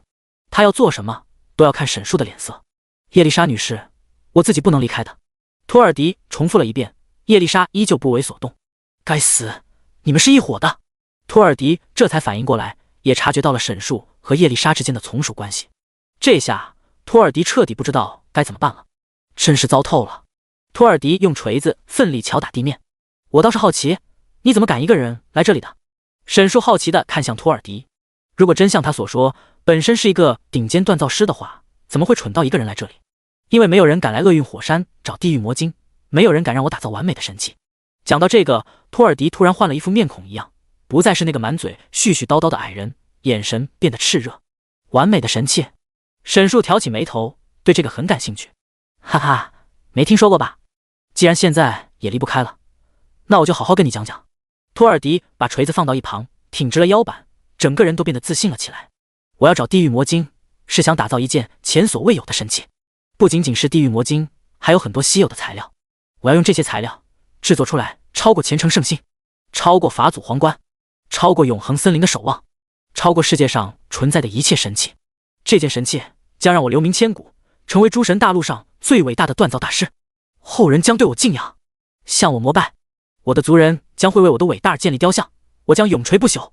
托尔迪越说越激动，从地面上站起来，跳到椅子上，又爬到桌子上，将手中的锤子高高举起，仿佛他说的一切都已经成为现实，他已经化身为那座永垂不朽、受人敬仰的雕像。托尔迪如此令人激动的演讲，让叶丽莎有些激动。没想到托尔迪竟然有如此伟大的目标。这番话让叶丽莎重新认识了一下这个只会抱怨的家伙。沈树也被托尔迪的话给震惊到了。你是认真的？沈树身体作证，表示尊重。我说的当然是实话。托尔迪理所应当道。沈树摸着下巴，认真思索了一下，看向站在桌子上的矮人。要不你还是兽蟒之皮还给我吧。你什么意思啊？托尔迪疑惑问道。我觉得把这么重要的东西交给一个脑子不好的人，不是个好的主意。沈树一脸认真。托尔迪刚才说的那些可都是诸神大陆最顶尖的神器。虔诚圣心是天堂城邦地位最高的天使，莫尔西胸前的项链是炽天使米迦勒的继承之物，法祖皇冠是历届精灵王的皇冠，永恒森林的守望更是传说中永恒之森中活了1000年的大德鲁伊手中的法杖。这话换谁听了都会觉得是疯子。沈树原本以为托尔迪会讲出这件终极神器是什么，没想到他说出的竟然是这种豪言壮语。你说什么？竟然看不起我！托尔迪感觉自己的伟大理想被沈树无情的侮辱了。哼，你现在把材料给我找过来，我要让你看看什么叫做顶尖锻造师。托尔迪跟沈树赌气，等你把东西拿到手的时候，你肯定会为你此刻的无知道歉。看到托尔迪如此认真，沈树的态度也认真了不少。好啊，如果你真有本事的话，到时候我可以帮你打造完美的神器，你所有需要的材料我都可以提供。沈树并不是完全不相信托尔迪的话，虽然说他说的很离谱，但万一是真的话，那可就有意思了。作为一名曾经的玩家，沈树对于这些 NPC 的话还是很敏感的。你说的是真的？托尔迪突然激动。当然，前提是你做出的道具能令我满意。沈树补充道。没问题，我可是顶尖锻造师。托尔迪立即认真道。原本还苦恼的托尔迪听了沈树这话，瞬间精神了。他所做的一切就是为了锻造出来他的终极理想。既然沈树答应了他，那他也不用担心不会离开这里了。只要沈树能保证他的安全就好。见托尔迪这么有自信，沈树也来了兴趣，这就准备动身去找材料。圣战在即，沈树说不定也能从其中捞一笔，到时候有个大一点的空间道具还是很有用的。沈树起身推开门，却突然看到附近围上来一群恶魔。第70章恶魔大军。原本安静的房子周围突然出现了这么多恶魔，这让沈树不由得皱起眉头。怎么回事？尽管大家是同一个生物，沈树对他们还是很忌惮的。那些恶魔围在周围越来越多，不过看起来他们并没有什么攻击的意思。片刻过后，恶魔们安静了下来。恶魔群中一只精英恶魔走了出来，被修树大人说天堂城邦已经有了动作，正在朝着波尔多城的方向赶来。这么快？天堂城邦这么快动身，出乎沈树的预料。不是说好了还有1个多月吗？沈树皱起眉头。天堂城邦突然提前了圣战的时间，让他有些苦恼。他本想着在圣战之前杀一杀周围的怪，提升一下实力。圣战不是一般的战斗，将会有大量的天使与恶魔发起战争，这种混乱的战斗是非常危险的。现在沈树刚刚50级出头，是个很要紧的问题。等级和位阶在浩劫中都非常重要，等级太低对沈树有很多的限制，比如他身上的美杜莎之眼只能对同等级或等级更低的目标使用。在诸神大陆上，稍微有点强度的角色基本上都是90级、100级，而且现在玩家群体中大概1/4的玩家已经达到了100级。可以说，这次圣战，沈树面对的大多数玩家等级都要比他高。除了技能限制之外，沈树的等级低，属性也跟不上。要是升到100级，沈树的全部属性要至少再提升30%。沈树正沉思着，前方那只精英恶魔继续提醒：“被修术大人让您带领着我们一同前往马努赫山，抵御天使的进攻。”果然没什么好事，该来的终于还是来了。沈树看着眼前这群恶魔，被修术就给我派了这些人。刚才看这些恶魔围上来的时候，沈树还觉得数量有点多，但是要和圣战的天使和人族相比，这就是蚍蜉撼大树。这点恶魔还不够那些人族玩家抢的。不仅是我们，还有更多的恶魔在城外。那只恶魔体型道：“哦，带我去看看。”沈树跟着众多恶魔一起朝着波尔多城外走去，叶丽莎和托尔迪一起跟在身后。在这种地方，他们不敢离开沈树半步。在一众恶魔的簇拥下，沈树来到了波尔多城门。还不等他到达城门，就听到非常吵杂的声音，前方黑压压一片，一片赤色映入沈树眼帘。就在城外，无数的恶魔正在此处。放眼望去，沈树甚至看不到边际，漫山遍野全是恶魔，各个种类的恶魔全都聚集在此处。如此阵仗，沈树还是第一次见。乖乖，原来有这么多恶魔！沈树不知道被修术从哪里找来这么多恶魔。眼前的恶魔海看到沈树之后，瞬间安静下来，他们的目光聚在沈树身上，眼神中泛出的红光。紧跟在后面的托尔迪早就被吓傻了，躲在沈树的身后，死不肯出来。我的天啊！这里的恶魔比我这辈子见过的所有人加起来都要多。叶丽莎看到这一幕，身体瞬间麻木。漫山遍野的恶魔，这却只是别卜西阵营的而已，甚至这只是别卜西阵营恶魔的一部分。地狱中究竟有多少恶魔，叶丽莎已经不敢想了。天堂城邦圣战会输吧？叶丽莎的脑海中突然冒出这么个想法。看到眼前无数的恶魔，还有宫殿里那个是杀过炽天使的暴尸屠夫，还有更多恐怖的恶魔，叶丽莎突然觉得天堂城邦似乎没有胜算了。不对，我怎么会这么想？叶丽莎疯狂摇头，想要摆脱脑中这个衰败的想法。我竟然开始对天堂城邦失去信心。叶丽莎心中变得晦暗，她终究还是逐渐堕落了。天堂与地狱之间的圣战，叶丽莎才是最害怕的人。战斗一旦打响后，她必然会面对曾经的族人们，到时候她会帮着沈树杀死自己的族人，就像是在海龙崖国中一样。那些画面一直在折磨着叶丽莎，让她已经逐渐麻木了。她真希望自己能在这次战争中快些死掉，这样还能早点解脱。沈树看着眼前无尽恶魔，却微微皱眉。他心里很清楚，就算有这些恶魔，也无法挡住天堂城邦的进攻。别看眼前的恶魔很多，但其实都是炮灰。放眼看去，沈树能看到的精英恶魔屈指可数，领主恶魔更是连个毛都没有。这些小须须高阶天使一个技能就能杀一片，看着好像气势十足，实则一碰就碎。在诸神大陆，人海战术可是行不通的，高位阶对于低位皆有着绝对的实力碾压。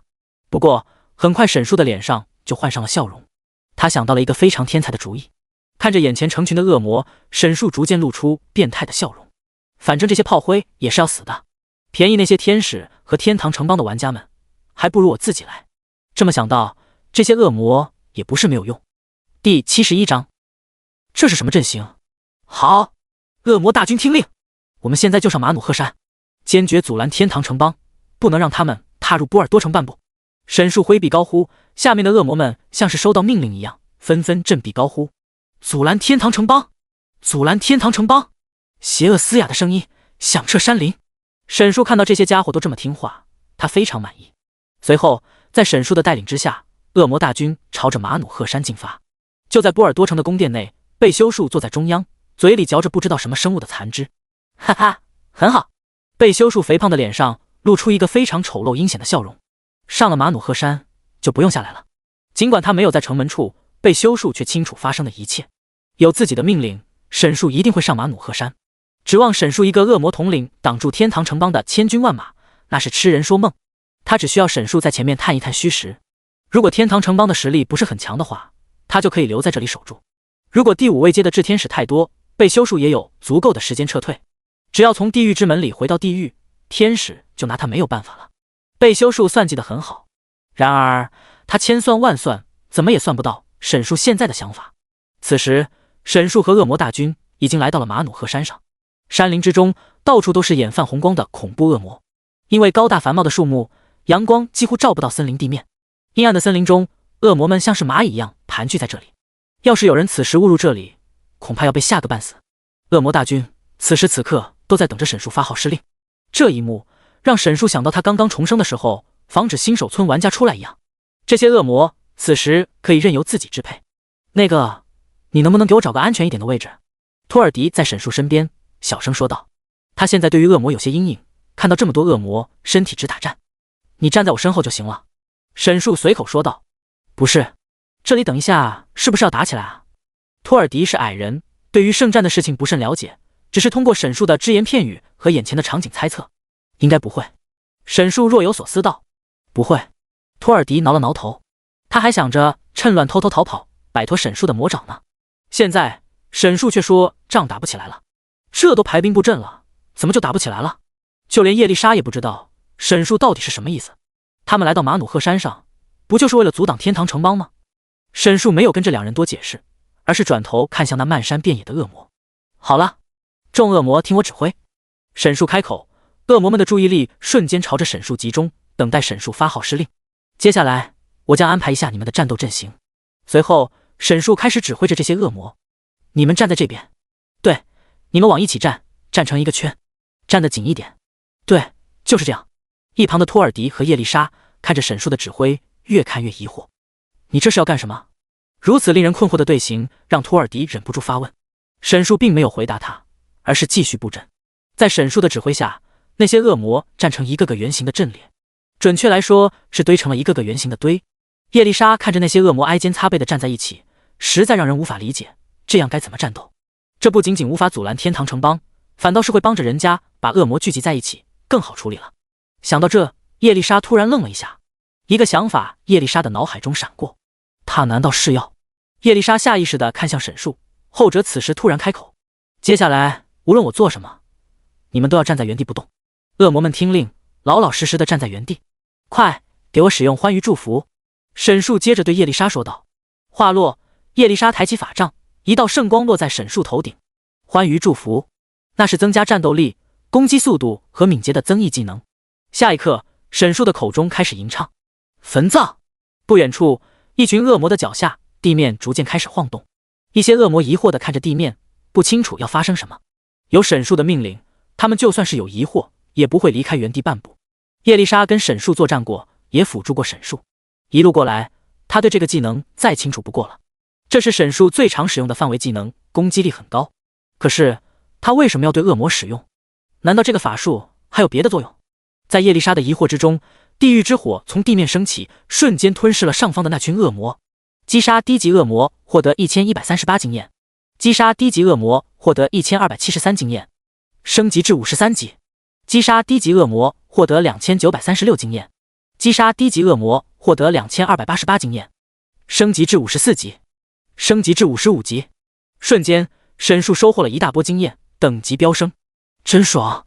这爽快的刷怪感让沈树不由得怀念起了在新手村的日子。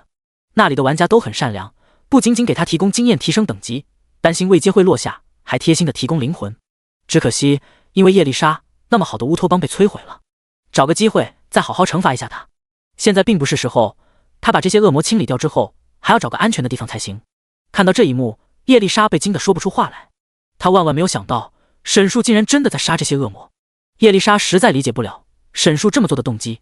不仅仅是他，托尔迪也看傻了。你竟然把他们都杀了？他们不是你的手下吗？托尔迪震惊的大喊。你们恶魔这么喜欢自相残杀吗？沈树没有搭理这个家伙，前面还有一大群恶魔等着变成沈竹的经验呢。其他的恶魔看到刚才这一幕，却没有什么大动作，只有一些精英恶魔露出了些许的疑惑。当然，也仅限于此了。越低级的恶魔智慧越低，他们只会听从沈树的命令，站在原地不动，然后等着沈树的收割。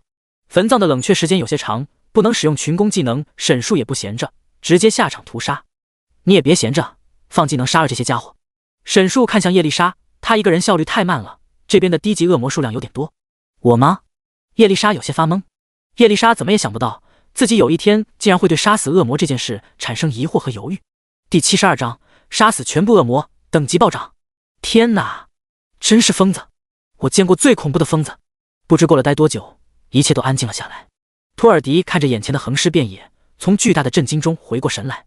刚才那些数不过来的恶魔，现在全都倒在了地上，一片片的尸体让整个森林的地面和树木都被染成了蓝色。恶魔的血液浸染着这里每一个角落，伴随着焦灼的味道。这一切的罪魁祸首沈树正朝着这边走来。这下应该没有了吧？沈树四下环顾了一下，确保附近没有恶魔了。才88级，还差一点。沈树看着自己的面板，数值与之前有了翻天覆地的变化。姓名沈树，种族恶魔，恶魔统领，等级88级，22544787，血量812000，法力值53800，攻击力41850，物抗3050，法抗3190，敏捷1123。进阶之路，收集灵魂数量4314750000，击杀拥有灵魂的生物即可获得灵魂。下一阶恶魔霸主，现在他的血量已经达到了80多万，战力也是直接突破了4万，就连叶丽莎也跟着升了10多级，来到了42级。这些恶魔的等级还是太低了，哪怕数量很多也不够沈树升到100级。不过沈树还是很满意的。好了，我们现在离开这吧。沈树对着叶丽莎和托尔迪说道。两人还没有从刚才发生的一切里回过神来，现在还是懵逼的状态。沈树可没有时间跟他们在这里发呆。天堂城邦的天使和人族不知道什么时候会到这里，他必须快点撤到安全的地方去。他们来这边可不是用走的，而是用传送阵法，就像是去恶魔去新手村一样。天使和人族的数量太过庞大，而且天使城邦大多与厄运火山相隔甚远。若是用走的，等他们赶到的时候，恶魔都不知道会入侵到哪里去了。至于具体传送的地方，那就不好说了。从理论上来讲，对方可能先传送到一个相对安全的地方，因为阵法每次传送的数量有限，他们可能等到人到齐了之后，一起朝着波尔多城进发。当然，突然传送到森林里某个位置也不是不可能。不管怎么样，现在肯定是要撤离这里的。不过该去哪里呢？战争真的打响，厄运火山周围可都不是什么安全的地方。这次圣战，天使们的目标可是把恶魔重新赶回地狱。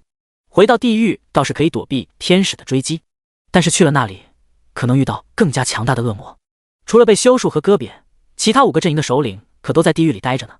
在没有进化成恶魔霸主之前，沈树总觉得不够保险。总之，先撤离这里再说。不管去哪里，都比待在这里要好。不过，他不能回波尔多城，那就去前面好了。既然厄运火山和波尔多城这边不安全，沈树干脆来个逆向思维，直接朝着最近的城市进发。到时候大家的注意力估计都在厄运火山附近，没有人会注意周围的城市。说时迟，沈树朝前出发。喂，这究竟是怎么回事啊？突然把他们杀了是什么意思啊？托尔迪实在是搞不懂沈树的操作。沈树不可能跟托尔迪废话，解释也解释不清楚。怎么，你喜欢这些恶魔？不是，托尔迪尴尬挠头。别多废话，想活命的话就跟我走。听到沈树的话，两人赶紧跟了上去。沈树对于厄运火山这片区域并不了解，哪里有城市沈树也不清楚。不过从马努赫山离开之后，这里有一条大路，应该是曾经波尔多城与其他地方沟通的路，所以按照路走肯定会找到其他的城市或者其他物种生活的地方。此时此刻，众多天堂城邦内天使和玩家们汇聚在一起，天使们一个个的如临大敌，而人族玩家们则是显得有些兴奋。圣战，也就是天堂和地狱之间的战斗。作为诸神大陆上最大的阵营之二，天堂和地狱都有着相当强大的战力和影响力。天堂中的天使虽然数量较少，但是有着大量的人族信仰天堂。在诸神大陆上分布着天堂城邦，大大小小10几个，每一个城邦中都有着大量的人族。这些人族大部分是浩劫中的游戏玩家，还有一部分是游戏中的 NPC。传说中，天堂带来了诸神大陆上第一缕圣光，使得诸神大陆万物获得滋养。一些种族并不承认这个传说，但不能否认的是，天堂城邦如今在诸神大陆上已经占据了很重要的地位。另一边，地狱的情况则有所不同。地狱由各种生物内心的阴暗、傲慢、贪婪、嫉妒等等一切的负面情绪构成。地狱中的恶魔是诸神大陆上所有生物的都敬而远之的存在，他们只要见到其他生物，便会无差别的攻击。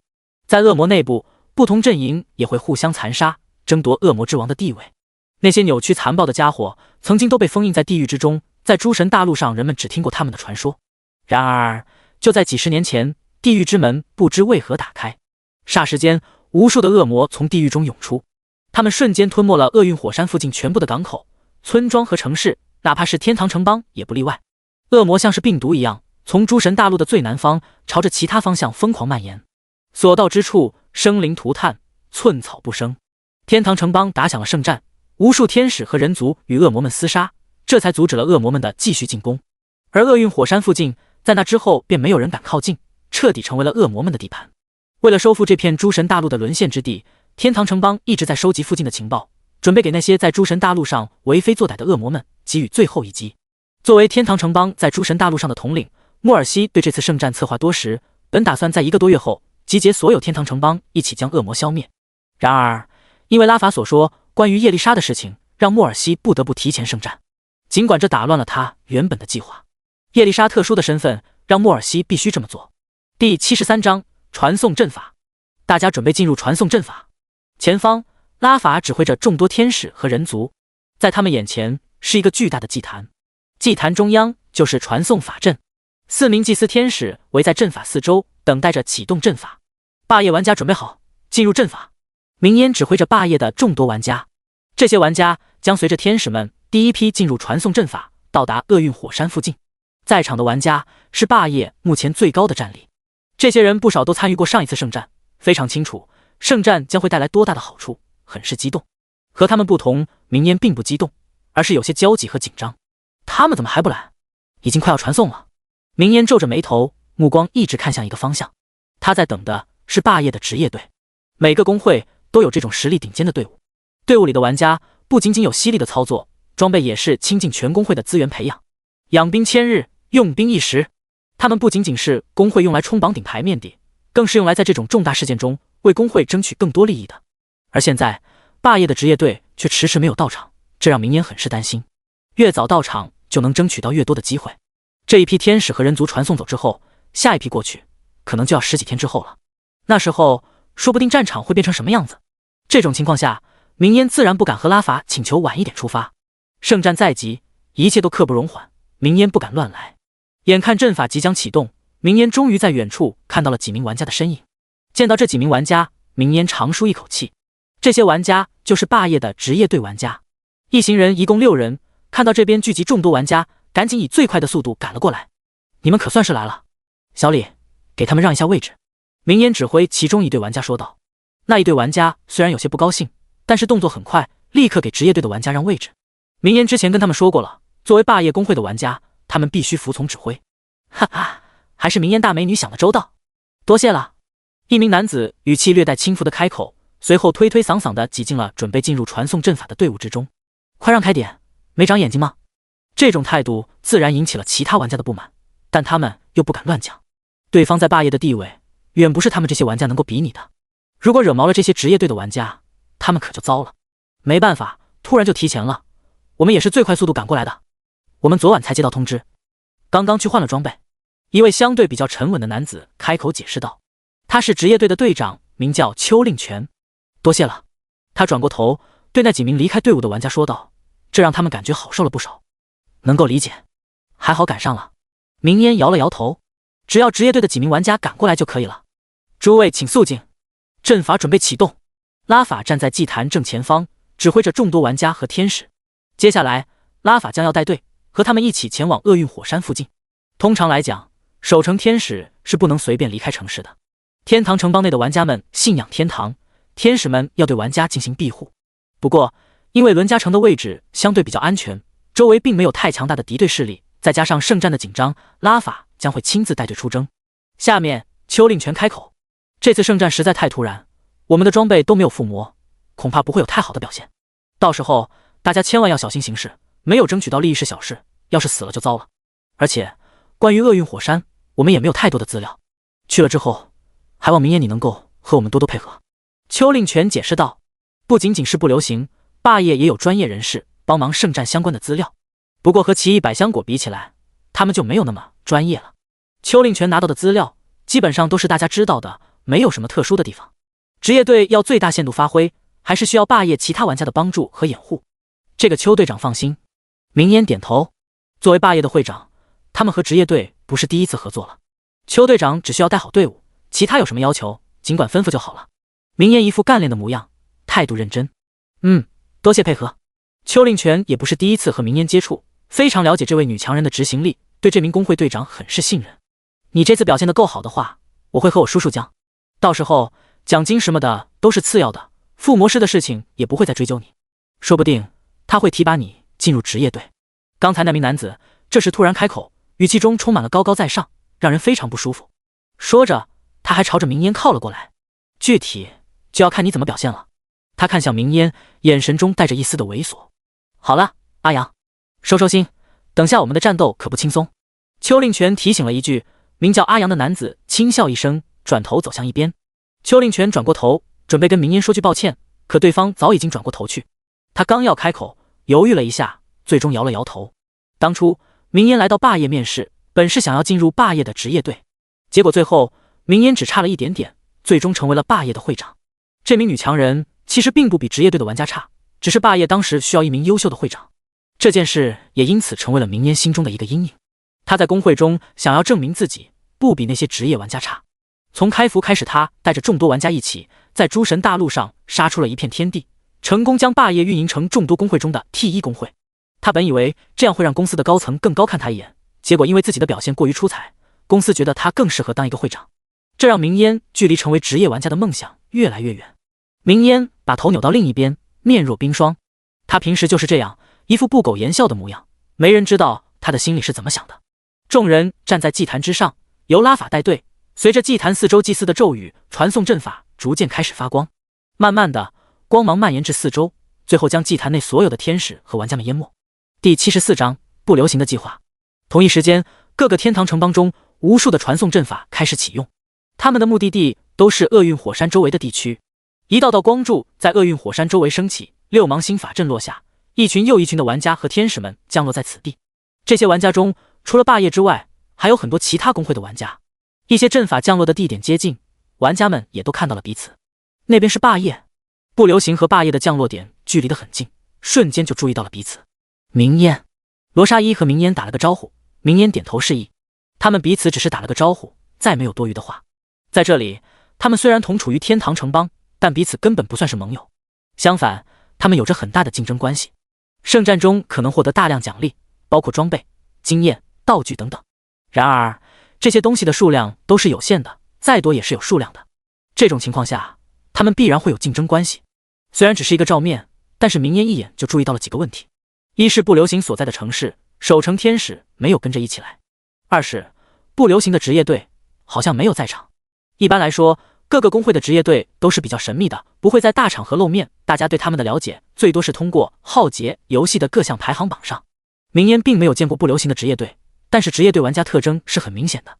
职业队玩家，一些有特殊职业，还有一些有着强力装备，无论是前者还是后者，都能在人群中一眼就看出来。然而，明烟却没有见到不流行的队伍中有这样的人存在。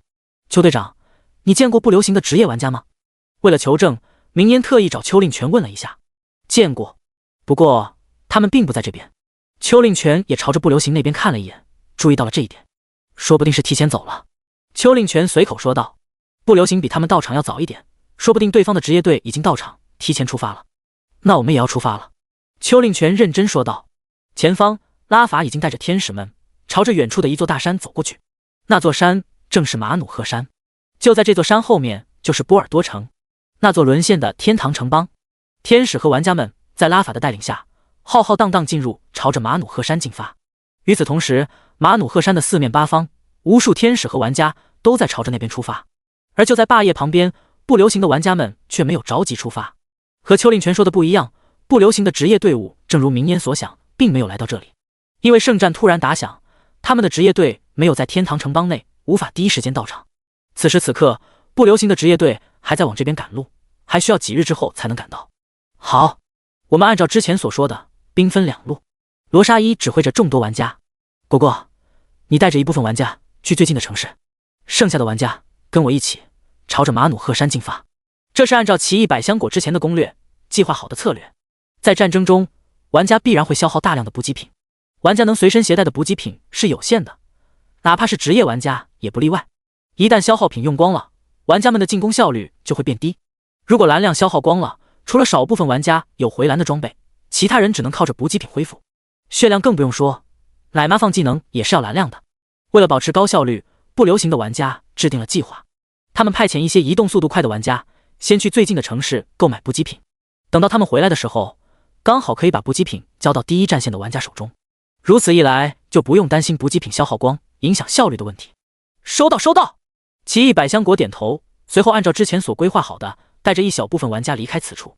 他虽然没有来过这里，但是在游戏内跟不同的商人购买过很多的地图，那些地图各种各样，什么版本都有。他根据这些地图自己绘制了一份最终版。最近的城市是一个精灵生活的城邦，精灵很擅长魔法和制药，刚好能够满足不流行的需要。和沈树想的不差，沿着路走，确实找到了其他生物生活的地方。此时此刻，沈树正在一个精灵生活的城市之中。不过，这不是一个传统意义上的城市。精灵这种生物的生活习性很复杂，一些喜欢居住在森林里，在树上建房或者住在树洞里，一些则喜欢跟人类住在一起。沈树所在的这个精灵城市，以一棵参天大树为基础，周围大大小小建立了很多房子。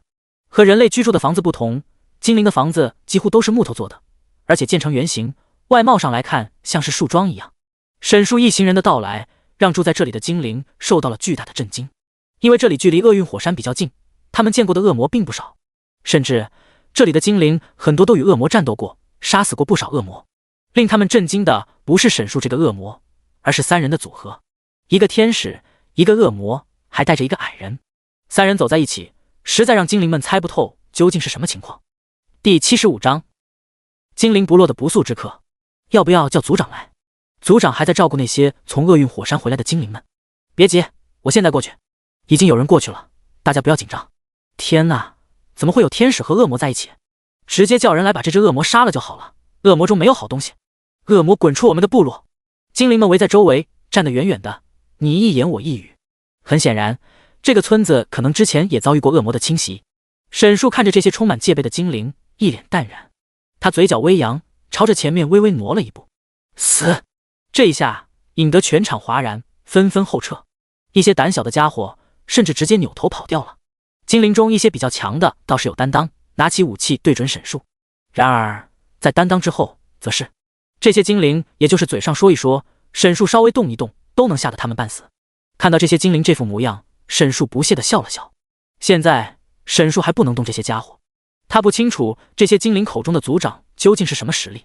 而且刚才马努赫山的方向已经开始有动静了，这里距离马努赫山有一段距离，这么远都能感受到那边的动静，说明天使的第一批传送阵已经到位了，而且数量很多。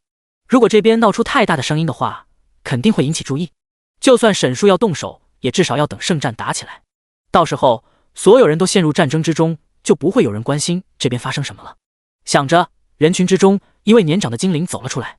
这位精灵虽然年龄较大，但却精神矍铄，只从精气神上来看，与一般的年轻人几乎无差。竟然真有恶魔来到村子里了。看到前方的恶魔，精灵族长愣了一下。自从厄运火山的地狱之门打开，距今已经有了几十年，他所在的这个精灵部落大大小小也遭遇了几次恶魔的袭击。这些恶魔袭击的规模不算很大，但精灵族长也见识过不少恶魔，也击退过不少恶魔。只是他还没见过像是沈树这样的恶魔。和别的精灵不一样，沈树不仅没有对着精灵部落内精灵们无差别的攻击，也没有表露出任何和其他恶魔一样的野蛮。而且这只恶魔身边还带着其他种族的生物，一个矮人，还有一个天使。看起来三人好像是同行的。和其他种族和谐共处的恶魔，精灵族长活了这么久还是第一次见。他从沈树红色的眼睛中看出，眼前这个恶魔似乎跟别的恶魔不太一样。眼前这只恶魔似乎是可以沟通的。你来我们部落有什么事吗？精灵族长思索片刻，缓缓开口道。如此一直僵持不是办法，精灵族长率先开口。我需要一些材料，还需要在这里待一段时间。沈树不紧不慢说道。他来这个精灵部落，一是为了找托尔迪之前提过需要的材料，二是躲避厄运火山附近的战争。同一时间，从精灵族长出来的第一时间，沈树便开始打量这位族长。100级，精灵中第4位阶的萨满精灵。这个族长的实力很强，比现在的沈竹稍微高出一点，如果要解决的话，可能有些难度。但是他却没有武器傍身，说明他本身不是一个经常战斗的精灵。如此的话，他的威胁性就大大降低了。另一边，听到对方的要求，精灵族长陷入了片刻的沉默。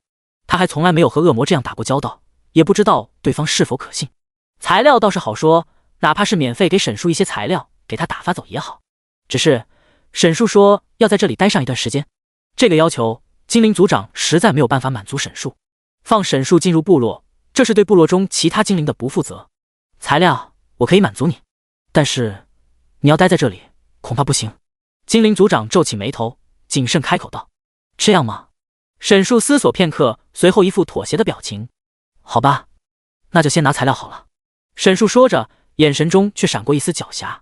精灵族长没有注意到这一点，反倒是觉得一个恶魔竟然这么好说话，这让他很是震惊。你需要什么材料，尽管和我说，只要你能保证拿到材料之后立即离开我的部落。精灵族长郑重说道。迎着族长的目光，沈树笑着点头。放心，我说到做到。沈树语气认真，诚意满满。宽叶草、星空陨石还有萤火蚕丝。沈树开口提出之前托尔迪提出要求的材料：宽叶草、星空陨石和萤火蚕丝。族长重复了一遍，随后认真回复道：宽叶草和萤火蚕丝都有，星空陨石的话我不确定部落中究竟有没有，我会派人去找一下，请你在这里稍等片刻。族长回复道。沈树微微点头表示敬意，同时看向身边的叶丽莎：你去跟族长一起拿材料。哦，好。叶丽莎回过神来，一路走向精灵族长。她现在还有些疑惑，不知道沈树什么时候这么好说话了。不过她也不敢乱问，只能按照沈树所说的照做。族长，我们走吧。叶丽莎总觉得有些奇怪，沈树看向她的时候似乎是有点特殊的说法，这让叶丽莎感觉非常的奇怪。喂，为什么不让我跟着去？那个小丫头根本不知道那些材料长成什么样子吧？托尔迪提醒道。不是你该管的事情，你不要操心。沈竹只是冷冷回了他一句，托尔迪便不敢继续发问了。族长犹豫了片刻，他不太敢放沈树一人在这里。族长看了看走到身边的叶丽莎，又看了看沈竹，思索片刻，最终还是决定和叶丽莎一起去找材料。叶丽莎来到族长身边，族长有说不出的安心，甚至有那么几瞬间，他甚至感觉可以把沈树放心的留在部落里。他不知道这一切都是叶丽莎所带的特殊能力所致。族长放心离开，对着周围几名精灵交代了几句，叫他们看好了沈树。周围围着的其他精灵听了族长的话，也不敢多做逗留，纷纷躲回家里去。看着族长和叶丽莎远行的身影，沈树嘴角勾起微笑。第76章突然发难。他执意要让叶丽莎和族长一起走，自然是有他的安排的。他要让族长跟叶丽莎在一起，这样叶丽莎就可以拖住族长，而他的目的自然是屠杀整个精灵部落了。原因无他，一是为了升级获得经验，二是为了收集灵魂，进阶恶魔霸主。圣战就在不远处发生，沈树不打算浪费任何的机会。如果说能在圣战进行的过程中升到100级，或者进阶成恶魔霸主，那他也可以在圣战之中捞上一笔。玩家们期待圣战，沈树又何尝不期待着圣战？浩劫中1半以上的玩家都会参加这次圣战，这其中能带来的利益，对于沈树来说也是不可估量的。眼看叶丽莎带着精灵族长离开，沈树的周围只剩下了几名精灵族的战士。这些战士由一名第3位阶100级的元素精灵带领，与沈树保持距离，死死看着沈树。沈树稍微有一点动作，都会吓得他们心惊肉跳。不过沈树并没有着急出手，而是一直安静地待在原地，既不乱动，也不和那些精灵交流，只是安静地站在那里。就连一旁的托尔迪都有些忍不住了。这个矮人的性格比较活跃，忍不住和旁边的那些精灵交谈。喂，你们这里有没有茶水？我尝过精灵族的茶叶，非常好喝，我十分的难忘。我来到这里好多天了，被折腾的有些疲惫，你们能不能给我弄点茶水来？托尔迪对着那些精灵絮絮叨叨。那些精灵听了托尔迪的话，一些人的注意力被托尔迪所吸引。他们虽然害怕恶魔，但是对矮人还算友好。对于托尔迪的请求，他们没有充耳不闻。那位元素精灵看了看身边的几位精灵，我们要不要？就在精灵们商量之际，余光却突然注意到一阵黑影。什么东西？那些精灵都是微微一愣，等再回过神来的时候，沈树已经来到了他们的面前。砰！一声闷响，元素精灵身边一个精灵直接飞了出去。可真是好助攻，沈树不得不赞叹。虽然有时候托尔迪让他很烦躁，但是刚才托尔迪做得很棒。托尔迪的话正让那些精灵放松了警惕，给了沈树可乘之机。时间紧，任务重，沈树必须快速出击，趁着精灵族长反应过来之前，把这些没用的家伙全都清除掉。糟了！那名被偷袭飞出去的精灵此时已经躺在地上，失去了生机。恶魔动手了，大家快朝他进攻！为首的那个元素精灵一声大喊，随后提着剑冲了上来。青玉之斩，他的实力在众多精灵之中最强，反应也是最快的一个，瞬间朝着沈树出手。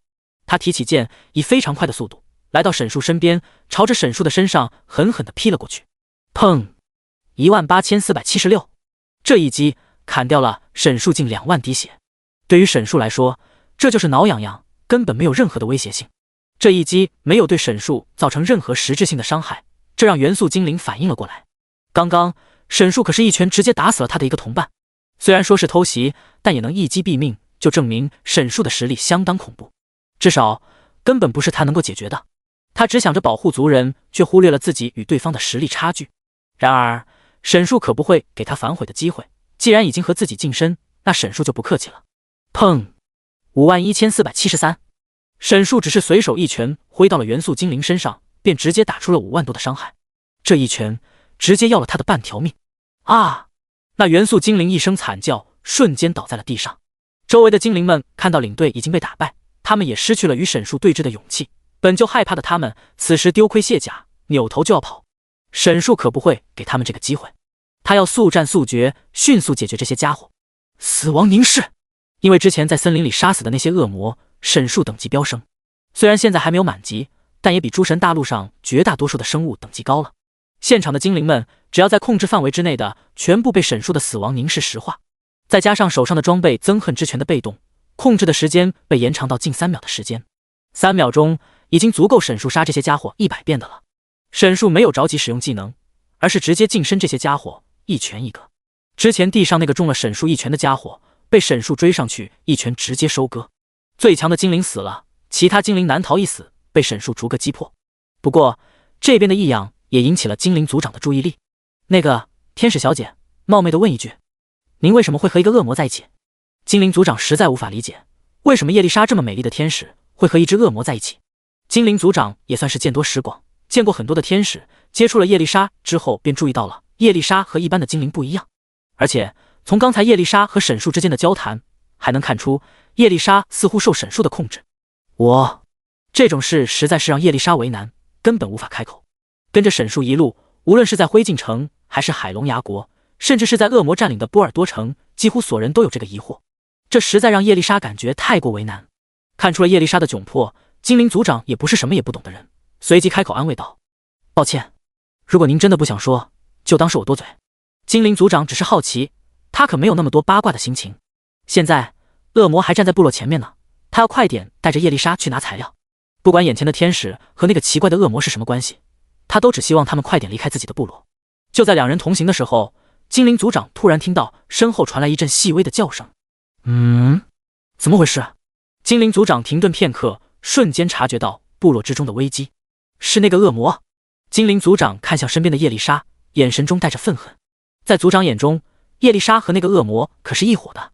啊，怎么会这样？叶丽莎也意识到是沈树趁着族长离开，袭击了部落里其他的精灵。族长没有时间和叶丽莎多废话，自己的部落正在遭受沈树的攻击，他必须回去保护自己的族人。不是我。叶丽莎还想解释，可手中的法杖已经抬了起来。圣光束缚。第77章，禁军马努赫山。一道圣光形状的绳索径直朝着族长飞了过去。精灵族长瞬间被控住，无法移动。你竟然和恶魔狼狈为奸！被阻拦的精灵族长心急如焚，他现在非常后悔自己竟然和一个恶魔进行谈判。不仅如此，眼前这个人畜无害的天使竟然还帮着那个恶魔，这让他非常的愤怒。叶丽莎有无数的话想说，最后化作一声轻叹。没有办法，现在场面已经变成这样，他说什么都无济于事了。同一时间，就在沈树所在的方向，两人突然又听到一阵剧烈的声音。轰！随着一声巨响，一道火柱拔地而起，就释放在部落中央的参天大树上。再接下来就是精灵们的惨叫。该死！我要让你们血债血偿！精灵族长看到眼前的一切，勃然大怒，大声怒吼。控制的时间很短暂，精灵族长挣脱束缚之后，对着叶丽莎随手就是一个技能暴雨飞叶。族长的袖子中突然飞出无数的叶片，朝着叶丽莎袭去。每一片叶子都像是锋利的暗器一样，扎在地上入土3分。叶丽莎下意识躲避这一击，可攻击范围太广，还是被擦伤。叶丽莎受伤，但是村庄并不打算追击。她现在心中想的全是部落里的精灵们，他们正在遭受着沈树的残害，每晚1秒钟就会多一只精灵受害。精灵族长心急如焚，立即朝着沈树所在的地方杀去。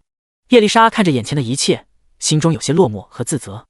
部落里的那棵参天大树，因为沈树的技能焚葬，已经开始燃烧，滚滚浓烟逐渐蔓延至整个村落，掺杂着死亡的气息。叶丽莎不敢相信，自己竟然帮着一个恶魔做出了这么残忍的事情。这不是第一次，也不是最后一次，这才是让叶丽莎最绝望的地方。她想找个地方躲起来，回避眼前发生的一切，可身体却不同意她这么做。她的脑海中已经响起了沈树的呼唤。另一边，沈树正在屠杀着部落里的精灵们。就在刚才，精灵部落所有能打的战士都被沈树屠戮得一干二净，剩下的这些精灵都是手无寸铁之力的，除了逃跑之外，就只剩下等死了。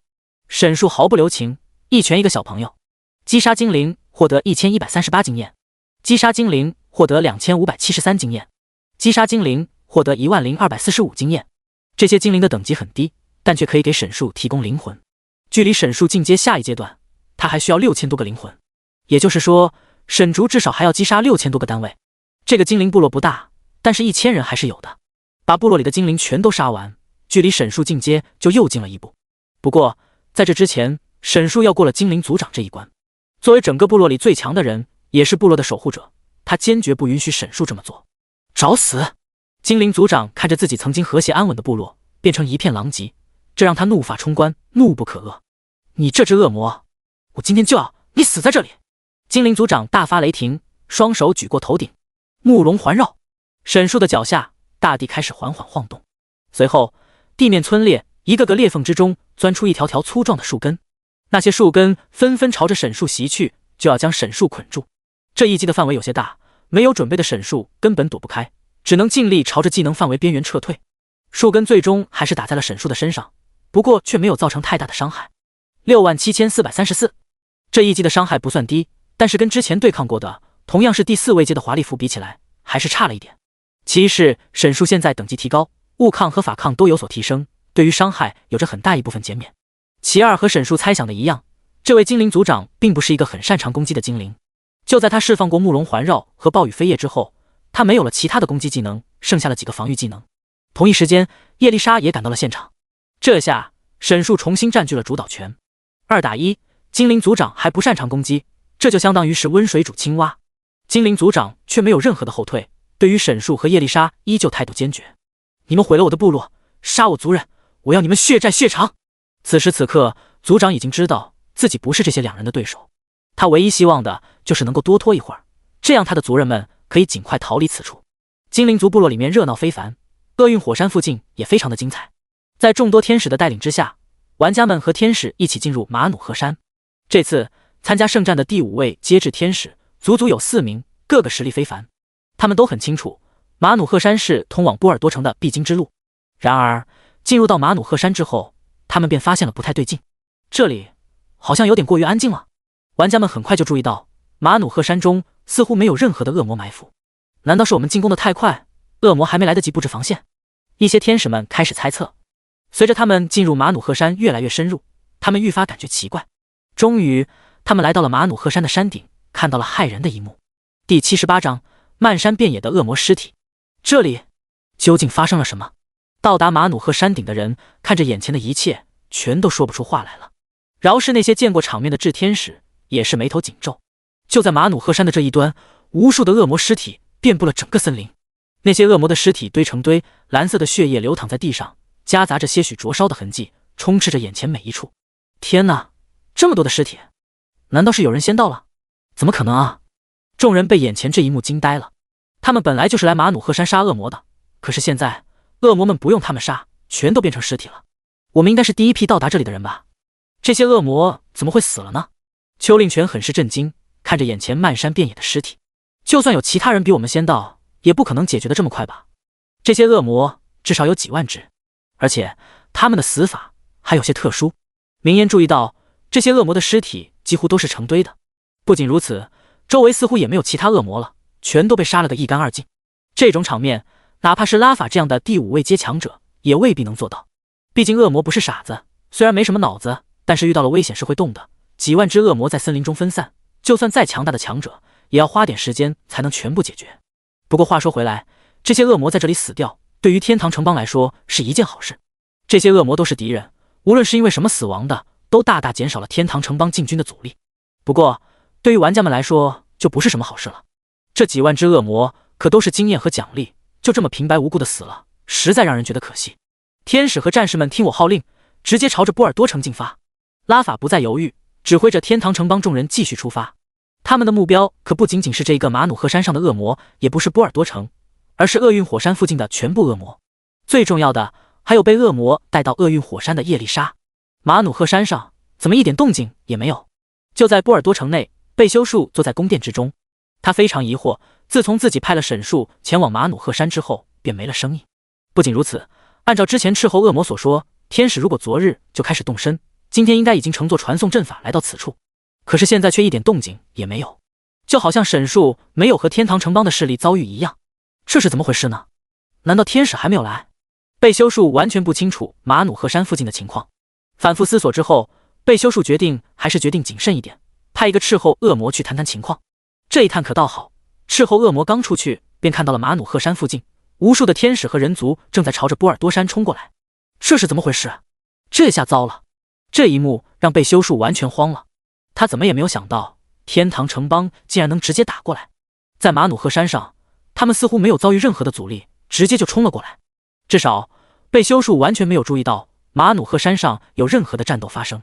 按照道理来讲，就算派去的恶魔没有任何战力，也能稍微阻拦一下来者。无论如何，怎么也不可能让对方如此长驱直入。难道是那个家伙？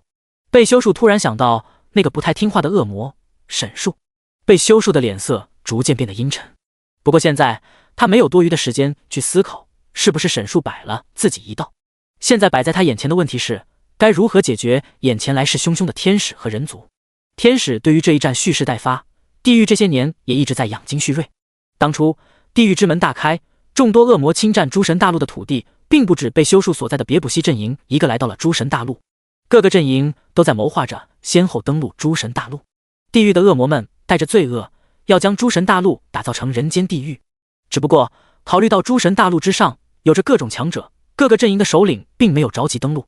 贝修树作为最早在诸神大陆上占领土地的首领，既算是捷足先登，同时也承担着压力。在上一次圣战之后，恶魔们养精蓄锐，一直等待着第二次圣战。只要这一次圣战，恶魔能够再次占据上风，其他阵营的统领也会相继登陆诸神大陆，在这里占领属于自己的地盘。只不过要想打开地狱之门，需要一定的时间。贝修树本以为沈树能用他的死亡来争取这个时间，现在看来是不太可能了。眼下天堂城邦的大军正在缓缓朝着冲来，贝修树陷入了沉思。不知道戈别那个家伙是不是先一步撤退了。戈别和贝修树一样都是阵营首领，不过戈别活在水中，相比于贝修树而言更安全一点。而且戈别也没有杀死天堂城邦的守城天使，没有那么大的仇恨值。既然这样，那就只能牺牲一下你了，我的宝贝。沉默之后，贝修树眼神中泛出冰冷。所有恶魔立即出城，准备阻拦。贝修树的命令下达，无数恶魔倾巢而出。贝修树则是缓缓起身，离开这一处宫殿。他准备朝着厄运火山出发。贝修树脚步沉重，每一步都带着大地的晃动和皇宫地面的震裂。大军压境，天堂城邦所最先到来的人族和天使们已经到了波尔多城前。一路上，他们清理了零零碎碎一些恶魔。到了波尔多城之后，周围已经没有了任何恶魔。天使和人族浩浩荡荡围在波尔多城前，拉法站在最前方，一副蓄势待发的模样。这里除了拉法之外，还有一位第5位阶的炽天使维拉敏，两人都是最先到达这里的第一部队。这座城之中究竟有多少恶魔，拉法也不清楚。他只知道这座城如今的主人暴食屠夫被修树曾经残杀了一位他的同僚，那是一个非常棘手恐怖的恶魔。从马努赫山到此，一路上几乎没有任何阻拦，这让拉法感觉着实反常。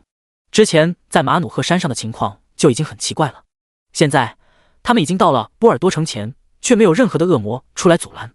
就在拉法怀疑之际，只听周围传来阵阵嘈杂的声音，随后一只红色的恶魔出现在众人的视野之中，近10只恶魔统领将众人所在的地方团团围住，他们的身后是无数的恶魔。这些恶魔统领和沈树一样，都是被修树提前安排好的，不过是沈树被安排在了最危险的地方，他们被安排在了后方。给位天使和战士们注意，准备迎战！拉法高声喊道。这些恶魔数量庞大，实力也都不凡，但都不是拉法和维拉斯的目标。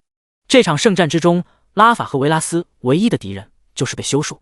同行的玩家们看到终于有怪杀了，非常的亢奋。这一路来，他们几乎没有见过任何的恶魔。战斗终于打响，玩家们很快就冲入战争之中。在场的玩家们几乎都是 T1级别公会的玩家，实力非凡，很快就进入了战斗状态。天使们配合人族玩家与恶魔们开启混战。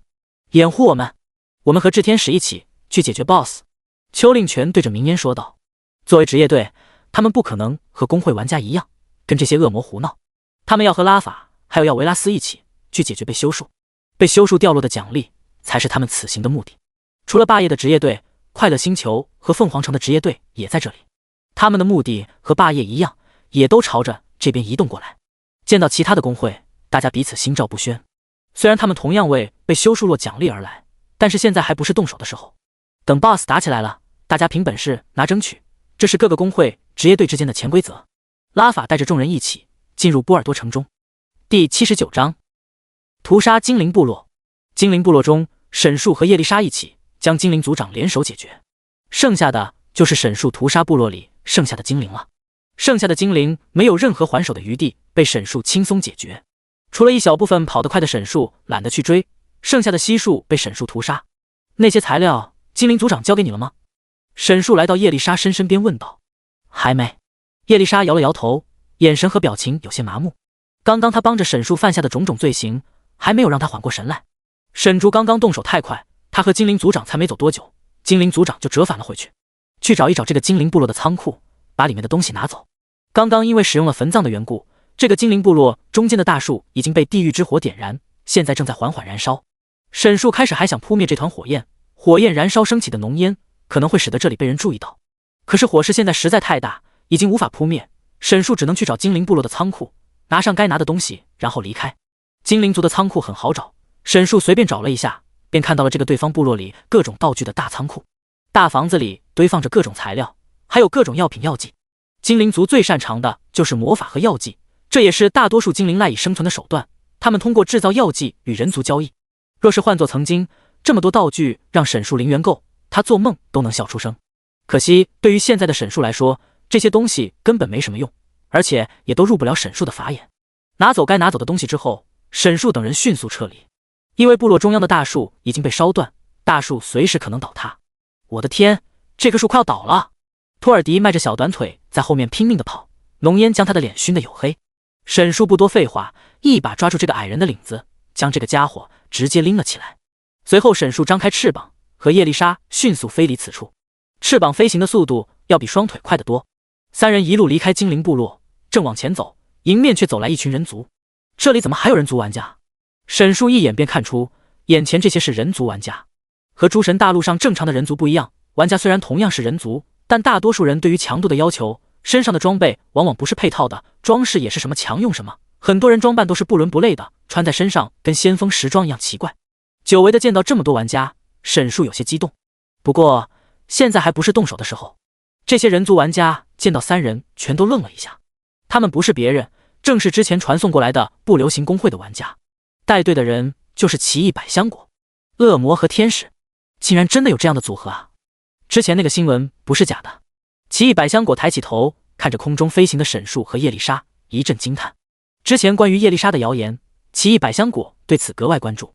他很喜欢研究这些诸神大陆上发生的奇闻异事。而且那个天使真的是叶丽莎。叶丽莎的翅膀颜色特殊，奇异百香果一眼就认出了她。果果姐，什么情况？见到奇异百香果停下，其他人开口问道。没事，我们继续走。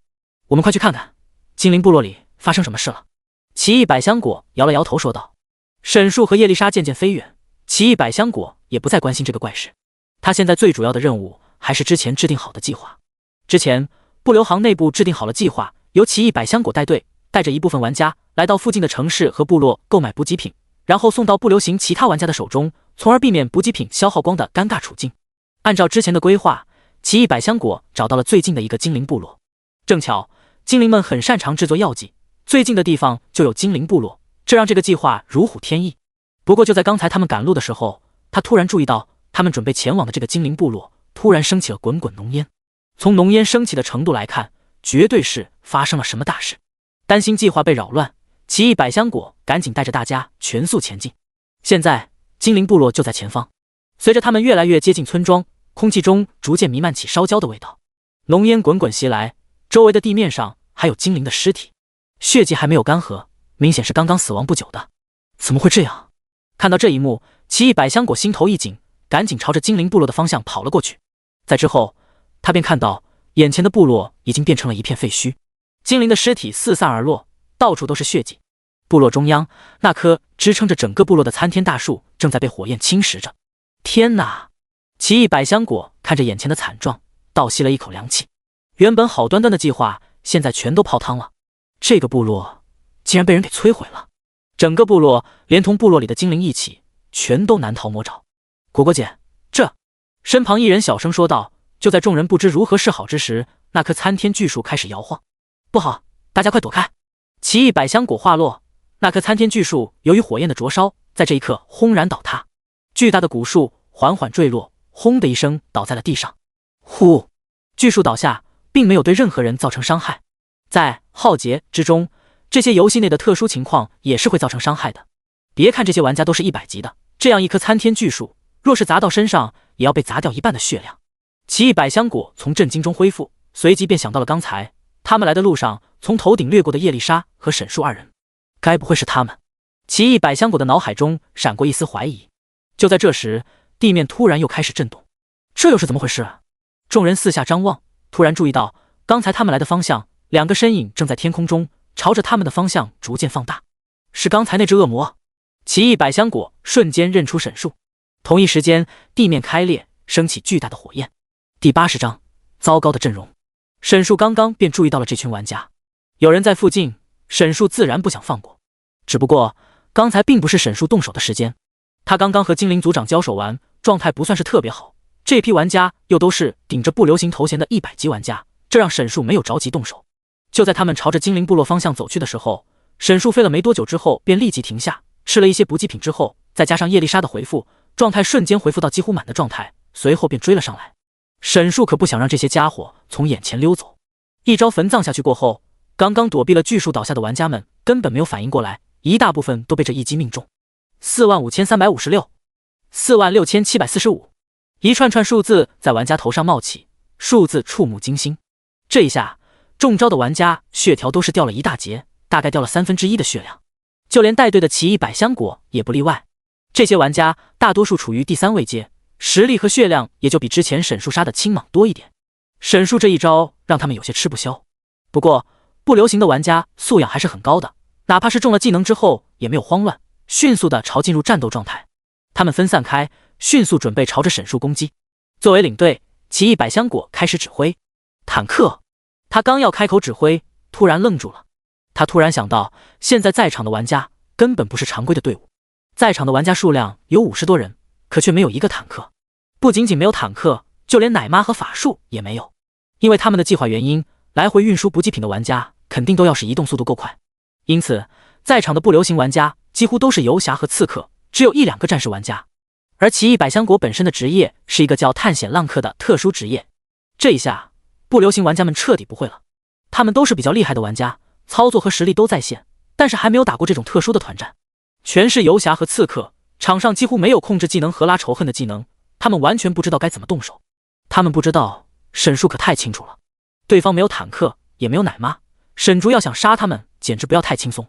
他迅速来到这些玩家身前，全力进攻。玩家们自然不敢和沈树硬碰硬，巨大的实力差距之下，他们只能逃跑。在这种情况下，谁跑得慢，谁就是前排。2个距离较近的刺客玩家躲闪不及，被沈树2拳打死。击杀玩家获得5074经验，击杀玩家获得5074经验。这2个玩家死亡，让其他玩家倒吸一口凉气。这100级的玩家就这么不明不白的死了，账号上所有东西全部清零。要知道，要想练出一个100级的账号，至少需要1年的时间。只杀了2个玩家，沈树肯定是不会收手的。他要的是眼前这些玩家所有人的命。那些玩家见状，知道今天是躲不掉了，干脆和沈树周旋了起来。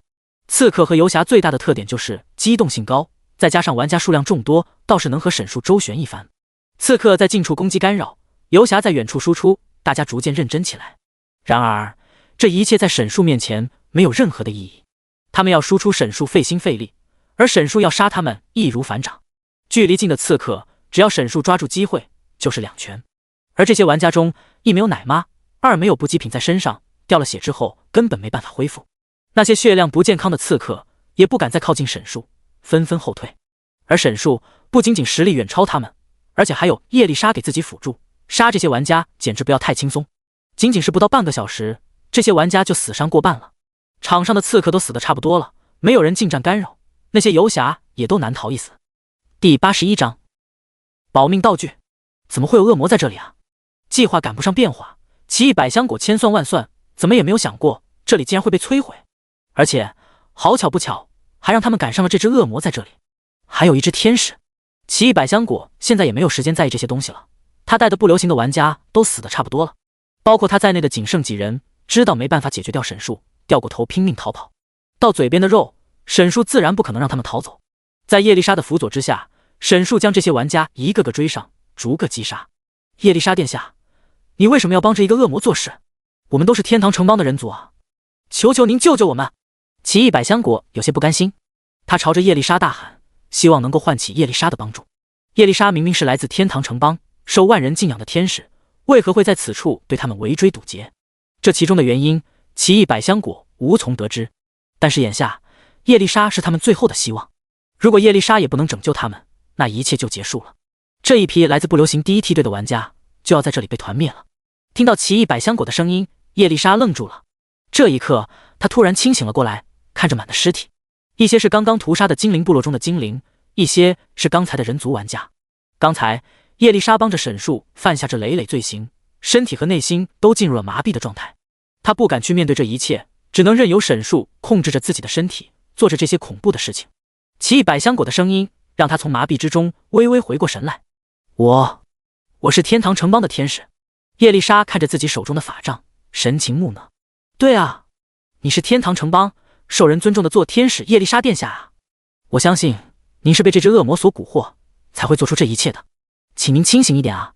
奇异百香果见到叶丽莎停下动作，眼中闪过片刻希望。作为一名浩劫游戏的设定党，叶丽莎对于游戏内 NPC 情感的变化非常敏感。在玩这款游戏的时候，她经常能感觉到游戏内的 NPC 都是有血有肉的，每个人都有着复杂的情感。她不知道浩劫的游戏公司是用什么技术手段才能模拟出如此情感丰富的 NPC 的，甚至她有时感觉游戏中的 NPC 比真人还要真实，所以她才会叫住叶丽莎。一个天使不可能平白无故的帮恶魔做事，这背后肯定有不为人知的隐情。作为仁慈与治疗之天使的继承人，叶丽莎更不会做出如此出格的事情。叶丽莎对于天堂城邦的忠诚肯定还在内心深处。奇异百香果抓住这个机会，赶紧劝说叶丽莎。然而他还不知道，叶丽莎可不是被沈树蛊惑这么简单。除非叶丽莎死了，否则他永远无法摆脱沈树的控制。叶丽莎，叶丽莎口中呢喃着自己的名字，一时间失了神。她此时的心情是无法描述的，她根本不敢面对发生的一切。在等什么呢？沈树杀完其他的玩家，也赶了过来。见叶丽莎迟迟不肯动手，沈树微微皱眉，随后亲自来到奇异百香果身前。叶丽莎殿下，奇异百香果不肯放弃这最后的求生机会，叶丽莎却迟迟没有动作，呆愣在原地。眼看沈树的拳头就要打过来了，奇异百香果不敢拖大，赶紧使用技能回避。丛林移形术，沈树这一拳眼看就要打在奇异百香果的身上，突然看到他所在的位置化作一道残影，奇异百香果的身形瞬间移动到了几米外的位置。奇异百香果的职业特殊，名叫冒险浪人，是他曾在一个精灵部落中获得的继承。这个职业和其他特殊职业不一样，在战斗上，他与一般的职业没有任何区别。唯一不同的是，冒险浪人的机动性奇高无比，特别是在丛林等复杂的地形，冒险浪人有更加敏感的嗅觉。不过这种特殊功能，显然在这场战斗中是没有任何意义的。机动性再高，也无法让他战胜沈树。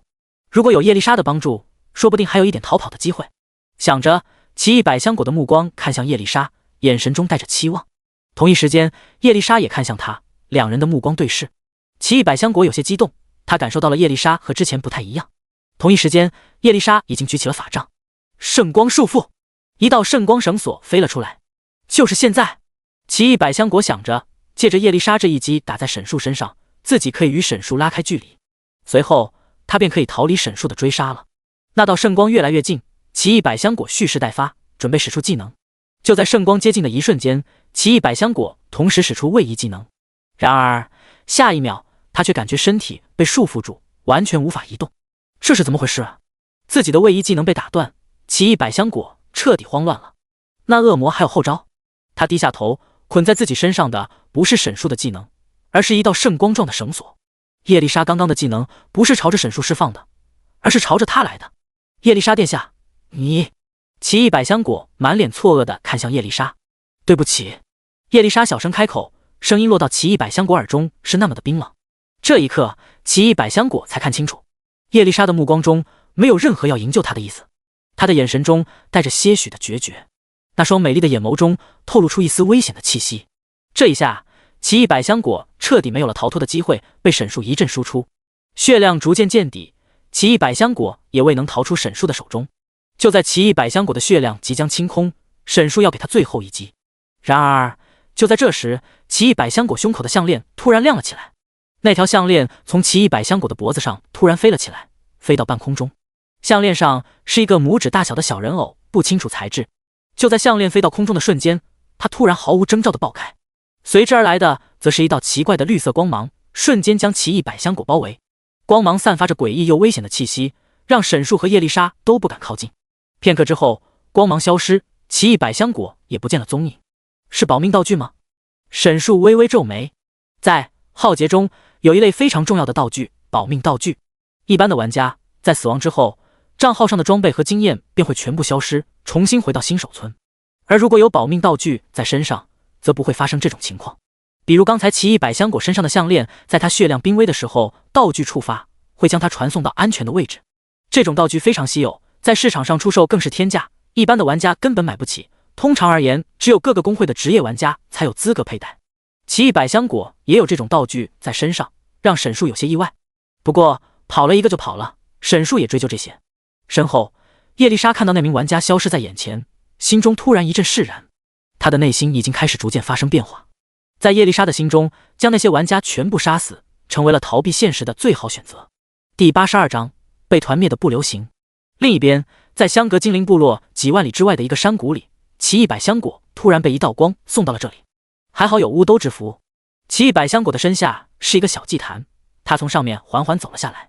他胸前的报命道具乌兜之符是他在很久之前一个偏僻的村庄里获得的，在濒临死亡的时候，护符可以将他传送到提前设置好的祭坛上。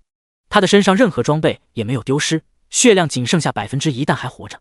唯一的变化就是他现在变成了50级，虽然等级减半，但也比那些玩家等级和装备全部清零要好。运气真是太差了。刚刚经历的一切让奇异百香果感觉身心俱疲。他实在不知道，在这个时间上，为什么会有一个恶魔会突然出现在附近的精灵部落。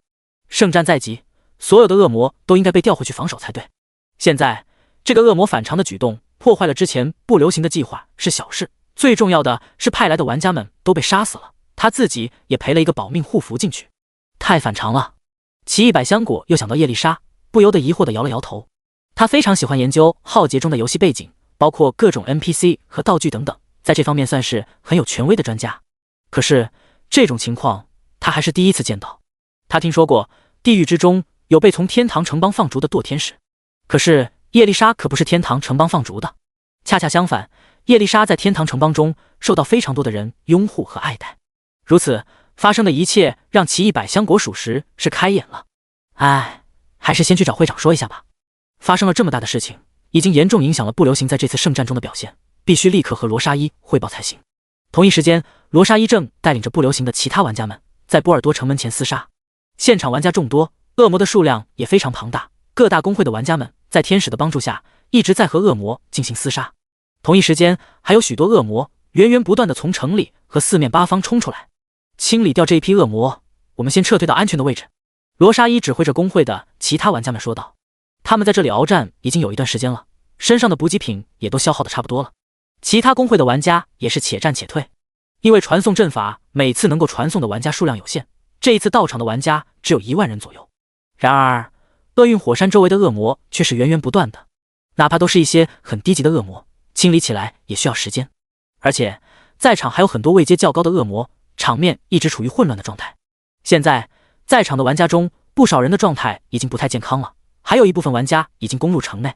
波尔多城内，恶魔的数量更加庞大，距离下一批玩家到场还有10天左右。在这期间，他们必须承受住恶魔们的进攻。还好我们有攻略。此时的罗莎伊还不知道奇异百香果那边究竟发生了什么。我们先撤退一下，到安全的地方。等下我们的补给品就到场了。罗莎伊指挥着玩家们从新撤回了马努赫山。他撤回到之前和奇异百香果约定好的地方，等待着他们送补给品回来。随着时间推移，罗莎伊却没有半点奇异百香果的消息。难道是出事了？罗莎伊隐隐有不好的预感，思索片刻。我先下线一下，你们看好这周围，我去看看什么情况。罗莎伊紧急下线，要看一看奇异百香果究竟是什么情况。他刚刚一下线，便收到了一个非常震惊的消息。你说什么？你们被团灭了？那个精灵部落也被摧毁了？罗莎伊听到这个消息之后，整个人都凌乱了。是啊，我也不知道这边为什么会出现恶魔，而且叶丽莎还跟那只恶魔在一起，帮着他把我们都给杀了。我是凭借保命装备才躲过一劫的。奇异百香果发过去一个流泪的表情。叶丽莎？是我认识的那个叶丽莎吗？罗莎伊的脑子现在一片混乱。对，就是天堂城邦中的那个叶丽莎。我真不知道是什么情况。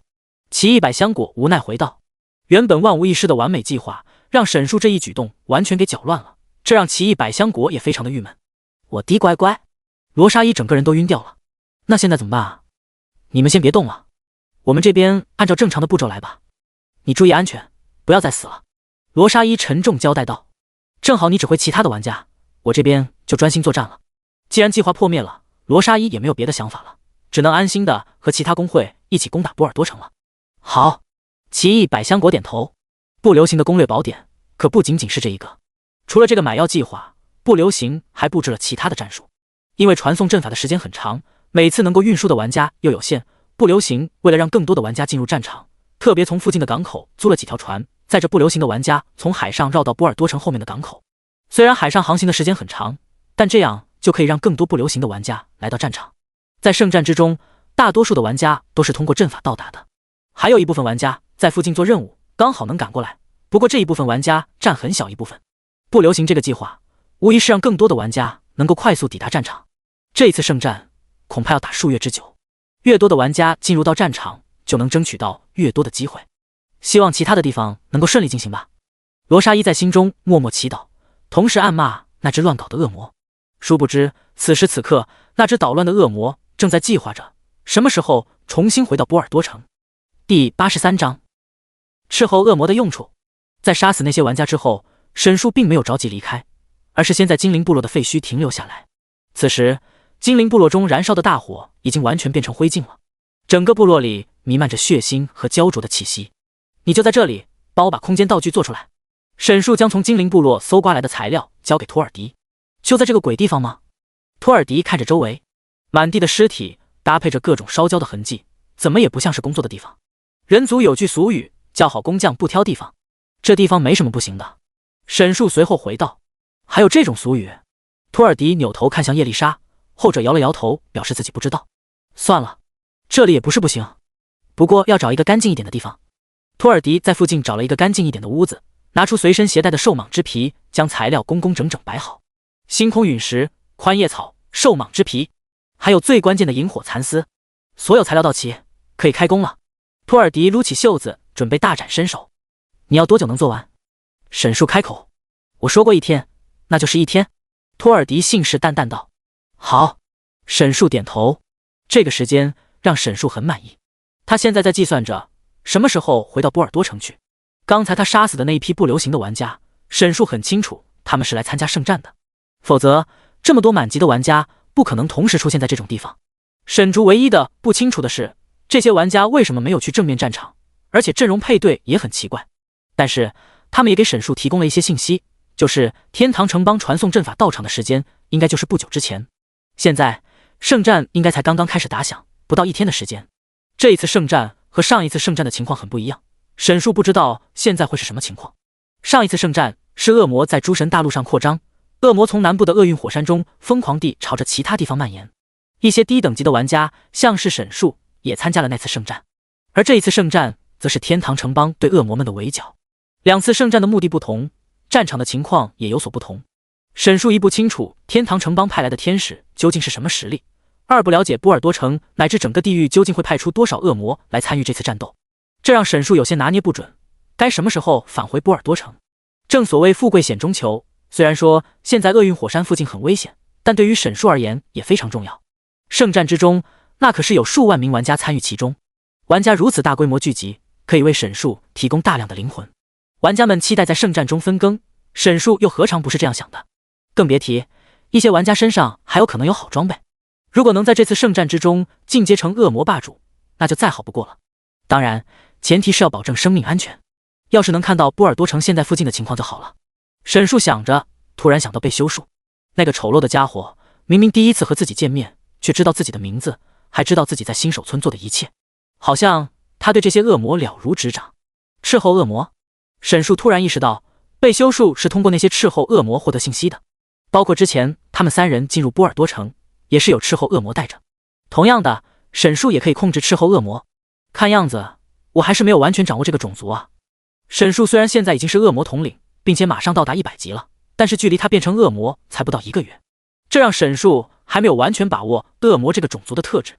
他忘记了自己也可以控制那些更低级的恶魔，这样一来，他根本不需要亲自前往战场中，只通过斥候恶魔就可以知晓战场上的情况。还是太年轻了，当时留几只斥候恶魔好了。沈树有些后悔，在马努赫山上把贝修树派给他的恶魔全都给杀了。不过也不要紧，现在圣战打响，这边到处都是恶魔。说时迟，沈树想明白之后，瞬间飞离此处，保护托尔迪的安全。沈树交代了一句之后，便迅速离开了此处。叶丽莎不知道沈树要去干嘛，她也无权过问，只需要完成沈树的任务就可以了。沈树飞行的方向是波尔多城的方向，但目的地不是波尔多城，而是它附近的地方。现在整个波尔多城都被战火所笼罩，沈树现在过去了，必然会使得众多玩家和天使对他围攻。他只需要在附近找几只斥候恶魔就可以了。因为圣战的原因，现在恶魔都在朝着这边涌。还不等沈树到地方，便在途中遇到了几只斥候恶魔。那些斥候恶魔跟着大部队一起，在被修树的号令之下，正在朝着波尔多城的方向赶去。第84章，另一只恶魔霸主。沈树落在一群恶魔身后，翅膀挥动在周围，造成巨大的噪音。但是眼前的恶魔们却不为所动，像是没有听到任何声音一样，丝毫不停下脚下的步伐，依旧朝着前方前进。喂，停下！沈树尝试与那些恶魔沟通，就像之前在马努赫山指挥那些恶魔一样。前方的恶魔们听到沈树的指令之后，果然停了下来。他们纷纷回头看向沈树，眼中冒着红光。沈竹见状，继续指挥着：“斥候恶魔过来！”话落，恶魔群中几只身形瘦小的恶魔走了出来。斥候恶魔的身形瘦小，非常擅长在各个地方藏匿自己，移动迅速，在各地打探情报。别看他们外貌瘦弱，但每个斥候恶魔都有着精英恶魔的实力。好，你们跟我走，其他的滚吧。沈树随意的挥了挥手，剩下的恶魔们乖乖听话，转过头便离开。他们继续按照之前的路线前进，刚刚发生的一切都不会干扰其他恶魔对被修树命令的执行。其余恶魔转身离开，沈树看向身前这些斥候恶魔，刚要开口，目光又一回到远处那群渐行渐远的恶魔身上。沈树随手一挥，一个焚葬使了出去，刚好落在那些恶魔的脚下。一群低级恶魔，实力跟沈树完全不是一个档次的，一个技能下去，瞬间死伤一片。剩下几只苟活的恶魔，沈树也不放过，追上去一拳一个全部消灭。沈树现在很需要经验和灵魂升级进阶，只要是看到的单位能杀的就全都杀了。加上之前精灵部落里的精灵和玩家，沈树现在已经升到了92级，距离满级还差8级。将这些恶魔处理干净之后，沈树重新回到那几名斥候恶魔身边。一共5只斥候恶魔，沈竹命令他们前往波尔多城和马努赫山，分别查看情况。命令下达之后，5只斥候恶魔纷纷出发，朝着不同方向走去。这些家伙虽然被沈树控制，但本身还有一些脑子，会自己分工安排，这让沈树非常满意。远处，沈树隐隐能听到战争的声音，周围还不时有恶魔经过，朝着波尔多城的方向走去。这场旷日持久的圣战，现在才刚刚拉开帷幕。沈树计划着要怎样在人族玩家身上榨取点灵魂出来。传送阵法的时间是10天左右，在这期间，玩家们会有一个疲软期。在厄运火山周围，恶魔的数量是远大于人族和天使的，在天堂城邦的援军到达之前，玩家们必然会有一段时间处于状态最差的时间。沈树打算就在这个时间动手，在这之前，先让别的恶魔去送一送死。当然，沈树这么冒险，着急进阶升级，为的不是别的，而是波尔多城内的那个大家伙被修术。一旦这次圣战打响，被修术与其他炽天使之间的斗争是在所难免的。不仅仅是被修术，在海中的哥别恐怕都难逃一战。这种等级的大家伙肯定是会掉红色装备和道具的。沈树可不想便宜了这些玩家们，如果可以，沈树肯定要尽量争取一下。斥候恶魔们离开这里，沈树紧接着也离开了此处。这里虽然距离波尔多城较远，但已经可以听到远处的战斗声音。沈树担心硝烟会波及到这里，他还是决定先回到精灵部落里去，更加安全一点。接下来他只要慢慢等待托尔迪将东西做好，然后斥候恶魔把消息带回来。该怎么行动，沈树到时候再做下一步打算。波尔多城内，在城外玩家们的厮杀掩护之下，拉法和维拉斯两人率领着10几名玩家进入到这座恶魔之城中。这10几名玩家是来自3个顶尖公会的职业队玩家，只有他们有足够的资格和2位天使一同进入城中。波尔多城内恶魔的数量依旧非常庞大，这里的恶魔数量虽然不及城外人山人海，但却个个强力，每一堆恶魔几乎都有领主恶魔带领，精英恶魔更是遍地走。拉法一众人进入之后，瞬间就被包围了起来。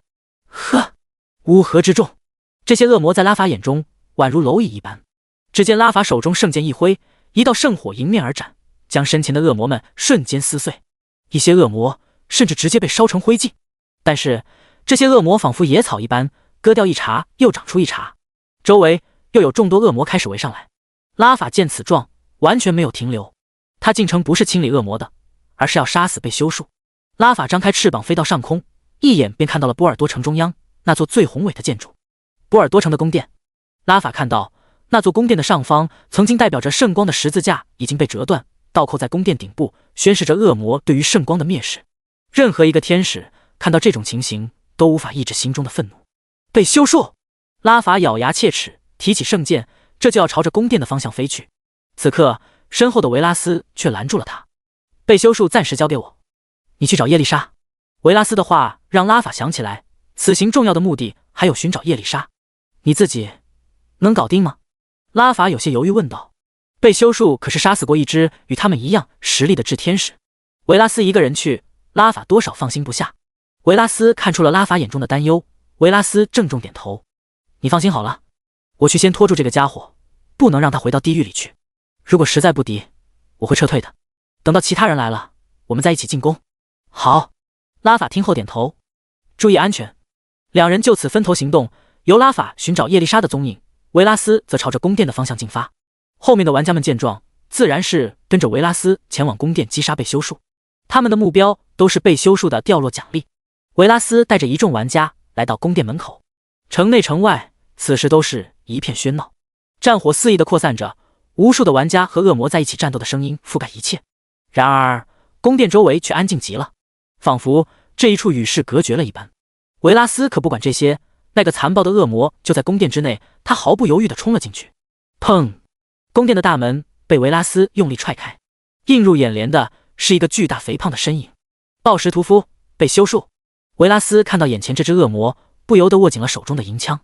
身后的玩家们也感受到了来自别卜西阵营首领巨大的压迫感。哦，这么快就到了。此时的被修术安坐在地上，嘴里嚼着不知什么生物的残肢，语气略带戏谑。被修术，今天就是你的审判日。维拉斯朝着被修术一声怒吼。是我的吗？被修术将手中的骨头随手丢到一边。我怎么觉得是你们的呢？被修术的声音低沉，充满压迫感的声音回荡在整个宫殿之中。少废话！维拉斯可不想跟这个丑陋的家伙多言，手持长枪，这就要朝着被修术进攻。其他玩家们也做好了战斗姿态，他们是目前人族战力最高的一群人，然而只有第4位阶。面对第5位阶的怪物，如果没有维拉斯的话，仅凭他们10几人恐怕不太好办。就在众人准备发起进攻之时，整个宫殿突然开始剧烈晃动。怎么回事？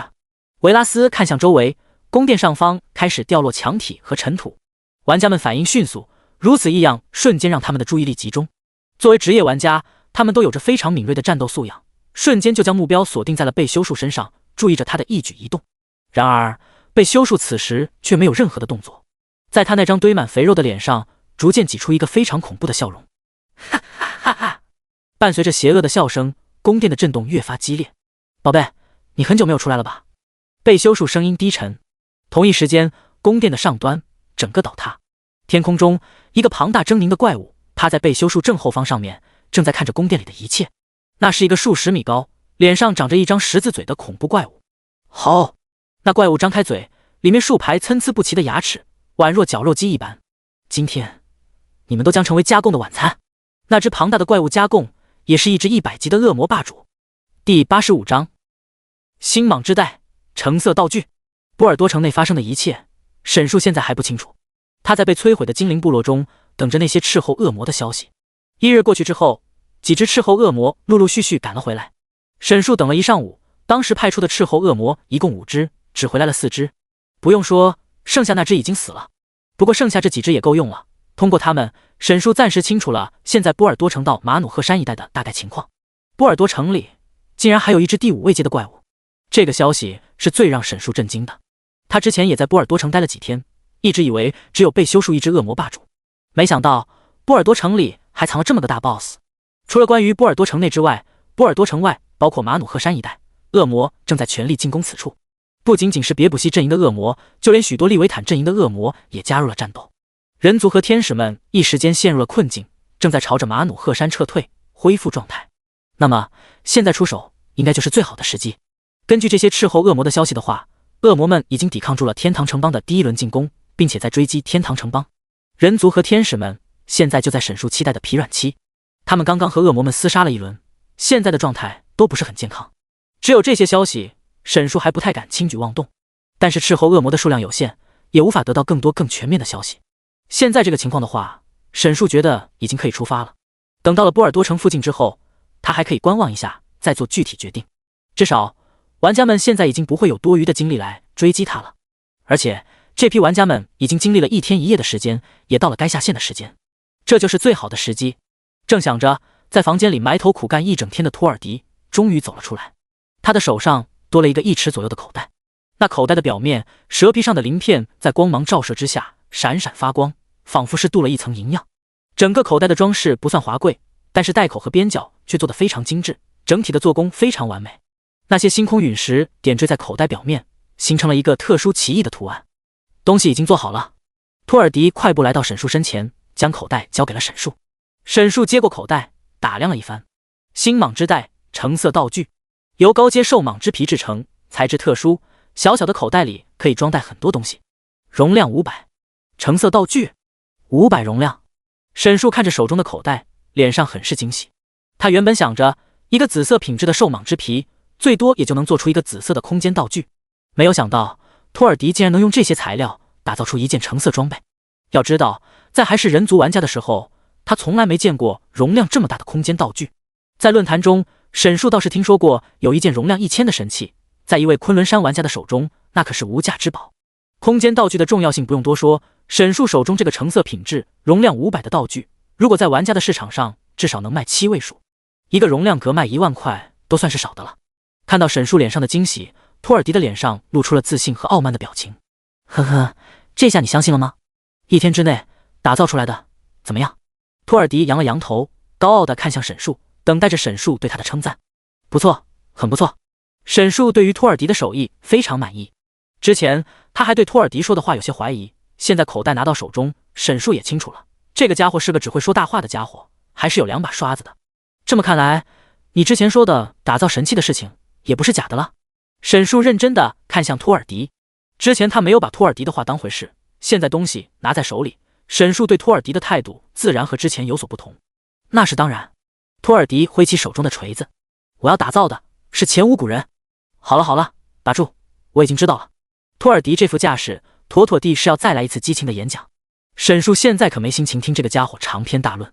现在道具也有了，沈树把东西收拾了一下，这就准备朝着波尔多城的方向出发。他现在要重新杀回去，好好压榨一下这些玩家。第86章，重新杀回。沈树重新返回马努赫山的时候，正值天黑时分。黑夜之中，玩家们的视野和感官能力大大下降，可是恶魔们的进攻依旧不断。沈树作为恶魔，天黑对他也有一定的影响，但是因为他可以在空中飞行，视野相对而言更开阔一些。沈树在距离马努赫山较远的地方停下，在这里，沈树已经看到了一些玩家。玩家们在马努赫山上几乎都是成群成群的，每一队都有近50号玩家在一起，在这种地形上很难不被注意到。这些玩家这样聚堆也不是没有原因，因为部分玩家的游戏时间已经上线，必须要下线休息才行。而下线之后，玩家的角色却不能直接消失，要等一段时间之后，玩家单位才能完全从游戏中消失。这个时间内，玩家在游戏内的角色是非常危险的。为了防止在这种时刻发生问题，玩家们汇聚在一起，有组织有规律的下线。这片位置相对波尔多城较远，在他们刚刚传送来的位置，这里的恶魔数量较少，较强的恶魔都在波尔多城那边，这里自然就安全了。然而，他们怎么也想不到，沈树这个恶魔统领竟然会出现在这里。确保这些玩家没有发现，沈树趁着夜色缓缓行军。距离最近的一群玩家此时正在商讨着下线的问题，还有游戏时长的人等一下再下线，其他人尽快下线，等到时间一到就立即上线。这些玩家们才刚刚撤到这个安全的位置，而同一时间，沈树正在不远处窥探着眼前的一切。在他的身后，托尔迪和叶丽莎也在这里。沈树本想将托尔迪安置在那个废弃的精灵部落，但是又担心这个家伙会偷偷逃跑，思来想去，还是把他带了过来。反正这种场面，人族玩家也不会对一个矮人动手，恶魔们优先攻击的目标也是天使，没人会在意这个矮人。只要托尔迪本身不是个傻子，知道躲避 AOE 技能就好。眼下，这些人族玩家正在商讨着轮流下线的问题，沈树则在暗处准备着。因为夜色的缘故，沈树看不清这些玩家头顶的名字究竟是哪个公会的，不过这个时候都差不多。第一波参加圣战的玩家都是顶尖公会的满级玩家，眼前这个50多人的小队可和之前不流行不一样。这些玩家虽然状态不好，但是职业是齐全的。保险起见，沈竹要再等一下，他要等到一部分玩家下线的时候再动手。眼前那些玩家已经安排好了，开始陆陆续续下线。好，就是现在。就在那些玩家安稳下线的时候，突然听到周围一阵噪声，是恶魔还是亡灵生物？大家注意！一人高呼，提醒周围的玩家。他们这时才注意到，一个身影突然从阴影之中窜了出来，一个红色的身影正在以令人恐怖的速度冲向这边。那些负责保护的玩家瞬间进入战斗姿态，同一时间，他们突然注意到地面开始晃动，随后火柱从地面轰然而跃，而那些玩家为了保证安全，恰好都站在一起，给了沈树完美的攻击范围。快躲开！玩家们的速度都很快，在察觉到这一击之后，纷纷第一时间使用技能规避伤害。当然，这仅限于那些还没有下线的玩家，剩下站在原地不动的玩家是刚刚下线，身体还没来得及消失的。此时此刻，他们已经无法控制自己的身体，自然也无法躲避这一击。甚至一些玩家在下线前一刻都注意到了有技能在自己脚下释放，还有一些玩家更倒霉，明明自己已经反应过来了，可游戏时间刚好到，瞬间被强制下线了。火焰高高升起，将无光的黑夜照得宛若黎明。片刻过后，火焰中的玩家一些已经变成了尸体。他们下线之前，很多人都不是健康的状态，沈树这一招下去，直接杀死不少玩家。这些玩家辛辛苦苦练得100级账号，就这么不明不白的被沈树给清空了。大家快拦住他！这时，负责保护的玩家们也回过神来，赶紧上前拦住沈树，防止他继续杀死那些下线的玩家。只不过，他们的阻拦都是无意义的。如果这些玩家全都在线，他们还能跟沈树掰一掰手腕，但是现在很多人都已经下线了，剩下的一部分玩家根本拦不住沈树。几名坦克玩家上前，赶紧对着沈树使用嘲讽技能，拉住沈树的仇恨。沈树的行动突然受限，让他微微皱眉。现在还有许多没有下线的玩家没有杀死，再等一会，他们的角色就要消失了。等到再上线的时候，还要几个小时。沈树不想那么麻烦，干脆让叶丽莎出来，直接帮忙解决剩下的玩家，他自己来解决这些还没有下线的玩家。沈树命令下达，叶丽莎也从黑暗中缓缓走出。天使的圣洁和纯白在黑暗中显得格外清澈。叶丽莎一出现，瞬间引起了在场所有玩家的注意。有天使来了！所有玩家见状都松了一口气。刚才沈树的进攻实在太过猛烈，他们都担心自己会葬身于此。第87章，这天使的技能打在恶魔身上怎么不掉血呢？然而，此时出现的天使却不是他们所期望的救世主。恰恰相反，叶丽莎是来帮着那只恶魔处理这些玩家的。见到叶丽莎之后，那些玩家都振奋了起来，个个像是打了鸡血一样朝着沈树进攻。尽管他们清楚这个恶魔的实力不一般，但是身后有天使撑腰，他们完全不担心。兄弟们，解决掉这个恶魔！有天使撑腰的玩家们士气高涨，朝着沈树开始冲锋。叶丽莎出来之后，玩家们紧接着便看到他挥起法杖，随后一道圣光照在沈树的头顶。别让他跑了，快使用技能控制住他！玩家们高声大喊，朝着沈树释放控制技能，生怕叶丽莎这一招会无法命中沈树。在玩家们的配合下，圣光不偏不倚，刚好落在了沈树的头顶。好！玩家们见状非常激动，期待着沈树的血量下降。然而，就在圣光消失之后，他们却丝毫没有见到沈树的血量有半点下降的意思。难道是状态技能？玩家们有些发愣，还以为叶丽莎这一招的伤害有一定的延迟。他们想的不错，这一招确实是状态技能，但是不是 debuff 技能。恰恰相反，这一招是给沈树增加正面 buff 的技能。欢愉祝福，这一招并不是叶丽莎对恶魔的进攻，而是给沈树释放的加攻击力的辅助技能。看了半天，玩家们也没看懂究竟是什么情况。大家不要停下，继续攻击。虽然没有弄清楚为什么圣光对沈树没有影响，但是他们也不能停止攻击。眼下沈树还在朝着他们进攻，他们现在也弄清楚了沈树的实力，一拳就能打出5、6万的伤害，这个级别已经是第4位阶的恶魔统领才能达到的了。在场的玩家只有10几名，而且状态都不是特别健康。正常来说，要想对付这种超过自己一个位阶的怪物，至少也要30、40人才行。他们现在最大的依仗就是叶丽莎这个天使了。只不过眼下这名天使要让他们失望了。就在玩家们与沈树厮杀的时候，叶丽莎已经开始释放第2个技能，又是一道圣光正落在沈树的头顶。玩家们见状，全力配合天使的这次攻击，甚至坦克玩家不惜自己遭到重创，也要让这个技能打在沈树身上。圣光再次降落，而这一次玩家们完全看清楚了技能带来的效果。他怎么突然多出了一层护盾？这是他自己用的技能吗？还是……这一下玩家们完全短路了。圣光落下，明明应该是对恶魔造成伤害才对啊，就算没有伤害，也应该有些负面效果在恶魔身上才对的。可是现在沈树不仅仅生龙活虎，没有任何的负面效果和控制，而且还多出了一层护盾。厚厚的护盾值在沈树的血条上，在玩家眼中是那么的刺眼。他们明明没有看到沈树释放任何技能，甚至为了让这个技能命中，玩家中的法师们使用了控制技能，沈树应该放不出任何技能才对。那么他们不约而同地看向那个来帮助他们的天使。此时此刻，那天使正在朝着那些下线的玩家走去。他和恶魔擦肩而过，两人却没有任何的互动，彼此之间只是看了一眼，非常有默契地让开了位置。到了玩家的身前，天使也不是去保护玩家的。在剩下的玩家们注视之下，大家亲眼看到叶丽莎举起法杖，圣光落在玩家的头顶。圣光洗礼，这一次不是任何状态技能，不像是打在沈树身上的神光那般柔和，变成了充满灵力的圣光。圣光落下，停在原地还没有消失的玩家角色纷纷血量大降。没有任何抵抗的玩家们在经历了沈树和叶丽莎两人轮番技能轰炸之后，血量已经全部清空。就这样，这些下线的玩家在毫不知情的情况下被全都杀死了。这一幕看的那些玩家倒吸凉气，这天使怎么不帮着他们呢？作为一个天使，竟然和玩家们一同击杀天堂城邦的人族，这种事情他们根本不敢想。玩家们的认知被眼前的一切冲击着，沈树则是帮着他们回到现实之中。叶丽莎清理下线的玩家，而沈树的目标就是这些还没有下线的玩家。本就没有一战之力的玩家们，在信任的天使倒戈之后，更是乱作一团，丢盔卸甲，仓皇逃窜。浩劫中的玩家，每一个玩家都是非常惜命的，特别是这些100级的玩家，他们的账号少则1年，多则更久。账号上不仅仅有等级，更是有着长时间积攒下来的装备和道具。他们可不想和下线的玩家一样殒命于此。然而，玩家们的阵型一旦散了之后，便再也无法对沈树造成威胁。溃不成军的玩家们更不可能阻拦住沈树的进攻，沈树的移速又比他们快了不止1点半点，只要被沈树追上的玩家全都难逃一死。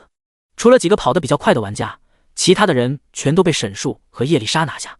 整个过程不过10分钟左右，这一大队玩家50多号人就被沈树杀得差不多了。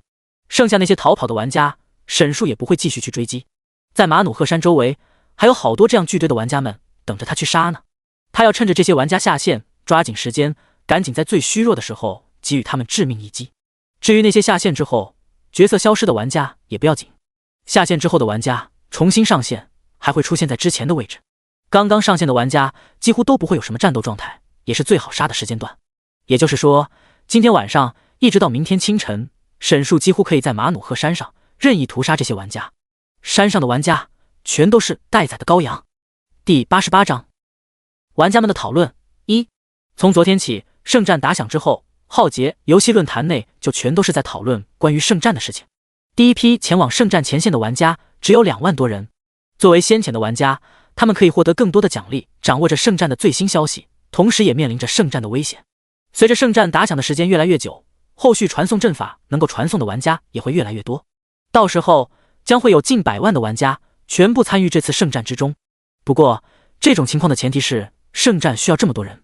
万一恶魔都是软骨头，天堂城邦随便派去几万人就能成功将恶魔们赶回地狱的话，也就不需要这么多玩家参与了。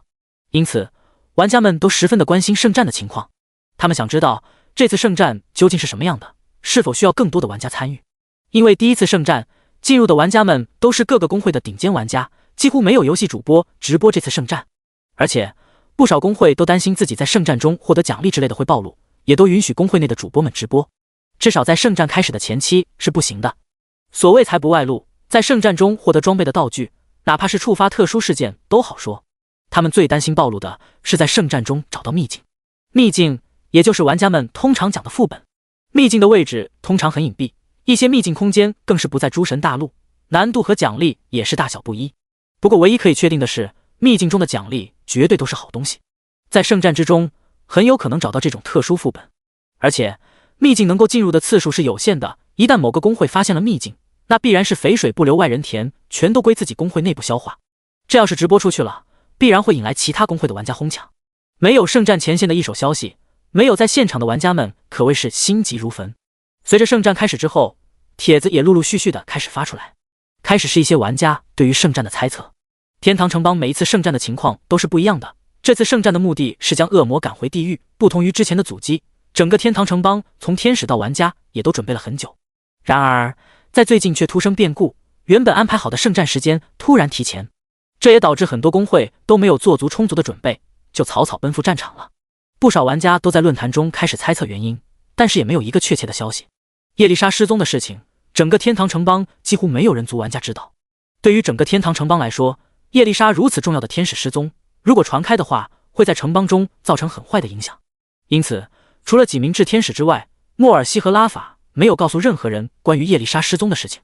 在人族玩家之中，知道事情端倪的只有明烟一人。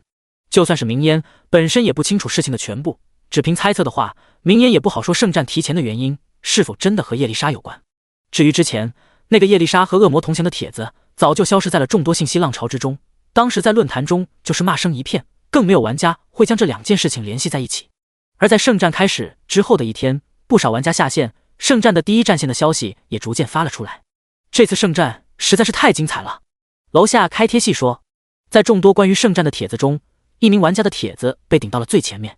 开贴的人名叫不洗澡，是一名快乐星球的玩家，在游戏早期的时候凭借着写游戏攻略和心得，在浩劫中小有名气，后面也成了半个消息通玩家，经常带来一些高质量的消息，深得玩家们的喜爱。如果不是公会有要求，这次圣战不洗澡也会开启直播。帖子一经发出，还不等不洗澡开始讲，就有无数人前来围观吃瓜。前排，澡哥快讲讲，没有人直播圣战，我都快急死了。圣战究竟什么情况？厄运火山附近的恶魔多吗？一瞬间，铺天盖地的问题朝着不洗澡的帖子飞了过去。除了这些关心圣战情况的玩家，还有一些神罚的玩家在下面喷人的。早狗死没死呢？速速报上来快乐星球所在的位置，我恶魔都不杀了，就杀你们！笑了，神罚的人闻着味就来了。别狗叫了，没去找你们就已经很给面子了，到时候被打哭了可就不好了。别嚣张，不服游戏结束约个竞技场，我能打死你。来就来，谁怕谁。神罚和快乐星球这种死对头公会在哪里都能骂起来。当然这都只是一小部分，大家都当这是故事前的开胃小菜，大家都是来这里看不洗澡关于圣战的消息的。在无数玩家的期待中，不洗澡终于发出了第一个回复。这次圣战第一个怪事就发生在马努赫山上。给不懂的玩家科普一下，这次圣战的主要目标便是厄运火山附近最大的城市波尔多城，就是那座第一个沦陷的天堂城邦。而要想到达波尔多城，必须要经过的一条路就是马努赫山。我们本以为在马努赫山上会有很多恶魔阻击，结果就在我们进去之后，却发现一个恶魔也没有。更蹊跷的是，等到我们到了马努赫山的山顶，却发现了无数的恶魔尸体，那些尸体堆在一起，就像是提前有人来过一样。不洗澡发完，还带上了几张在现场拍摄的照片。我的天，这么多恶魔尸体，全都聚集在一起，有点哈人。这是什么情况？有没有大佬解读一下？这不像是正常战斗死亡的吧？看着他们好像死的都是一个圈一个圈的，说不定是什么祭祀。拿恶魔祭祀？不可能吧？照片中红色的恶魔尸体，还有满地蓝色的血液，非常有视觉冲击效果。面对玩家们的问题，不洗澡也无法给出确切的回答。不仅仅是他，在场的其他玩家，哪怕是天使也猜测不到，在他们到达之前究竟发生了什么。接着，不洗澡继续谈论关于后续的问题。后面，我们被堵在了波尔多城门前，除了炽天使维拉斯和拉法之外，就只有职业队跟着进入了城里。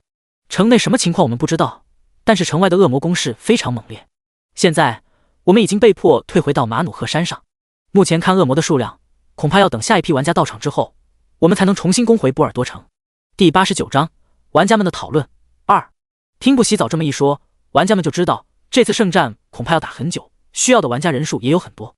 这才只是一个波尔多城，整个厄运火山附近还有很多的恶魔，而且还不清楚厄运火山的地狱之门中会不会继续出其他恶魔。在波尔多城里，情况也不是很乐观。除了被修术之外，我们看到了另一只体型非常庞大的恶魔，有几十米高，非常恐怖。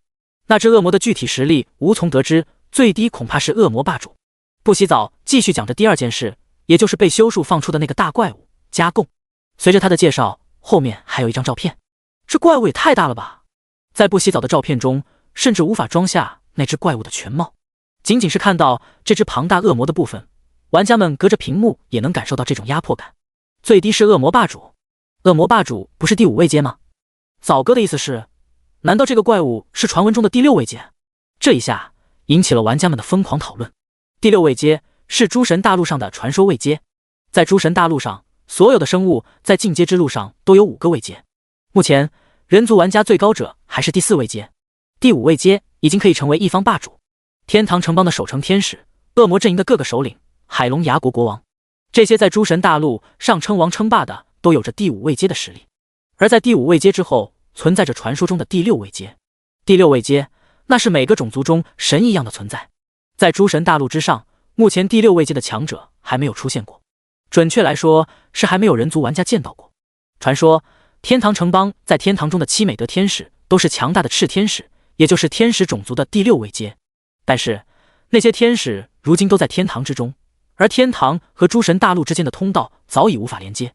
还有地狱中与7美德天使相对应的7位远古撒旦，也都是恶魔中第6位阶的恐怖存在。这些实力恐怖的撒旦更是死的死，被封印的被封印，否则也不可能让这些恶魔霸主统领着各个阵营。还有精灵神话中传闻有4位精灵族的创世之王，分别掌管着水风火土4大元素，也是第6位阶的无敌王者。只不过这些都是传说之中的事情，根本没有人真见过。而现在不洗澡这个说法，让玩家们对被修术召唤出来的这只恶魔充满了好奇。难道这就是传说中的别补溪？第6位阶的怪物，那天堂城邦一定会输吧？说不定天堂会派出炽天使出来。玩家们越讨论越激烈，不洗澡看着有点收不住火的意思，赶紧出言解释道：这只是我的感觉，毕竟那个大家伙的压迫感太强了，说不定是什么级别的，也许就是一个第5位阶的恶魔，长得大了一点。不洗澡很清楚，自己现在不说清楚，回过头来要是搞错了，免不了网友的一顿辱骂。原来只是猜测呀！我就说，要真是第6位阶的怪物，那过去的玩家不全都死了？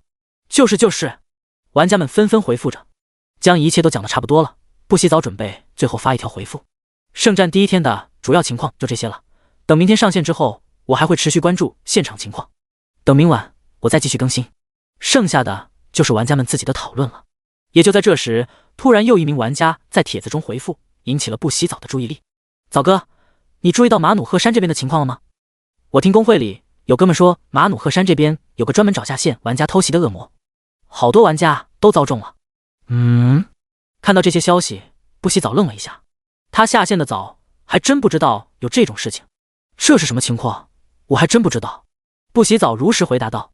不洗澡的帖子正在热度榜上，这名玩家的回复刚好吸引了看帖子的玩家们的注意。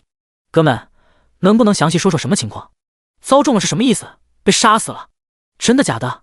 这一下，玩家们都来了兴趣。要知道，第一批去的玩家可都是各个大公会的顶尖玩家。他们虽然不是人人都在排行榜上，但是却能代表当前浩劫玩家的最高实力。能杀死这些玩家的，可不是什么简单角色。对于大多数玩家来说，这个话题很吸引人，都迫切想要知道具体情况。只有一小部分玩家对于这个话题没有那么期待，因为他们就是受害者。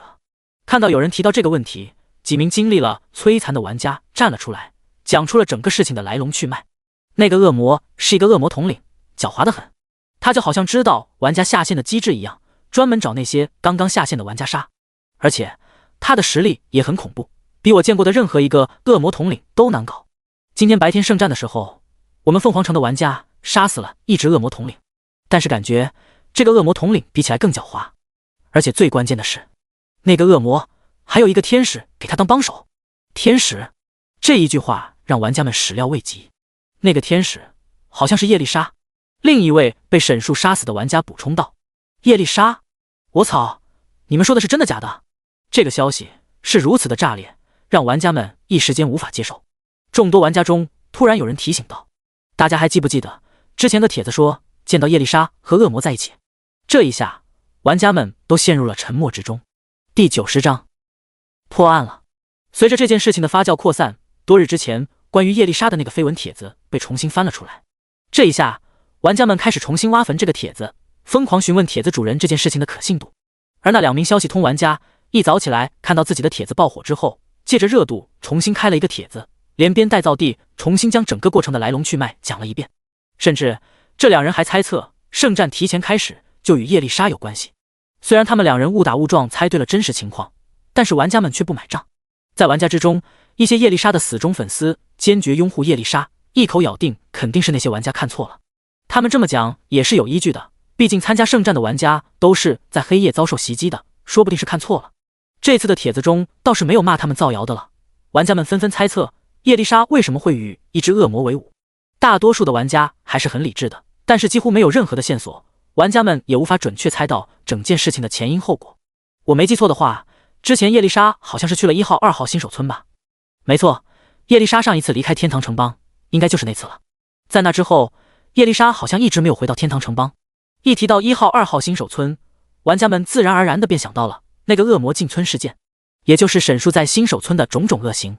那件事情的影响实在是太大，对于整个浩劫内的玩家都有着不小的影响。最直接的便是新手村内那些倒霉的玩家走出新手村的难度陡增。然而这还不是最大的影响，在新手村外所有的浩劫玩家只要离开初始新手村之后，死亡就只能从1号、2号新手村复活了。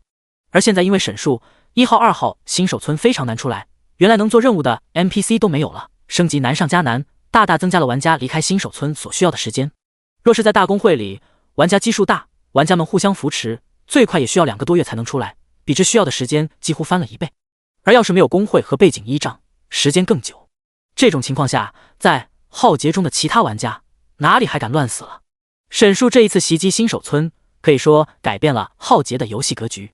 你们说，当时那个恶魔会不会并没有被叶丽莎解决？玩家们顺着思路讨论，突然有人提出了这个想法。不可能吧？叶丽莎可是第4位阶的做天使啊，新手村区域的恶魔怎么能解决不了呢？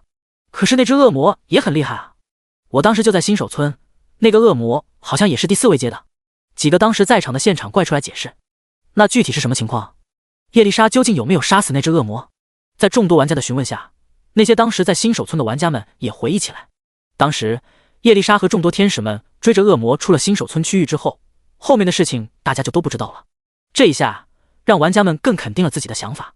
既然大家都没有看到叶丽莎亲手解决恶魔，现在又有人看到了叶丽莎和恶魔同流合污，那这里面肯定是发生了不得了的事情。等一下，刚才是不是说那个恶魔专门搞偷袭？众多玩家中突然有人发现了盲点。是啊，专门找下线的玩家搞。这一句话，刚许多在新手村的玩家们都不约而同地想到了一些往事。会搞偷袭的老6恶魔，他们的脑海中瞬间浮现出了一个恐怖的身影。之前在新手村里那只恶魔是不是也很狗，专门搞偷袭？这一下玩家们的思路瞬间清晰了起来，串起来了，全都串起来了。这在圣战上偷袭玩家的恶魔，会不会就是新手村里的那一只？恶魔之中邪恶卑鄙的有不少，但是这么狗，能够将玩家精准破防的只有一只。草了，真是这样吗？破案了，家人们，真是太奇怪了。天哪，叶丽莎女神不会被那个恶魔给控制了吧？这下虽然玩家们没有看到全过程，但是已经猜得8、9不离10了。说不定圣战真的与叶丽莎和那只恶魔有关。难道是浩劫版罗密欧与朱丽叶？叶丽莎怎么可能和恶魔有染？这里面肯定有隐情，叶丽莎绝对是无辜的。如果能搞清楚这一切，说不定能触发隐藏任务。不少玩家已经确定，这就是一个非常重要的隐藏事件。真可惜，我不在厄运火山，希望不要让人捷足先登。我下一批就要到场了，先不要妄下定论，说不定有误会在里面。一些玩家对于这个隐藏事件已经蠢蠢欲动，还有一些玩家处于观望状态。论坛内讨论的火热，霸业的会长明烟自然也注意到了玩家们的讨论。相比于其他玩家，明烟知道的内情更多。这件事情恐怕就和玩家们猜测的一样。圣战提前打响，正是在拉法寻找叶丽莎无果，回到天堂城邦的时候。身为霸业的会长，明烟可不仅仅有管理工会的实力，他的心思远比其他玩家更加缜密。而且，明烟还有更多的消息。在进城之后，拉法和维拉斯分头行动，并没有一起去对付被修术。很明显，拉法是去找叶丽莎了。明烟坐在椅子上，沉思良久之后，打开了一个聊天框。明天你来指挥，我有其他的事情要处理。消息的另一端是霸业的副会长。收到。副会长没有多问，他很清楚明烟的脾气，既然明烟自己不讲，他就算是问了也不会有结果。而明烟所说的其他的事情，正是叶丽莎的事情。和其他玩家想的一样，明烟也觉得这是一个隐藏事件，而且还是一个很重要的隐藏事件，能够导致圣战提前开始。这么重要的事情，如果能够参与其中，奖励难以想象。明烟是霸业的会长，一丝不苟的女强人，但她同样也是一名玩家，也有自己的私心。她的私心就是提高自己的实力，不为别的，只为她心心念念的职业队。对于明烟来说，这早就与工资地位等等一切没有关系。她要证明自己，要让霸业的高层知道自己当初做出了一个错误的决定。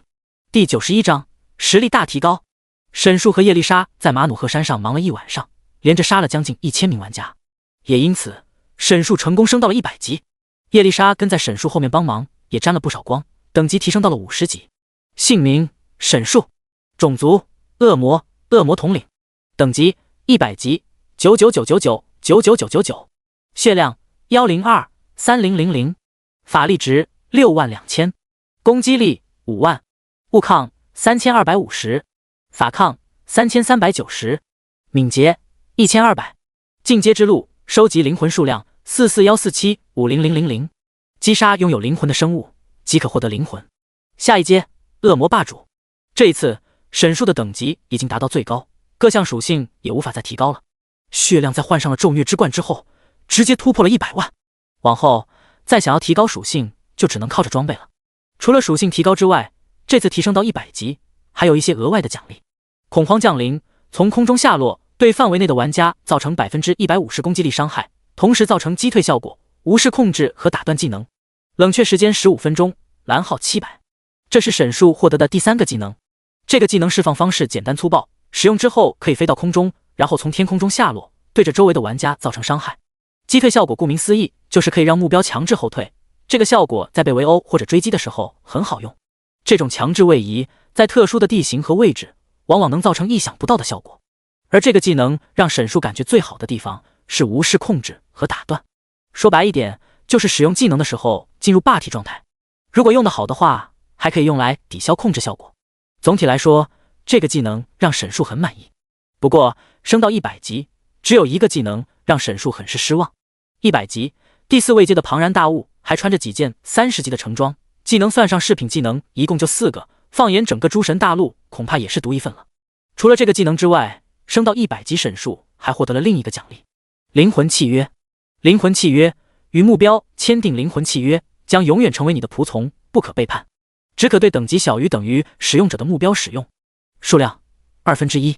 这位老朋友再一次出现，沈树很是惊喜。上一次灵魂契约，沈树在刚出新手村的时候用给了叶丽莎。这一路来，如果没有叶丽莎这个辅助的帮助，自己恐怕无法提升的这么快。现在他已经到了100级，这下他能够使用的目标也就多了。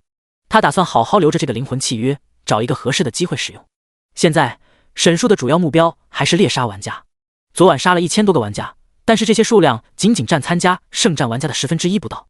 现在这些玩家的状态都不是很好，沈树还想继续搞偷袭。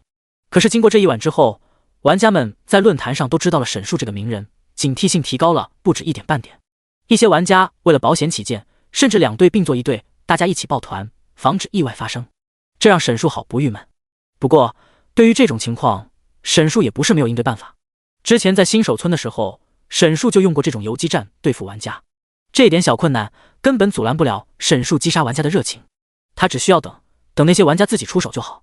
沈树和其他恶魔唯一不一样的地方就是，他能够清楚地洞悉到玩家们的思路，对于玩家的每一个举动都了如指掌。这些玩家可不会因为一个看不见的因素，从而放弃了对这次圣战的一切。现在玩家们的状态虽然不好，但还没有到被打得节节败退的地步。他们之中退回到马努河山上的只是一部分，还有很多在前方鏖战，而且还有一些玩家和工会已经开辟了第二战场，朝着厄运火山其他的方向开始进发。这次圣战可是有整整2万名玩家参加，他们当然不会因为沈树这么一个不稳定因素而放弃前进，而这些顶风作案的玩家就是沈树的目标。玩家这么多，总有人数较少的团队，等他们与其他恶魔打起来的时候，就是沈树渔翁得利的时候。沈树不需要在意战场上的天使还是恶魔，全都直接杀死就好了。将托尔迪安顿到一个比较安全的位置之后，沈树带着叶丽莎继续出发。自从托尔迪给沈树打造完星蟒之带之后，沈树就决定一定要把这个矮人留在身边。他很期待托尔迪所说的拿剑终极神器究竟是什么。就这样，沈树和叶丽莎两人成了战场中的魅影。随着一次次偷袭，一个接着一个团队覆灭，沈树杀人还不忘了搜刮装备。这些玩家虽然是各个工会的精英玩家，但身上几乎没有什么成装。在诸神大陆，成装是很稀有的东西。随着装备等级越来越高，属性越来越好，获得方式也越来越难。除了那些工会的职业队，还有各个工会的会长、副会长之流，剩下的玩家想要弄到一件合适的成装不容易。沈树要想在这些玩家身上弄到好的装备就更别提了。特别是这些玩家都来自天堂城邦，装备清一色都是天堂制造，沈竹作为一只恶魔根本穿不了。杀了半天，沈树几乎没有找到一件合适的成装。至于那些紫装蓝装，沈树看也不看一眼，不是成装我不穿。一天的游击下来，沈树东拼西凑，也算是找了一套差不多一点的成装。破云铠甲60级成装，生命值加2000，物抗加50，法抗加50，暴击正10%。巨象之盔甲70级成装，生命值加2500，物抗加60，法抗加60。巨象套装1/4，生命值正2%。麦履之鞋50级成装，敏捷加20。轻盈在使用位移技能之后，移速提高30%，持续2分钟。这几件装备还算中规中矩，沈树装备上之后，各项属性都自适应的翻倍加在沈树的色身上，让他的实力再次提高。第92章城中激战。沈树在外面袭击着玩家们，而波尔多城内一切十分精彩。巨大的怪物加贡破土而出，让维拉斯和各位职业玩家们一时间陷入了巨大的困境之中。原本众人和维拉斯一起应对一个被修术还有胜算，但如果同时应对2人的话，胜率就大大降低了。加贡身高几十米，长相十分丑陋，整个头部没有五官，只有一张十字开口4般的嘴，巨大的嘴巴仿佛要吞噬一切一样。这副模样，就连维拉斯都有些望而却步。我们怎么办？众多玩家看向维拉斯，他们虽然是职业玩家，在玩家之中有着过人的实力和操作，但是在这种庞然大物面前，还是不敢轻举妄动。他们现在都在等着维拉斯发话，究竟是打还是撤？眼下这个局势明显是撤稳一点，可是他们既然闯了进来，被修术肯定不会卖他们后悔药。加贡，这些都是你的晚餐。那只天使由我来应对。被修术的目光锁定在维拉斯身上，伸出自己那根肥厚又长着倒刺的舌头，舔了舔嘴唇，贪婪无限。撤退！维拉斯自然知道，凭借他们无法战胜这2个恶魔霸主，可是已经深入虎穴，想要全身而退，谈何容易？除了眼前这2只恶魔，身后的波尔多城内还有无数的恶魔会阻拦他们撤退。思考之际，被修术和加贡已经同时出动。2只恶魔的目标都很明确，加贡的体积庞大，但是移动缓慢，目标就是脚下这些弱小的玩家。而被修术的目标则是飞在半空中手持银枪的维拉斯。别看被修术的身体肥胖，但是行动速度一点也不慢。他飞快地跑动，每一脚都能在地面上踩出一个深坑，引得地面4分5裂。就在距离维拉斯还有一定距离的时候，只见他身体重心微微下沉，随后被修术像是一枚导弹一样从地面瞬间跳起，在地面上踩出一个圆形的大坑，肥胖的瞬间来到了维拉斯身前。找死！维拉斯反应迅速，眼神一怒，银枪横在身前，横扫而出。砰！维拉斯和被修术攻击碰撞的瞬间，在空气中造成巨大的响声和震动。飞在半空中的维拉斯接连后退，连续摇晃了几次之后，才勉强稳住身形，而被修树则落回地面。惯性使得他的身体也不断后撤，将地面砸得分崩离析，在地面上推出一条又长又深的痕迹，尘土四起。没有任何的停息，刚刚出击过的被修树再一次发起攻击。尘土中，被修树庞大的身影再一次冲出，大屠夫毁灭。被修树的表情狰狞，猛地朝着维拉斯冲锋，像是不要命一般，将身体正对着维拉斯的银枪头。维拉斯见状大惊，眉头紧锁，同时也释放技能抵挡这次攻击。银马流光，维拉斯的身后突然出现一匹圣光战马，从维拉斯的身后一跃而起，和被修树撞在了一起。砰！又是一声巨响，两人暂时拉开距离，目光在彼此身上来回游荡，一个表情狂妄贪婪，一个表情严正凝重。他们之间的战斗才刚刚开始。被修树和维拉斯缠斗在一起，玩家们就只能面对加贡这个大家伙了。因为城里恶魔众多，他们根本无法逃跑，而面对加贡，他们几乎没有胜算。左右为难，职业玩家们只能暂时躲避加贡的攻击，保证自身安全。先周旋一下吧，正好看看这个大家伙的实力。等下摸清楚这个家伙的攻击之后，我们再看看能不能找机会逃跑。邱令权率先开口，他看向另外2个公会的职业玩家们。好，快乐星球的职业玩家队长金菊率先开口，他是目前浩劫玩家中最厉害的牧师玩家。一边说着，金菊一边开始走位。论牧师的恢复能力，金菊并不是最强的，但是他有一件红色的装备鞋子，这让他的移速比一般的牧师都要快，可以在战斗中完美保护好自己。再加上金菊敏锐的战斗直觉和超人的洞察力，让他成为名副其实的第一奶妈。要是有机会，说不定能把这个家伙拿下呢。凤凰城的玩家这时也开口，说话的人名叫九重云霄，在浩劫玩家战力榜上排名第4，是特殊职业血腥狂战士。在场的职业玩家都知道，九重云霄是一名战斗狂人，而且他的职业血腥狂战士也是一个愈战愈强的职业。但愿吧。邱令权清楚，他们这些人虽然在玩家中实力不凡，但是面对相差一个位阶的怪物还是很吃力的。这些公会的职业队自己解决第5位阶 BOSS 的情况也不少，但是眼前这个大怪物有些特殊，第5位阶的怪物之间亦有差距。浩劫中有一个玩家们的共识，怪物的体积越大，通常实力越强。这不是绝对的，但是在大多数时候都是适用的。哪怕他们作为单独的小队都独自猎杀过第5位阶的 BOSS， 但是面对这个庞然大物，心中都有些没底。邱令权是一名奥法战士，虽然不是特殊职业，但却是一名炽天使的徒弟，有着其他奥法战士无法学习的强大技能，在战力榜上排名第8。3人的实力全是顶尖，其他职业队玩家也都出类拔萃，彼此之间虽然互不相识，但简单磨合了一下便熟络了起来。很快几人便与加贡战作一团。第93章，陷入困境的维拉斯。10几位顶级玩家和加贡作战，几经交手过后，便了解了加贡的实力。加贡的体型庞大，移动速度缓慢，受攻击体积较大，攻击也有迹可循。可是他的血量实在是太多了，一般的第5位阶怪物只有300至600万血量左右，但是拉加贡足足有1300万血量，这个血量实在让玩家们难办。1000多万的血量，就算是他们的蓝量全部耗完了，也不一定能杀死这个大家伙。而且在他们身边还有恶魔陆陆续续赶过来，一个加贡就够难解决的了，再加上这些恶魔，让这些职业玩家们也没有什么好办法。这一下大家都没有了锐气，只想着该怎么逃跑了。另一边，加贡出现之后，还在城中寻找叶丽莎的拉法便第一时间赶了回来。看到这个庞然大物，拉法便知道维拉斯等人肯定陷入了困境。拉法以全速赶了回来，果然如他所料，维拉斯此时正在与被修树打得难舍难分，那些人族则在加贡的手下求生。大家小心！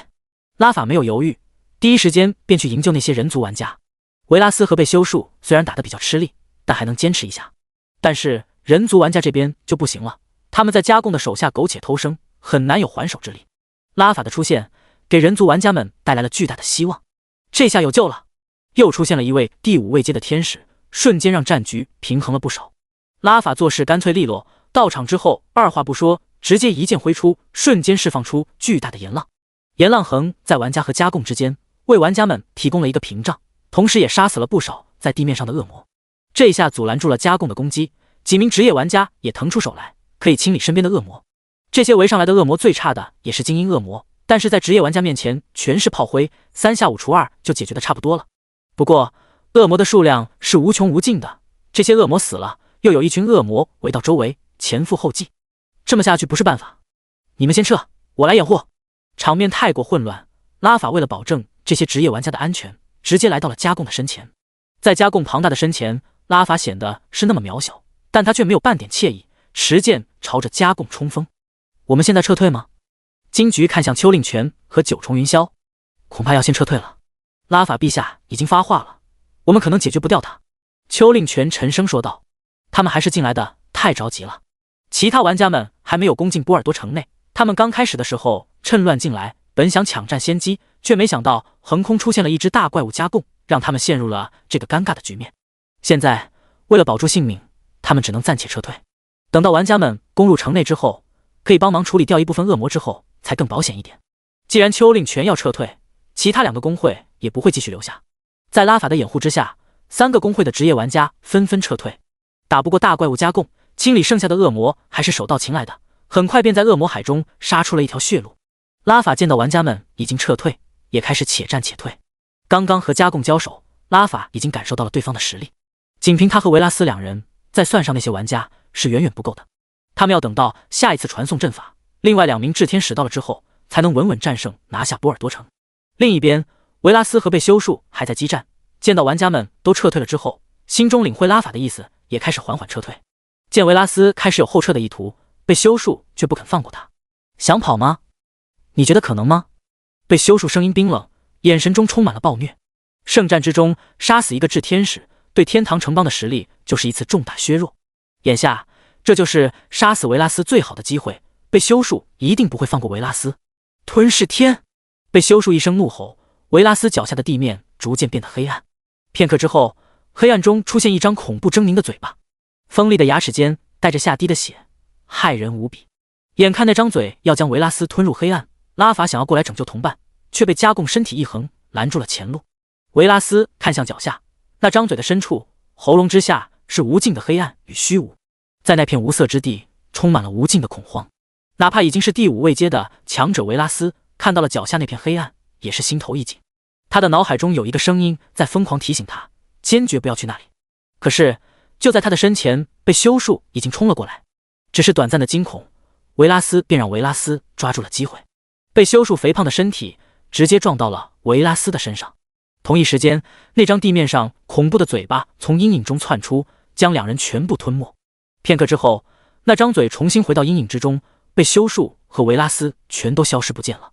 糟了！拉法见到这一幕，心头一凉。他不清楚被修术用的是什么写法，但直觉告诉他，维拉斯可能是凶多吉少了。眼前加贡依旧不放过拉法，挥舞着庞大的4肢，仿佛要将拉法压成肉泥。拉法片刻犹豫之后，最后还是咬牙转身离开了。身后的恶魔们眼看就要围上来了，如果他现在不走的话，恐怕自己也要葬身于此。哪怕拉法清楚维拉斯现在正在危险之中，拉法一个技能阻断了加贡的追击，忍痛飞离此地。天堂城邦第1次攻城以失败告终，不仅仅没有消灭掉被修术，而且还折损了维拉斯1名炽天使。接下来他们还不清楚被修术和大怪物加贡会不会乘胜追击，从波尔多城里出来攻击其他的玩家。被修术和加贡出不出来不知道，但是沈树在外面可是杀爽了。第94章无形的压迫。自从沈树升级到100级之后，沈树的各项属性大幅度上涨，再加上从玩家身上扒下来的橙装越打越厉害。叶丽莎跟着沈树一起，等级也是不停上涨。沈树等级提升，最关键的还是身上的美杜莎之眼，死亡凝视现在已经可以对所有目标生效。如此一来，再配合上坟葬，每一次出手对于玩家来说都是一次噩梦。按照常理来说，这种控制和范围技能，玩家们打 BOSS 的时候都见过，也不是什么不好躲。B 的技能，但是使用技能的人不是游戏里那些傻傻的 NPC， 而是沈树。当一个 NPC 有了智商之后，那对于玩家来说就是绝对的灾难。炽天使和职业玩家全都在城里，城外已经没有人能阻拦沈树了。除了那些成百人抱团的地方，其他的玩家沈树见到了便会出手，每一次动手，玩家们都能死得七七八八。关于沈树的消息在玩家之中一传十，十传百，玩家们从开始的稍微注意，逐渐变成了认真对待。那些还活着的玩家都开始成群结队，没有人敢单走了。而这么做无疑是降低了玩家们的效率，但也没有办法。比起收益，玩家们更在乎自己的死活。已经有1000多名玩家因为沈树而死亡了，这让大家不得不警惕起来。在这次圣战之中，目前死去的玩家全都跟沈树有关，又往一起聚了。果然，不愧是大公会。沈树也逐渐发现，玩家们基本上都是成群结队的走，几乎没有落单的玩家了。这些大公会的玩家们对于特殊状况的应对能力更强，消息也更加灵通。不过，这一切都不影响沈树继续猎杀玩家。之前找那些人数少的队伍，是因为处理的轻松一点。现在每一波玩家都是100人在一起，虽然难度是大了点，但是不代表沈树解决不了。而且沈树眼看还差不到2000人就能进阶了。等到进阶之后，在这群玩家之中几乎可以说是无敌的，这让沈树怎么能放过这个机会？在状态恢复好之后，沈树很快就盯上了一个100人大团。朝着这边走，我们应该能绕开波尔多城。如果没有记错的话，厄运火山周围应该不止别卜西阵营这一个恶魔势力，在废弃的港口旁边还有很多恶魔。我们去那边看看。这群玩家是来自凤凰城的。凤凰城和其他公会的思路不一样，现在波尔多城前全是恶魔，想要攻进去至少要等下一批玩家乘坐传送门到场。在这期间，凤凰城的玩家可不打算就在这里等着，他们提前过来就是要多争取一些奖励的。除了攻打波尔多城之外，还要打探清楚波尔多城周围的情况才行，这样才好为后面到来的凤凰城玩家引路。带队的人是凤凰城的副会长东岭，他们沿着马努赫山下山之后，绕开了堆积恶魔数量众多的波尔多城地带，绕了一个圈子，想要绕过波尔多城去后面的港口，也就是沈树来时的那个港口。他们绕来绕去，就绕到了沈树的视野之中。凤凰城玩家们一路上没有遇到太大的阻碍，此时恶魔都聚在波尔多城一带，这边的恶魔就少了很多。不过随着他们逐渐靠近港口的方向，恶魔的数量逐渐开始多了起来。这边是利维坦阵营恶魔的地盘，利维坦阵营的恶魔们也有一部分去了波尔多城，但是大多数都在港口周围。阵营首领哥别也是要保护好自己的。这边的恶魔好多，应该有高位阶的恶魔吧，有秘境也说不定，大家好好找一找。这一片区域还没有玩家来过，凤凰城的众多玩家算是踏足此地的先驱了。他们还不知道的是，就在他们的身后，沈树和叶丽莎跟了好久。来到此地之后，凤凰城的玩家们便稍微散开了不少，开始处理周围的恶魔。在厄运火山周围，恶魔基数庞大，但是大多数都是低级恶魔和精英恶魔，领主恶魔都不是很常见。对于这些满级的玩家来说，这些低级恶魔几乎没有用，并不能给他们带来经验收益。但是这些低级恶魔会掉落装备，尽管大多数低级恶魔掉落的装备都是白色、绿色或者蓝色的，但也有小概率会掉落紫色的装备。对于玩家们而言，白色和绿色装备几乎没有收益，高等级的蓝色装备比较有市场，紫色装备可以卖出一个很好的价钱。浩劫游戏的官方虽然没有公布过数据，但玩家们游戏了5年，早就有人算出了这些怪物掉落装备的概率。低级恶魔装备掉落概率为 40%， 其中紫色装备掉落的概率为 2%， 换算下来就是 0.8%。 听起来似乎很低，但不要忘了，在厄运火山附近，低级恶魔的数量根本数不过来。按照期望，平均每杀100只恶魔就有概率掉落1件紫装。在进入这片无人之境之后，凤凰城的玩家们便开始散开，分别清理周围的恶魔。而也就是这一举动，给了沈树可乘之机。一旦分散进入战斗，沈树再出现，他们第一时间很难重新聚集在一起。抓住这个机会，沈竹全速朝着这边开始进攻。一个长着翅膀的恶魔带着一个天使，一前一后出现在空中，朝着众人的方向前进。快看天上有恶魔！这一声让所有玩家都不禁抬头。沈树看到这一幕，嘴角勾起一个弧度，赶紧释放技能死亡凝视。这一招沈树屡试不爽。一天使一恶魔的组合本来就奇怪，再加上之前关于沈树的传闻广泛流传在玩家之间，哪个玩家都会忍不住多看2眼。只要沈树一出现，玩家们必然会将注意力转移到他的身上。现在玩家们彼此之间还没有进行过交流，也没有人知道沈树的技能具体是什么。死亡凝视一放出，只见一道紫光从沈树的瞳孔放出，前往看向沈树的玩家们瞬间无法移动。同一时间，地面也开始晃动，天空中也出现了一个神圣的法阵。焚葬，圣光洗礼。叶丽莎和沈树一路杀了众多玩家，早就形成了这个默契。两人的范围技能同时放出，叶丽莎在前，沈树在后收割，场下的玩家根本无法承受这连环打击。这是那个恶魔啊！东岭看到眼前又是光又是火的，全都落在了周围队友的身上，心凉了半截。第95章大战凤凰城。正因为刚刚玩家们散开，这一击没有覆盖到大多数玩家。尽管如此，巨大的冲击力已经让这个100人大团分崩离析。凡是遭到沈树和叶丽莎双重打击的玩家，无一不是直接阵亡。这一下瞬间死了1半以上的凤凰城玩家。坦克快往前顶，拉住他的仇恨！来2个游侠，赶紧回去找其他凤凰城玩家来支援。东岭作为凤凰城的副会长，这个时候的头脑比较冷静，赶紧让玩家们进入战斗状态。他很清楚，剩下这几十名玩家根本无法解决掉这一对恶魔和天使。2个距离沈树较远的游侠玩家立即掉头，全速朝着来时的路返回。沈树自然不会让他们得逞，随即命令叶丽莎前去阻止。叶丽莎心领神会，在出发之前还不忘了给沈树放辅助技能。现在的叶丽莎已经和之前在新手村有了翻天覆地的变化。在杀那些玩家的时候，他不再那么犹豫，很多时候只要沈树一个命令，他便可以非常高效地完成沈树的任务。要知道，叶丽莎曾经在天堂城邦中可是一名天赋极高的天才少女，有着很强的战斗天赋。在叶丽莎的心底，对于一切还是抗拒的，但是她知道这些都无法躲避，已经成为了事实。她带着负罪感的内心，在沈树的摧残和一次次杀戮之中，逐渐变得麻木。叶丽莎前去阻拦那2个游侠玩家，剩下的玩家则全部面对沈树。凤凰城的玩家们刚刚经过一次重大的洗礼，才刚刚恢复好零散的阵型，而沈树已经主动出击。拦在沈树最前面的最前方是一群坦克玩家，他们一个个拿着盾牌挡在沈树身前，等着释放嘲讽技能拉住沈树。圣盾嘲讽，其中一名玩家一马当先，率先对着沈树使出了嘲讽技能。沈树被嘲讽命中，朝着那名玩家一步步走去。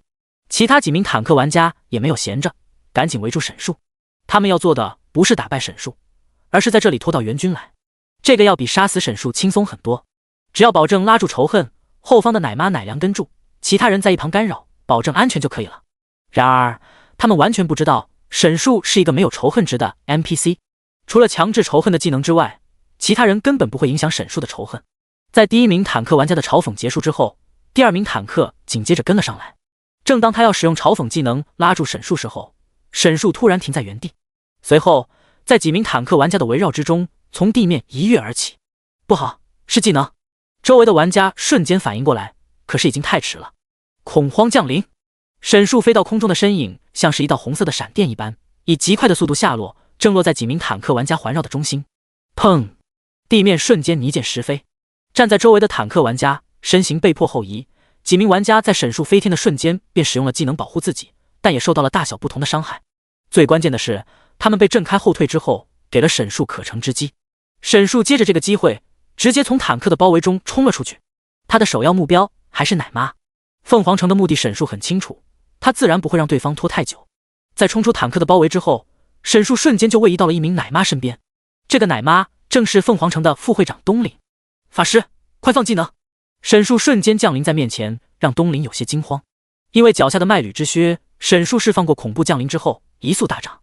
没错，恐怖降临也算是位移技能。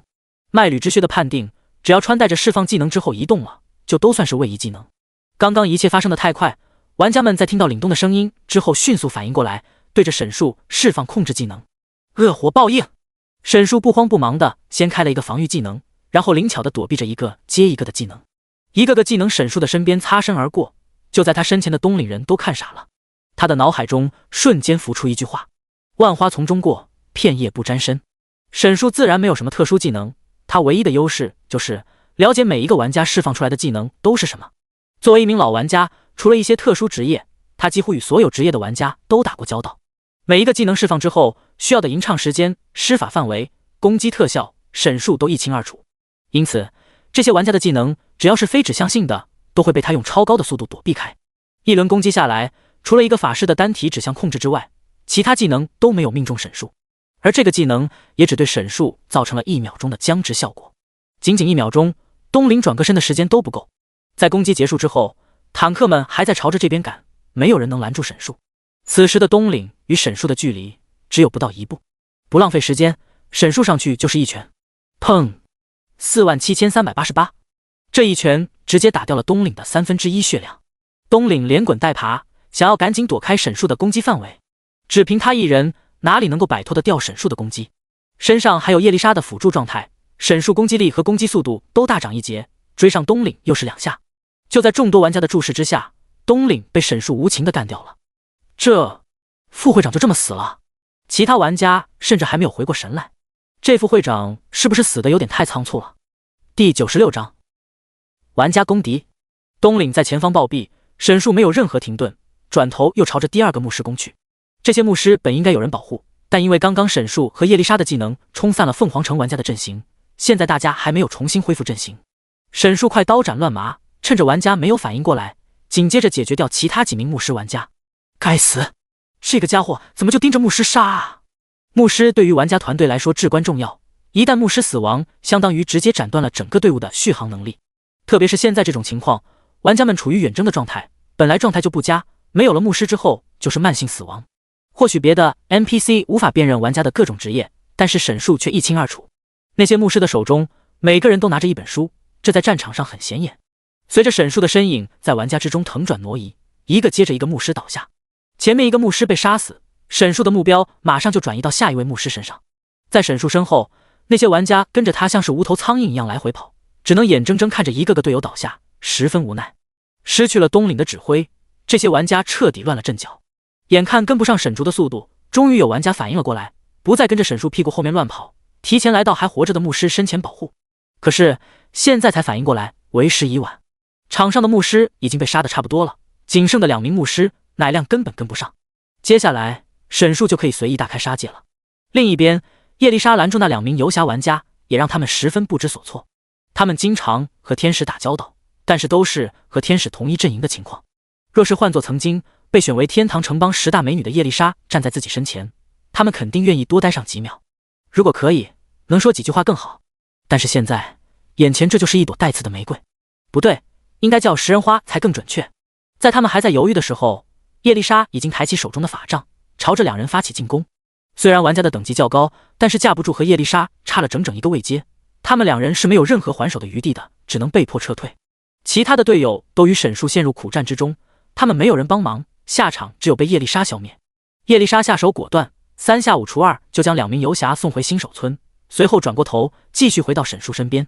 同一时间，沈树也已经处理掉了不少玩家，剩下的玩家们本就没有了战意，叶丽莎赶回来之后，更是连逃跑的希望都渺茫了。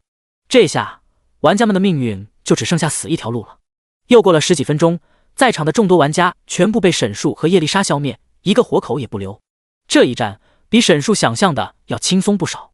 按照正常的玩家水准，第3位阶的玩家们讨伐第4位阶的 BOSS 时几乎都是。现在厄运火山附近的玩家，只要沈树碰到的状态都比较一般，而且大多数都处于战斗状态，这对于沈竹来说是很好的下手机会。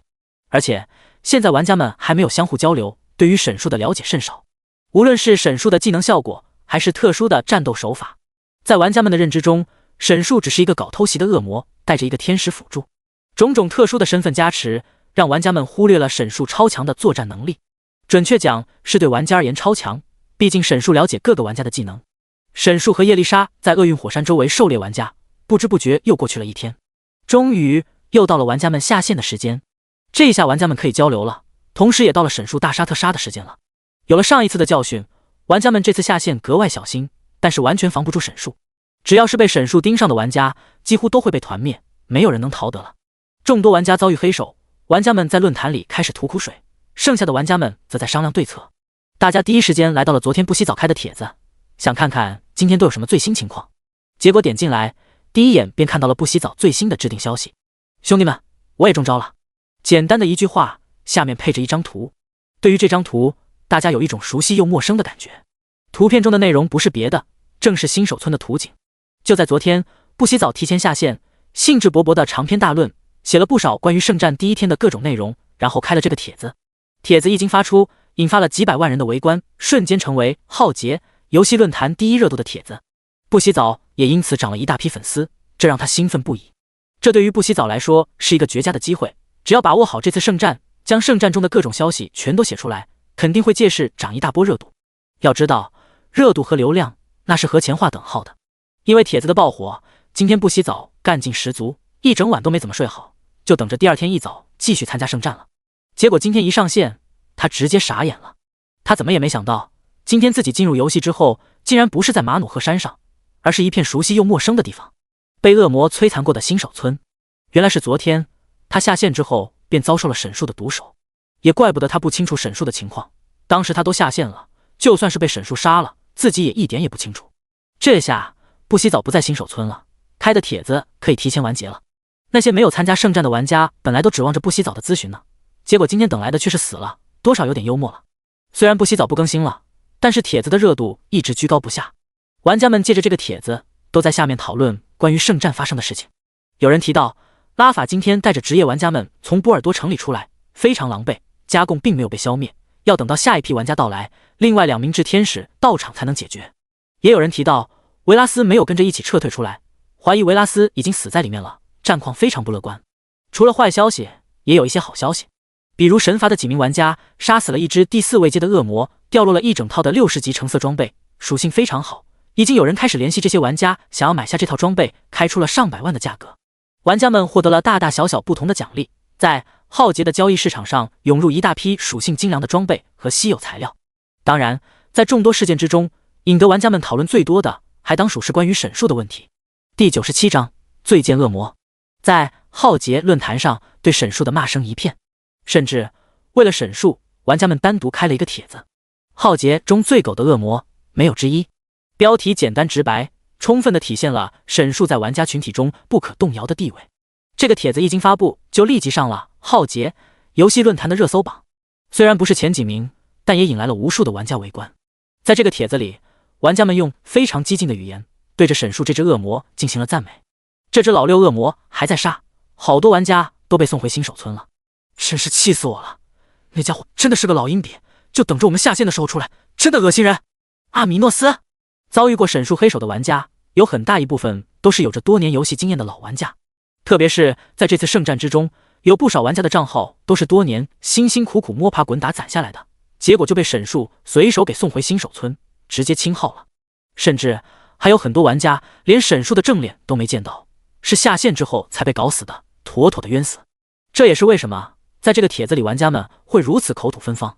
当然，除了圣战中死掉的玩家，还有很多在1号、2号新手村的玩家也都加入了这次辱骂大会。通过零星从审术手下幸存的玩家手中，大家已经可以确定，审术就是当初大闹新手村的那个恶魔。就因为审术，现在在新手村的玩家们想出来难度陡增，更别提还有一些人被审术堵在泉水里虐待过，新仇旧怨全都在这个帖子里释放了出来。当然，除了辱骂之外，还有不少玩家在理性分析。我总感觉那个恶魔好像很了解玩家，跟其他的 NPC 一点也不一样。对，就是这个感觉。一提到这个，不少玩家都产生了共鸣。当时我跟这只恶魔对抗的时候，他还就是个低级恶魔，但是感觉战斗思路很清晰，好像很了解我的技能一样。发这条消息的不是别人，正是主播白色侠客。白色侠客可以说是看着审术长大的，从低级恶魔到精英恶魔，从精英恶魔再到领主恶魔，再之后到恶魔统领，每一次进阶，白色侠客都在场，亲眼见证了这个最贱恶魔的诞生与成长。低级恶魔，玩家们在白色侠客的话语中读出了几分沧桑感。没错，这家伙当时在新手村的时候只是一个低级恶魔。白色侠客解释道。白色胖子详细说说。看着玩家们的追问，白色侠客的心里竟然产生了一种莫名其妙的优越感。怎么说，这个明星 NPC 跟自己也有着千丝万缕的关系。白色侠客将新手村里发生的一切完完整整的讲了一遍，从自己的小队遇到审术开始。当时我们正在做新手村突围任务，那个家伙突然就窜了出来。那时候他还是一个低级恶魔，我当时开了直播，现在网上还有视频。当时关于新手村恶魔事件确实在玩家群体中引发了不小的轰动，如今这个恶魔再次出现在众人的视野之中，确实给人很奇妙的感觉。白色侠客不愧是主播，语言水准非常在线，将整个过程讲得绘声绘色，看得玩家们直呼好家伙，原来白色胖子才是罪魁祸首。要是你把这个低级恶魔直接扼杀在摇篮里，就没有这么多事情了。一些玩家半开玩笑的说着，不过他们说的也都是实话。如果白色侠客和小队当时直接杀死了审术，就不会有后续发生的一切了。然而历史的齿轮已经开始滚动，审术早就不是那个低级恶魔了，而白色侠客现在还被堵在新手村，争分夺秒的和其他玩家抢怪。这也不能怪我，我明明是稳杀的，那个怪物突然就进化了，而且他的实力真的很强，不信问问那些在圣战中被杀死的玩家。白色侠客巧妙转移话题，将目标转移到了圣战中遭遇审术的玩家身上。现在如果不杀死这个家伙的话，后面肯定还会有更多玩家被杀死。审术这个隐患已经彻彻底底地影响到了圣战中全部的玩家，如果再这样放任不管，这一批参加圣战的玩家都等不到下一批玩家来，就要被杀得差不多了。怎么说？有没有工会出来行侠仗义一下，把这个恶心人的家伙给解决了？说话的人是凤凰城的人，他们这次到厄运火山附近的人本来就不多，在沈树击杀的玩家之中，有很多都是凤凰城的人，而且他们的副会长也被沈树给逾越送走了。很显然，凤凰城是不想再主动招惹沈树了。那只恶魔的行踪根本预测不到，不然也不会有那么多玩家被偷袭了。而且他还有叶丽莎给他做辅助。随着沈树和叶丽莎杀的玩家越来越多，叶丽莎给恶魔打辅助的事情也被越来越多的玩家知道。大家虽然很疑惑，但是事实摆在那里，也没有心思去理解这其中的玄机。特别是现在还在厄运火山的玩家们，一些下线的玩家，现在每一秒钟都是煎熬。他们很害怕下一次上线的时候会和不洗澡一样，不是出现在厄运火山附近，而是人山人海的新手村。要不然我们一起阻击他们。其他几个在厄运火山的大公会一起研究起来，反正恶魔肯定会再次朝着人族伸出魔爪，既然某一个公会不行，那就大家一起。这样会不会太大动干戈了？很快就有人提出了质疑，毕竟沈树只是一个第4位阶的恶魔，比起其他恶魔只是狡猾了一点，如此大费周章的一起抓他一个人，听起来有点太麻烦了。就在玩家们讨论之际，突然有一条消息引起了玩家们的注意，交给我们好了。简简单单的一句话，却在玩家群体中引起了不小的轰动，只因为说话的人身份实在太特殊了。第98章，浩劫不仅仅是一款游戏， WOC 是九重云霄大神。在论坛中发言的人正是九重云霄。作为凤凰城的职业玩家之一，九重云霄是队长，同时也是浩劫目前战力榜第4的存在，真真正正的顶尖玩家，受到无数人敬仰的存在。九重云霄今天下线之后，也是憋了一肚子的火。他倒不是因为沈树，而是因为在波尔多城内的遭遇。作为最先到场的公会，他们本来可以捷足先登，抢在其他玩家之前和维拉斯、拉法一起消灭被修树，然后拿到丰厚的奖励。结果半路杀出了一个加贡，让这一切都破碎了。虽然说加贡的出现是无法避免的，但九重云霄还是一肚子火。他的脾气就跟他的职业血腥狂战士一样，非常暴躁好战。被迫从波尔多城出来之后，不少人都在论坛上议论这件事情。在论坛上谈论的玩家们倒是没有什么恶意，就是九重云霄自己觉得很羞耻，哪怕有邱令权和金菊等人跟着一起。出来之后，他又收到了东岭的消息，东岭被恶魔杀死了，这让九重云霄很意外。和霸业的职业玩家不一样，凤凰城的职业玩家并不是神龙见首不见尾，和公会里的玩家们也都保持着不错的关系。九重云霄和东岭的关系很不错，在得知东岭去世之后，非常的意外。东岭作为凤凰城的副会长，九重云霄对他知根知底，而且东岭是一名牧师，是不太容易阵亡的职业。在一番询问之后，他才知道有这么一只搞偷袭的恶魔。之前职业玩家们都在波尔多城内，对于城外发生的一切不甚了解。在出城之后，第一时间听说了东岭的消息，作为好兄弟，九重云霄当即便要对沈树展开复仇。加贡和被修树杀不死，区区一个第4位阶的恶魔，还不是手到擒来？哪怕还有叶丽莎给沈树做辅助，九重云霄也有着十足的把握。对方只有2个人，而凤凰城的职业玩家一共有6个人，要想解决沈树不要太轻松。九重云霄这一开口，引来无数玩家围观。我操，真的是九重云霄大神！大神，我能要个电子签名吗？九重大神！这一下，无数玩家前来膜拜九重云霄。浩劫作为蓝星最具有影响力的游戏，整个蓝星无人不知，无人不晓，位于顶尖的玩家们自然会被人追星捧月般的对待。不过，此时九重云霄已经下线了。这些职业玩家每天不会花费太多时间在论坛上，他们不需要了解每天都发生了什么，每个公会每天都有专人向他们总结。这些职业玩家要做的事情只有2件事情：保持身体健康，休息好。在浩劫游戏开始初期的时候，很多人便注意到了一点，游戏内玩家的战斗能力和游戏外的玩家的身体素质息息相关。玩家的身体素质并不会影响游戏内的属性，但是与反应速度、战斗状态等息息相关。那些身体健康、没有不良嗜好，并且年轻的玩家，往往有着更出色的表现。所以，这些职业玩家每天游戏结之后，为了保持游戏内最佳状态，公司会专门安排各种措施，保证职业玩家的身体健康，所以也不会允许他们花费太多时间在电子设备上。九重云霄在浩劫问世之前是一名拳击手，有着很好的体能素质。他每次下线之后都会打一打拳，保证自己的状态。今天他也和往常一样，他的陪练是一个中年男子，九重云霄叫他杨叔，是凤凰城专门给他安排的。九重云霄很快换好装备，开始进行训练。怎么，今天的心情不好？仅仅是几分钟，杨叔便注意到了九重云霄的情绪有些急躁，遇到了一点心烦的事情。九重云霄说着，双手奋力出拳，发泄着在游戏中遭遇的不爽。要学会控制自己的情绪，不要让愤怒主导了你的思维。杨叔云淡风轻地迎接着九重云霄的每一次进攻，淡定地给他喂招。别忘了，你可是小队的队长。杨叔提醒道。我知道。九重云霄深吸一口气，心情逐渐平静下来。仔细想来，加贡的出现并不是他能够把握的，被迫从波尔多城中撤退也不是他无能的表现。诸神大陆上有着太多他和小队无法战胜的怪物，也有太多无法把控走向的情况。他唯一能做的就是努力提高自己的实力。想到这，九重云霄的心情平复了不少，出拳也从之前的莽撞逐渐变得有章法了起来。看到这一幕，杨叔的脸上逐渐露出了欣慰的笑容。杨叔，我先回去了。九重云霄满头大汗，心情也舒畅了不少。早点休息。杨叔点头，看着九重云霄的背影，脸上露出了欣慰。杨叔不仅仅是九重云霄的拳击教练，更是他的导师。曾经九重云霄刚刚到这里的时候，心浮气躁，心骄气傲。若是换作曾经，九重云霄还需要他亲自开口。如今，九重云霄已经有了很大的成长，已经可以进行自我疏导了。只不过，对他而言，还有很长一段路要走。对于九重云霄的要求，远远不止于此。这不仅仅是因为九重云霄是凤凰城的职业玩家队长，更重要的是，浩劫不仅仅是一个游戏，